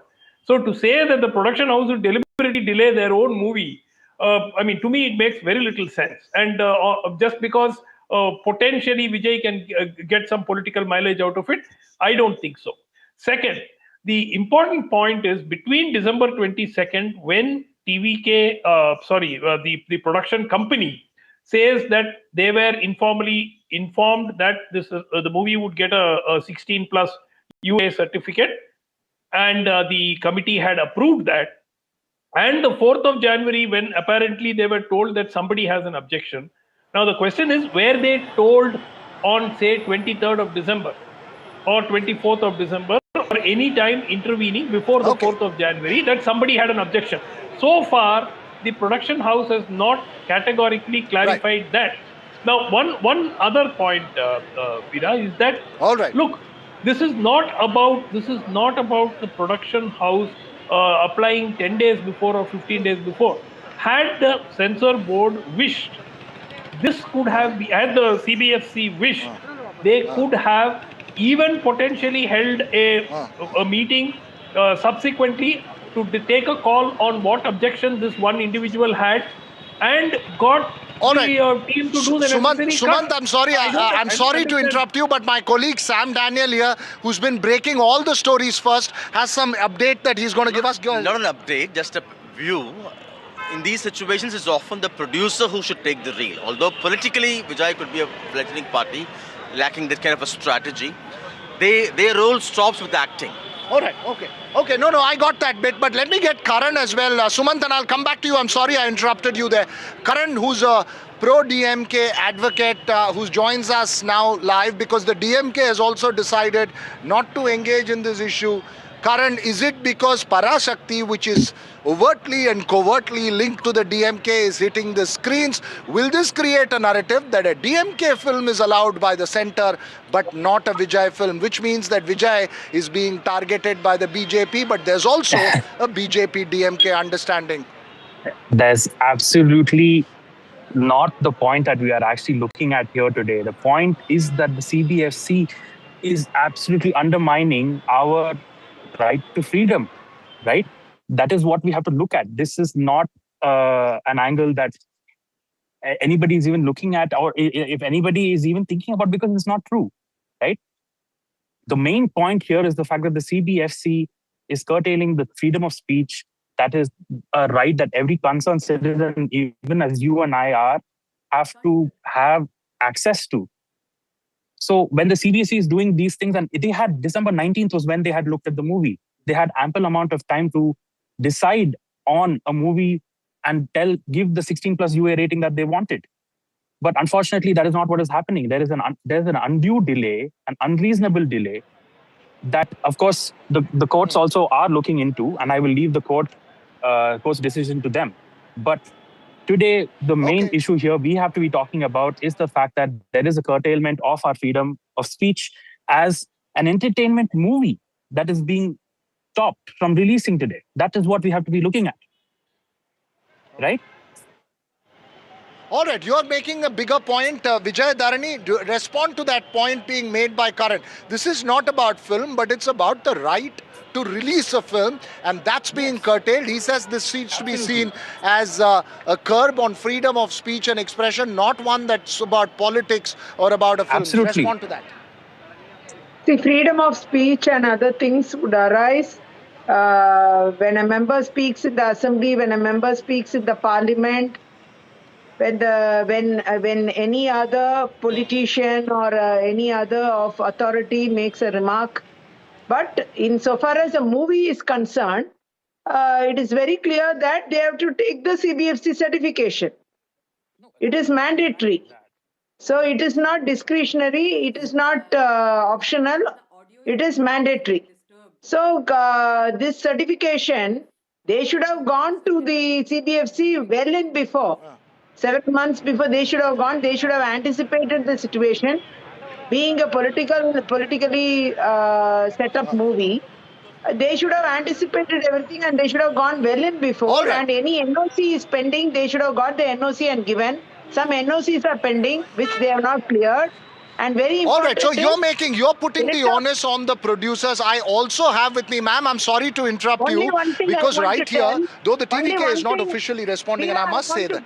Yeah, go ahead, finish your point. That is, see, they should have challenged the letter 6th of this month letter, 6th of December letter. They should have challenged by way of writ of certiorari. That they did not do. Beyond that, the single judge has gone in the issue regarding that letter on jurisdictional issue. So, an appeal has to be preferred because it is the law is being twisted in a different manner. So the appeal is pending. Now we have to wait for the appeal to come up. All right. So you are saying that it's purely a process, and an appeal was absolutely the way to because of the case that's there. The TVK is not officially responding. Vasudha had to leave right now, but Sam Daniel still with us, and we also have one guest who's come in. This is Saranya Durai, who's a local TVK worker but a Vijay fan, who 2 days ago, when I'd come to the theatre, was confidently putting up posters, hoping to see Jana Nayagan today. Saranya, disappointed? What's the sense amongst fans of Vijay? I know you can't give me a political response from the TVK because it's not, but as a Vijay fan, what's your sense? Were you hoping, how would the theatre have been had the movie released? Yeah. We had a great disappointment, and today's it has been a great festival, and the celebration has, I can't say in the words, so we feel very bad about this, yeah. You're feeling very bad about this. But what is Pongal to you without a Vijay film? No, there is no Pongal. When for Thalapathy fans, the Pongal is going to be only when the Jana Nayagan is released, and we have no Pongal. Only when Jana Nayagan releases, you will have Pongal. Ajay, tell me something. You were putting up posters. How much will a person spend on putting up a poster like this? All this is being put by fans with their own money. Yeah, right? yeah. You're almost in tears right now. Yeah, that's about around. They're doing about 10,000 or 20. About what the heights they're doing. Okay, and you all put these posters for all his films? Yeah, almost for all his films. Tell me, theatre எப்படி இருந்திருக்கும்? அவர் படம் release ஆயிருந்ததுன்னா எப்படி இருந்திருக்கும் இந்த இடத்துல? நம்ம நின்னு பேசியிருக்க முடியுமா? Could we have stood here and spoken if the movie had released? Not at all. உண்மையா அது வந்து மொத்த ஜனநாயகமே இங்கே தான் இருந்திருக்கும். Totally hero is up there, and we are feeling very bad. You're feeling very bad. Yeah. Thanks very much for speaking to us. Hopefully it will release. The fact that it's not, it may not. Having another point to say, and it's going to be for every Thalapathy fans is nightmare, and we are getting nights with a heavy tears. Yeah, this is not fair. Okay, why do you think it's happening? Hope you know that. Hope all the people know that. Yeah. You're letting the people know that you don't want to say it. True never fails. Truth never fails. Thanks very much there, Saranya, for speaking to us. Obviously, you'll have your fans as well who will come here. They would have been dancing and singing had this happened. But Sam, very quickly before I go back to Sumant Raman, what's your sense on the TVK? Is this the strategy of the TVK? We'll keep quiet, let people talk about it. It only bolsters us. The more we speak, it will only come back to us. That's right. They are capitalizing on the public perception, which automatically suspects some force behind orchestrating this. They do not want to precipitate it by giving names, but they know the more the delay, it's going to politically benefit them, so they keep it quiet. Right. Let me go across to Sumant Raman. Sumant, you were making a point and I had to rudely interrupt you like we always do when we have some kind of other thing that comes up. Please go ahead and finish your point. I'm sorry for interrupting you there. The point I was making, Veera, was very simple. I think Sam is being very generous when he says that they are being silent and letting things play out. We saw what happened after Karur. They were just paralyzed for a few days. Nothing. There were no comments, nothing. So I think that, the lack of political experience is very, very apparent. The TVK does not have a leadership that can decide things quickly, that can work the phones, have connects in the political world, who can pick up the phone and call maybe somebody in Delhi who could help resolve this. They don't have that level of senior political leaders, potentially who could have been in other parties and then joined the TVK. That is completely absent. So there people with political experience in that party is almost, only 2 or 3 people, and they are all not big ticket players. So therefore, it is that inexperience which came in, which we saw after Karur. It's the same inexperience that we are seeing today. Almost 48 hours this has been going on, and there has not been a peep officially from them. That's right, Sumant. I may be forced to agree with that point because I've spoken to several of them, but it also seems to be part of the strategy to be quiet, Sumant. I must tell you that they are aware of it. They have changed from the Karur stampede, and I think there is a sense that they want to deliberately wait to see how this plays out, given that he's had a summons to go to Delhi as well. Let's see how that plays out, but very, very briefly, Kasturi Shankar, what's your sense? How is this going to impact both the politics and the film eventually? Okay, I think at this point, the DMK is laughing all the way to the bank and maybe to the electoral styles as well, because Parasaki has got a solo run at the box office right now. And instead, and the blame significantly is going to the BJP. I think the BJP at the center and the state have to do something, not play another Vijay. They have to take this proactively, because if they don't do something to clear their name, they are going to be linked forever with the CBFC's activities. I have read the copy of the judgment. You need to know that the petitioners, namely the producers, did not ask for relief or a UA certificate to be restored to them. You need to know that, Veera. They did not ask for that. They did not ask for the review committee to sit immediately. They didn't ask for it. They only asked for a certification. Their prayer was that certification be given to them. Yes. So, no. Their prayer was that the film be released with the earlier certification, which was not given to them. That's right. In total, 3 of the 5 board members gave it. So there was a problem there. Their petition was not made up properly. I think more than all of this, the silence, the sheer inaction of Mr. Vijay and his party leaders is a telling truth. If they don't even act for their own movie, how are they going to act for the people of Tamil Nadu? What are they going to be doing? This is not strategy. All right, okay, you're making a very strong point. Lata Srinivasan, weigh in on that, please, very briefly. Well, everybody wants Vijay to talk and Vijay to speak up for his film. But, Veera, he's in a very difficult position right now, because on one hand, we've seen what happened with the Karur tragedy and all that. And, he's trying to make his way into politics, and he's also a novice at this. It's going to take him time to learn the ropes, right? And he thought he'll go out of the bang, but now this is just causing more trouble. I think he's also, in a way, he's a bit rudderless, or, doesn't have people giving him proper directions. And it shows, the inadequacies on his part and TVK's part as well. So I think it's going to be a big learning for him at the end of the day, because like others have said, whenever Jana Nayagan releases, it's going to be a big blockbuster. Right, okay. Mamta Kale, very briefly, your thoughts before I give the final word to Vijay Dharani. First of all, I just want to tell all the fans out there that it is a temporary phase.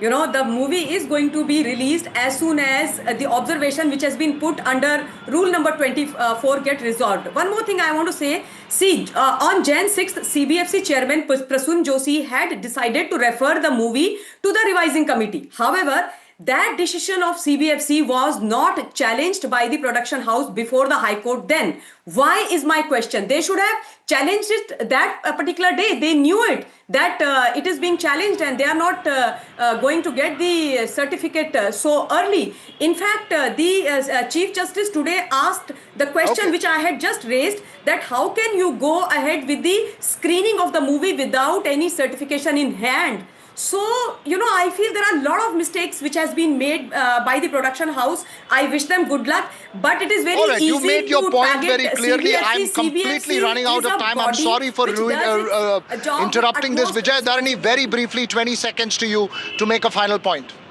See, very, very important is the Vijay's production team. They should have handled this matter properly and they should have filed a writ of certiorari challenging the letter dated 6th by the chairperson. And even a revision committee, they could have appeared and given the NOCs whatever required. They could have done everything and by now they would have got the certification. It is all the mistake lies on the part of the production team and Vijay's team. They should have done all right, let me give the final word actually, given that you made that insinuation to Karan. Karan, go ahead. What do you say to the arguments that's made that the producers didn't handle it properly? Quickly. 19th of December was when the movie was shown to them. There was enough and more time for them to decide on the rating of the movie. So, in my like I had made my point earlier, it is all about the CBFC having an undue delay on the giving their certification. I know it's a due process and I agree that it is something that they have to follow and every film follows. But then at the end of the day, it's a movie, it's an entertainment. It is something that a citizen has the right to do. And we have to stop looking at it from just purely a political angle. They have to follow the rule book also. All right, okay. So you made that point. Stop looking at it from a political angle. I know all you analysts have a point to make. I wish I had more time, but unfortunately, I don't have time. I'm running out of time on this discussion. We'll take a very short break. Thanks to all of you for joining us here. We'll keep coming back to you because this debate isn't going anywhere. We'll take a very short break. When we come back, much more on the Southern View.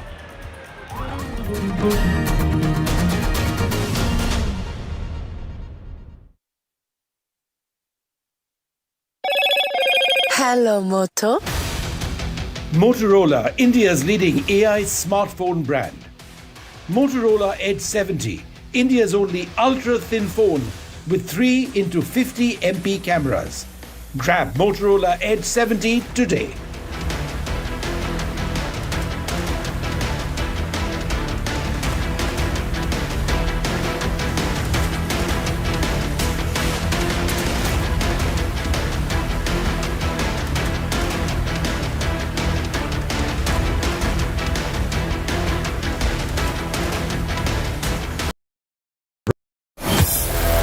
Mumbai are bringing our first India tour in your city. Rag on with Shankar Ehsan Loy and Siddharth Mahadevan and Shivam Mahadevan. 5 times melody, 5 times masti with NDTV Good Times. Go grab your tickets on Live Your City by Fever. The front lines of Kargil. The fury of Operation Sindhu. So many attacks. The chaos and cries of disaster zones. To fighter jet cockpits. And the world's most defining interviews. It's incredible. He has seen history break. Live. Unfiltered. 20,000 hours of live broadcasting. Welcome to Left, Right and Center. Hard facts. War-struck country. Hard questions. In the Ukraine. 30 years of trust. In the Kargil area. North Ukraine. In France. In Italy. At Srinagar. Vishnu Shom for NDTV. Vishnu Shom.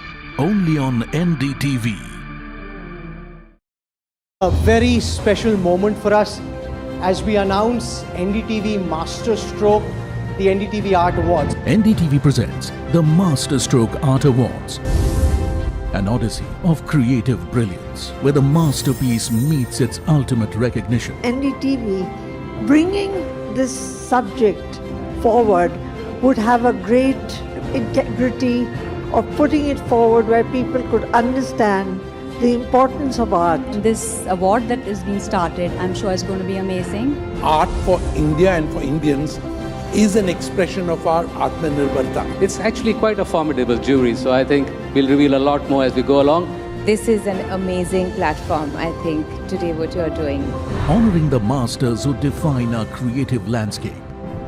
Coming soon on the NDTV network.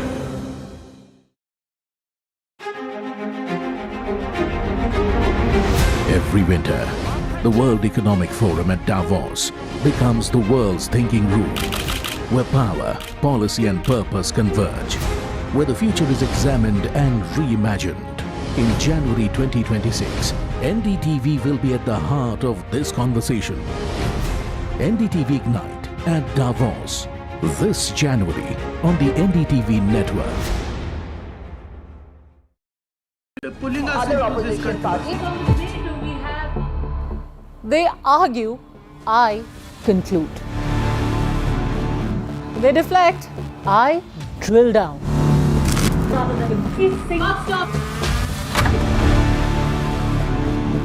This isn't a free-for-all.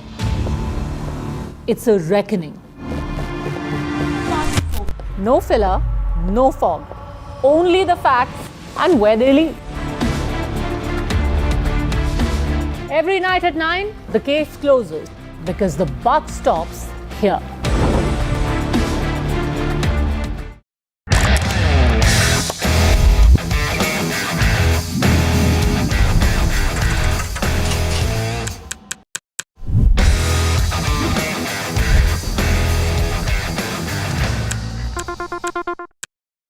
"21 days in Kashmir. People have bombarded me, friends, with requests for an unfiltered list of things I saw and observed on the ground. Very special ground report from the line of control. There were some children who've lost limbs in the shelling. They are now India's smallest but possibly the most powerful crime family. Cough syrup has killed at least 25 children. Gaikwad sahab, aise mat kijiye. Suddenly people are wondering about the weaponization of India-Pakistan cricket. We live and breathe elections. You will not believe your eyes or ears when I show you what I'm about to do. And for a country that has fought so many wars in the mountains and at high altitude, we're standing on the Indian Navy's newest warship. The line of control, Shiv Arur, NDTV.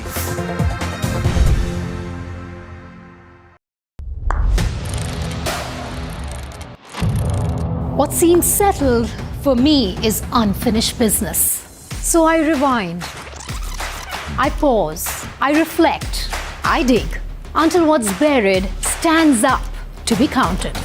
Breaking ground, not just headlines, the meaning behind them. This is Breaking Ground with me, Vedika Sood. Across the country. He has tracked the pulse of power from Washington to Korea. Witnessed history being made in global capitals and conflict zones. Brought clarity to complex issues of national security and international affairs. Aditya Raj Kaul, covering international affairs like no one else, only on NDTV network.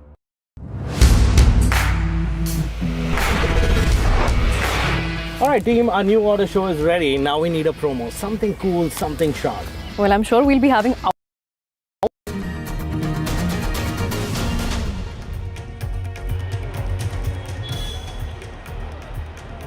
Welcome back from the demigods of Tamil cinema, now to the gods in Kerala.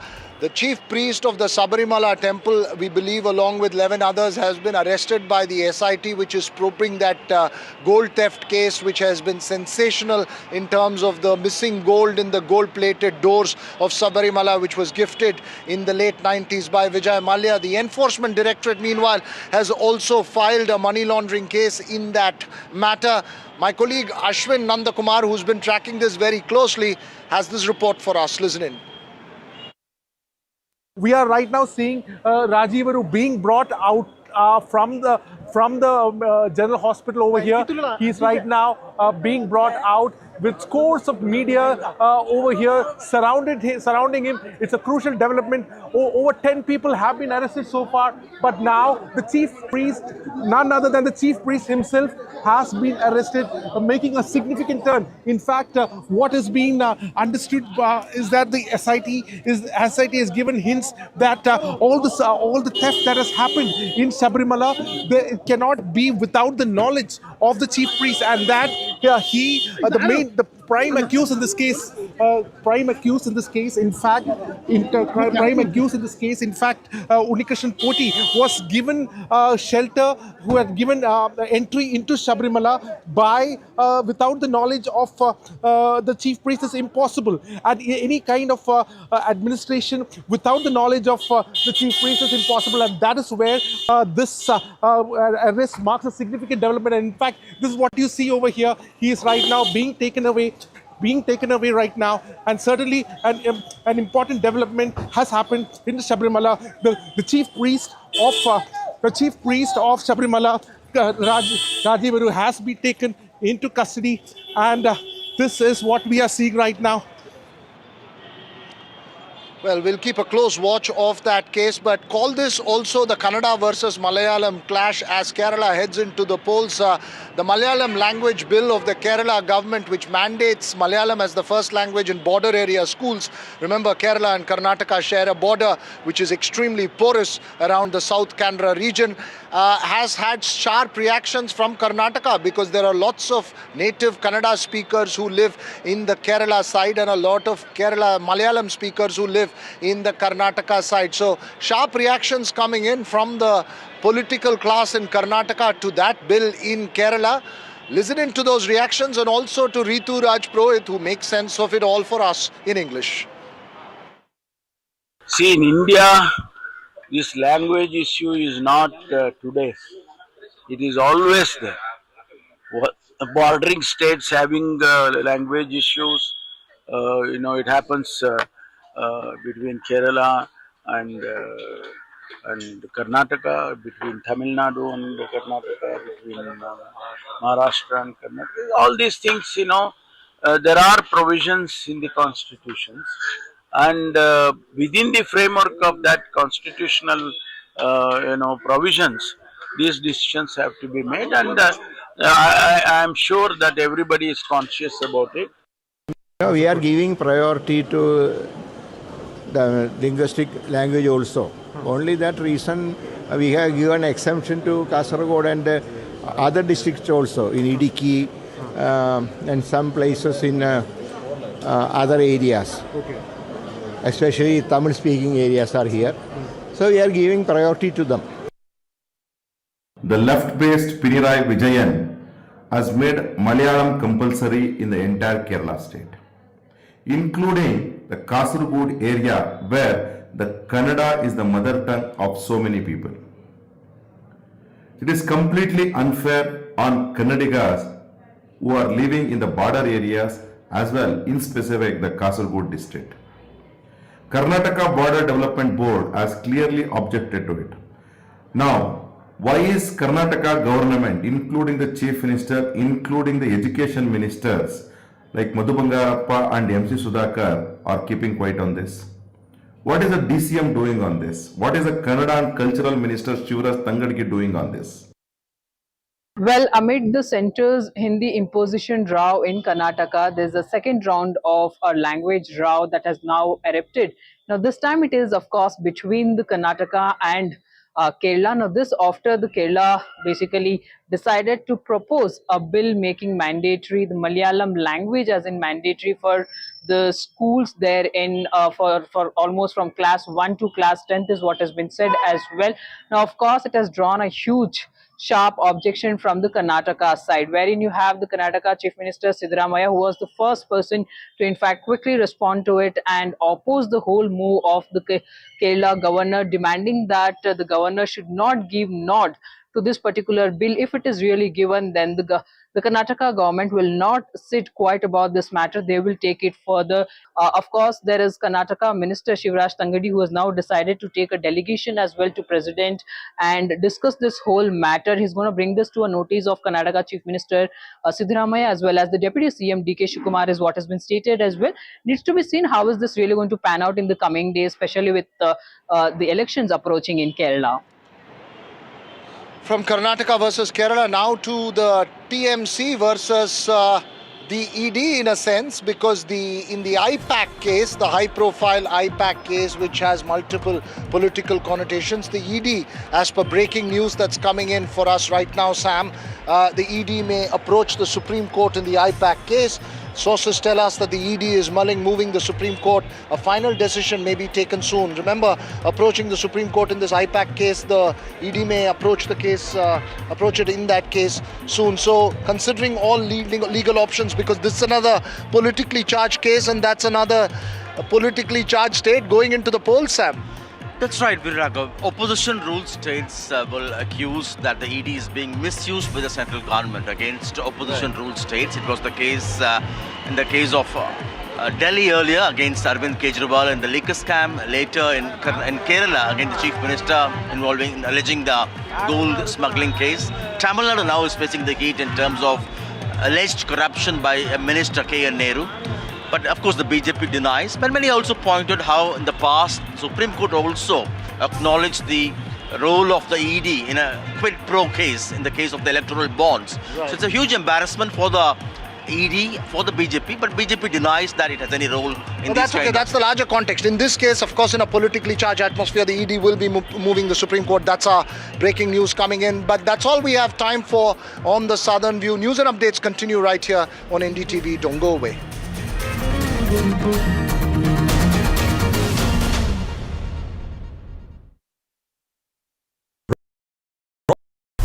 The nerve center of the maximum city, the BMC, a contest that will shape Mumbai's next decade, its identity, its legacy, its future. NDTV brings you the battle for Mumbai, asking who will hold the keys to India's richest civic body and what would it mean for Mumbaikars. BMC Power Play, only on the NDTV network.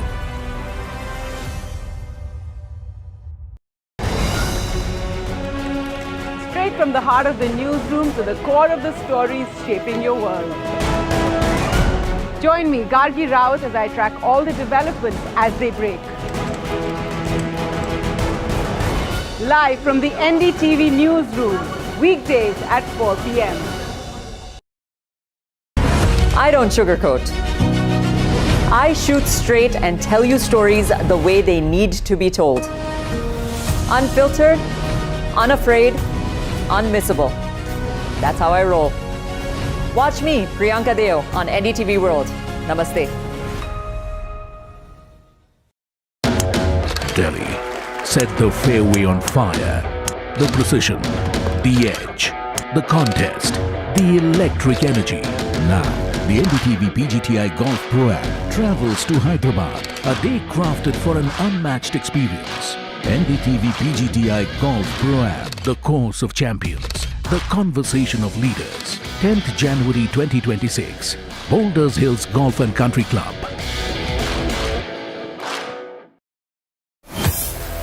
Mumbai are bringing our first India tour in your city. Rag on with Shankar Ehsan Loy and Siddharth Mahadevan and Shivam Mahadevan. 5 times melody, 5 times masti with NDTV Good Times. Go, grab your tickets on Live Your City by Fever. The front lines of Kargil. The fury of Operation Sindoor. so many attacks. The chaos and cries of disaster zones to fighter jet cockpits and the world's most defining interviews. It's incredible. He has seen history break. Live, unfiltered. 20,000 hours of live broadcasting. Welcome to Left, Right and Center. Hard facts. War-struck country. Hard questions. In the Ukraine. 30 years of trust. In the Kargil area. North Ukraine. In France. In Italy. At Srinagar. Vishnu Shom for NDTV. Vishnu Shom. Only on NDTV. A very special moment for us as we announce NDTV Masterstroke, the NDTV Art Awards. NDTV presents the Masterstroke Art Awards, an odyssey of creative brilliance where the masterpiece meets its ultimate recognition. NDTV bringing this subject forward would have a great integrity of putting it forward where people could understand the importance of art. This award that is being started, I'm sure is going to be amazing. Art for India and for Indians is an expression of our Atmanirbharta. It's actually quite a formidable jury, so I think we'll reveal a lot more as we go along. This is an amazing platform, I think, today what you're doing. Honoring the masters who define our creative landscape. Coming soon on the NDTV network.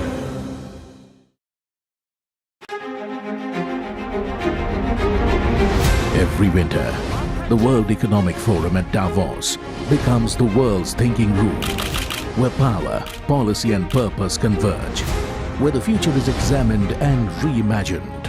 In January 2026, NDTV will be at the heart of this conversation. NDTV Ignite at Davos, this January on the NDTV network. Pulling us into this country. They argue, I conclude. They deflect, I drill down.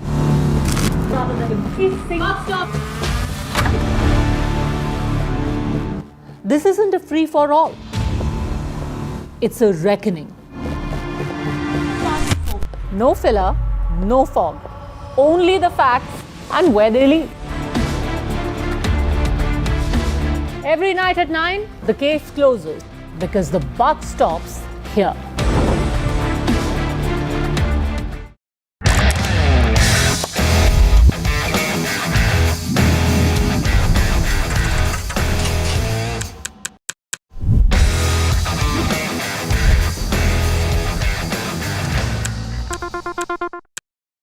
"21 days in Kashmir. People have bombarded me, friends, with requests for an unfiltered list of things I saw and observed on the ground. Very special ground report from the line of control. There were some children who've lost limbs in the shelling.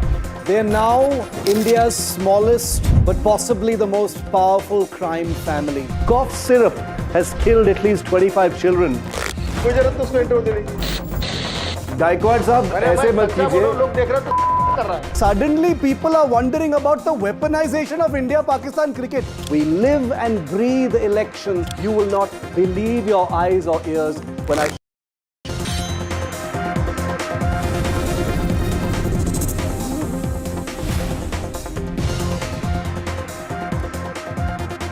Good evening and welcome. You're on India Matters on Friday night with me, Shiv Arur. As always, let's get you straight to the top headlines I'm tracking tonight at 8. Hours after ordering Censor Board to clear Jana Nayagan, Madras High Court Chief Justice puts Vijay's film release on hold. Jana Nayagan will not release before the 21st of January, TVK likely to escalate to the Supreme Court. Meanwhile, Mamata Banerjee declares war against the centre over the Enforcement Directorate raids at IPAC. Its big political consultant for the Bengal election says don't cross the Lakshman Rekha. Detention drama in Delhi after Trinamool MPs protest. ED claims Bengal Chief Minister forcibly took documents and digital devices herself during the raids. Maharashtra civic poll war brings the Pawar Parivar together. Supriya Sule and Ajit Pawar to unveil NCP manifesto in Pimpri Chinchwad area near Pune tomorrow. India counters Trump's Commerce Secretary on his trade deal claim where he said that Modi refused to call Trump despite asked to do so. Ministry of External Affairs says Howard Lutnick's version of trade talks is incorrect. India has fact-checked the Trump administration. And the Iran supreme leader has asked Trump to address problems within his country first. This after the US president warned Tehran of severe consequences if the crackdown on protesters as part of a historic vote continues.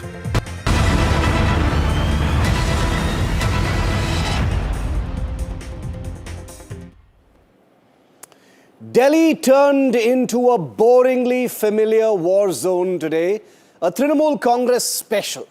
Mamata Banerjee's celebrity MPs hit the streets screaming blue murder after the Enforcement Directorate raided the home of her chief political consultant in Kolkata over suspected illegal money transactions linked to the party. Mamata did what Mamata does best, roared that she was under attack, projected strength through her Delhi Neta brigade. Placards came out on cue, so did the ever-reliable Delhi police, obliging everyone with the perfect protest photo ops as these MPs, one after the other, were dutifully dragged away, giving them a chance to play victim pro max. But beneath the noise and fury is something far more serious. The Enforcement Directorate claims Mamata Banerjee personally removed documents from the raid site in Kolkata yesterday. That is a staggering allegation despite the political tutu-meme.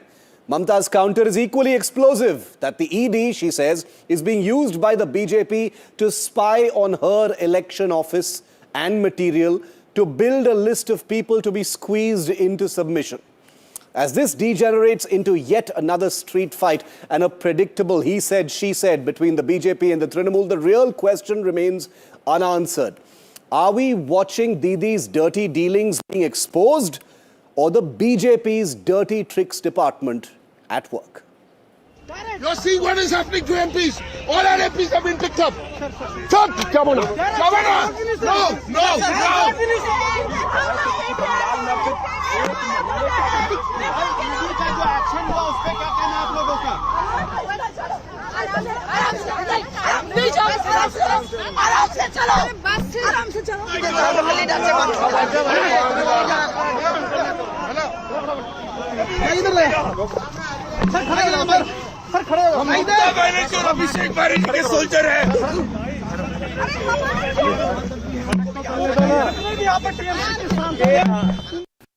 The entire action of the Chief Minister is not only unethical, irresponsible, unconstitutional, but she has put the entire democratic process and governance to shame.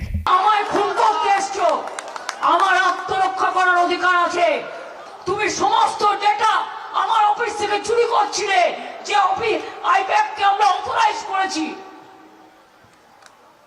তোমরা তো 6টা থেকে ঢুকেছো আমি তো গেছি 11:45 5.5 ঘন্টা সবই তো চুরি করেছো মানুষকে আমি ভালোবাসি যেমন জোড়া ফুলটাতেই তো আমরা দাঁড়াই তা জোড়া ফুলটা যদি রক্ষা না হয় পার্টিটাই যদি রক্ষা না হয় তা মানুষের জন্য লড়াইটা করব কি করে Ravi Shankar Prasad, senior leader, BJP MP, joins me live tonight on India Matters. Mr. Prasad, thank you for your time and being with us here on NDTV. My first question to you, sir. You've called this a historic moment where a chief minister has personally dashed into a private person's house to interfere with a raid. We know that the Enforcement Directorate has alleged that Mamata Banerjee personally has taken away some material. According to you, Mr. Prasad, what is Mamata Banerjee attempting to hide? First of all, historic moment I haven't said.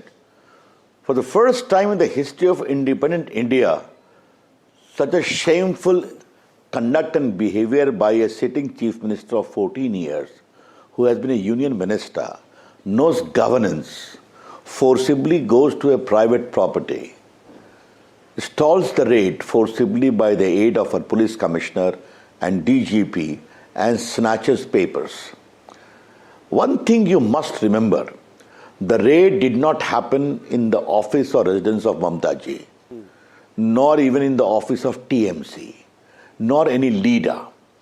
It was a consulting firm where the raid has taken place in the wake of coal scam and money laundering charges, in which one of the transactions also named them.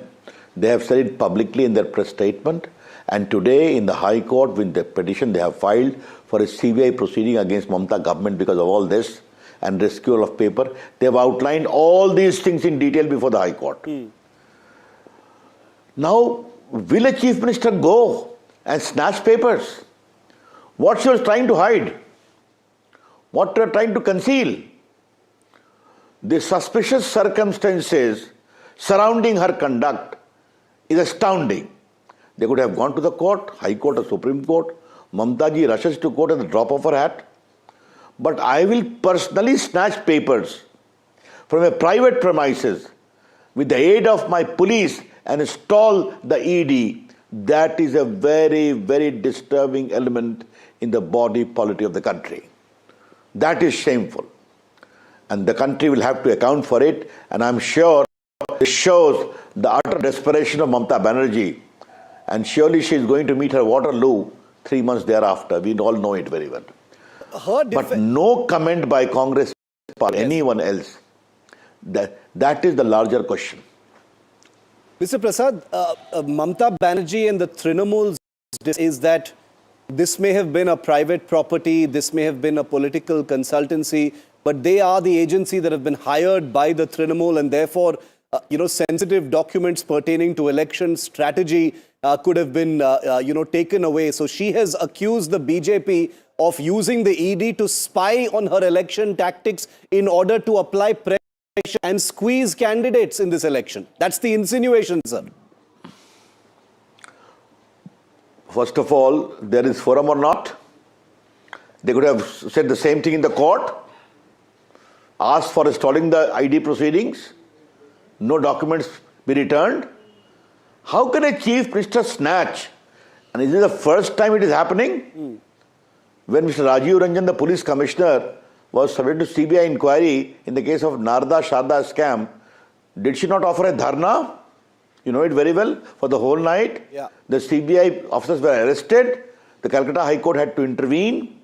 In the case of Sandesh Khali, what happened? You know it very well. Ultimately, it became a big movement and the High Court had to intervene and Supreme Court had to intervene and the main sheikh was arrested. What happened in the case of KG Kar Medical College rape case? Did she not sought to frustrate the entire investigation in the case of a woman who was victim of a rape? These are only some of the instances, and let me tell you, I have travelled very extensively in Bengal in the case of loot and snatching of ballot papers, in the case of Nagar Panchayat and the Gram Panchayat elections, where people are not allowed to vote. They are not allowed to file nominations paper. How they are scared, how they are beaten. I have seen myself visiting villages. Therefore, let Mamata not talk of democracy. And this only shows her desperation, as I said. But again, I repeat my charge. What was so compelling suspicious circumstances surrounding that Mamata had to personally rush and snatch all those papers? That is something very, very serious. And by the way, ED is investigating and also doing the raid in connection with the money laundering charges, which they have publicly explained. Can you deny that coal smuggling is not there? Can you deny that money laundering charges are not there even in case of high-ups of Trinamool? You all know it very well. But here we are in a particular instance today. And by the way, I forgot to tell you, even the High Court hearing was frustrated today. The judge, under utter desperation, adjourned the case to 14th because all the Trinamool supporter lawyers almost dashed into the court and not allowed the hearing to proceed. These are circumstances, governor being threatened, all these being threatened, BJP leaders are being threatened, no opposition leader is allowed to proceed in the entire state. And coming from Mamata ji, I must repeat, she has fought against the fascism and barbarism of left. Kudos to her. But her own actions surpasses even that. She has mastered that art. That is a matter of great concern, deeply disturbing. because it shows her desperation. Therefore, this Maha-Jangal Raj is going to end soon when the elections are taken place. Mr. Prasad, the case will take its own course. The ED process will take its own course. But as a long-time Bengal watcher, and as you said yourself, you've travelled extensively inside Bengal, what is your sense of what Mamata would be trying to hide? Going there and removing documents, as you said, what would she be trying to pull away from the site, sir? There are many skeletons in the cupboard. Okay? You remember crores of money were recovered from the house or flat of a minister, including her partner, his partner. Therefore, when the skeletons start coming out, they'll keep on tumbling. But again, the suspicious circumstances, why she was compelled to rush herself, that is, obviously it will become a big issue in the elections. It will become, and let it become. The people of Bengal are frustrated, angry and fed up with this Maha-Jangal Raj. Surely they will reply in the elections. Final question, Mr. Prasad. We saw the drama that played out in Delhi today with, many of the Trinamool MPs protesting. They were dragged away. The very familiar sort of political drama that played out. Do you think in some ways this has handed Mamata an issue to, roar about and to accuse the BJP of trying to victimize her? Those are very compelling pictures that were beamed out, sir. Come on. What compelling picture? You barge into the office of the Home Minister and police will be keeping quiet. Do you suggest that the BJP leader should barge into the office of the Chief Minister in Calcutta? What do you say that? Let them do all the drama which they have done. That is their right. But the serious charge of corruption and the compelling circumstances of reaching there and snatching the paper is a very important political statement.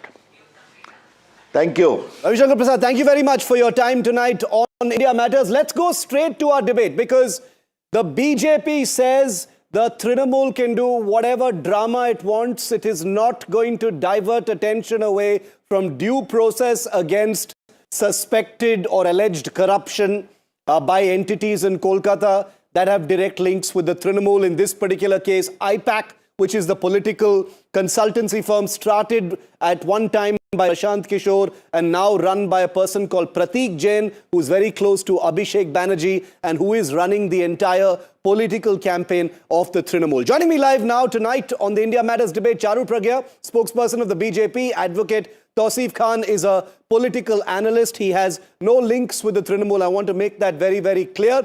Charu, the Trinamool's top MP brigade dominated the airwaves almost all day today in a protest that has ended in most of them being dragged away. They have basically declared war by saying the BJP is using the ED once again. They've said this is nothing to do with Mamata's dirt. This is the BJP's dirty tricks department. How would you respond to that? Shiv, good evening to you. I think anarchy has become the methodology of working for TMC government, and anarchy is only what they show to the people of the state, to the people of this country, time and time again. And every single incident I can recall where law is supposed to take its course, Mamata government has blocked it, absolutely blocked it. For her, it is not about who is right. For her, it is about who is a TMC supporter. That's it. She doesn't care about criminality, and I'll tell you how. Sharda chit fund case, she sat on a dharna to prevent the CBI from doing its work. In fact, the situation became so bad that the CBI had to move the court. After that, you remember Sandesh Khali. Reporters were not even allowed inside. They were beaten up. At that time also, CBI officials were attacked by a mob because they wanted to get hold of a person who ran the land mafia in that region, Sheikh Shah Jahan. Then he was again protected by the TMC government for a prolonged period of time. After that, we remember how she sided again with the authorities, the principal of RG Kar Medical College. not with the victim, not with the people protesting on the streets.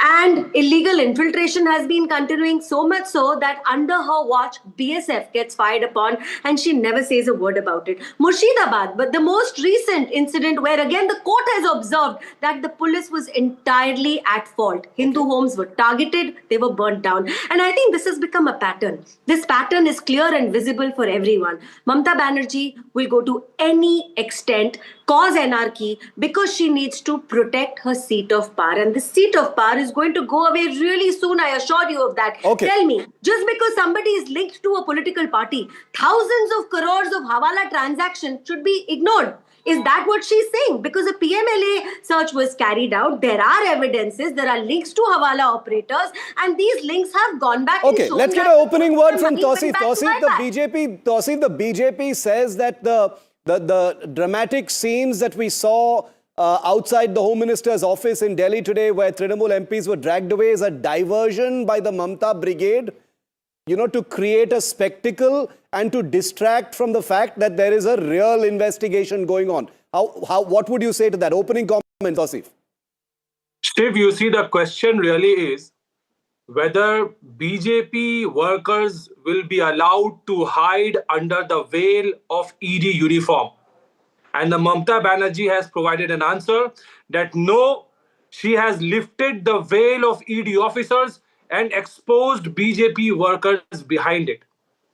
They say, the ED says, they are pursuing a case about government 10 officials. years old, which is 10 years old. And they're saying they are pursuing a raid under the FIR which was lodged 6 years ago. They are saying that they're looking for documents and money trails and papers and whatnot. Now, 10 years later, after the alleged scam, 6 years later, after the ED, after the FIR is filed, no, we are not going to buy that. Now, what we know is that 2 months from now, Bengal is going for the voting. Trinamool party has made up their plan. They have strategized how to, who to, give tickets in this election, how to strategize their election. IPAC is basically a war room of Trinamool. Can Trinamool allow somebody under the guise of being some officer and steal those documents, steal those strategies, steal those confidential papers of Trinamool party away? Okay, so Trinamool or any party in can I please come in? will not allow So that.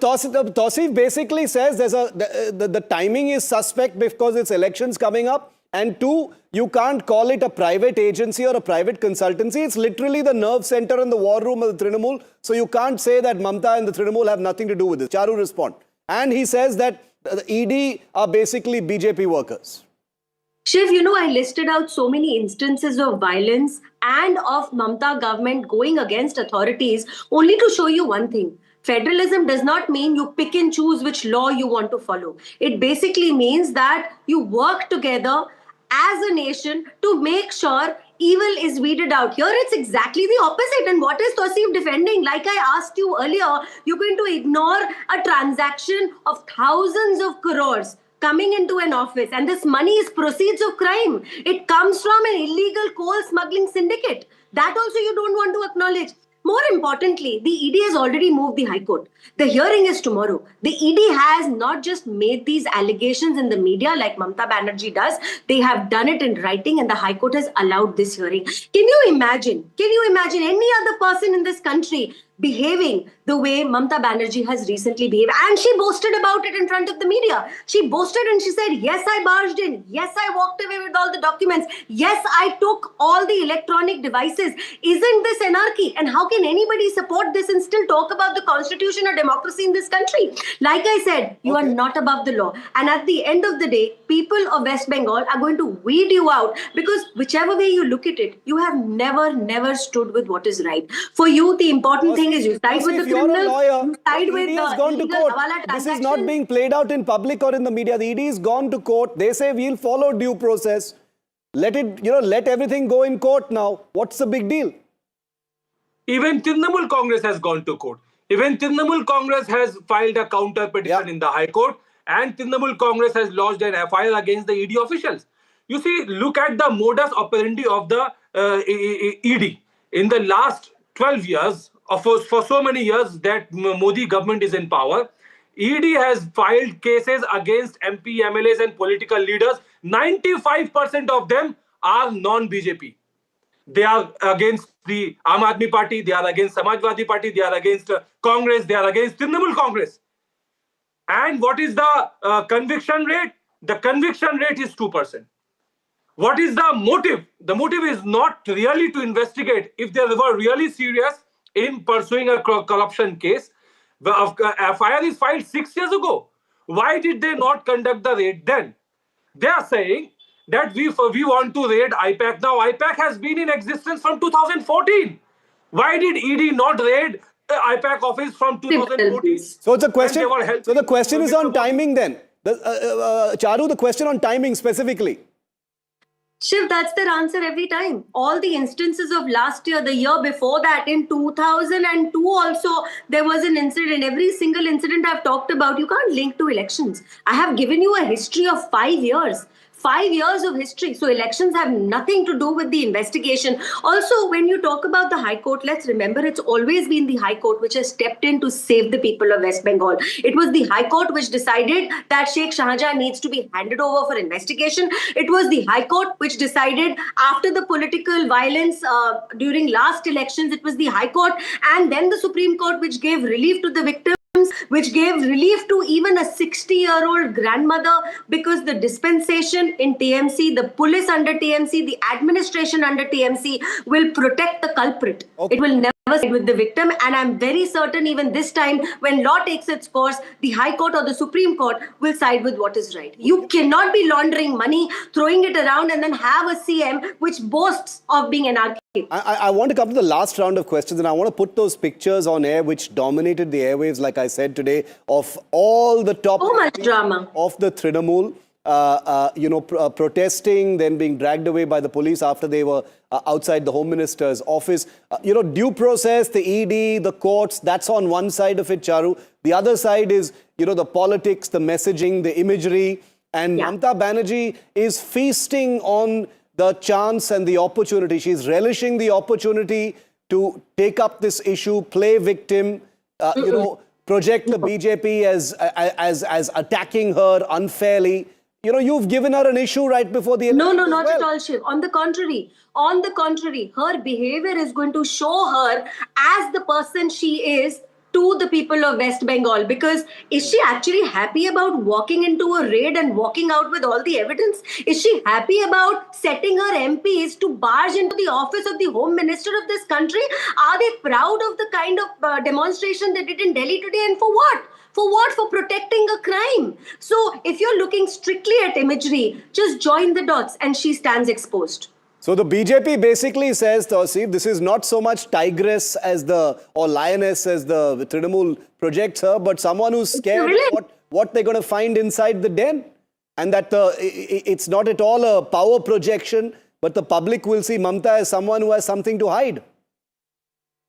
Shiv, you see all the allegations that Charu is making now, or BJP has been making, it is nothing new. They have used ED in the last election also, in the MP election, in the last 2021 assembly election as well. And the same result. The result is always the same. They have used ED, they have used CBI, they have used cash was not found they have used so many corruption charges they come up with. But the people of Bengal have voted Mamata Banerjee. I'm giving you an instance. And this time also it is going to be safe. Mamata Banerjee is the tigress, and time has proven that. People of Bengal has proven that. For people of Bengal, BJP is an outsider.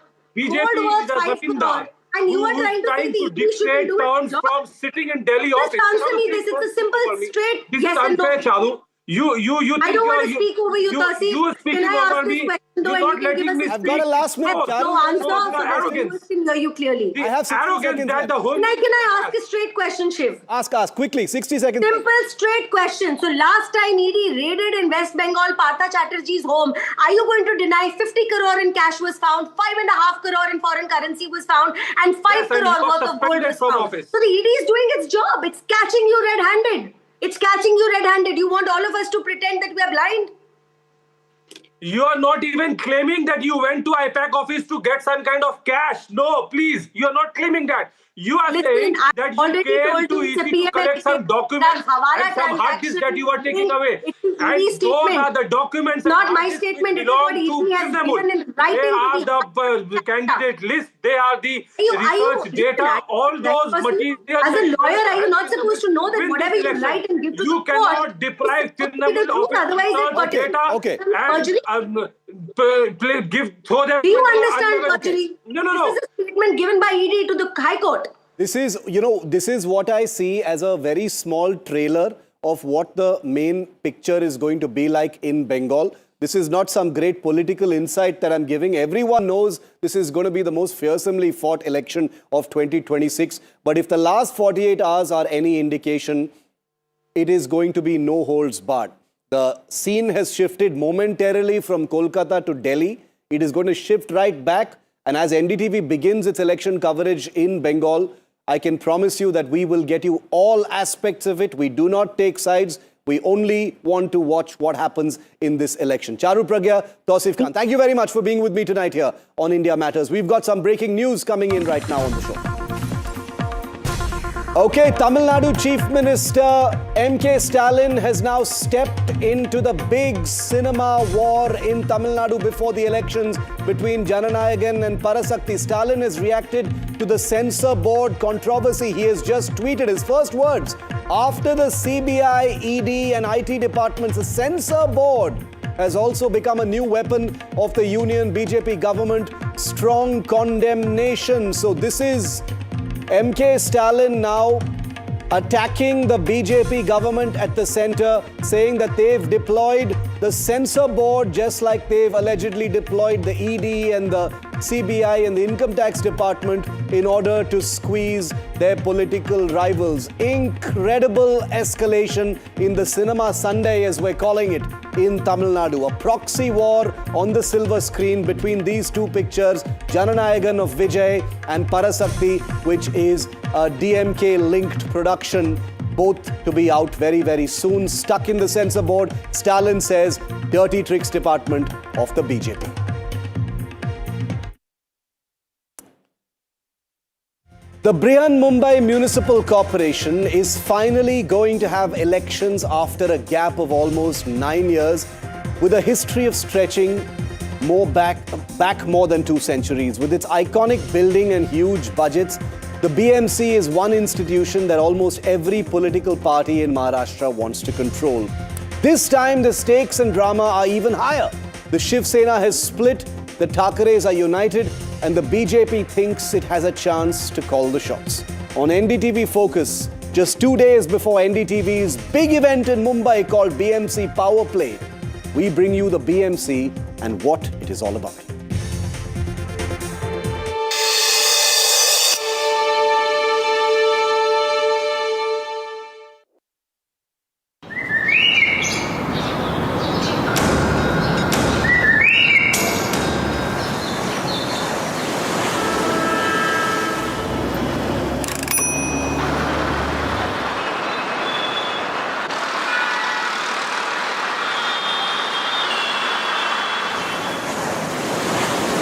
Mumbai, commercial capital of India, the Bombay of Bollywood, maximum city, the place of dreams, of struggles, of hopes and aspirations, and of intense political upheavals. Maratha Manus, North Indians, the expats of every hue and color and language and religion. Mumbai of cricket, Mumbai of dabbawalas, Mumbai of black and yellow taxis, and Mumbai of one of the richest of Asian municipal corporations, and its hard-fought elections every 5 years, and the control of the BMC and its humongous budget.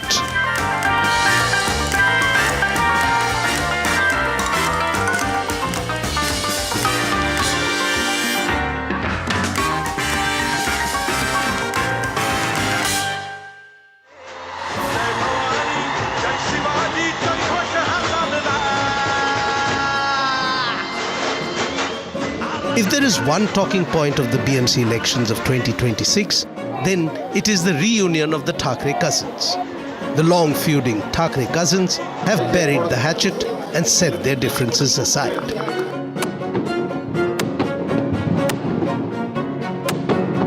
की कुठल्याही वादापेक्षा आणि भांडणापेक्षा महाराष्ट्र मोठा आहे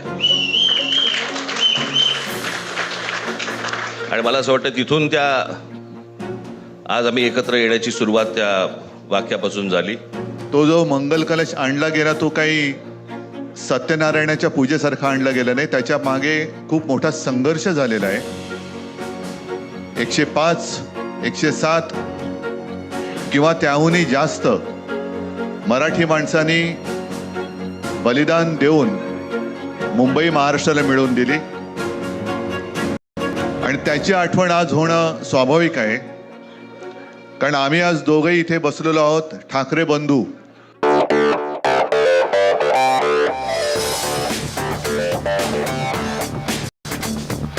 The reunion is symbolically significant as it draws on the legacy of Shiv Sena founder Bal Thackeray. Raj, standing beside Uddhav, sends the signal that the Shiv Sena split by Eknath Shinde, claiming the original tag notwithstanding, Bal Thackeray's spirit and inheritance flow with the realigned Thackeray cousins.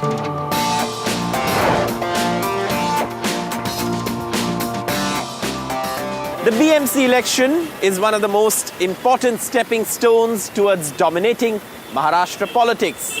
In recent years, both Raj and Uddhav Thackeray have lost political heft due to the machinations of the Devendra Fadnavis-led BJP and the Eknath Shinde-led Shiv Sena faction.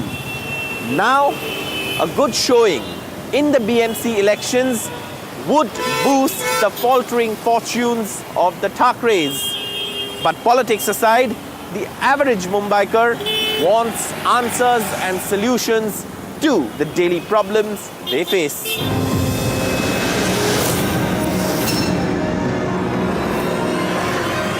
The focus of the BMC election is also about the major issues that this mega city faces. Civic apathy, traffic jams, congestion, inadequate infrastructure, repeated floodings. The problems are deep-rooted and need dedicated political intervention to alleviate.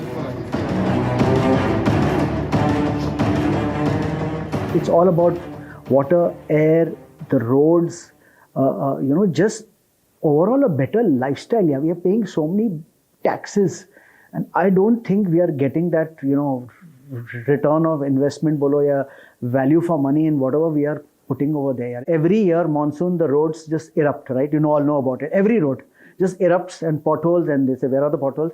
So I'm saying BMC should now outsource it to the dentists of Mumbai. Like I had a cavity 6 years ago, my dentist covered it, till now it's not come out.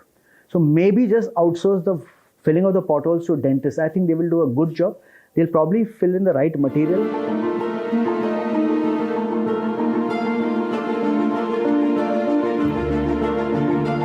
The Brihan Mumbai Municipal Corporation that governs Mumbai holds local responsibility for healthcare, education, water supply, power supply, drainage, transport, and all other civic issues that have just kept growing since the BMC came into existence more than 2 centuries ago.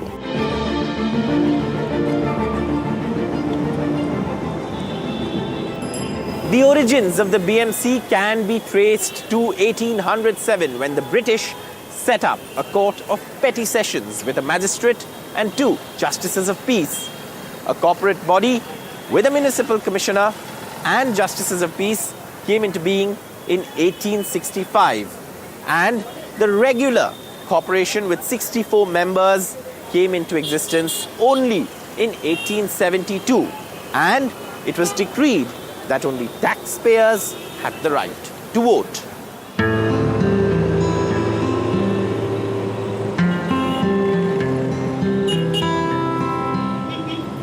In 1922, rent payers were also allowed to vote.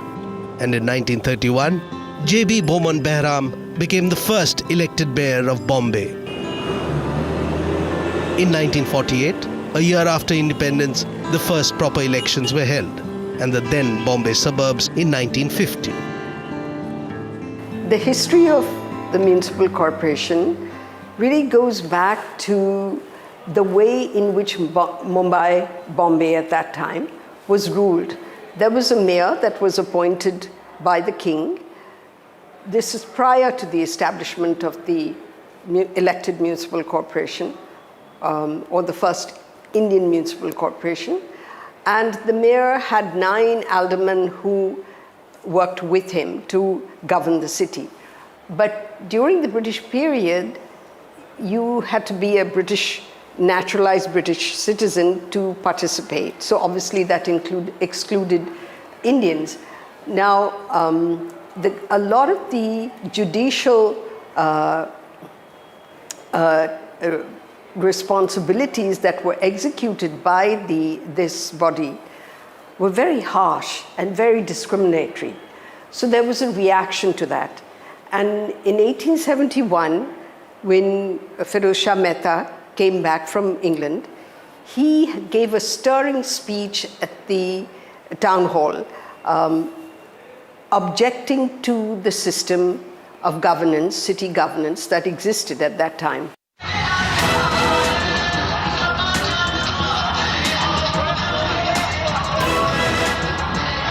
Its long history aside, what makes the BMC election so important today is the huge financial implications of controlling the finances of one of Asia's richest civic bodies.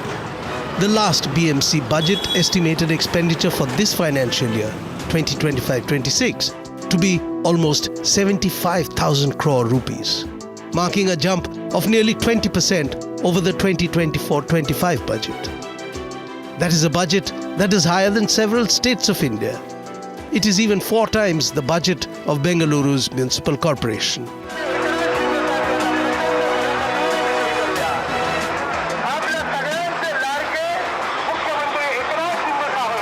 A concept we've created, an acronym we've created is High Hikes. It spells HIHIKESS.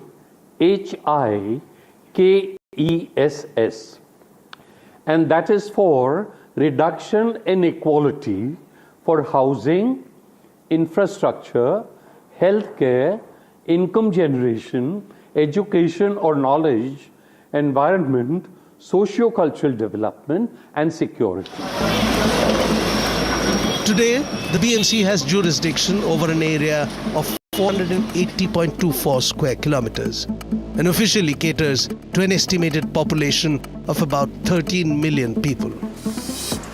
Mumbai, accounting for a major portion of India's international trade and governmental revenue, is also one of the foremost centers of education, science and technological research and advancement. Many Mumbaikars feel that the city owes its growth to the early development of the system of local government in the city.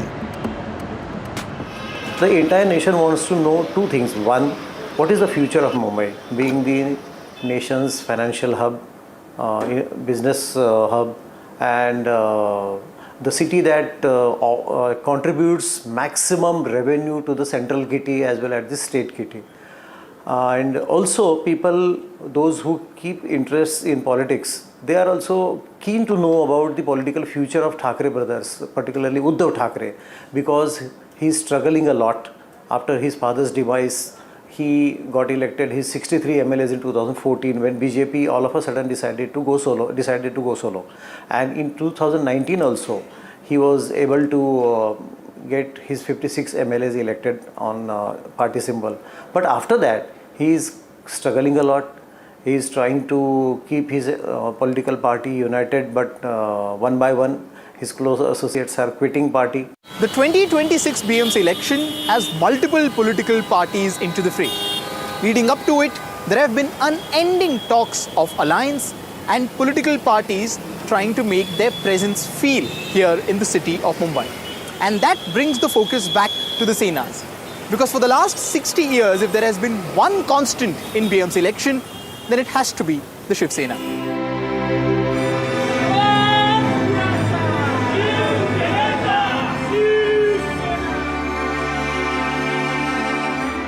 Bal Thackeray founded the Shiv Sena in 1966.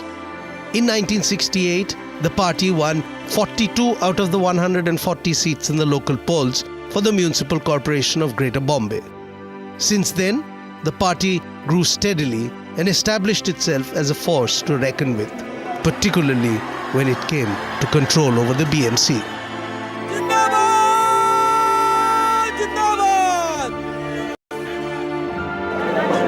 The Shiv Sena's tally hovered around 80 seats even after Raj Thackeray left the Shiv Sena in 2006 and formed the Maharashtra Navnirman Sena. Since then, the MNS too has become one of the major players in BMC polls.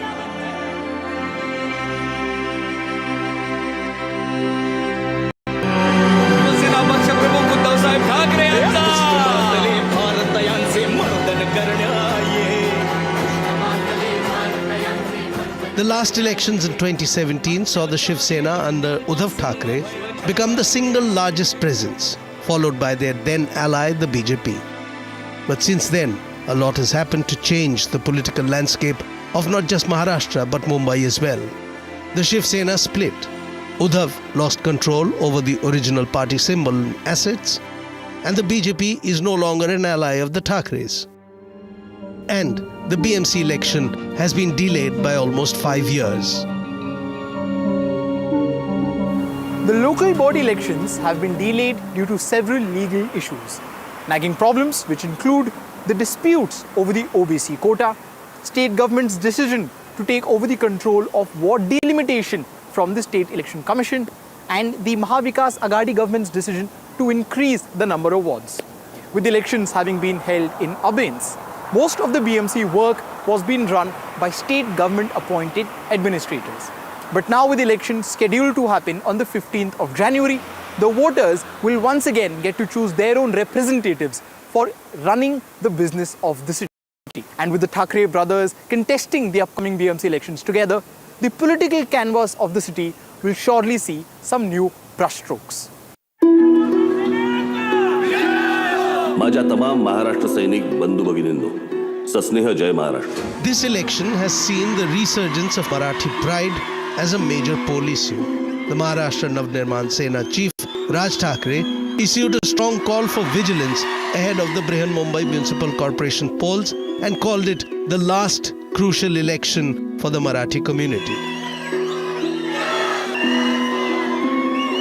Shiv Sena was born only on one plank, that is Marathi Manus. Mumbai is Marathi. Sayukta Maharashtra movement was also for Marathi, and Shiv Sena said it has given up the Marathi cause. So Shiv Sena was born in 1966. But despite that, Shiv Sena did not control Mumbai till almost 12, 13, 14 years later. And even after that, Congress was a major force. Congress force began to disappear after the birth of Shiv Sena slowly as Marathi vote shifted from Congress to Shiv Sena. See, even if the population of Marathi speaking people has gone down, it is still the single largest community in Mumbai. There is nobody else who is equal to 27 to 30%. Gujarati may be about 14 to 16%, Muslims may be about 5-6%, so on and so forth. No other population group is as strong, statistically speaking, as Marathi, and yet they are strong but not dominant. Why they are not dominant? Because the other 70%, if they are united against Shiv Sena, then they are dominant. Now whether BJP can unite from Gujarati to Tamil to Malayalam to Sindhi, I don't know. But definitely BJP has controlled a large sections of Gujarati population, large sections of Marwadi population, Sindhi population, and partly Punjabi and others. So maybe BJP will be able to turn the table against Shiv Sena by mobilizing non-Marathi, even quote-unquote anti-Marathi sentiment.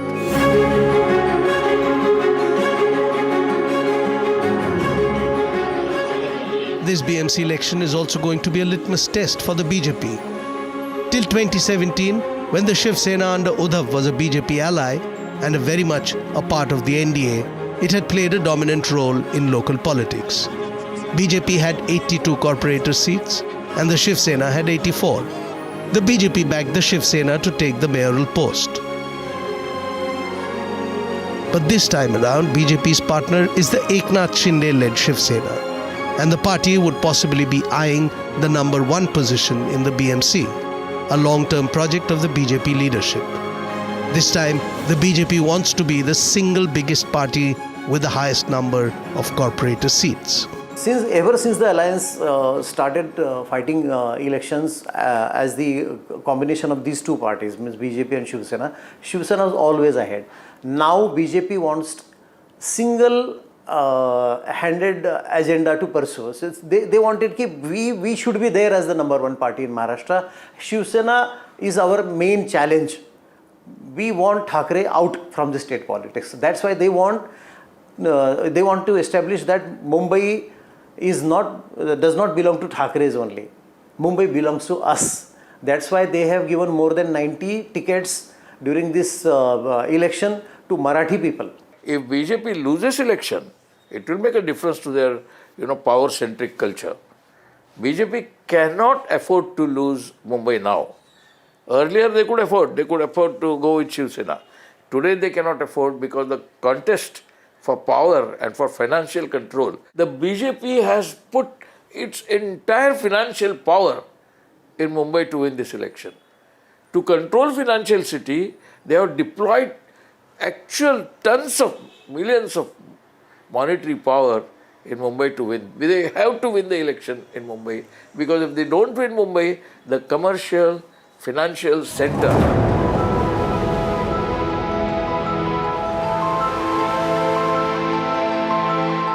For Eknath Shinde, the man who claims to carry the legacy of the Shiv Sena, it is a battle for existence.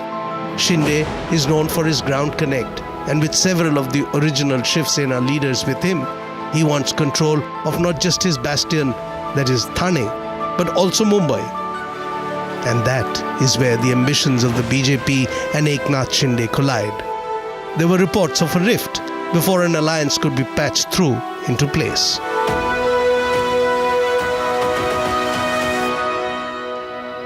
Eknath Shinde is in a not catch-22 situation. If there was something like catch-23, he is in catch-23 situation, not only catch-22.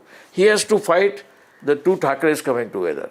He has to replace BJP's power, which has emerged now as the single most power. Earlier, it was Devendra Fadnavis and the BJP, which was dependent on Eknath Shinde when they formed the government. Today, Eknath Shinde is dependent on them, and BJP is trying to corner him and even finish him. So BJP is trying to finish him. Eknath Shinde wants to survive. So survival politics means existential politics. For Eknath Shinde, it is existential politics. For Thackerays, it is not exactly existential, but they have to keep the image and the perceived power and status of Marathi Madras.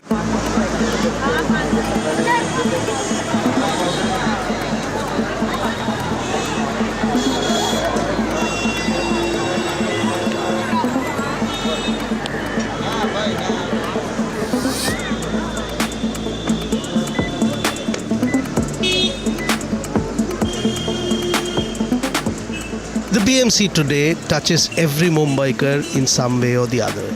It is beyond politics, and it is beyond Maratha pride. The BMC is a constant that has been around long before the politics of present-day Mumbai took shape. This iconic city is governed from an iconic building that has become a part of the city's identity, as much as its more glamorous neighbor, the Chhatrapati Shivaji Maharaj terminus. Designed by F.W. Stevens, this Victorian Gothic architectural landmark, completed in 1893, serves as the nerve center for the city's civic administration. An imposing 235 feet tall front tower overlooks the busy intersection. Gargoyles, chimeras, and griffons give it character. The use of a flower-shaped ox-eye window makes the wall patterns even more intricate.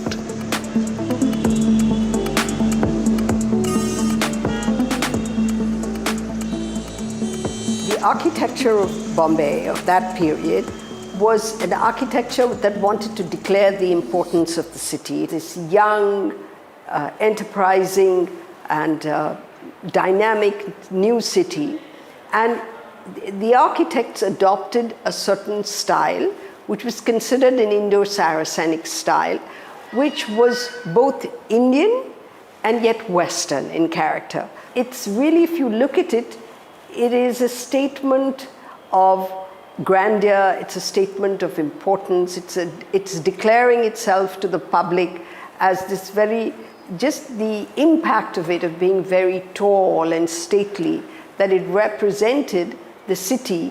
This was a city of eminent people. This was a city that was leading India, in a sense, into the future.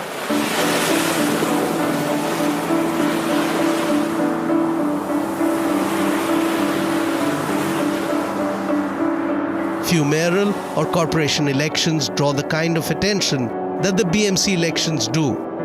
But this time, there are parallels to New York mayoral election.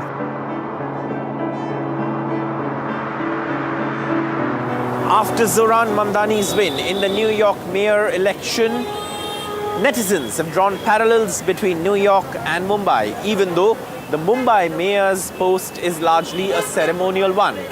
But like during Zoran Mamdani's campaign in New York, in Mumbai too, communal comments have been made, with the city BJP chief declaring that a Khan cannot be imposed on Mumbai and Mumbaikars will not tolerate it. Mumbai's mayor, he cannot be Muslim at all. No chance. Whatever may be the Muslim vote control. Because the position of Hindutva, campaign of Hindutva, the Hindutva movement, particularly after 2010 and still particular after 1992 Babri Masjid episode, has spread so much that it has occupied even the minds of the educated middle class who were not governed by Hindutva. They were more governed by the working class rights, human rights, you know, all kind of city clean and all that. Hindutva idea has been dominant in Mumbai, Maharashtra, everywhere. So, Khan iske liye nahi banayega ki Muslim kaisa ho sakta hai. There is no question of Mamdani principle or Mamdani kind of a phenomenon occurring in Mumbai at all, though Mumbai is cosmopolitan.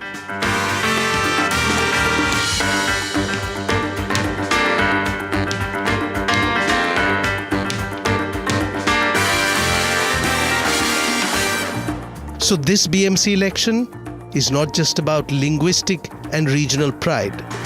It is also about political efforts to instigate religious polarization in what has often been called India's most cosmopolitan city. The city of dreams, Mayanagari, Mumbai, where dreams float as much as hearts break.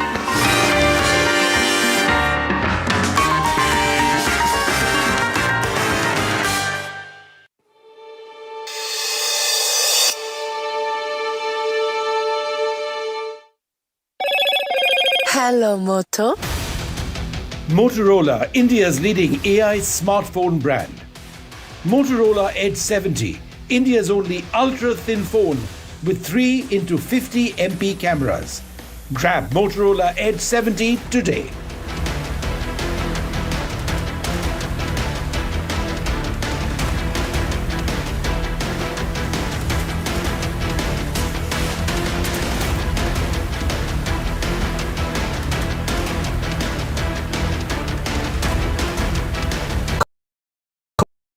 Finisher windows, beautiful and durable designs.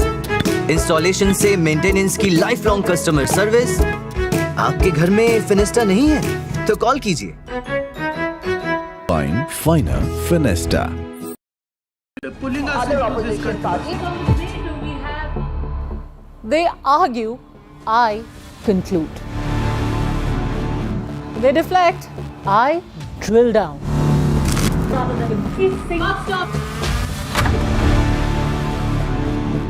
This isn't a free-for-all.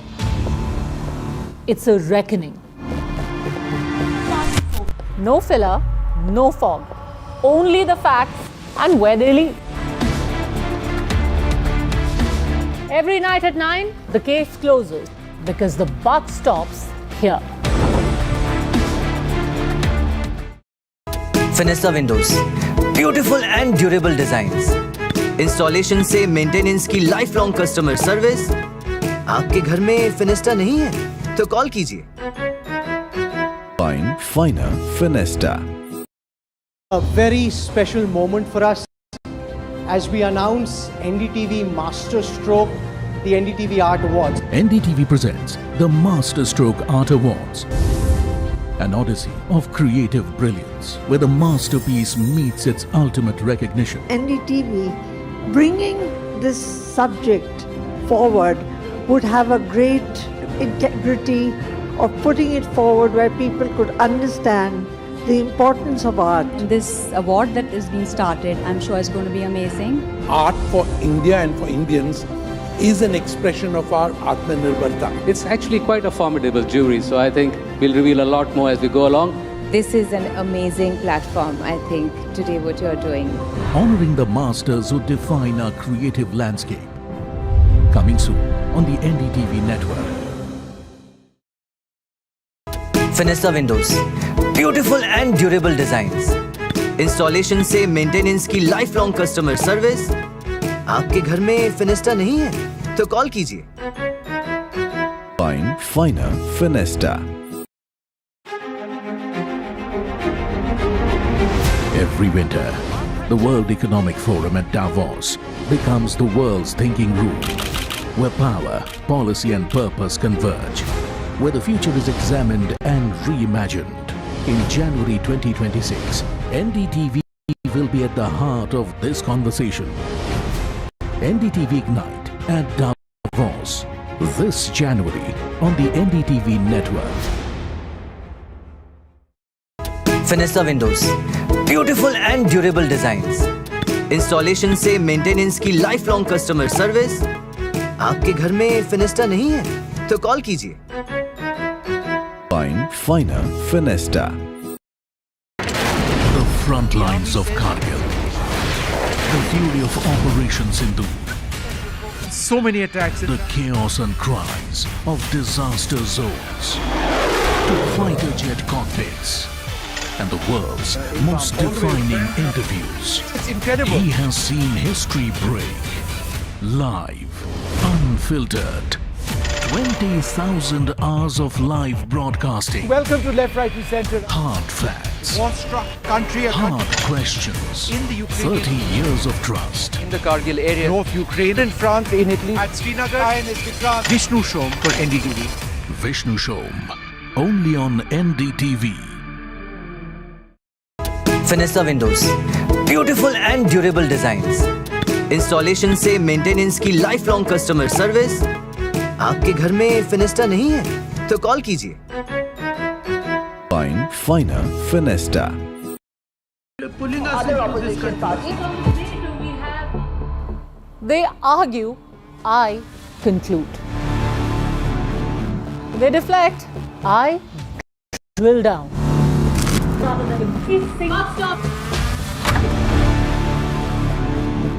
This isn't a free-for-all.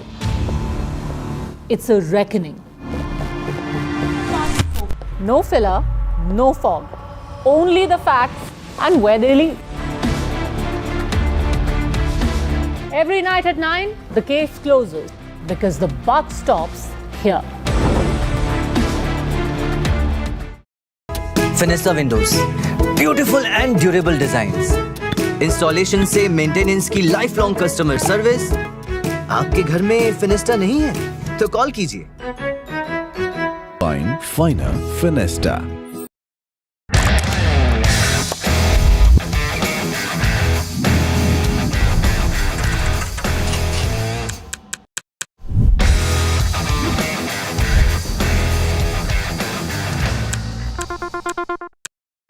फिनिस्टा windows, beautiful and durable designs, installation से maintenance की life long customer service.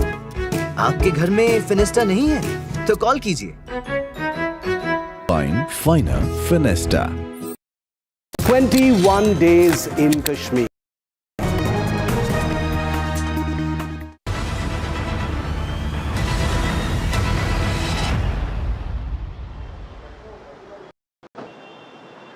Good evening, everybody. You're watching NDTV, and this is the buck stops here. Today was when the Chief Minister of West Bengal, Mamata Banerjee, political fight with ED out of the courtrooms to the streets of Kolkata.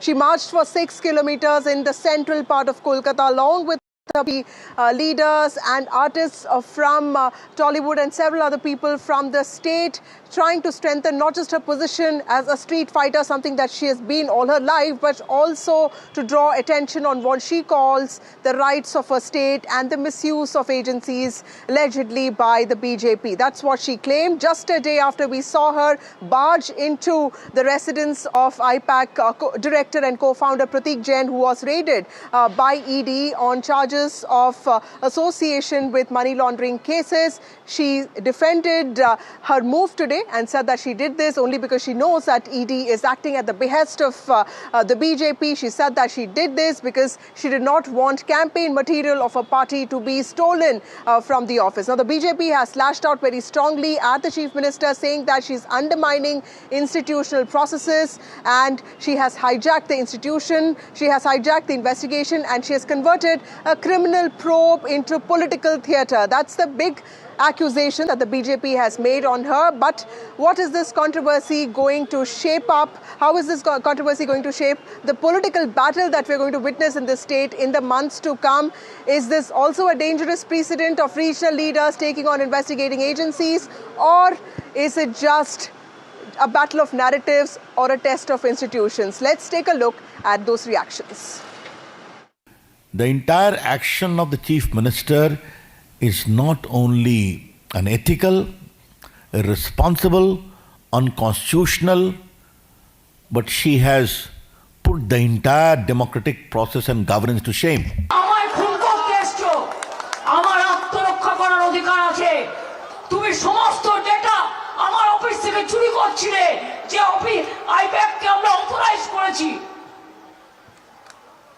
তোমরা তো 6টা থেকে ঢুকেছো, আমি তো গেছি 11:45-এ, 5.5 ঘন্টা সবই তো চুরি করেছো।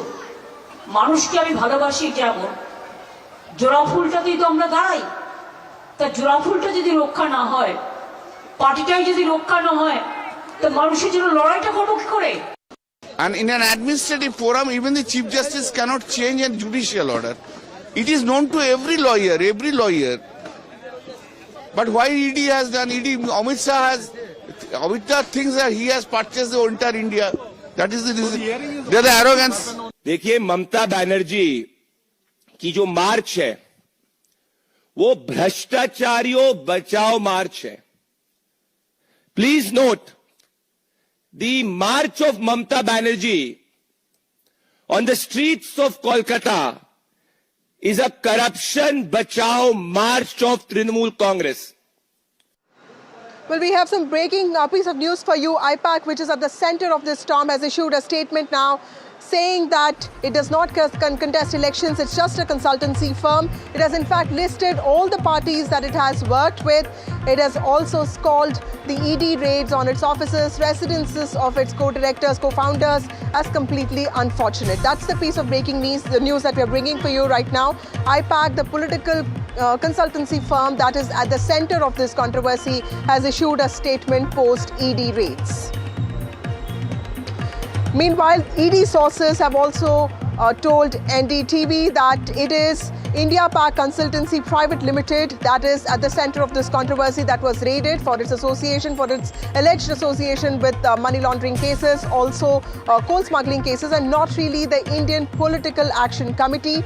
This is something that we are gathering from ED sources. ED sources have also said that searches and investigations took place in the case of India-Pak Consulting Private Limited and not really on any Indian Political Action Committee. A strong clarification by ED there, even after it has approached the CBI asking for a probe, not just into what really happened yesterday, but also on the role of the Chief Minister, who was seen barging into the house of one of the directors who was raided yesterday. Clearly, the political flashpoint that we have to watch out for in days to come. We are joined by TMC MP Kirti Azad now. Kirti Azad, one of those MPs who also protested against the centre in New Delhi today. Mr. Azad, thank you so much for speaking to NDTV.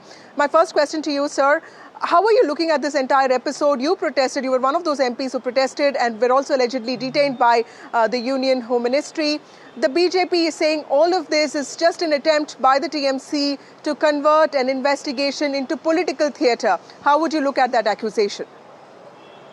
It's very strange. I mean, if they had papers, they had everything, and they're doing a case under PMLA, they've arrested people like Arvind Kejriwal, Sanjay Singh, and so many others.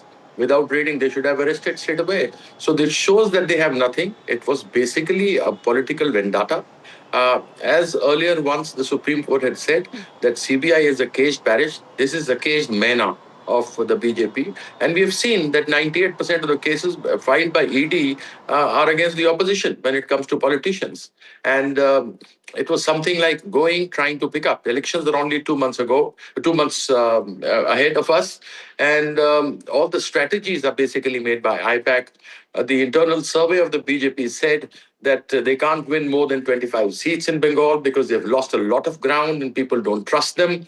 So this was the last resort that they had because Mr. Modi has put a lot of pressure on Mr. Amit Shah that he wants Bengal by hook or by crook. And hence, they went and raided IPAC, who has been appointed by us for the last 6 years to look into our political programs that we do and strategy. And so obviously there were a lot of strategy papers there. There were a lot of the list of candidates, the programs that were set for us and for other dignitaries and the political party officials. So hence they wanted to take all that with BLA, list of BLAs, BLOs and others. So it was basically political. They wanted to snatch that away. And Mamata Bandyopadhyay, our leader, went there as the chairman of the AITC. It's something like somebody coming to your house and taking away papers which are registrations of your house or your office, your lease deed with your things, with your Right. employees or whatever. Because, Mr. Azad, you know, the BJP and a lot of other experts are also asking this important question that this sets a very dangerous precedent of regional leaders, especially opposition leaders, taking on investigating agencies because they're asking this question as to why does a chief minister of a state, an elected official, personally, why does she need to intervene because an investigation is on? If there's nothing to hide, let the investigation take place. That's the big accusation or claim that they're making. How would you respond? I think I had answered this. You didn't follow what I was saying. I said, Mr. Modi wants to win Bengal by hook or by crook. And hence IPAC, which has been appointed by us to look into political strategy for the last 6 years, they were asked, they had all the details of our strategy. They had details of our programs. They had the list of candidates. So they were at place, Trinamool being the most popular party in Bengal. They had a list of more than even 15 people wanting to contest from one seat, PLAs, people that we're going to visit. So obviously they wanted to take all that. If they had to do the raid, why 2 months before the election? Why? And if they have been accused and if they've been following them for a long time, why didn't they arrest them? Why did they go there? They just wanted details. And she went there, as I mentioned earlier to you, as chairperson of the All India Trinamool Congress. And she is the leader of our party, apart from being the chief minister. Right. So, Mr. Azad, you think it's completely justifiable for the elected chief minister to act like this? I completely get your point. I think it's a valid point. But for an elected official to act like this, do you think it's completely defensible? If somebody is going a chairperson of AITC, who happens to be the chief minister, don't you think she'll have security following her? Don't you have Narendra Modi when he's going for political speeches, having his entire security paraphernalia there? The districts are called, 4, 5, 6, 7 districts are called just for his security. Even Amit Shah when he goes, or any other person goes, they have the security with them. So why would Mamata Banerjee be accused for that? I fail to understand. And I would want to know one thing. This is something that the ED is saying on its own that all these things have happened. I want to say things that we heard from the horse's mouth. Number one, Ajit Pawar, when the Honorable Prime Minister in one of his public meetings, which was showed live by your NDTV, where he said that Ajit Pawar, जिसने 70,000 करोड़ का घोटाला किया है, ED का, इनके ऊपर case चल रहा है और ये जेल जाएंगे. And after 3 days, He succumbed, went through the washing machine, and Ajit Pawar was the Deputy Chief Minister for Maharashtra. Then we had Amit Shah, again show live on your NDTV, when he was sitting in a press conference in Assam and said, Hemant Biswa Sharma ko hum yahan hamari sarkar BJP ke banegi to jail bhejenge. Today he sits as the Chief Minister of Bengal. Thirdly, Praful Patel, who did a scam of 40,000 crores. ED had filed all papers and everything, and he went scot-free. Last but not the least, with many of the cases that are there, I'm mentioning Mr. Suvendu Adhikari, who was caught live taking money, 5 lakhs of rupees in cash, caught on your camera. What has happened to those? All went through the washing machine. Why selective amnesia? Do they have a short memory or they have selective amnesia? It's a question to be asked. And why 2 months before the elections are to take place, you are coming up with these? Right. Mr. Azad, the BJP and the opposition is also in Bengal is also raising this question that you protested outside the Home Ministry today while ED comes under Finance Ministry. They are saying that the TMC is trying to reduce all of this to theatrics. How would you respond to that, because ED comes under the Finance Ministry? You have so many ministries. Even the Coal Ministry comes under the central government, and they're accusing us of a scam. I mean, the tenders are floated by the Coal Ministry. They distribute these to their own cronies, earn money from there. The securities of Central Industrial Security Force, CISF, which looks after it, and they're accusing us when they should be accused for the entire thing, for all that they've been doing. Secondly, no secretary works for no ministry. No secretary works for any minister. They all work for the Prime Minister, who instructs Mr. Amit Shah to go and do these things. So obviously, we know he's the man, he's the kingpin. He's the guy who should be told that he has to be answerable to us. We were doing a peaceful dharna. We were not disturbing anybody. The cars were going in and coming out. All these government officials were going into there. We were not disturbing. We were not making a hue and cry or anything of the sorts. We were simply saying slogans and standing on the side, and they came and even manhandled our lady members of parliament, which I think was very bad. Okay. Mr. Azad, my last question to you. What kind of political impact do you expect this episode to have on politics of Bengal? Because I know that BJP has, its performance has not been improving in Bengal. In fact, it's been going down. But when it comes to other states, be it Arvind Kejriwal or Bhupesh Baghel, whoever blamed the centre for misuse of agencies has been losing elections. The BJP has been winning a lot of assembly polls. Don't you think that will have an impact on West Bengal, which might or might not even see fatigue after so many years of TMC rule? You know why all this ED action took place? Because the BJP, their internal survey says they're not winning more than 25 seats. The same was when the Maharashtra elections were being fought. They said that Congress is going to get back to power. Haryana, it was the same case. In Bihar, they were having it very tough with Akhilesh going around and, gathering so much a crowd. So they did this SIR. They manipulated the entire thing. They blackmailed people with ED. They saw to it that the senior leaders of the opposition sat at home and did not work. This is exactly because they're not able to do anything in Bengal. They've started this ED thing, and that too just before 2 months, just to take out the strategy, the political strategy from IPAC that we're going to have in the next coming elections. Okay, that's an interesting thought. Thank you so much, Kirti Azad, for joining us. TMC MP Kirti Azad on the raids on IPAC and the subsequent march by Mamata Banerjee. Thank you, Mr. Azad. We're also joined by Tuhin Sinha of the BJP now. We have Tausif Rahman of the TMC. We have Smita Prakash, ANI editor, also an analyst. And we also have Jayanto Ghoshal, who is also an analyst and author. Thank you, all of you, for joining me on this broadcast. Tuhin Sinha, to you first. You heard everything that Mr. Azad had to say. He says this is not political theatre. This is just fight for the state. How would you respond? Well, good evening, Vasudha. Good evening, everybody. Kirti Azad, what he said, I was very surprised. It does not carry any logic. And in fact, the way TMC has behaved in the last 36 hours, they have reiterated two things many times over. Number one, TMC is it's temperamentally unfit to belong to a modern democracy like India. And TMC runs less like a political entity, like a political party, and more like a mafia empire. Now, today, the way they tried to obstruct the working of the court proceedings, the TMC affiliated lawyers, it only shows the kind of lumpenry they are resorting to, the way they are trying to intimidate the judiciary. On the one hand, India Alliance is trying to impeach the judge in Madras High Court who passed the order in favor of Deepak Hun.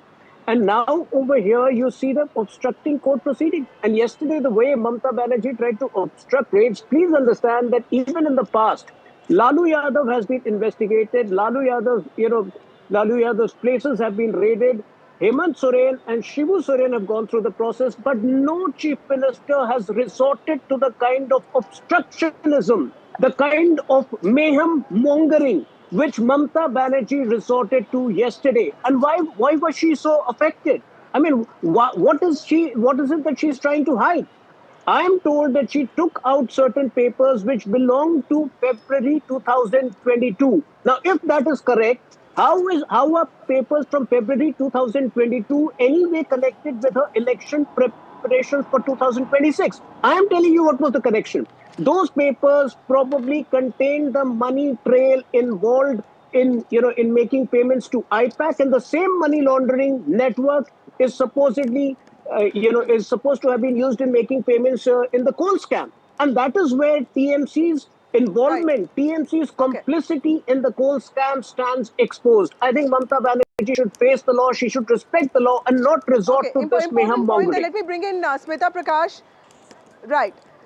Smita Prakash, your big takeaways from this episode, because, there are two things. One, Mamata Banerjee walking the streets of Kolkata. There is this clear sentiment that when it comes to street politics, nobody does it better than her. So maybe the BJP needs a different template for this state. But on the other hand, the fact that a CM, a sitting chief minister, had to personally intervene, and those visuals of her walking out with those laptops, I mean, what is the picture that you have in your mind, and what do you think really went right or wrong in this episode? You're absolutely right, Vasudha, that she will take to the streets, and that's her USP. That's her unique selling proposition of being this fighter who doesn't play by the book. And make no mistake that Mamata Bandyopadhyay versus Amit Shah is going to be the lead motive of this election. It's going to be these two political giants who are going to take this battle, which is going to reach peak frenzy, I think, by February end. But it's already begun. I mean, she's a 3-time chief minister and he is a home minister.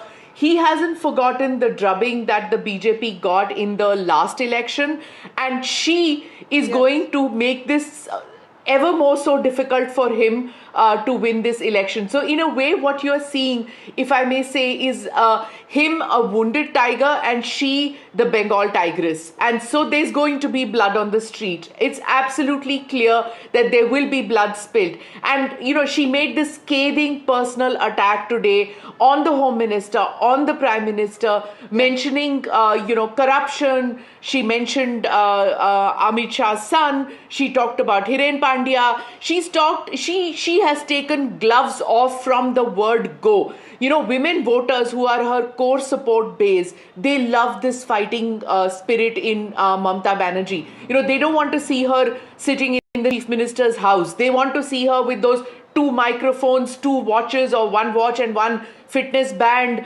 wearing her sari and her rubber chappal and fighting it out, barging into places. She's still that fighter spirit, even though she sits in a constitutional position. And this is the imagery that they want her to do, and she's giving it to them. Absolutely. Jantadab, there's an interesting statement by Shujan Chakravarti of the CPM today, and he says that when same raids happened with Jyotipriya Malik or others, including Partho Chatterjee, you didn't see these reactions from Mamata Banerjee. But yes, when it comes to Abhishek Banerjee, IPAC, Firhad Hakim, Subrato Chatterjee, or several other people, she has made it a point to personally go sit at CBI's office. I remember even with Rajiv Kumar this happened, the ex-DGP. What makes Mamata Banerjee come in her element, when it comes to certain cases, because it can't just be, selective, right? What is it that makes her become a street fighter once in a while, but that happens quite too often?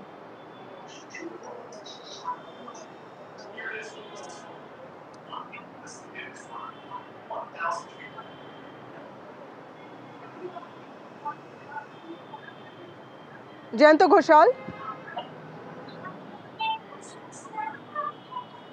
Okay, let me take this question to Tausif Rahman. Tausif, how do you look at the BJP's big allegation that the TMC is trying to stall investigation because it wants to protect those who are corrupt? Good evening to everyone. Well, I never knew that Tuhin Sharma has become a judge and he's giving his judgment on a national television platform on NDTV. But anyways, just for once, try to understand the kind of atrocities are being done by the ruling government on non-ruling BJP state. ED is supposed to be neutral, Vasudhaji, neutral agency. But I'm sorry to say they are working for BJP, which is clear today. And it's not Venezuela that you will send your brokers as ED and take away our political strategies. This is Bengal and she is Mamata Bandyopadhyay. And yes, no one is above the law. We all are law-abiding citizens. But with such mafia of Home Minister Amit Shah, we know the tactics control these mafia syndicates coming from Delhi. We know how to control it. See, again, this ED is just following the instruction of BJP. Why these raids are always during election? The intention is clear, to harass TMC, but they are daydreaming, Vasudhaji. IPAC is our IT office from where we plan our strategies, what they wanted to loot actually. Our strategies, our candidate name. Now, BJP is saying, अरे candidate name है 2022 है something. अरे so what? If the candidate name is there inside the IPAC office, that's our problem. That's not your problem. And why are you there to shield and protect ED? ED is a neutral agency. And if you ask me about Mamata Banerjee taking the files from the spot, then ladies and gentlemen, she did the right thing because we can't trust an agency whose credibility is 0 and the conviction rate is 0.7. We won't allow the B team of BJP with such circus. Why such exercise only during election season? Basically now BJP is scared seeing day before yesterday's Abhishek Banerjee's program at Itaha. They couldn't sleep all night. What is the success rate of ED? Again, I want to come there. So, this all form of atrocities and torture coming from back door, we're not supposed to do like this. We have to follow constitution. Okay, Tuhin Sinha, respond to that. Tuhin Sinha, this is a huge miscalculation by the BJP is what the TMC is saying, especially when it comes to Bengali sentiment. Something that Smita also talked about. This is a state with a lot of nuances. What is the BJP thinking? Where is the question of miscalculation? When it's an agency which is doing its job, the case dates back to 2020. If there are new evidence, there is new incriminating information which has come out, do you expect the ED to stop working just because IPAC is affiliated with TMC? Why should IPAC get that immunity just because it is the political arm of TMC? I think, Mamata Banerjee is fundamentally against the federal structure of this country. Not only has she shown her, disregard for all investigating agencies, the way she has been threatening the country on the implementation of Waqf Act. Now, imagine laws which are passed by Parliament. Please, mind your words, barge in like this. No, she's not threatening. You cannot say like this. You want me to produce the videos? Please. You want to show the videos? You want me to show the videos? Yes, he's threatening BJP. Does he have a memory problem? He can visit the Mamata Banerjee's videos, the way she was threatening the country on the implementation of CAA, the way she was saying she will not allow. Please, you have to visit the videos. This is not the way. This is not the way an elected CM is supposed to conduct herself. Laws passed by both houses of Parliament, bills passed by both. No chief minister. Let him finish his point. No chief minister has any right to stall bills which have been passed by both houses of Parliament and have become a law. If she doesn't understand law, if she behaves like an illiterate person, that is not our problem. But she cannot stoke anarchy. She cannot stoke violence in Bengal. And Murshidabad violence can be directly attributed to her attitude. So I think it's about time Mamata Banerjee respects the federal structure of this country. She can't be demonizing investigating agencies. Back with us. Yes, Tuhin, your point is taken. Jayant Kushal, what are your big takeaways from this episode, sir? Because the left has been alleging that Mamata Banerjee gets into this fighter spirit only in certain cases, be it Abhishek Banerjee or Rajiv Kumar or IPAC, and does not do that for a lot of other people when it comes to, Jyotipriya Malik or several other people. But I have seen her being on the streets quite many times. Does this also invoke a different sentiment amongst Bengalis, or has that changed? I think, Basudha, I don't want to go into the details of this legality, the odd question, because I respect what Tuhinji is saying. I am not a party spokesman of TMC. But I think the BJP strategy on West Bengal election, I think after this incident, it has become advantage Mamata, and Mamata in Bengal, Delhi and West Bengal, I think 1,500 kilometers it is away from Delhi capital. This ED and BJP, this relationship Mamata Banerjee has established, because now BJP spokesmen are supporting whatever ED has done, and ED's statement, the official statement. There are two aspects regarding the coal scam, all these things. As a journalist, I respect that also, the non-attributing sources, ED claims type of stories. But on record, this thing, there is no mention of Pratik's involvement with coal scam, and Mamata also has not raised that issue. But now through this movement, Mamata is getting the victim status. And if you survey, BJP can survey that whether ED is neutral or not.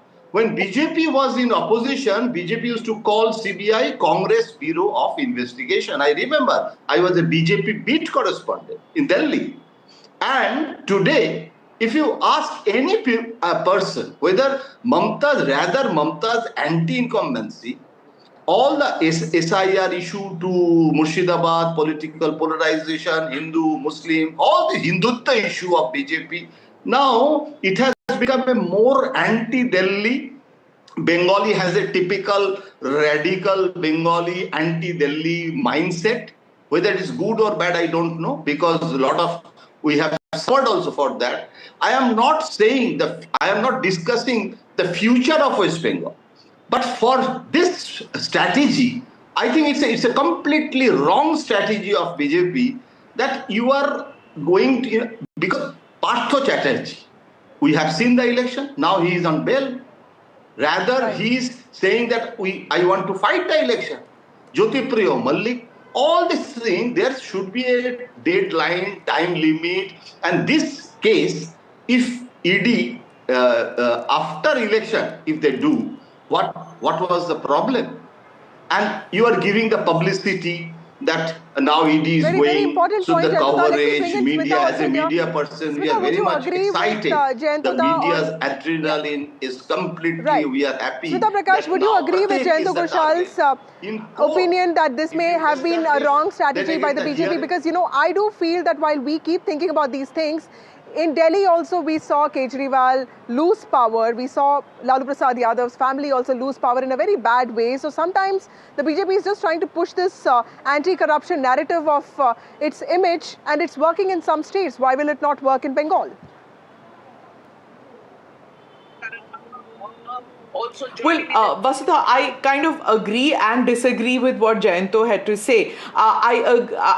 This whole thing about TMC accusing BJP of being anti-Bengali. Now, this is something that we saw in the last election also. And so far, the BJP has failed to communicate a cultural connect with Bengalis. It's not happened in the last election. Remains to be seen whether it can be done this season. This election. Where I disagree with Jayanto is about the victim status that Mamata is trying to portray herself as a victim of aggression from the center. I don't think that's going to click because she's tried that earlier. Now, after having 3 terms, you can't claim to be a victim, and I don't think that's going to click because she can't be the ferocious tiger as well as victim at the same time. So, to say she's Agniputri and at the same time she's victim, how does that happen? So there I think there is a problem. As far as the central agencies misuse is concerned, that is a rag, that is an alap which is going to keep coming all through, whether it is when the forces come, when the election commission will come, when everybody comes from Delhi to Bengal, and during the electoral process, she is going to talk about using this. So the BJP has still not responded to the attacks. Are they keeping their cards close to their chest? Because what you're seeing is a response on TV channels, but on the ground, there is still no vehement response as such from the leadership. There is from the local leadership, from the central leadership, not yet. Not Venezuela. And this is not... That is a very important point, Tuhin Sinha. I do feel that this campaign... I do feel that this campaign also in some ways brings back again to the fore the centrality of Mamata Banerjee in the TMC campaign, because TMC is Mamata Banerjee is TMC, and the BJP still doesn't have a regional leader of her stature. Do you think that the BJP in an episode like this has also in some ways given an opportunity to Mamata Banerjee to bring back the spotlight on her, that, in some ways another way of her reaching out to people and saying that yes, my party could have made mistakes, but it's about me? Tuhin Sinha. What we are opposing over here is her violent obstructionism. She had every right to move the courts of law to prevent the ED investigation, but she had no business barging into the office of IPAC and stealing away certain documents which could have been very pivotal, which have been very crucial in the investigation. That's a limited point. Now, as far as playing victim is concerned, that's the only thing which Mamata Banerjee knows at this point of time, because her 15 years of rule in Bengal have been the worst, have been the most decadent phase for Bengal. So obviously she's going to try and play the victim once again. But the fact is, this time the anti-incumbency is so high that the same tricks which she has played in the past will not work. The law of diminishing returns is going to catch up with her, and she will know it very soon. Right. Tausif Rahman, your response? See, I don't know what Tuhin Sharma is all talking about. He's again going back, he's coming forward, but it doesn't make sense, because I don't know, he's talking like a judge. But he's pointing to a very specific process that the Chief Minister should not behave. So why is he not able to understand? No. Why is he not able to understand what I'm talking about? So maybe I'm dumb, but I cannot be a judge of a Supreme Court or a High Court. Why is he not able to understand simple English? Let me respond, sir. Let me give you a news story. So you see, 2020 November, this coal scam or money laundering, whatever it took place. IPAC was under Prashant Kishore. I mean, he left IPAC during 2021, and all this took place 6 years back. So what is it? Is there any setting with Prashant Kishore, or did he help BJP during Bihar election? Because the scenario is very clean. Whoever goes against BJP, the B team, ED, IT, or what central agency will start knocking your door. And end of the day, if something happens as per BJP, go to the court. We did that. I mean, ED, TMC, Pratik Jain, Bengal police, they all have gone to the court, and now let's wait and watch. So it's as simple as that. And if you don't understand my English, and if you don't understand if I'm making sense or not, so if you have any problem with Mamata Bandyopadhyay, I do understand. You are not going to win. And let me take it very clearly. Let me explain you very clearly. You want to fight on the ground. You want to fight inside the court. You want to fight up in the sky. We will hammer you 360 degree, and you won't be able to do anything, because the vote and the blessing of the people is a Trinamool Congress. Take it from me, Mr. Prince. Vasudha, the TMC representative can do better than this. Quickly respond to that before I take closing remarks from our analyst. I seriously think the TMC representative can do better than this. The case may date back to 2020, but if there is emergence will you go to Prashant Kishore? If there is fresh evidence emergence, will you go with that fresh evidence to Prashant Kishore as well? The law enforcing agencies, the investigation agencies are under no obligation. They are under no obligation They are under no obligation to make you happy just because IPAC is your entity. It's your affiliate Of course, entity. IPAC If is our entity. there is emergence of new entity, the Sir, law of will course take IPAC its is our own entity. course. You need to confirm yourself whether IPAC is a private company or working with TMC. Street veto will not work in Turkman Gate. It will not work on the streets of Bengal, and you will see it in May this year. Okay, Jayanta Ghoshal, your closing remarks, sir. How do you expect this episode to sort of end in the coming days? What else is expected to be unravelled? You see, in this political, West Bengal is always, every election, in the last assembly election, in the last Lok Sabha election, it is nothing new for a onlooker of West Bengal politics. But the latest, the possibility of precedent rule in West Bengal after this, now it has become a major campaign issue. And now West Bengal BJP is demanding that precedent rule should be imposed. And if Mamata Banerjee has done illegal things, then you can take action. You can go for 356. You can go for major action. But you know, the public perception, again, will be more aggressive. So I am expecting lot of more tutu meh in this coming election, and this is very unfortunate because the anti-incumbency, if it is strong, one BJP leader, I cannot take the name as a journalist, he was telling me that the best thing to remain silent, the people can vote against Mamata. What the BJP is doing is a more aggressive way through ED, through EC. Maybe the Bengali Bhadralok were ready to vote against Mamata. Now they have become anti-Delhi for this style of campaign, style of functioning, because you know, when the anti-incumbency, if it is there, when CPM, I remember, we never expected that CPM is going. But suddenly we have seen that TMC, when TMC came to power, we never expected that election, because 30 years, the Bengalis are very bad consumer. If we buy a shoe from Bata, I think there are a lot more repair shops in Bengal than Delhi, because Delhi is more throwaway society. Right. So consumerism closing remarks point from of you. view, Yeah, very important points. Smita Prakash, closing remarks from you, ma'am. Because BJP has become more anti-Bengali perception.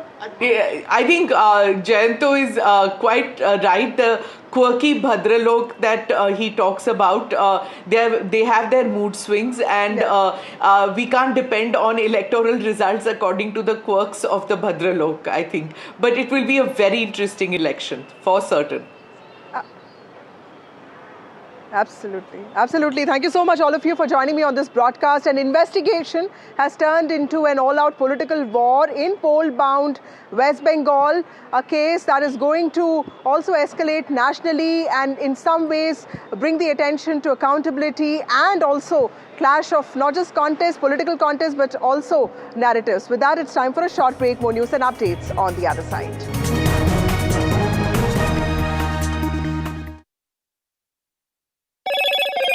Hello, Moto.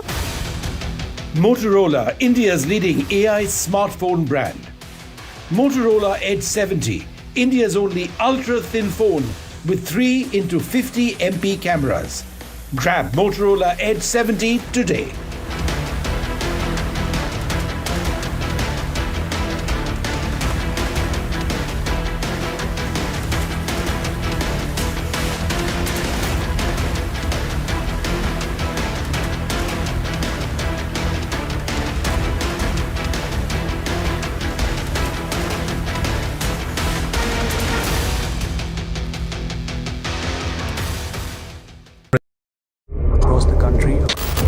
He has tracked the pulse of power from Washington to Korea. Witnessed history being made in global capitals and conflict zones. Brought clarity to complex issues of national security and international affairs. Aditya Raj Kaul, covering international affairs like no one else. Only on NDTV network.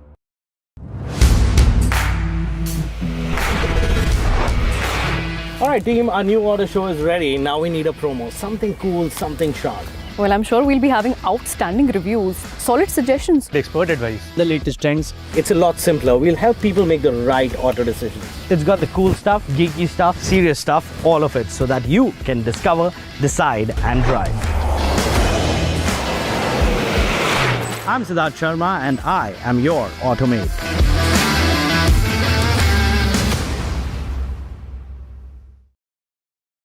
The nerve center of the maximum city, the BMC, a contest that will shape Mumbai's next decade, its identity, its legacy, its future. NDTV brings you the battle for Mumbai, asking who will hold the keys to India's richest civic body and what would it mean for Mumbaikars. BMC Power Play, only on the NDTV network.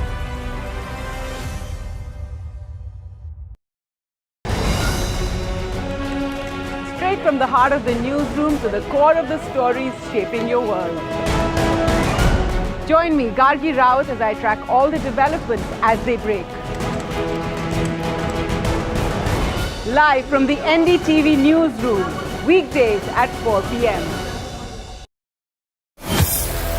Mumbai are bringing our first India tour in your city. Rag on with Shankar Ehsan Loy and Siddharth Mahadevan and Shivam Mahadevan. 5 times melody, 5 times masti with NDTV Good Times. Go grab your tickets on Live Your City by Fever. I don't sugarcoat. I shoot straight and tell you stories the way they need to be told.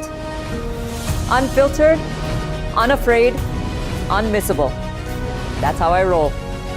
Watch me, Priyanka Deo, on NDTV World. Namaste. Delhi set the fairway on fire. The precision, the edge, the contest, the electric energy. Now, the NDTV PGTI Golf Pro-Am travels to Hyderabad, a day crafted for an unmatched experience. NDTV PGTI Golf Pro-Am, the course of champions, the conversation of leaders. 10th January 2026, Boulders Hills Golf and Country Club.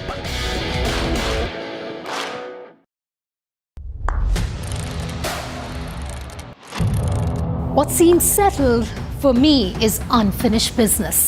So I rewind, I pause, I reflect, I dig until what's buried stands up to be counted. Breaking ground, not just headlines, the meaning behind them. This is Breaking Ground with me, Vedika Sood. A very special moment for us as we announce NDTV Master Stroke, the NDTV Art Awards. NDTV presents the Master Stroke Art Awards.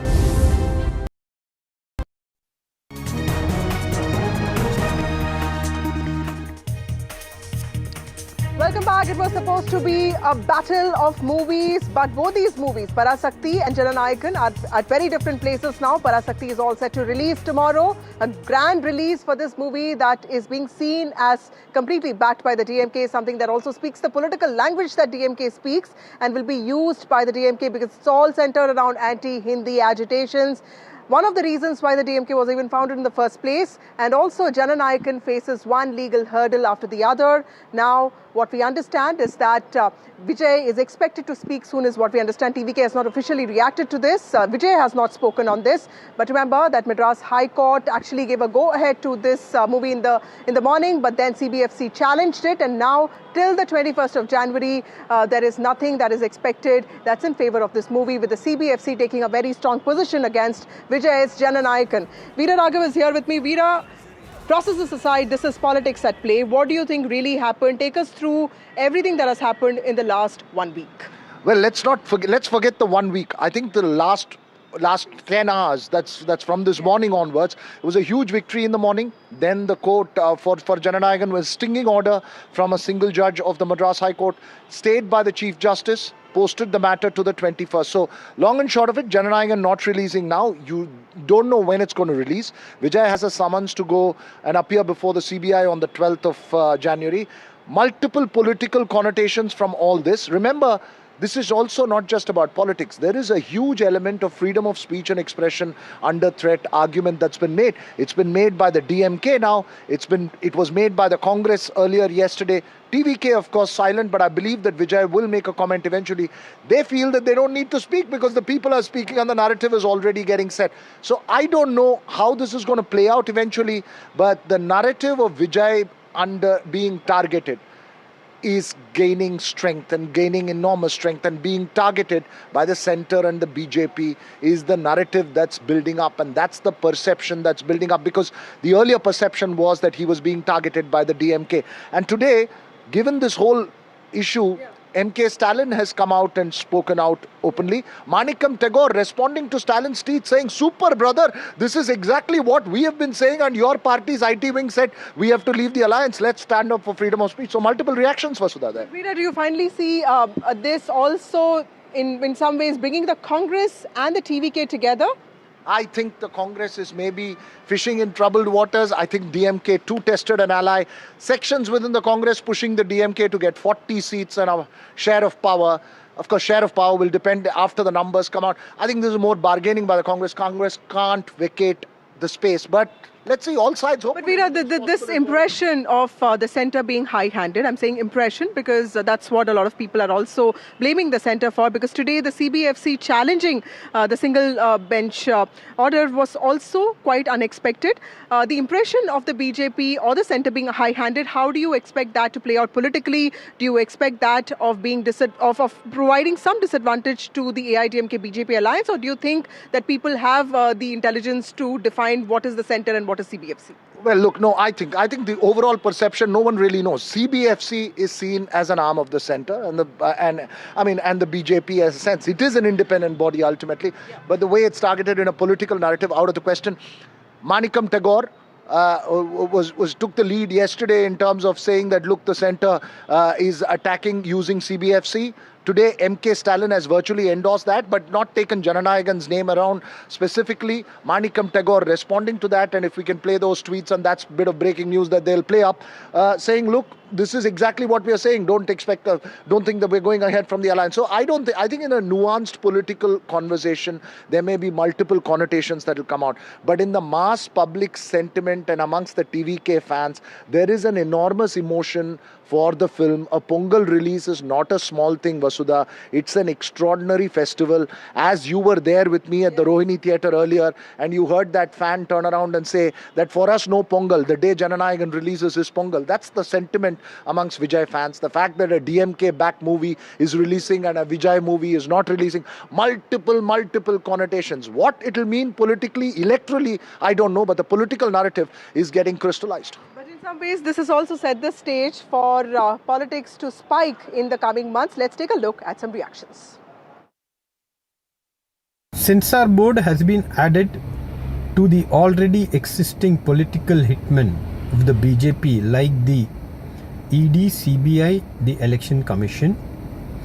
The political drama by the BJP by using Censor Board as a weapon in Tamil Nadu is being very well understood by the people of Tamil Nadu. These tactics of the BJP will not go down well within Tamil Nadu.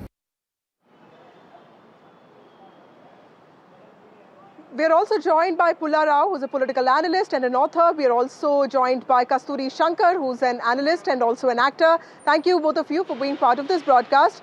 Kasturi, to you first. How do you look at Parasaki getting that green signal and Jana Nayagan being held? What does this mean for people of Tamil Nadu? Like Veera was pointing out, everyone was looking forward to these movies. What is the sentiment on ground? As a first day, first show fan of Vijay myself, I'm as disappointed as probably all his fans are, because at the end of the day, politics can be politics, but you don't bring that into the film arena. The movie, we were all looking forward to the movie being released and having a complete Pongal celebration. I'm not planning to watch Parasaki. I was totally looking forward to Jana Nayagan being Vijay's swan song, as it will. I think from a fan point of view, we have nothing. We have nothing. It's Jana Nayagan means the Lord of the People, kind of a pun on democracy. It's very undemocratic to have a monopoly in the movie theaters. There's just one we're going to be releasing tomorrow. Maybe Baba Atyare coming for the 14th. So, there's a solo run for Parasaki, which is not good for the movie industry as a whole, number one. And politically speaking, I'm affiliated to the BJP. I think it's a terrible setback for the BJP because the Congress jumped on the BJP bashing bandwagon yesterday and created a conspiracy theory.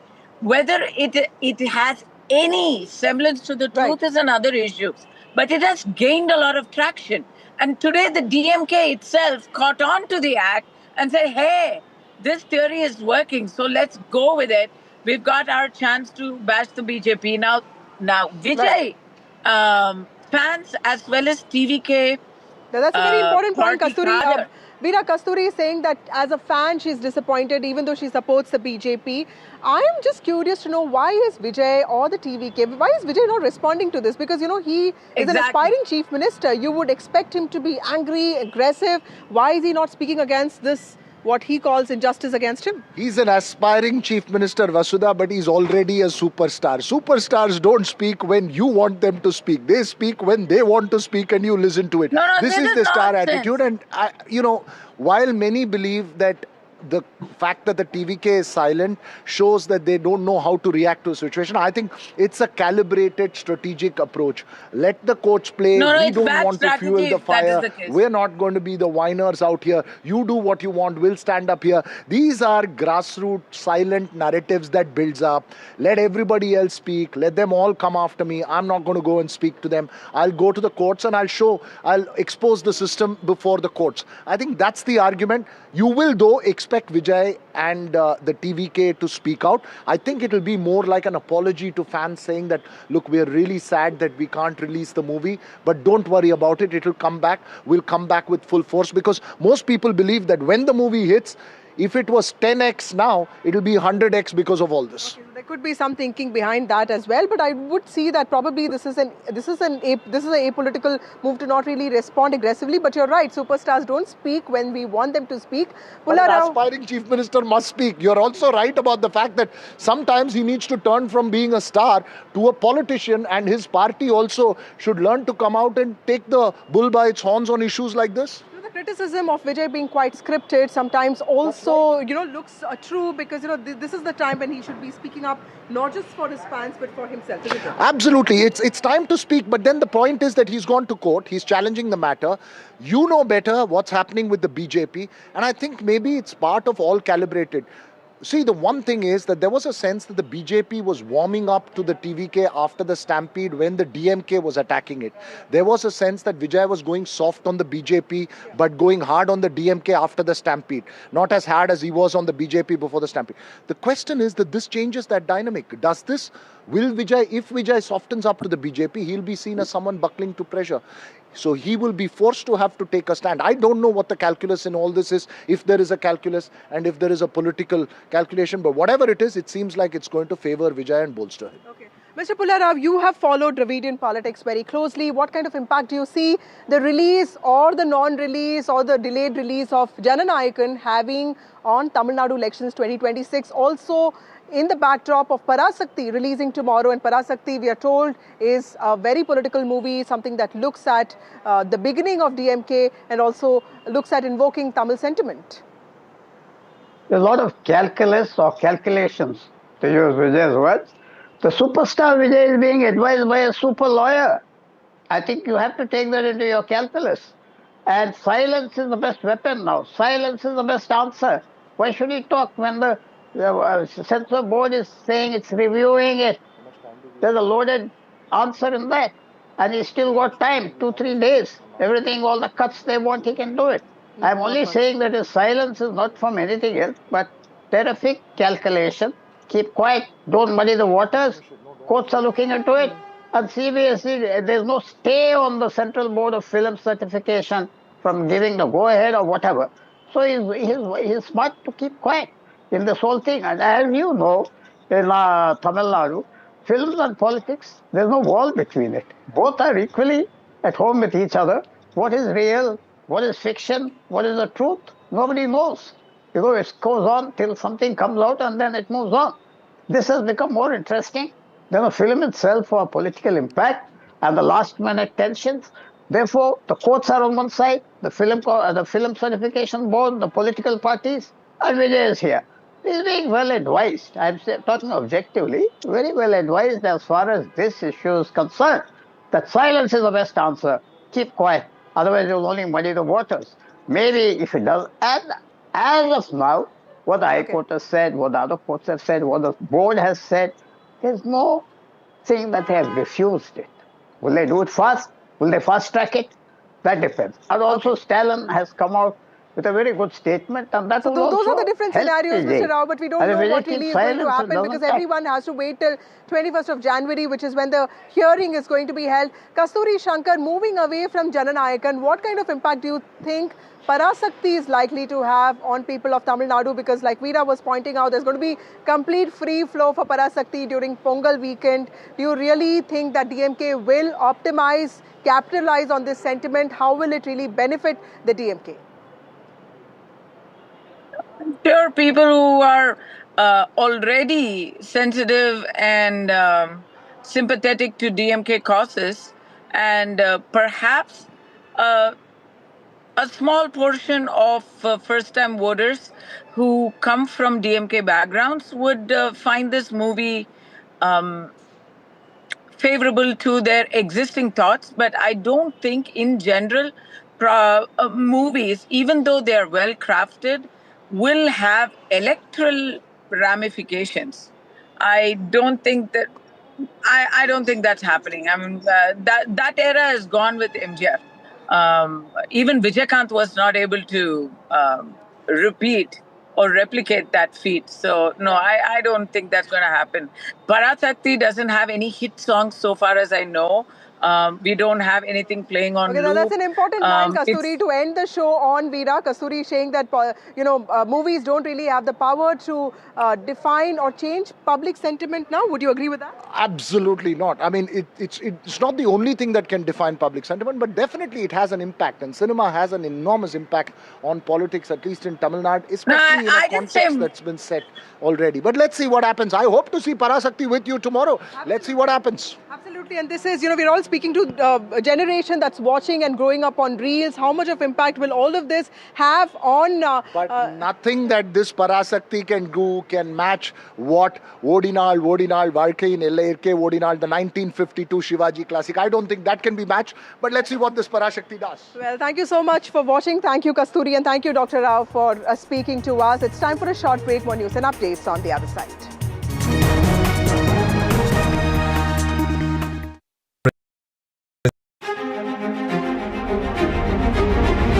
Every winter, the World Economic Forum at Davos becomes the world's thinking room, where power, policy and purpose converge, where the future is examined and reimagined.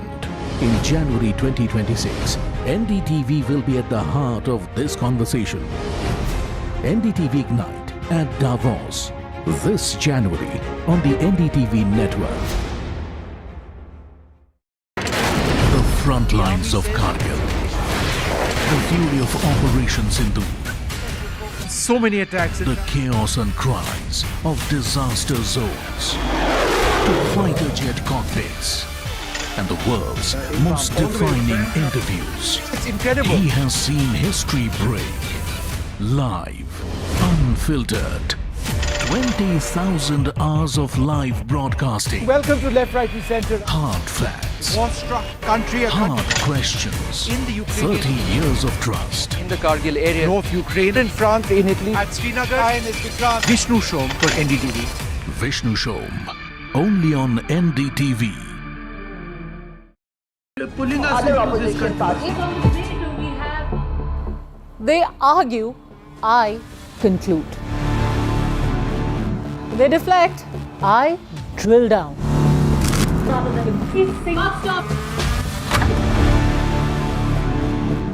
This isn't a free-for-all.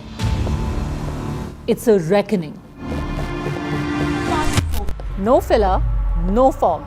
Only the facts and where they lead. Every night at 9, the case closes because the buck stops here.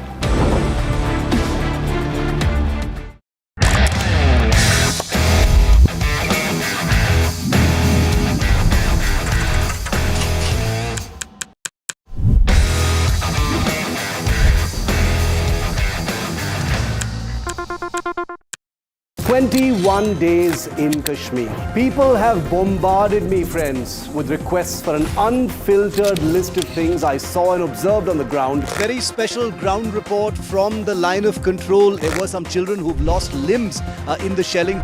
They're now India's smallest but possibly the most powerful crime family. Cough syrup has killed at least 25 children. Gaikwad sahab, aise mat kijiye. Suddenly people are wondering about the weaponization of India-Pakistan cricket. We live and breathe elections. You will not believe your eyes or ears when I show you what I'm about to do. And for a country that has fought so many wars in the mountains and at high altitude. We're standing on the Indian Navy's newest warship, the line of control, Shiv Arur, NDTV. Across the country. He has tracked the pulse of power from Washington to Korea. Witnessed history being made in global capitals and conflict zones. Brought clarity to complex issues of national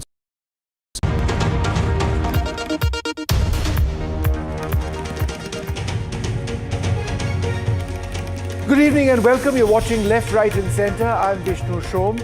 Tonight, two global flashpoints that could reshape geopolitics. First, Iran, where there's growing unrest and rising dissent, which is fueling a question the world is watching closely. Is the country on the brink of a new revolution, or will the regime tighten its grip once again? The stakes couldn't be higher with Trump's constant threats, and it is not just for Iran but for the entire Middle East. And then Trump's renewed obsession with Greenland. What many say sounds bizarre carries serious strategic weight, with the Arctic fast becoming the next geopolitical battleground.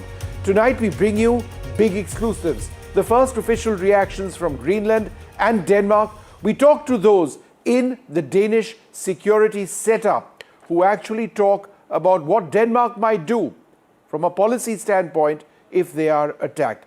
But first, let's focus on the situation in Iran. Could this be another revolution? Well, let's bring you a timeline of these protests. It started just a few days back on the 28th of December.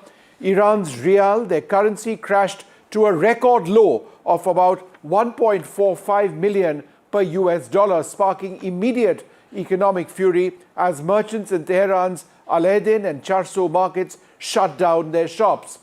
Then on the 29th of the month, there were strikes which rapidly expanded to Tehran's iconic Grand Bazaar.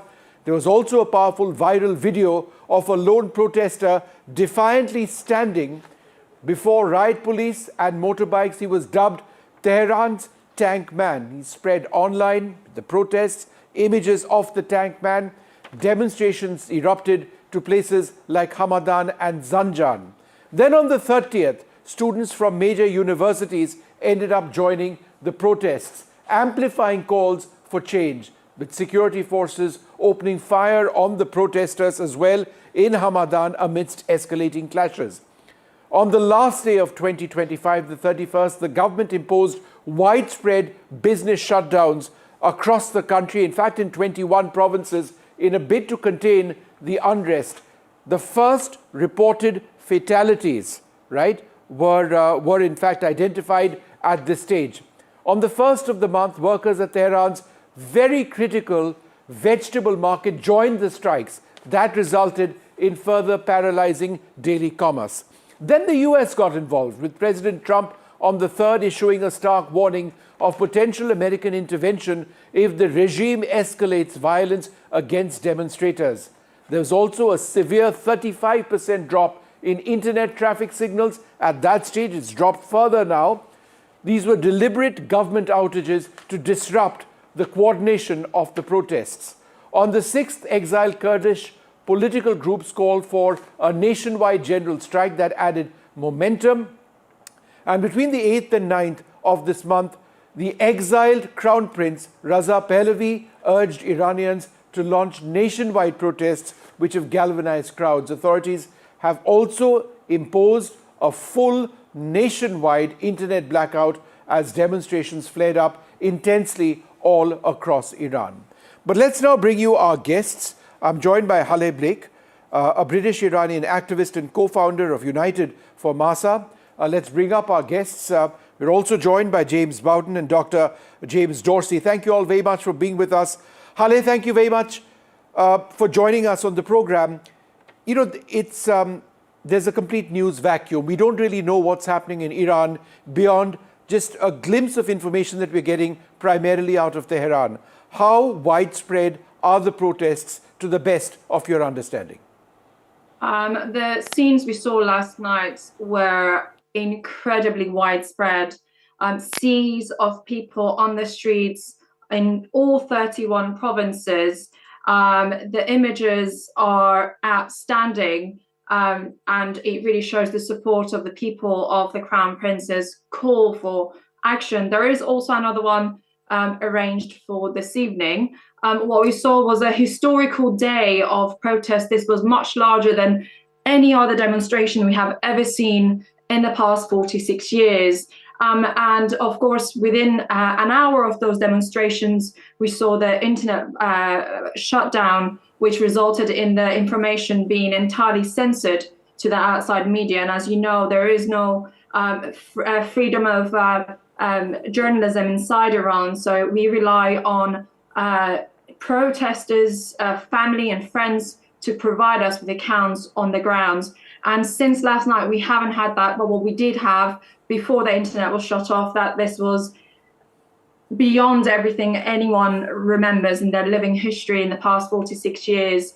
And that in itself is making history today. Haleh, we've seen massive protests by women in Iran in the last couple of years. Those were eventually shut down, but the sense of anger and seething which exists in Iran never really went away. Are women a key part of the protests across the country now?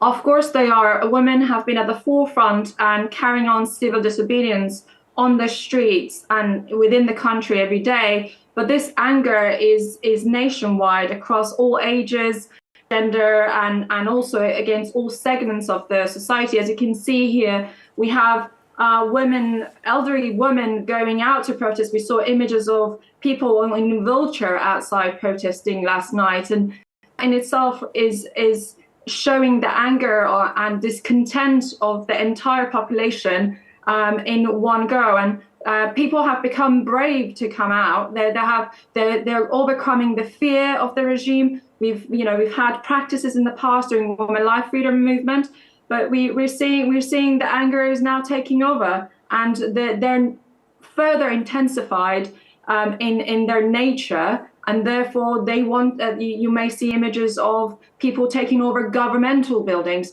We were not at that stage previously, and as you can see the images, they're just some incredible images of people on the streets being beaten up, shot at, and killed. James Bowden, in your opinion, is this the beginning of the end of the Khamenei regime? Oh, that's a very good question. I'm not 100% sure. I do think that we are in a petite insurrection, if not a full insurrection. Actually, just in the last couple of hours, the Iranian government released news updates that several police officers, as well as security personnel, had been killed in the protests. And this also follows photos loaded up onto social media of a police officer who was reportedly burned on the streets. So we are definitely witnessing an incredible moment here where I think that the Iranian state is being really challenged to its greatest degree at this time. If this is not the end, it is very close to it. I think next 2 to 3 weeks are going to be the determining factor. What would be the determining factor? Well, the determining factor would be a couple of events that we need to see. Number one, we've seen some of the Kurdish groups begin to announce that they want to pull away and begin their independence movements again. Also, Sistun Baluch groups have not announced anything yet, but they are probably getting primed to move away. But another one will be, I think, even more of these deaths. I think there will be a critical mass of police stations and government buildings that are burned. The number one key will be any moves by the Iranian regime. As soon as we start hearing and seeing more stories in the media about where Khamenei will go after this crisis, that's the signal to say, all right, it's collapsing. Okay. Dr. James Dorsey, I'm just trying to understand what sort of support does Prince Raza Pahlavi really enjoy in Iran? Is he strong enough to be the big unifier? Before I answer your question, let me just make one remark about to what degree this poses a challenge to the regime. There's no doubt that this is one of the most serious challenges that the regime has faced. There's also no doubt that there is widespread anger, particularly with the rapidly and radically deteriorating economic situation. However, experience with popular revolts shows that revolts succeed when you start to see splits within the regime, particularly within the military forces. If you think back of the 1979 Islamic Revolution in Iran, part of what happened there was a split in the military. We're seeing no indications of that. I think, in fact, in terms of the popularity of the Shah, sure, there are segments of society that that support the Shah. However, you've seen, I saw on the screen that you showed slogans in favor of the Shah. There are also slogans that say no Khamenei and no Shah, and we don't really know what support bases there are. Indications over time in the past have been that the Shah's support is not a majority. Right. Is he potentially still, though, Dr. Dorsey, the primary unifier, should there be one? I personally doubt it. I think what you're going to see is coming out of Iran. There are very different perceptions between much of the Iranian diaspora and Iranians themselves, both of which have had very different experiences since the 1979 revolution. Yeah. Hale, who's the leader of the revolt? I see it to be a public outpouring of anger for all the reasons that we've identified. But is it faceless in a sense at this stage? No, we have a very clear leader, and the chants of pro-Pahlavi chants have been across all of the locations, across all sides, even the most conservative religious cities such as Mashhad and Qazvin. You can see that across all of those. So this is definitely very much has a face. And in terms of defection, the Crown Prince did actually launch a defection campaign back in the summer, and over tens of thousands of defections has already been registered with him, and they are within active communication. This is very much on we have a leader, it's very clear, to take us to a democratic Iran, get us to ballot boxes, and that is what we want, a very secular, democratic Iran in the future. James Bowden, I think Dr. Dorsey makes an important point when he says that we haven't really seen cracks in the military. I have seen a couple of accounts of soldiers in areas deciding not to take on the crowds, moving away from their posts and the like. Is that something that you're getting as well? In a sense, defections? Well, I have not heard that report, but that is very important. And any government that starts to have rot at that lower level of soldiers not wanting to respond to government orders to suppress a riot, then you are on your way to government collapse. We've seen this repeatedly in world history, where when governments really do start to fall apart, it generally as he said, it does creep up from the military, but that is, I think, based on a realization that their efforts are not succeeding and in fact are resulting in just harder and more steadfast resistance. Dr. Dorsey, let's talk about Donald Trump, his threats. In terms of, and what he said is that if there are attacks, mass attacks on the Iranian people, then America would respond. Could that be, the way this ends up going, that the size and scope and the scale of the protests are influenced directly with how America impacts what's happening on the ground? I think what you're seeing at the moment is that Donald Trump's threats of intervention or penalizing the regime militarily if there is mass killing of protesters is in some ways allowing the regime to blame all of this on foreign forces. That's, I think, one aspect of this. The other aspect of this is, what does that mean if Trump is going to make the Iranians pay hell and use his military force to do so? What I think you're not going to see is an invasion of Tehran to protect the protesters. You probably would see strikes against military facilities outside of areas where the protesters are on the streets. And whether that's going to really persuade the Iranian regime to change track, I think is questionable. Ahale, in terms of the protesters and the groundswell in Iran, how do they see Donald Trump presently?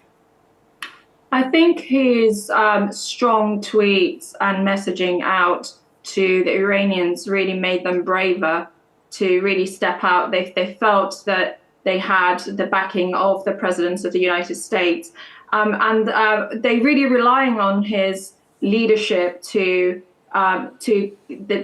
seeing as a strength and hope to the Iranians, and something as little as social media posts having that sort of effect in itself is massive.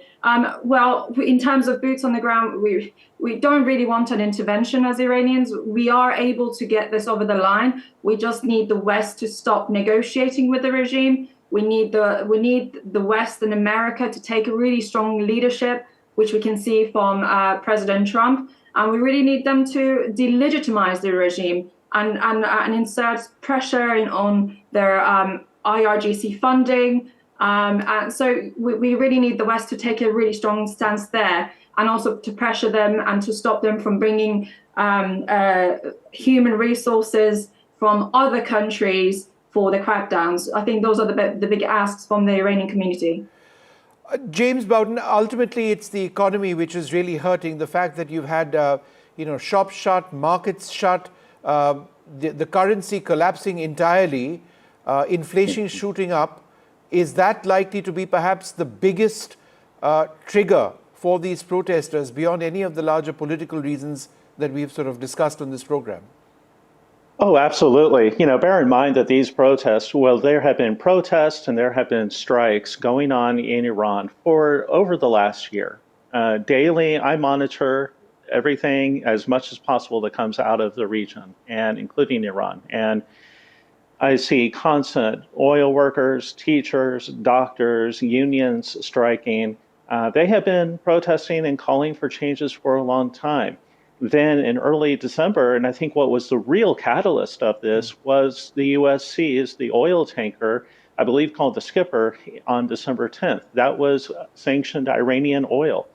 Then on the 23rd, we heard that either it was Iran or Iraq that was stopping to move gas from Iran to Iraq. That also did further damage. And so, these are people who are struggling. They want water, they want electricity, they need basic human necessities, and they're not getting it from the government. And the government hasn't been getting the message that they need this. They have been investing heavily in their military and infrastructure on that end and ignoring the Iranian people. So yes, this is not ideological. This is not a, hey, let's have freedom or a hijab issue. This is, I want to live and be able to live right. Ahale, as somebody who's spoken about the need for genuine freedom in Iran, Could you give us examples of how your own family back in Iran has been repressed, how you've sort of suffered as a result of that, how there continues to be turmoil in a sense, there are no real freedoms on the one hand, and on the other hand, Iran is, contrary to how it's reported, is fairly advanced, very decent healthcare, very decent infrastructure, at one level reasonably prosperous. So, there are two Irans that you're talking about. One where there's the repression that people suffer from, and one, several aspects of the economy which are still fairly progressive. I think the repression, we talked about it in 2022 and 2023 in detail about, women's rights, minority rights, and all of that. But what is worth mentioning here is that it's a 90 million highly educated population, and despite having 10 times resources per capita, 70% of the Iranian population actually live under the line of poverty. There are a large portion of that 70% are unable to meet some of their basic needs. We have heard of cases where people have been unable to buy meat for at least a year. For a rich country such as Iran, that is entirely not acceptable. And the way people see this is that all of the funds and the income of Iran is injected, is pushed out to the proxies. And that's where you have seen one of the chances. People say no to Gaza, no to Lebanon, I give my life to Iran. That comes from that place of so many unable to live, knowing how much resources is available and should be within the Iranians. They also know that this regime will never going to change, never going to adjust to the people's demands. It doesn't matter what type of president we have, selected president we have, the outcome continues to be the same. This is an authoritarian regime that has been occupying Iran for 46 years and have used the same tricks to negotiate with the West, and that the people are not accepting it anymore. There's no kind of reform idea that people are willing to even entertain. So that's why you can see that people completely look to their past and how the infrastructure of now was actually built back 46 years ago, and this regime is not able to keep up with some of their even maintaining of those infrastructures, such as a very simple bridge that was made by Reza Shah. So this is why the Iranians are very nostalgic to their past, and they do not trust anybody else but Reza Pahlavi to take them out with that transition to ballot boxes. Again, for a rich country like Iran, peace should be prosperous, such as the other Persian Gulf countries we see across the south of Iran. Well, hopefully, whatever takes place is, there isn't a bloodbath on the ground, that these protests do result in fundamental change on the ground. The freedoms you speak about actually come back. But for the moment, let's hope that the law and order situation, by which I mean there is no violence on the ground, remains the priority. We leave it over there. Thank you very much for joining us. We're going to take a short break. Coming up after that, we're going to be moving to the other global flashpoint, potentially, Greenland. We've got some very important interviews, one by, in fact, two MPs, one from Greenland, one from Denmark, including the first very direct statements on what Denmark might be forced to do if there is American military action on the ground in Greenland. That's coming up next.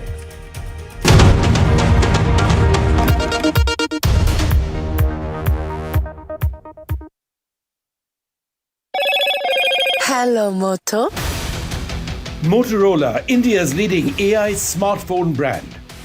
Motorola Edge 70, India's only ultra-thin phone with 3 into 50 MP cameras. Grab Motorola Edge 70 today.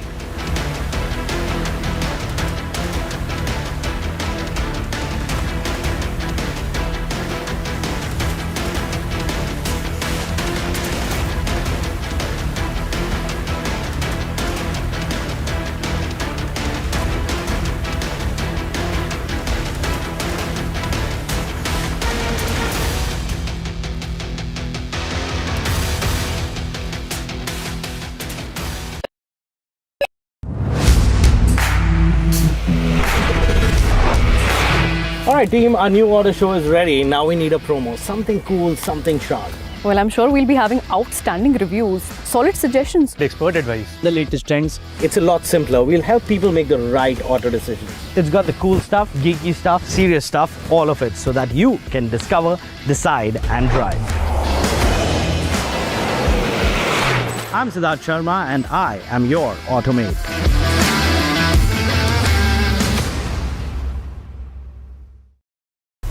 The nerve center of the maximum city. The BMC, a contest that will shape Mumbai's next decade, its identity, its legacy, its future. NDTV brings you the battle for Mumbai, asking who will hold the keys to India's richest civic body and what would it mean for Mumbaikars. BMC Power Play, only on the NDTV network.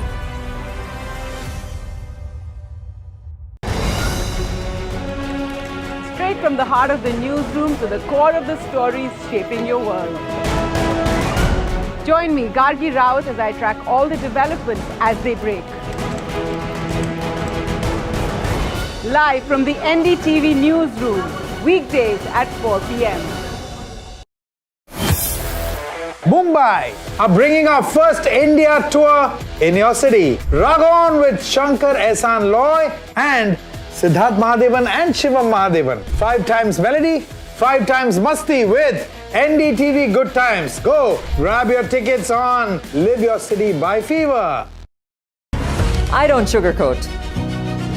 I shoot straight and tell you stories the way they need to be told. Unfiltered, unafraid, unmissable. That's how I roll. Watch me, Priyanka Deo, on NDTV World. Namaste. Delhi set the fairway on fire. The precision, the edge, the contest, the electric energy. Now, the NDTV PGTI Golf Pro-Am travels to Hyderabad, a day crafted for an unmatched experience. NDTV PGTI Golf Pro-Am, the course of champions, the conversation of leaders. 10th January 2026, Boulders Hills Golf and Country Club.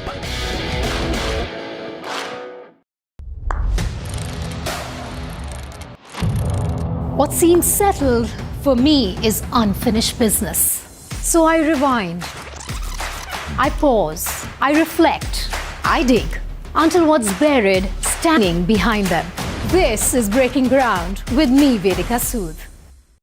A very special moment for us as we announce NDTV Master Stroke, the NDTV Art Awards. NDTV presents the Master Stroke Art Awards. An odyssey of creative brilliance, where the masterpiece meets its ultimate recognition. NDTV bringing this subject forward would have a great integrity of putting it forward where people could understand the importance of art. This award that is being started, I'm sure is going to be amazing. Art for India and for Indians is an expression of our Atmanirbharta. It's actually quite a formidable jury, so I think we'll reveal a lot more as we go along. This is an amazing platform, I think, today what you're doing. Honoring the masters who define our creative landscape. Coming soon on the NDTV network.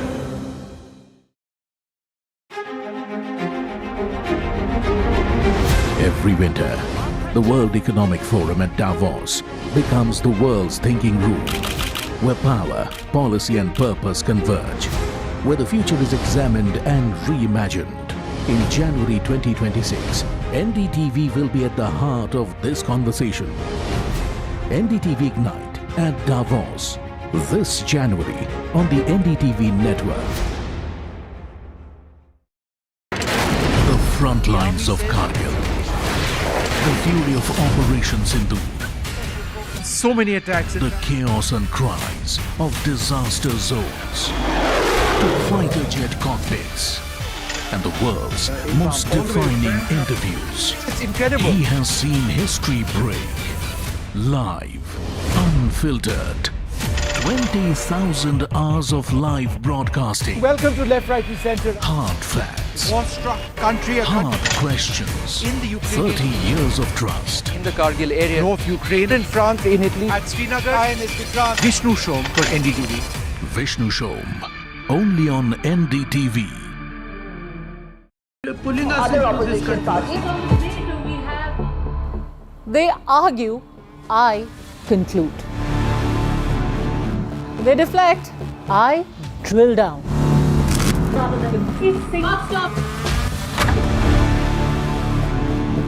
This isn't a free-for-all. It's a reckoning. No filler, no fog. Only the facts and where they lead. Every night at 9, the case closes because the buck stops here.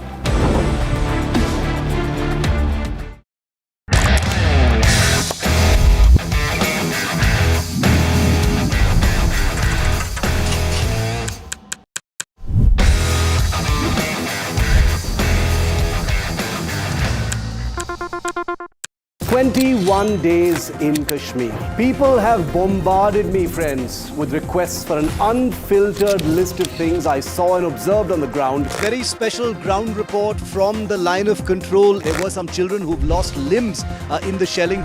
They're now India's smallest but possibly the most powerful crime family. Cough syrup has killed at least 25 children.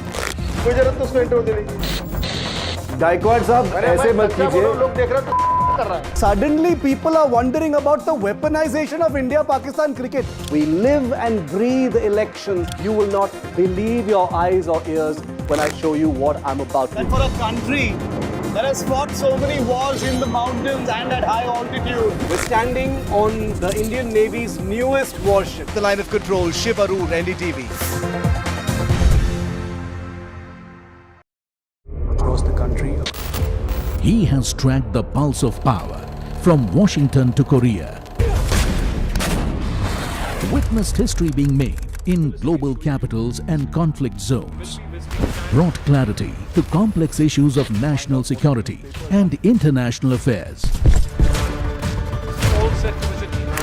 Aditya Raj Kaul, covering international affairs like no one else. Only on NDTV network.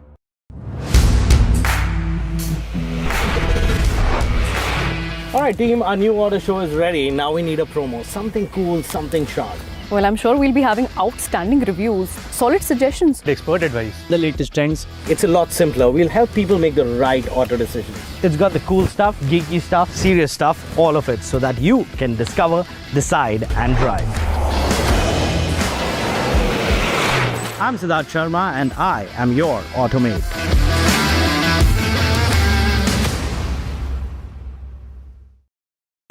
The nerve center of the maximum city. The BMC. A contest that will shape Mumbai's next decade. Its identity, its legacy, its future. NDTV brings you the battle for Mumbai, asking who will hold the keys to India's richest civic body and what would it mean for Mumbaikars. BMC Power Play, only on the NDTV network.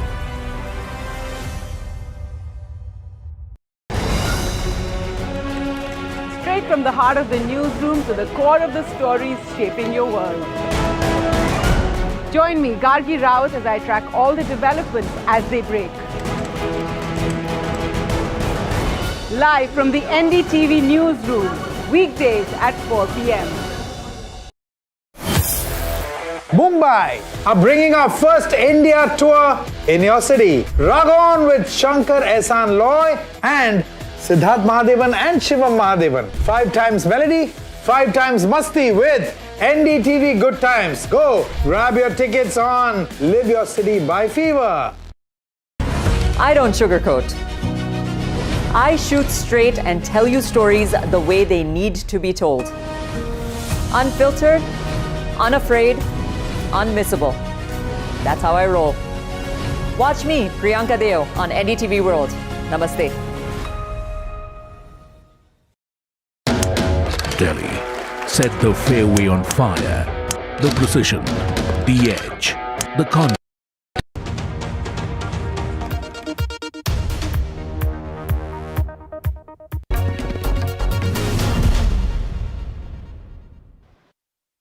Well, with the situation in Greenland becoming perhaps more unpredictable by the day, I'm joined by Rasmus Jarlov, Conservative Member of Parliament and Denmark's Chairperson of Defence Committee. Thank you, sir, very much for being with us.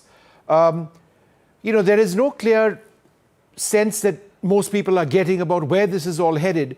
Yesterday, we heard statements that Denmark would respond if there was any American military presence in Greenland that you were uncomfortable with. Is that right? Yes, thank you for taking interest in this in India as well. We appreciate that very much. Of course, in the situation that there was an American attack on Greenland, of course, we would have to defend it. We understand full well that it would be a very tough fight, and we would not be able to stop the Americans by military means. But we also want to make clear, of course, that it's not acceptable to attack us militarily, and it would lead to the absurd situation and disastrous situation of a war between two NATO countries, which would be completely devastating and very, very stupid and unnecessary. Mr. Jarlov, you make an important point. Denmark would respond militarily, come what may, if there is American military aggression in Greenland. Is that right?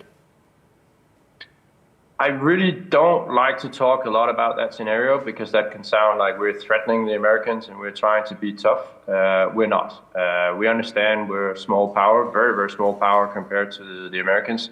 So it's not like we're trying to intimidate the Americans, scare them. But if theoretically that would be a war between two NATO countries, and of course that would lead to shots being fired and people be killed, and I would have to go to funerals. I would have to look at people who had been gunned down by Americans for absolutely no reason. And that would be a tragedy that's just really hard to understand, and a very, very unnecessary one, because the Americans already have access to Greenland. We already have a defense agreement that allows them access, and they can do mining in Greenland as well if that's what they want. So there's absolutely no need for this, and we really hope we can get it back on track, that it doesn't escalate. Mr. Jarlov, the other point, of course, is that America wants to buy Greenland. Is the sovereignty, the identity of Greenland up for sale? It is not up for sale. We can do a lot of other things for the Americans, and we have never objected to an American presence. That's why we have that defense agreement that allows them to have military bases and a military presence as much as they want. So the Americans definitely do not need to annex Greenland for security purposes, because they already have access to it. But we can't sell 57,000 Danish citizens to become Americans. They don't want to, and they have made that extremely clear, and Denmark has made it extremely clear that we can't sell Greenland. It's not for sale, and it's not a matter of a price, so it doesn't matter what type of money is being offered, and it is also regardless of what pressure is put on us. We simply can't do that. And from there, it is up to the Americans how much they're going to escalate the situation. We hope they don't. We hope it becomes constructive, and they will articulate to us what needs that they have. The problem we have is that since they already have full access to Greenland, it's hard for us to see what more we could do for them. But they have to talk to us. They have to let us know what needs they have, and then we can have a constructive dialogue. But nothing will be achieved by military threats or threats of annexation by other means. That couldn't be achieved by just calling us. Mr. Jarlov, how united are people in Greenland? Are there is there any group which is actually saying, no, let's talk to the Americans, or let us use this opportunity to state the need for Greenland's sovereignty? Do you believe that there are those elements as well? Is that a concern? There are different approaches to how much you should talk to the Americans. But there's complete agreement that the Greenlanders do not want to become part of the United States. There was an election last year, and in the local Greenlandic parliament, where there's 31 members, there wasn't a single one elected that wants to join the United States. And there was a poll, a very large poll made last year, that showed that only 6% of people in Greenland would like to leave Denmark to become part of the United States. So although many Greenlanders do dream about becoming independent, there's hardly anyone that wants to join the United States. So we're trying to. Denmark is not preventing Greenland from becoming independent. They're part of Denmark because they have not requested independence. They've had the option of leaving for 17 years, so they could have done that if they wanted. They've not requested it. They've not started the process. And we're available for Greenland to help them develop as long as they're part of Denmark. We're assisting them in developing the country, the direction that they want. But we're also protecting them right now from being taken over by the Americans because that's something that they don't want. And the ties between Denmark and Greenland are quite close. They speak Danish, they're Danish citizens, they have members of our parliament here in Copenhagen, where I am right now. And a quarter of all Greenlanders live in Denmark. Most of them have spent time in Denmark during their life. They've been educated here and so on. The ties are very, very close. So it's very few Greenlanders that completely want to cut the ties to Denmark. But they do want more autonomy. And they're working towards that. They're gradually building up their society, educating themselves, becoming more and more capable of taking over roles in society. But for now, the ties with Denmark are crucial to Greenland, and they don't want to cut those ties. Would this spell the end of NATO if America were to do anything? And I'm not just talking about militarily, but otherwise, if they were to force the issue one way or the other, would that spell the end of NATO?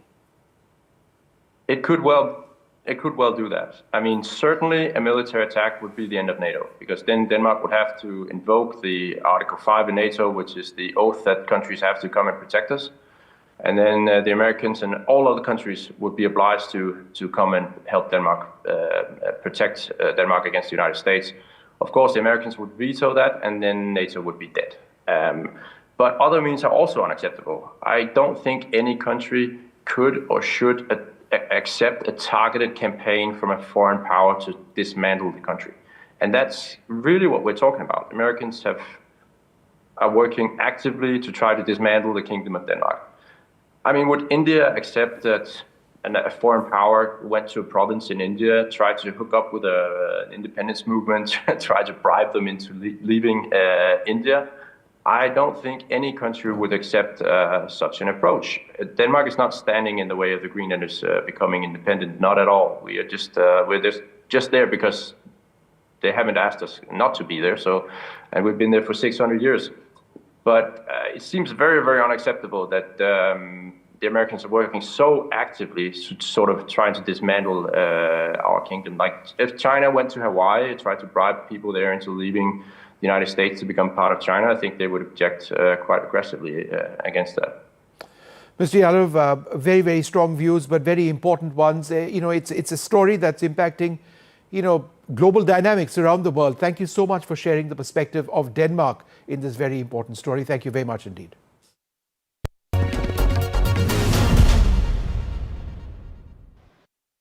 I'm joined by Kuno Fenker, a Greenland MP. Mr. Fenker, thanks very much for being with us.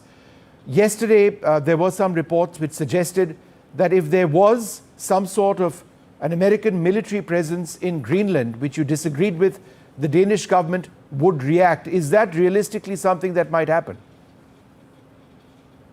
I think it will be the wrong move from Denmark. And the military size of the United States and the military size of Denmark, and even 70% of the budget and the military size of NATO is the American military. So Greenland is on the American continent, and it's a part of the Monroe Doctrine, which is a very geopolitical important area for the United States.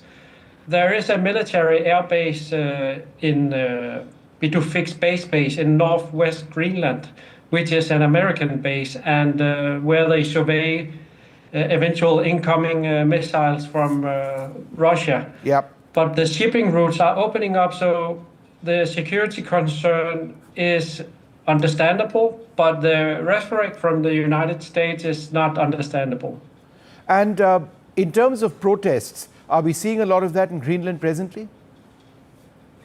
No, but we saw some protests in, I think it was in January last year, after the elections, the inauguration in the US, and people saying that we are not for sale and so forth. But the rhetoric is changing up and down from the United States. Hence, the Art of the Deal book from Donald Trump is absolutely on its, they are using that right now. So I think what we need to do from Greenland is keep our heads cool and talk with the Americans directly and hear about what is their concerns, what's their interest, and also what is it that they want realistically instead of nobody's going to annex Greenland. It's like people in Greenland will never accept a new annexation, which we are under right now from Denmark. And that's why the US is probably also questioning the right of the Kingdom of Denmark to keep Greenland. Donald Trump wants to buy Greenland. That's a proposal which has been stated as well. Is that acceptable? Is your sovereignty up for sale? No, it's not for sale, but right now we get a subsidy from Denmark, an annual subsidy, which is basically a purchase or rent of the island. So we also have to be, careful in regards to our own morals here. So I think in principle, no country should be on sale, but Greenland wants to be a sovereign state. We know we are a small population, a very big island, so we know that we can't be fully independent. But who is, in a way? We need to have allies, and those allies will still be, for example, the United States, NATO, Denmark, the European nations, and so forth, which are in our nearby vicinity allies. Is there a growing willingness among people in Greenland, political leaders like you, that you do want to talk to America? You're not saying, I don't want to talk to you, please go away.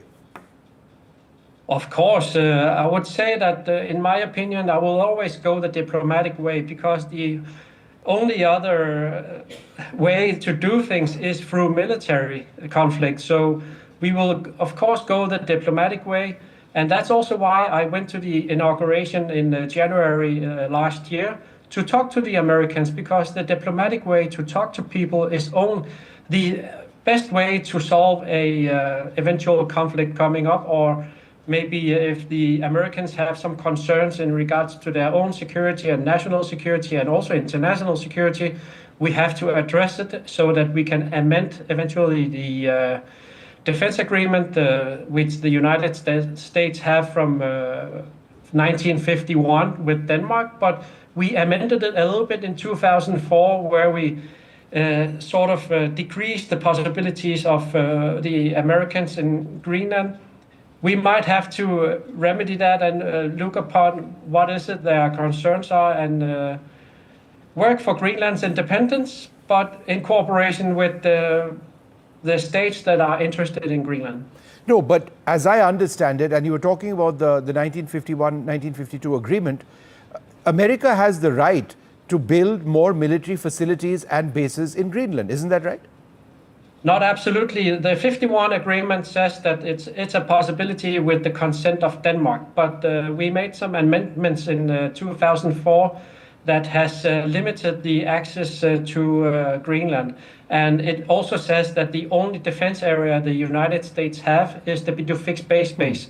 So we have to act upon what are the facts and read what are the agreements and the law. So we will have to adhere to that so that people don't say things that the United States can do whatever they want. It's not true. I understand,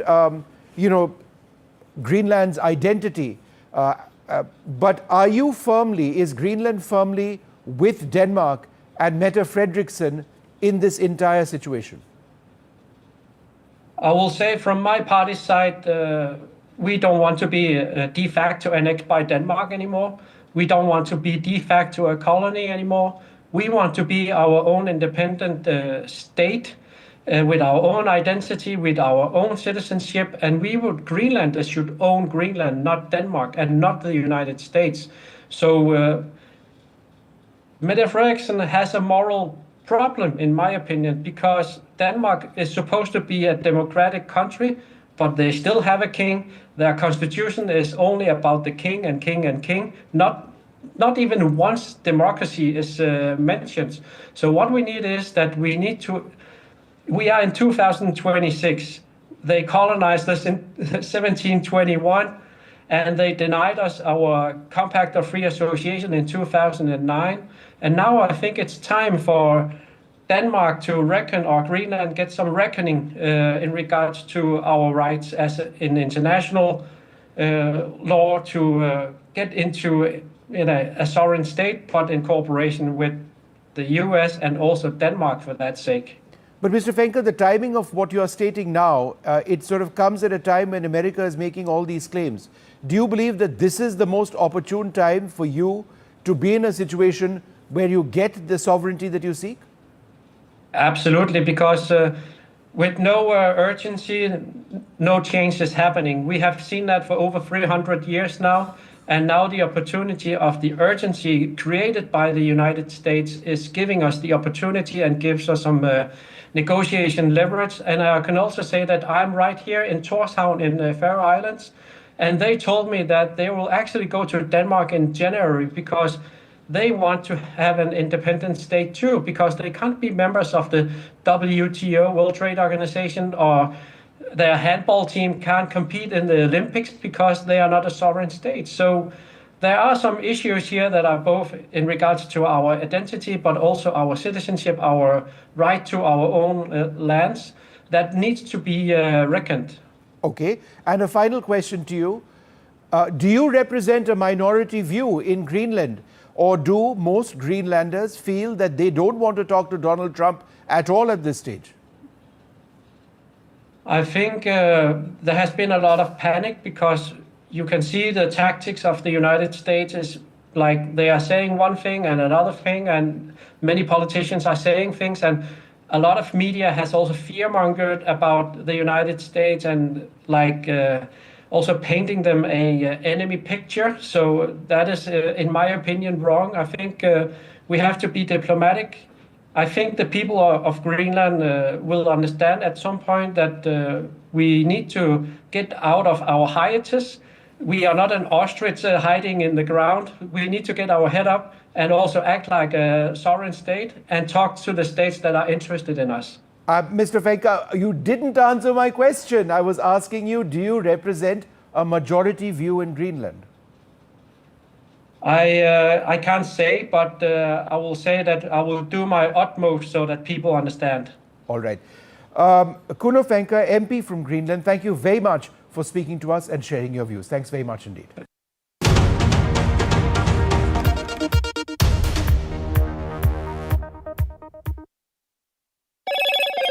Hello, Moto.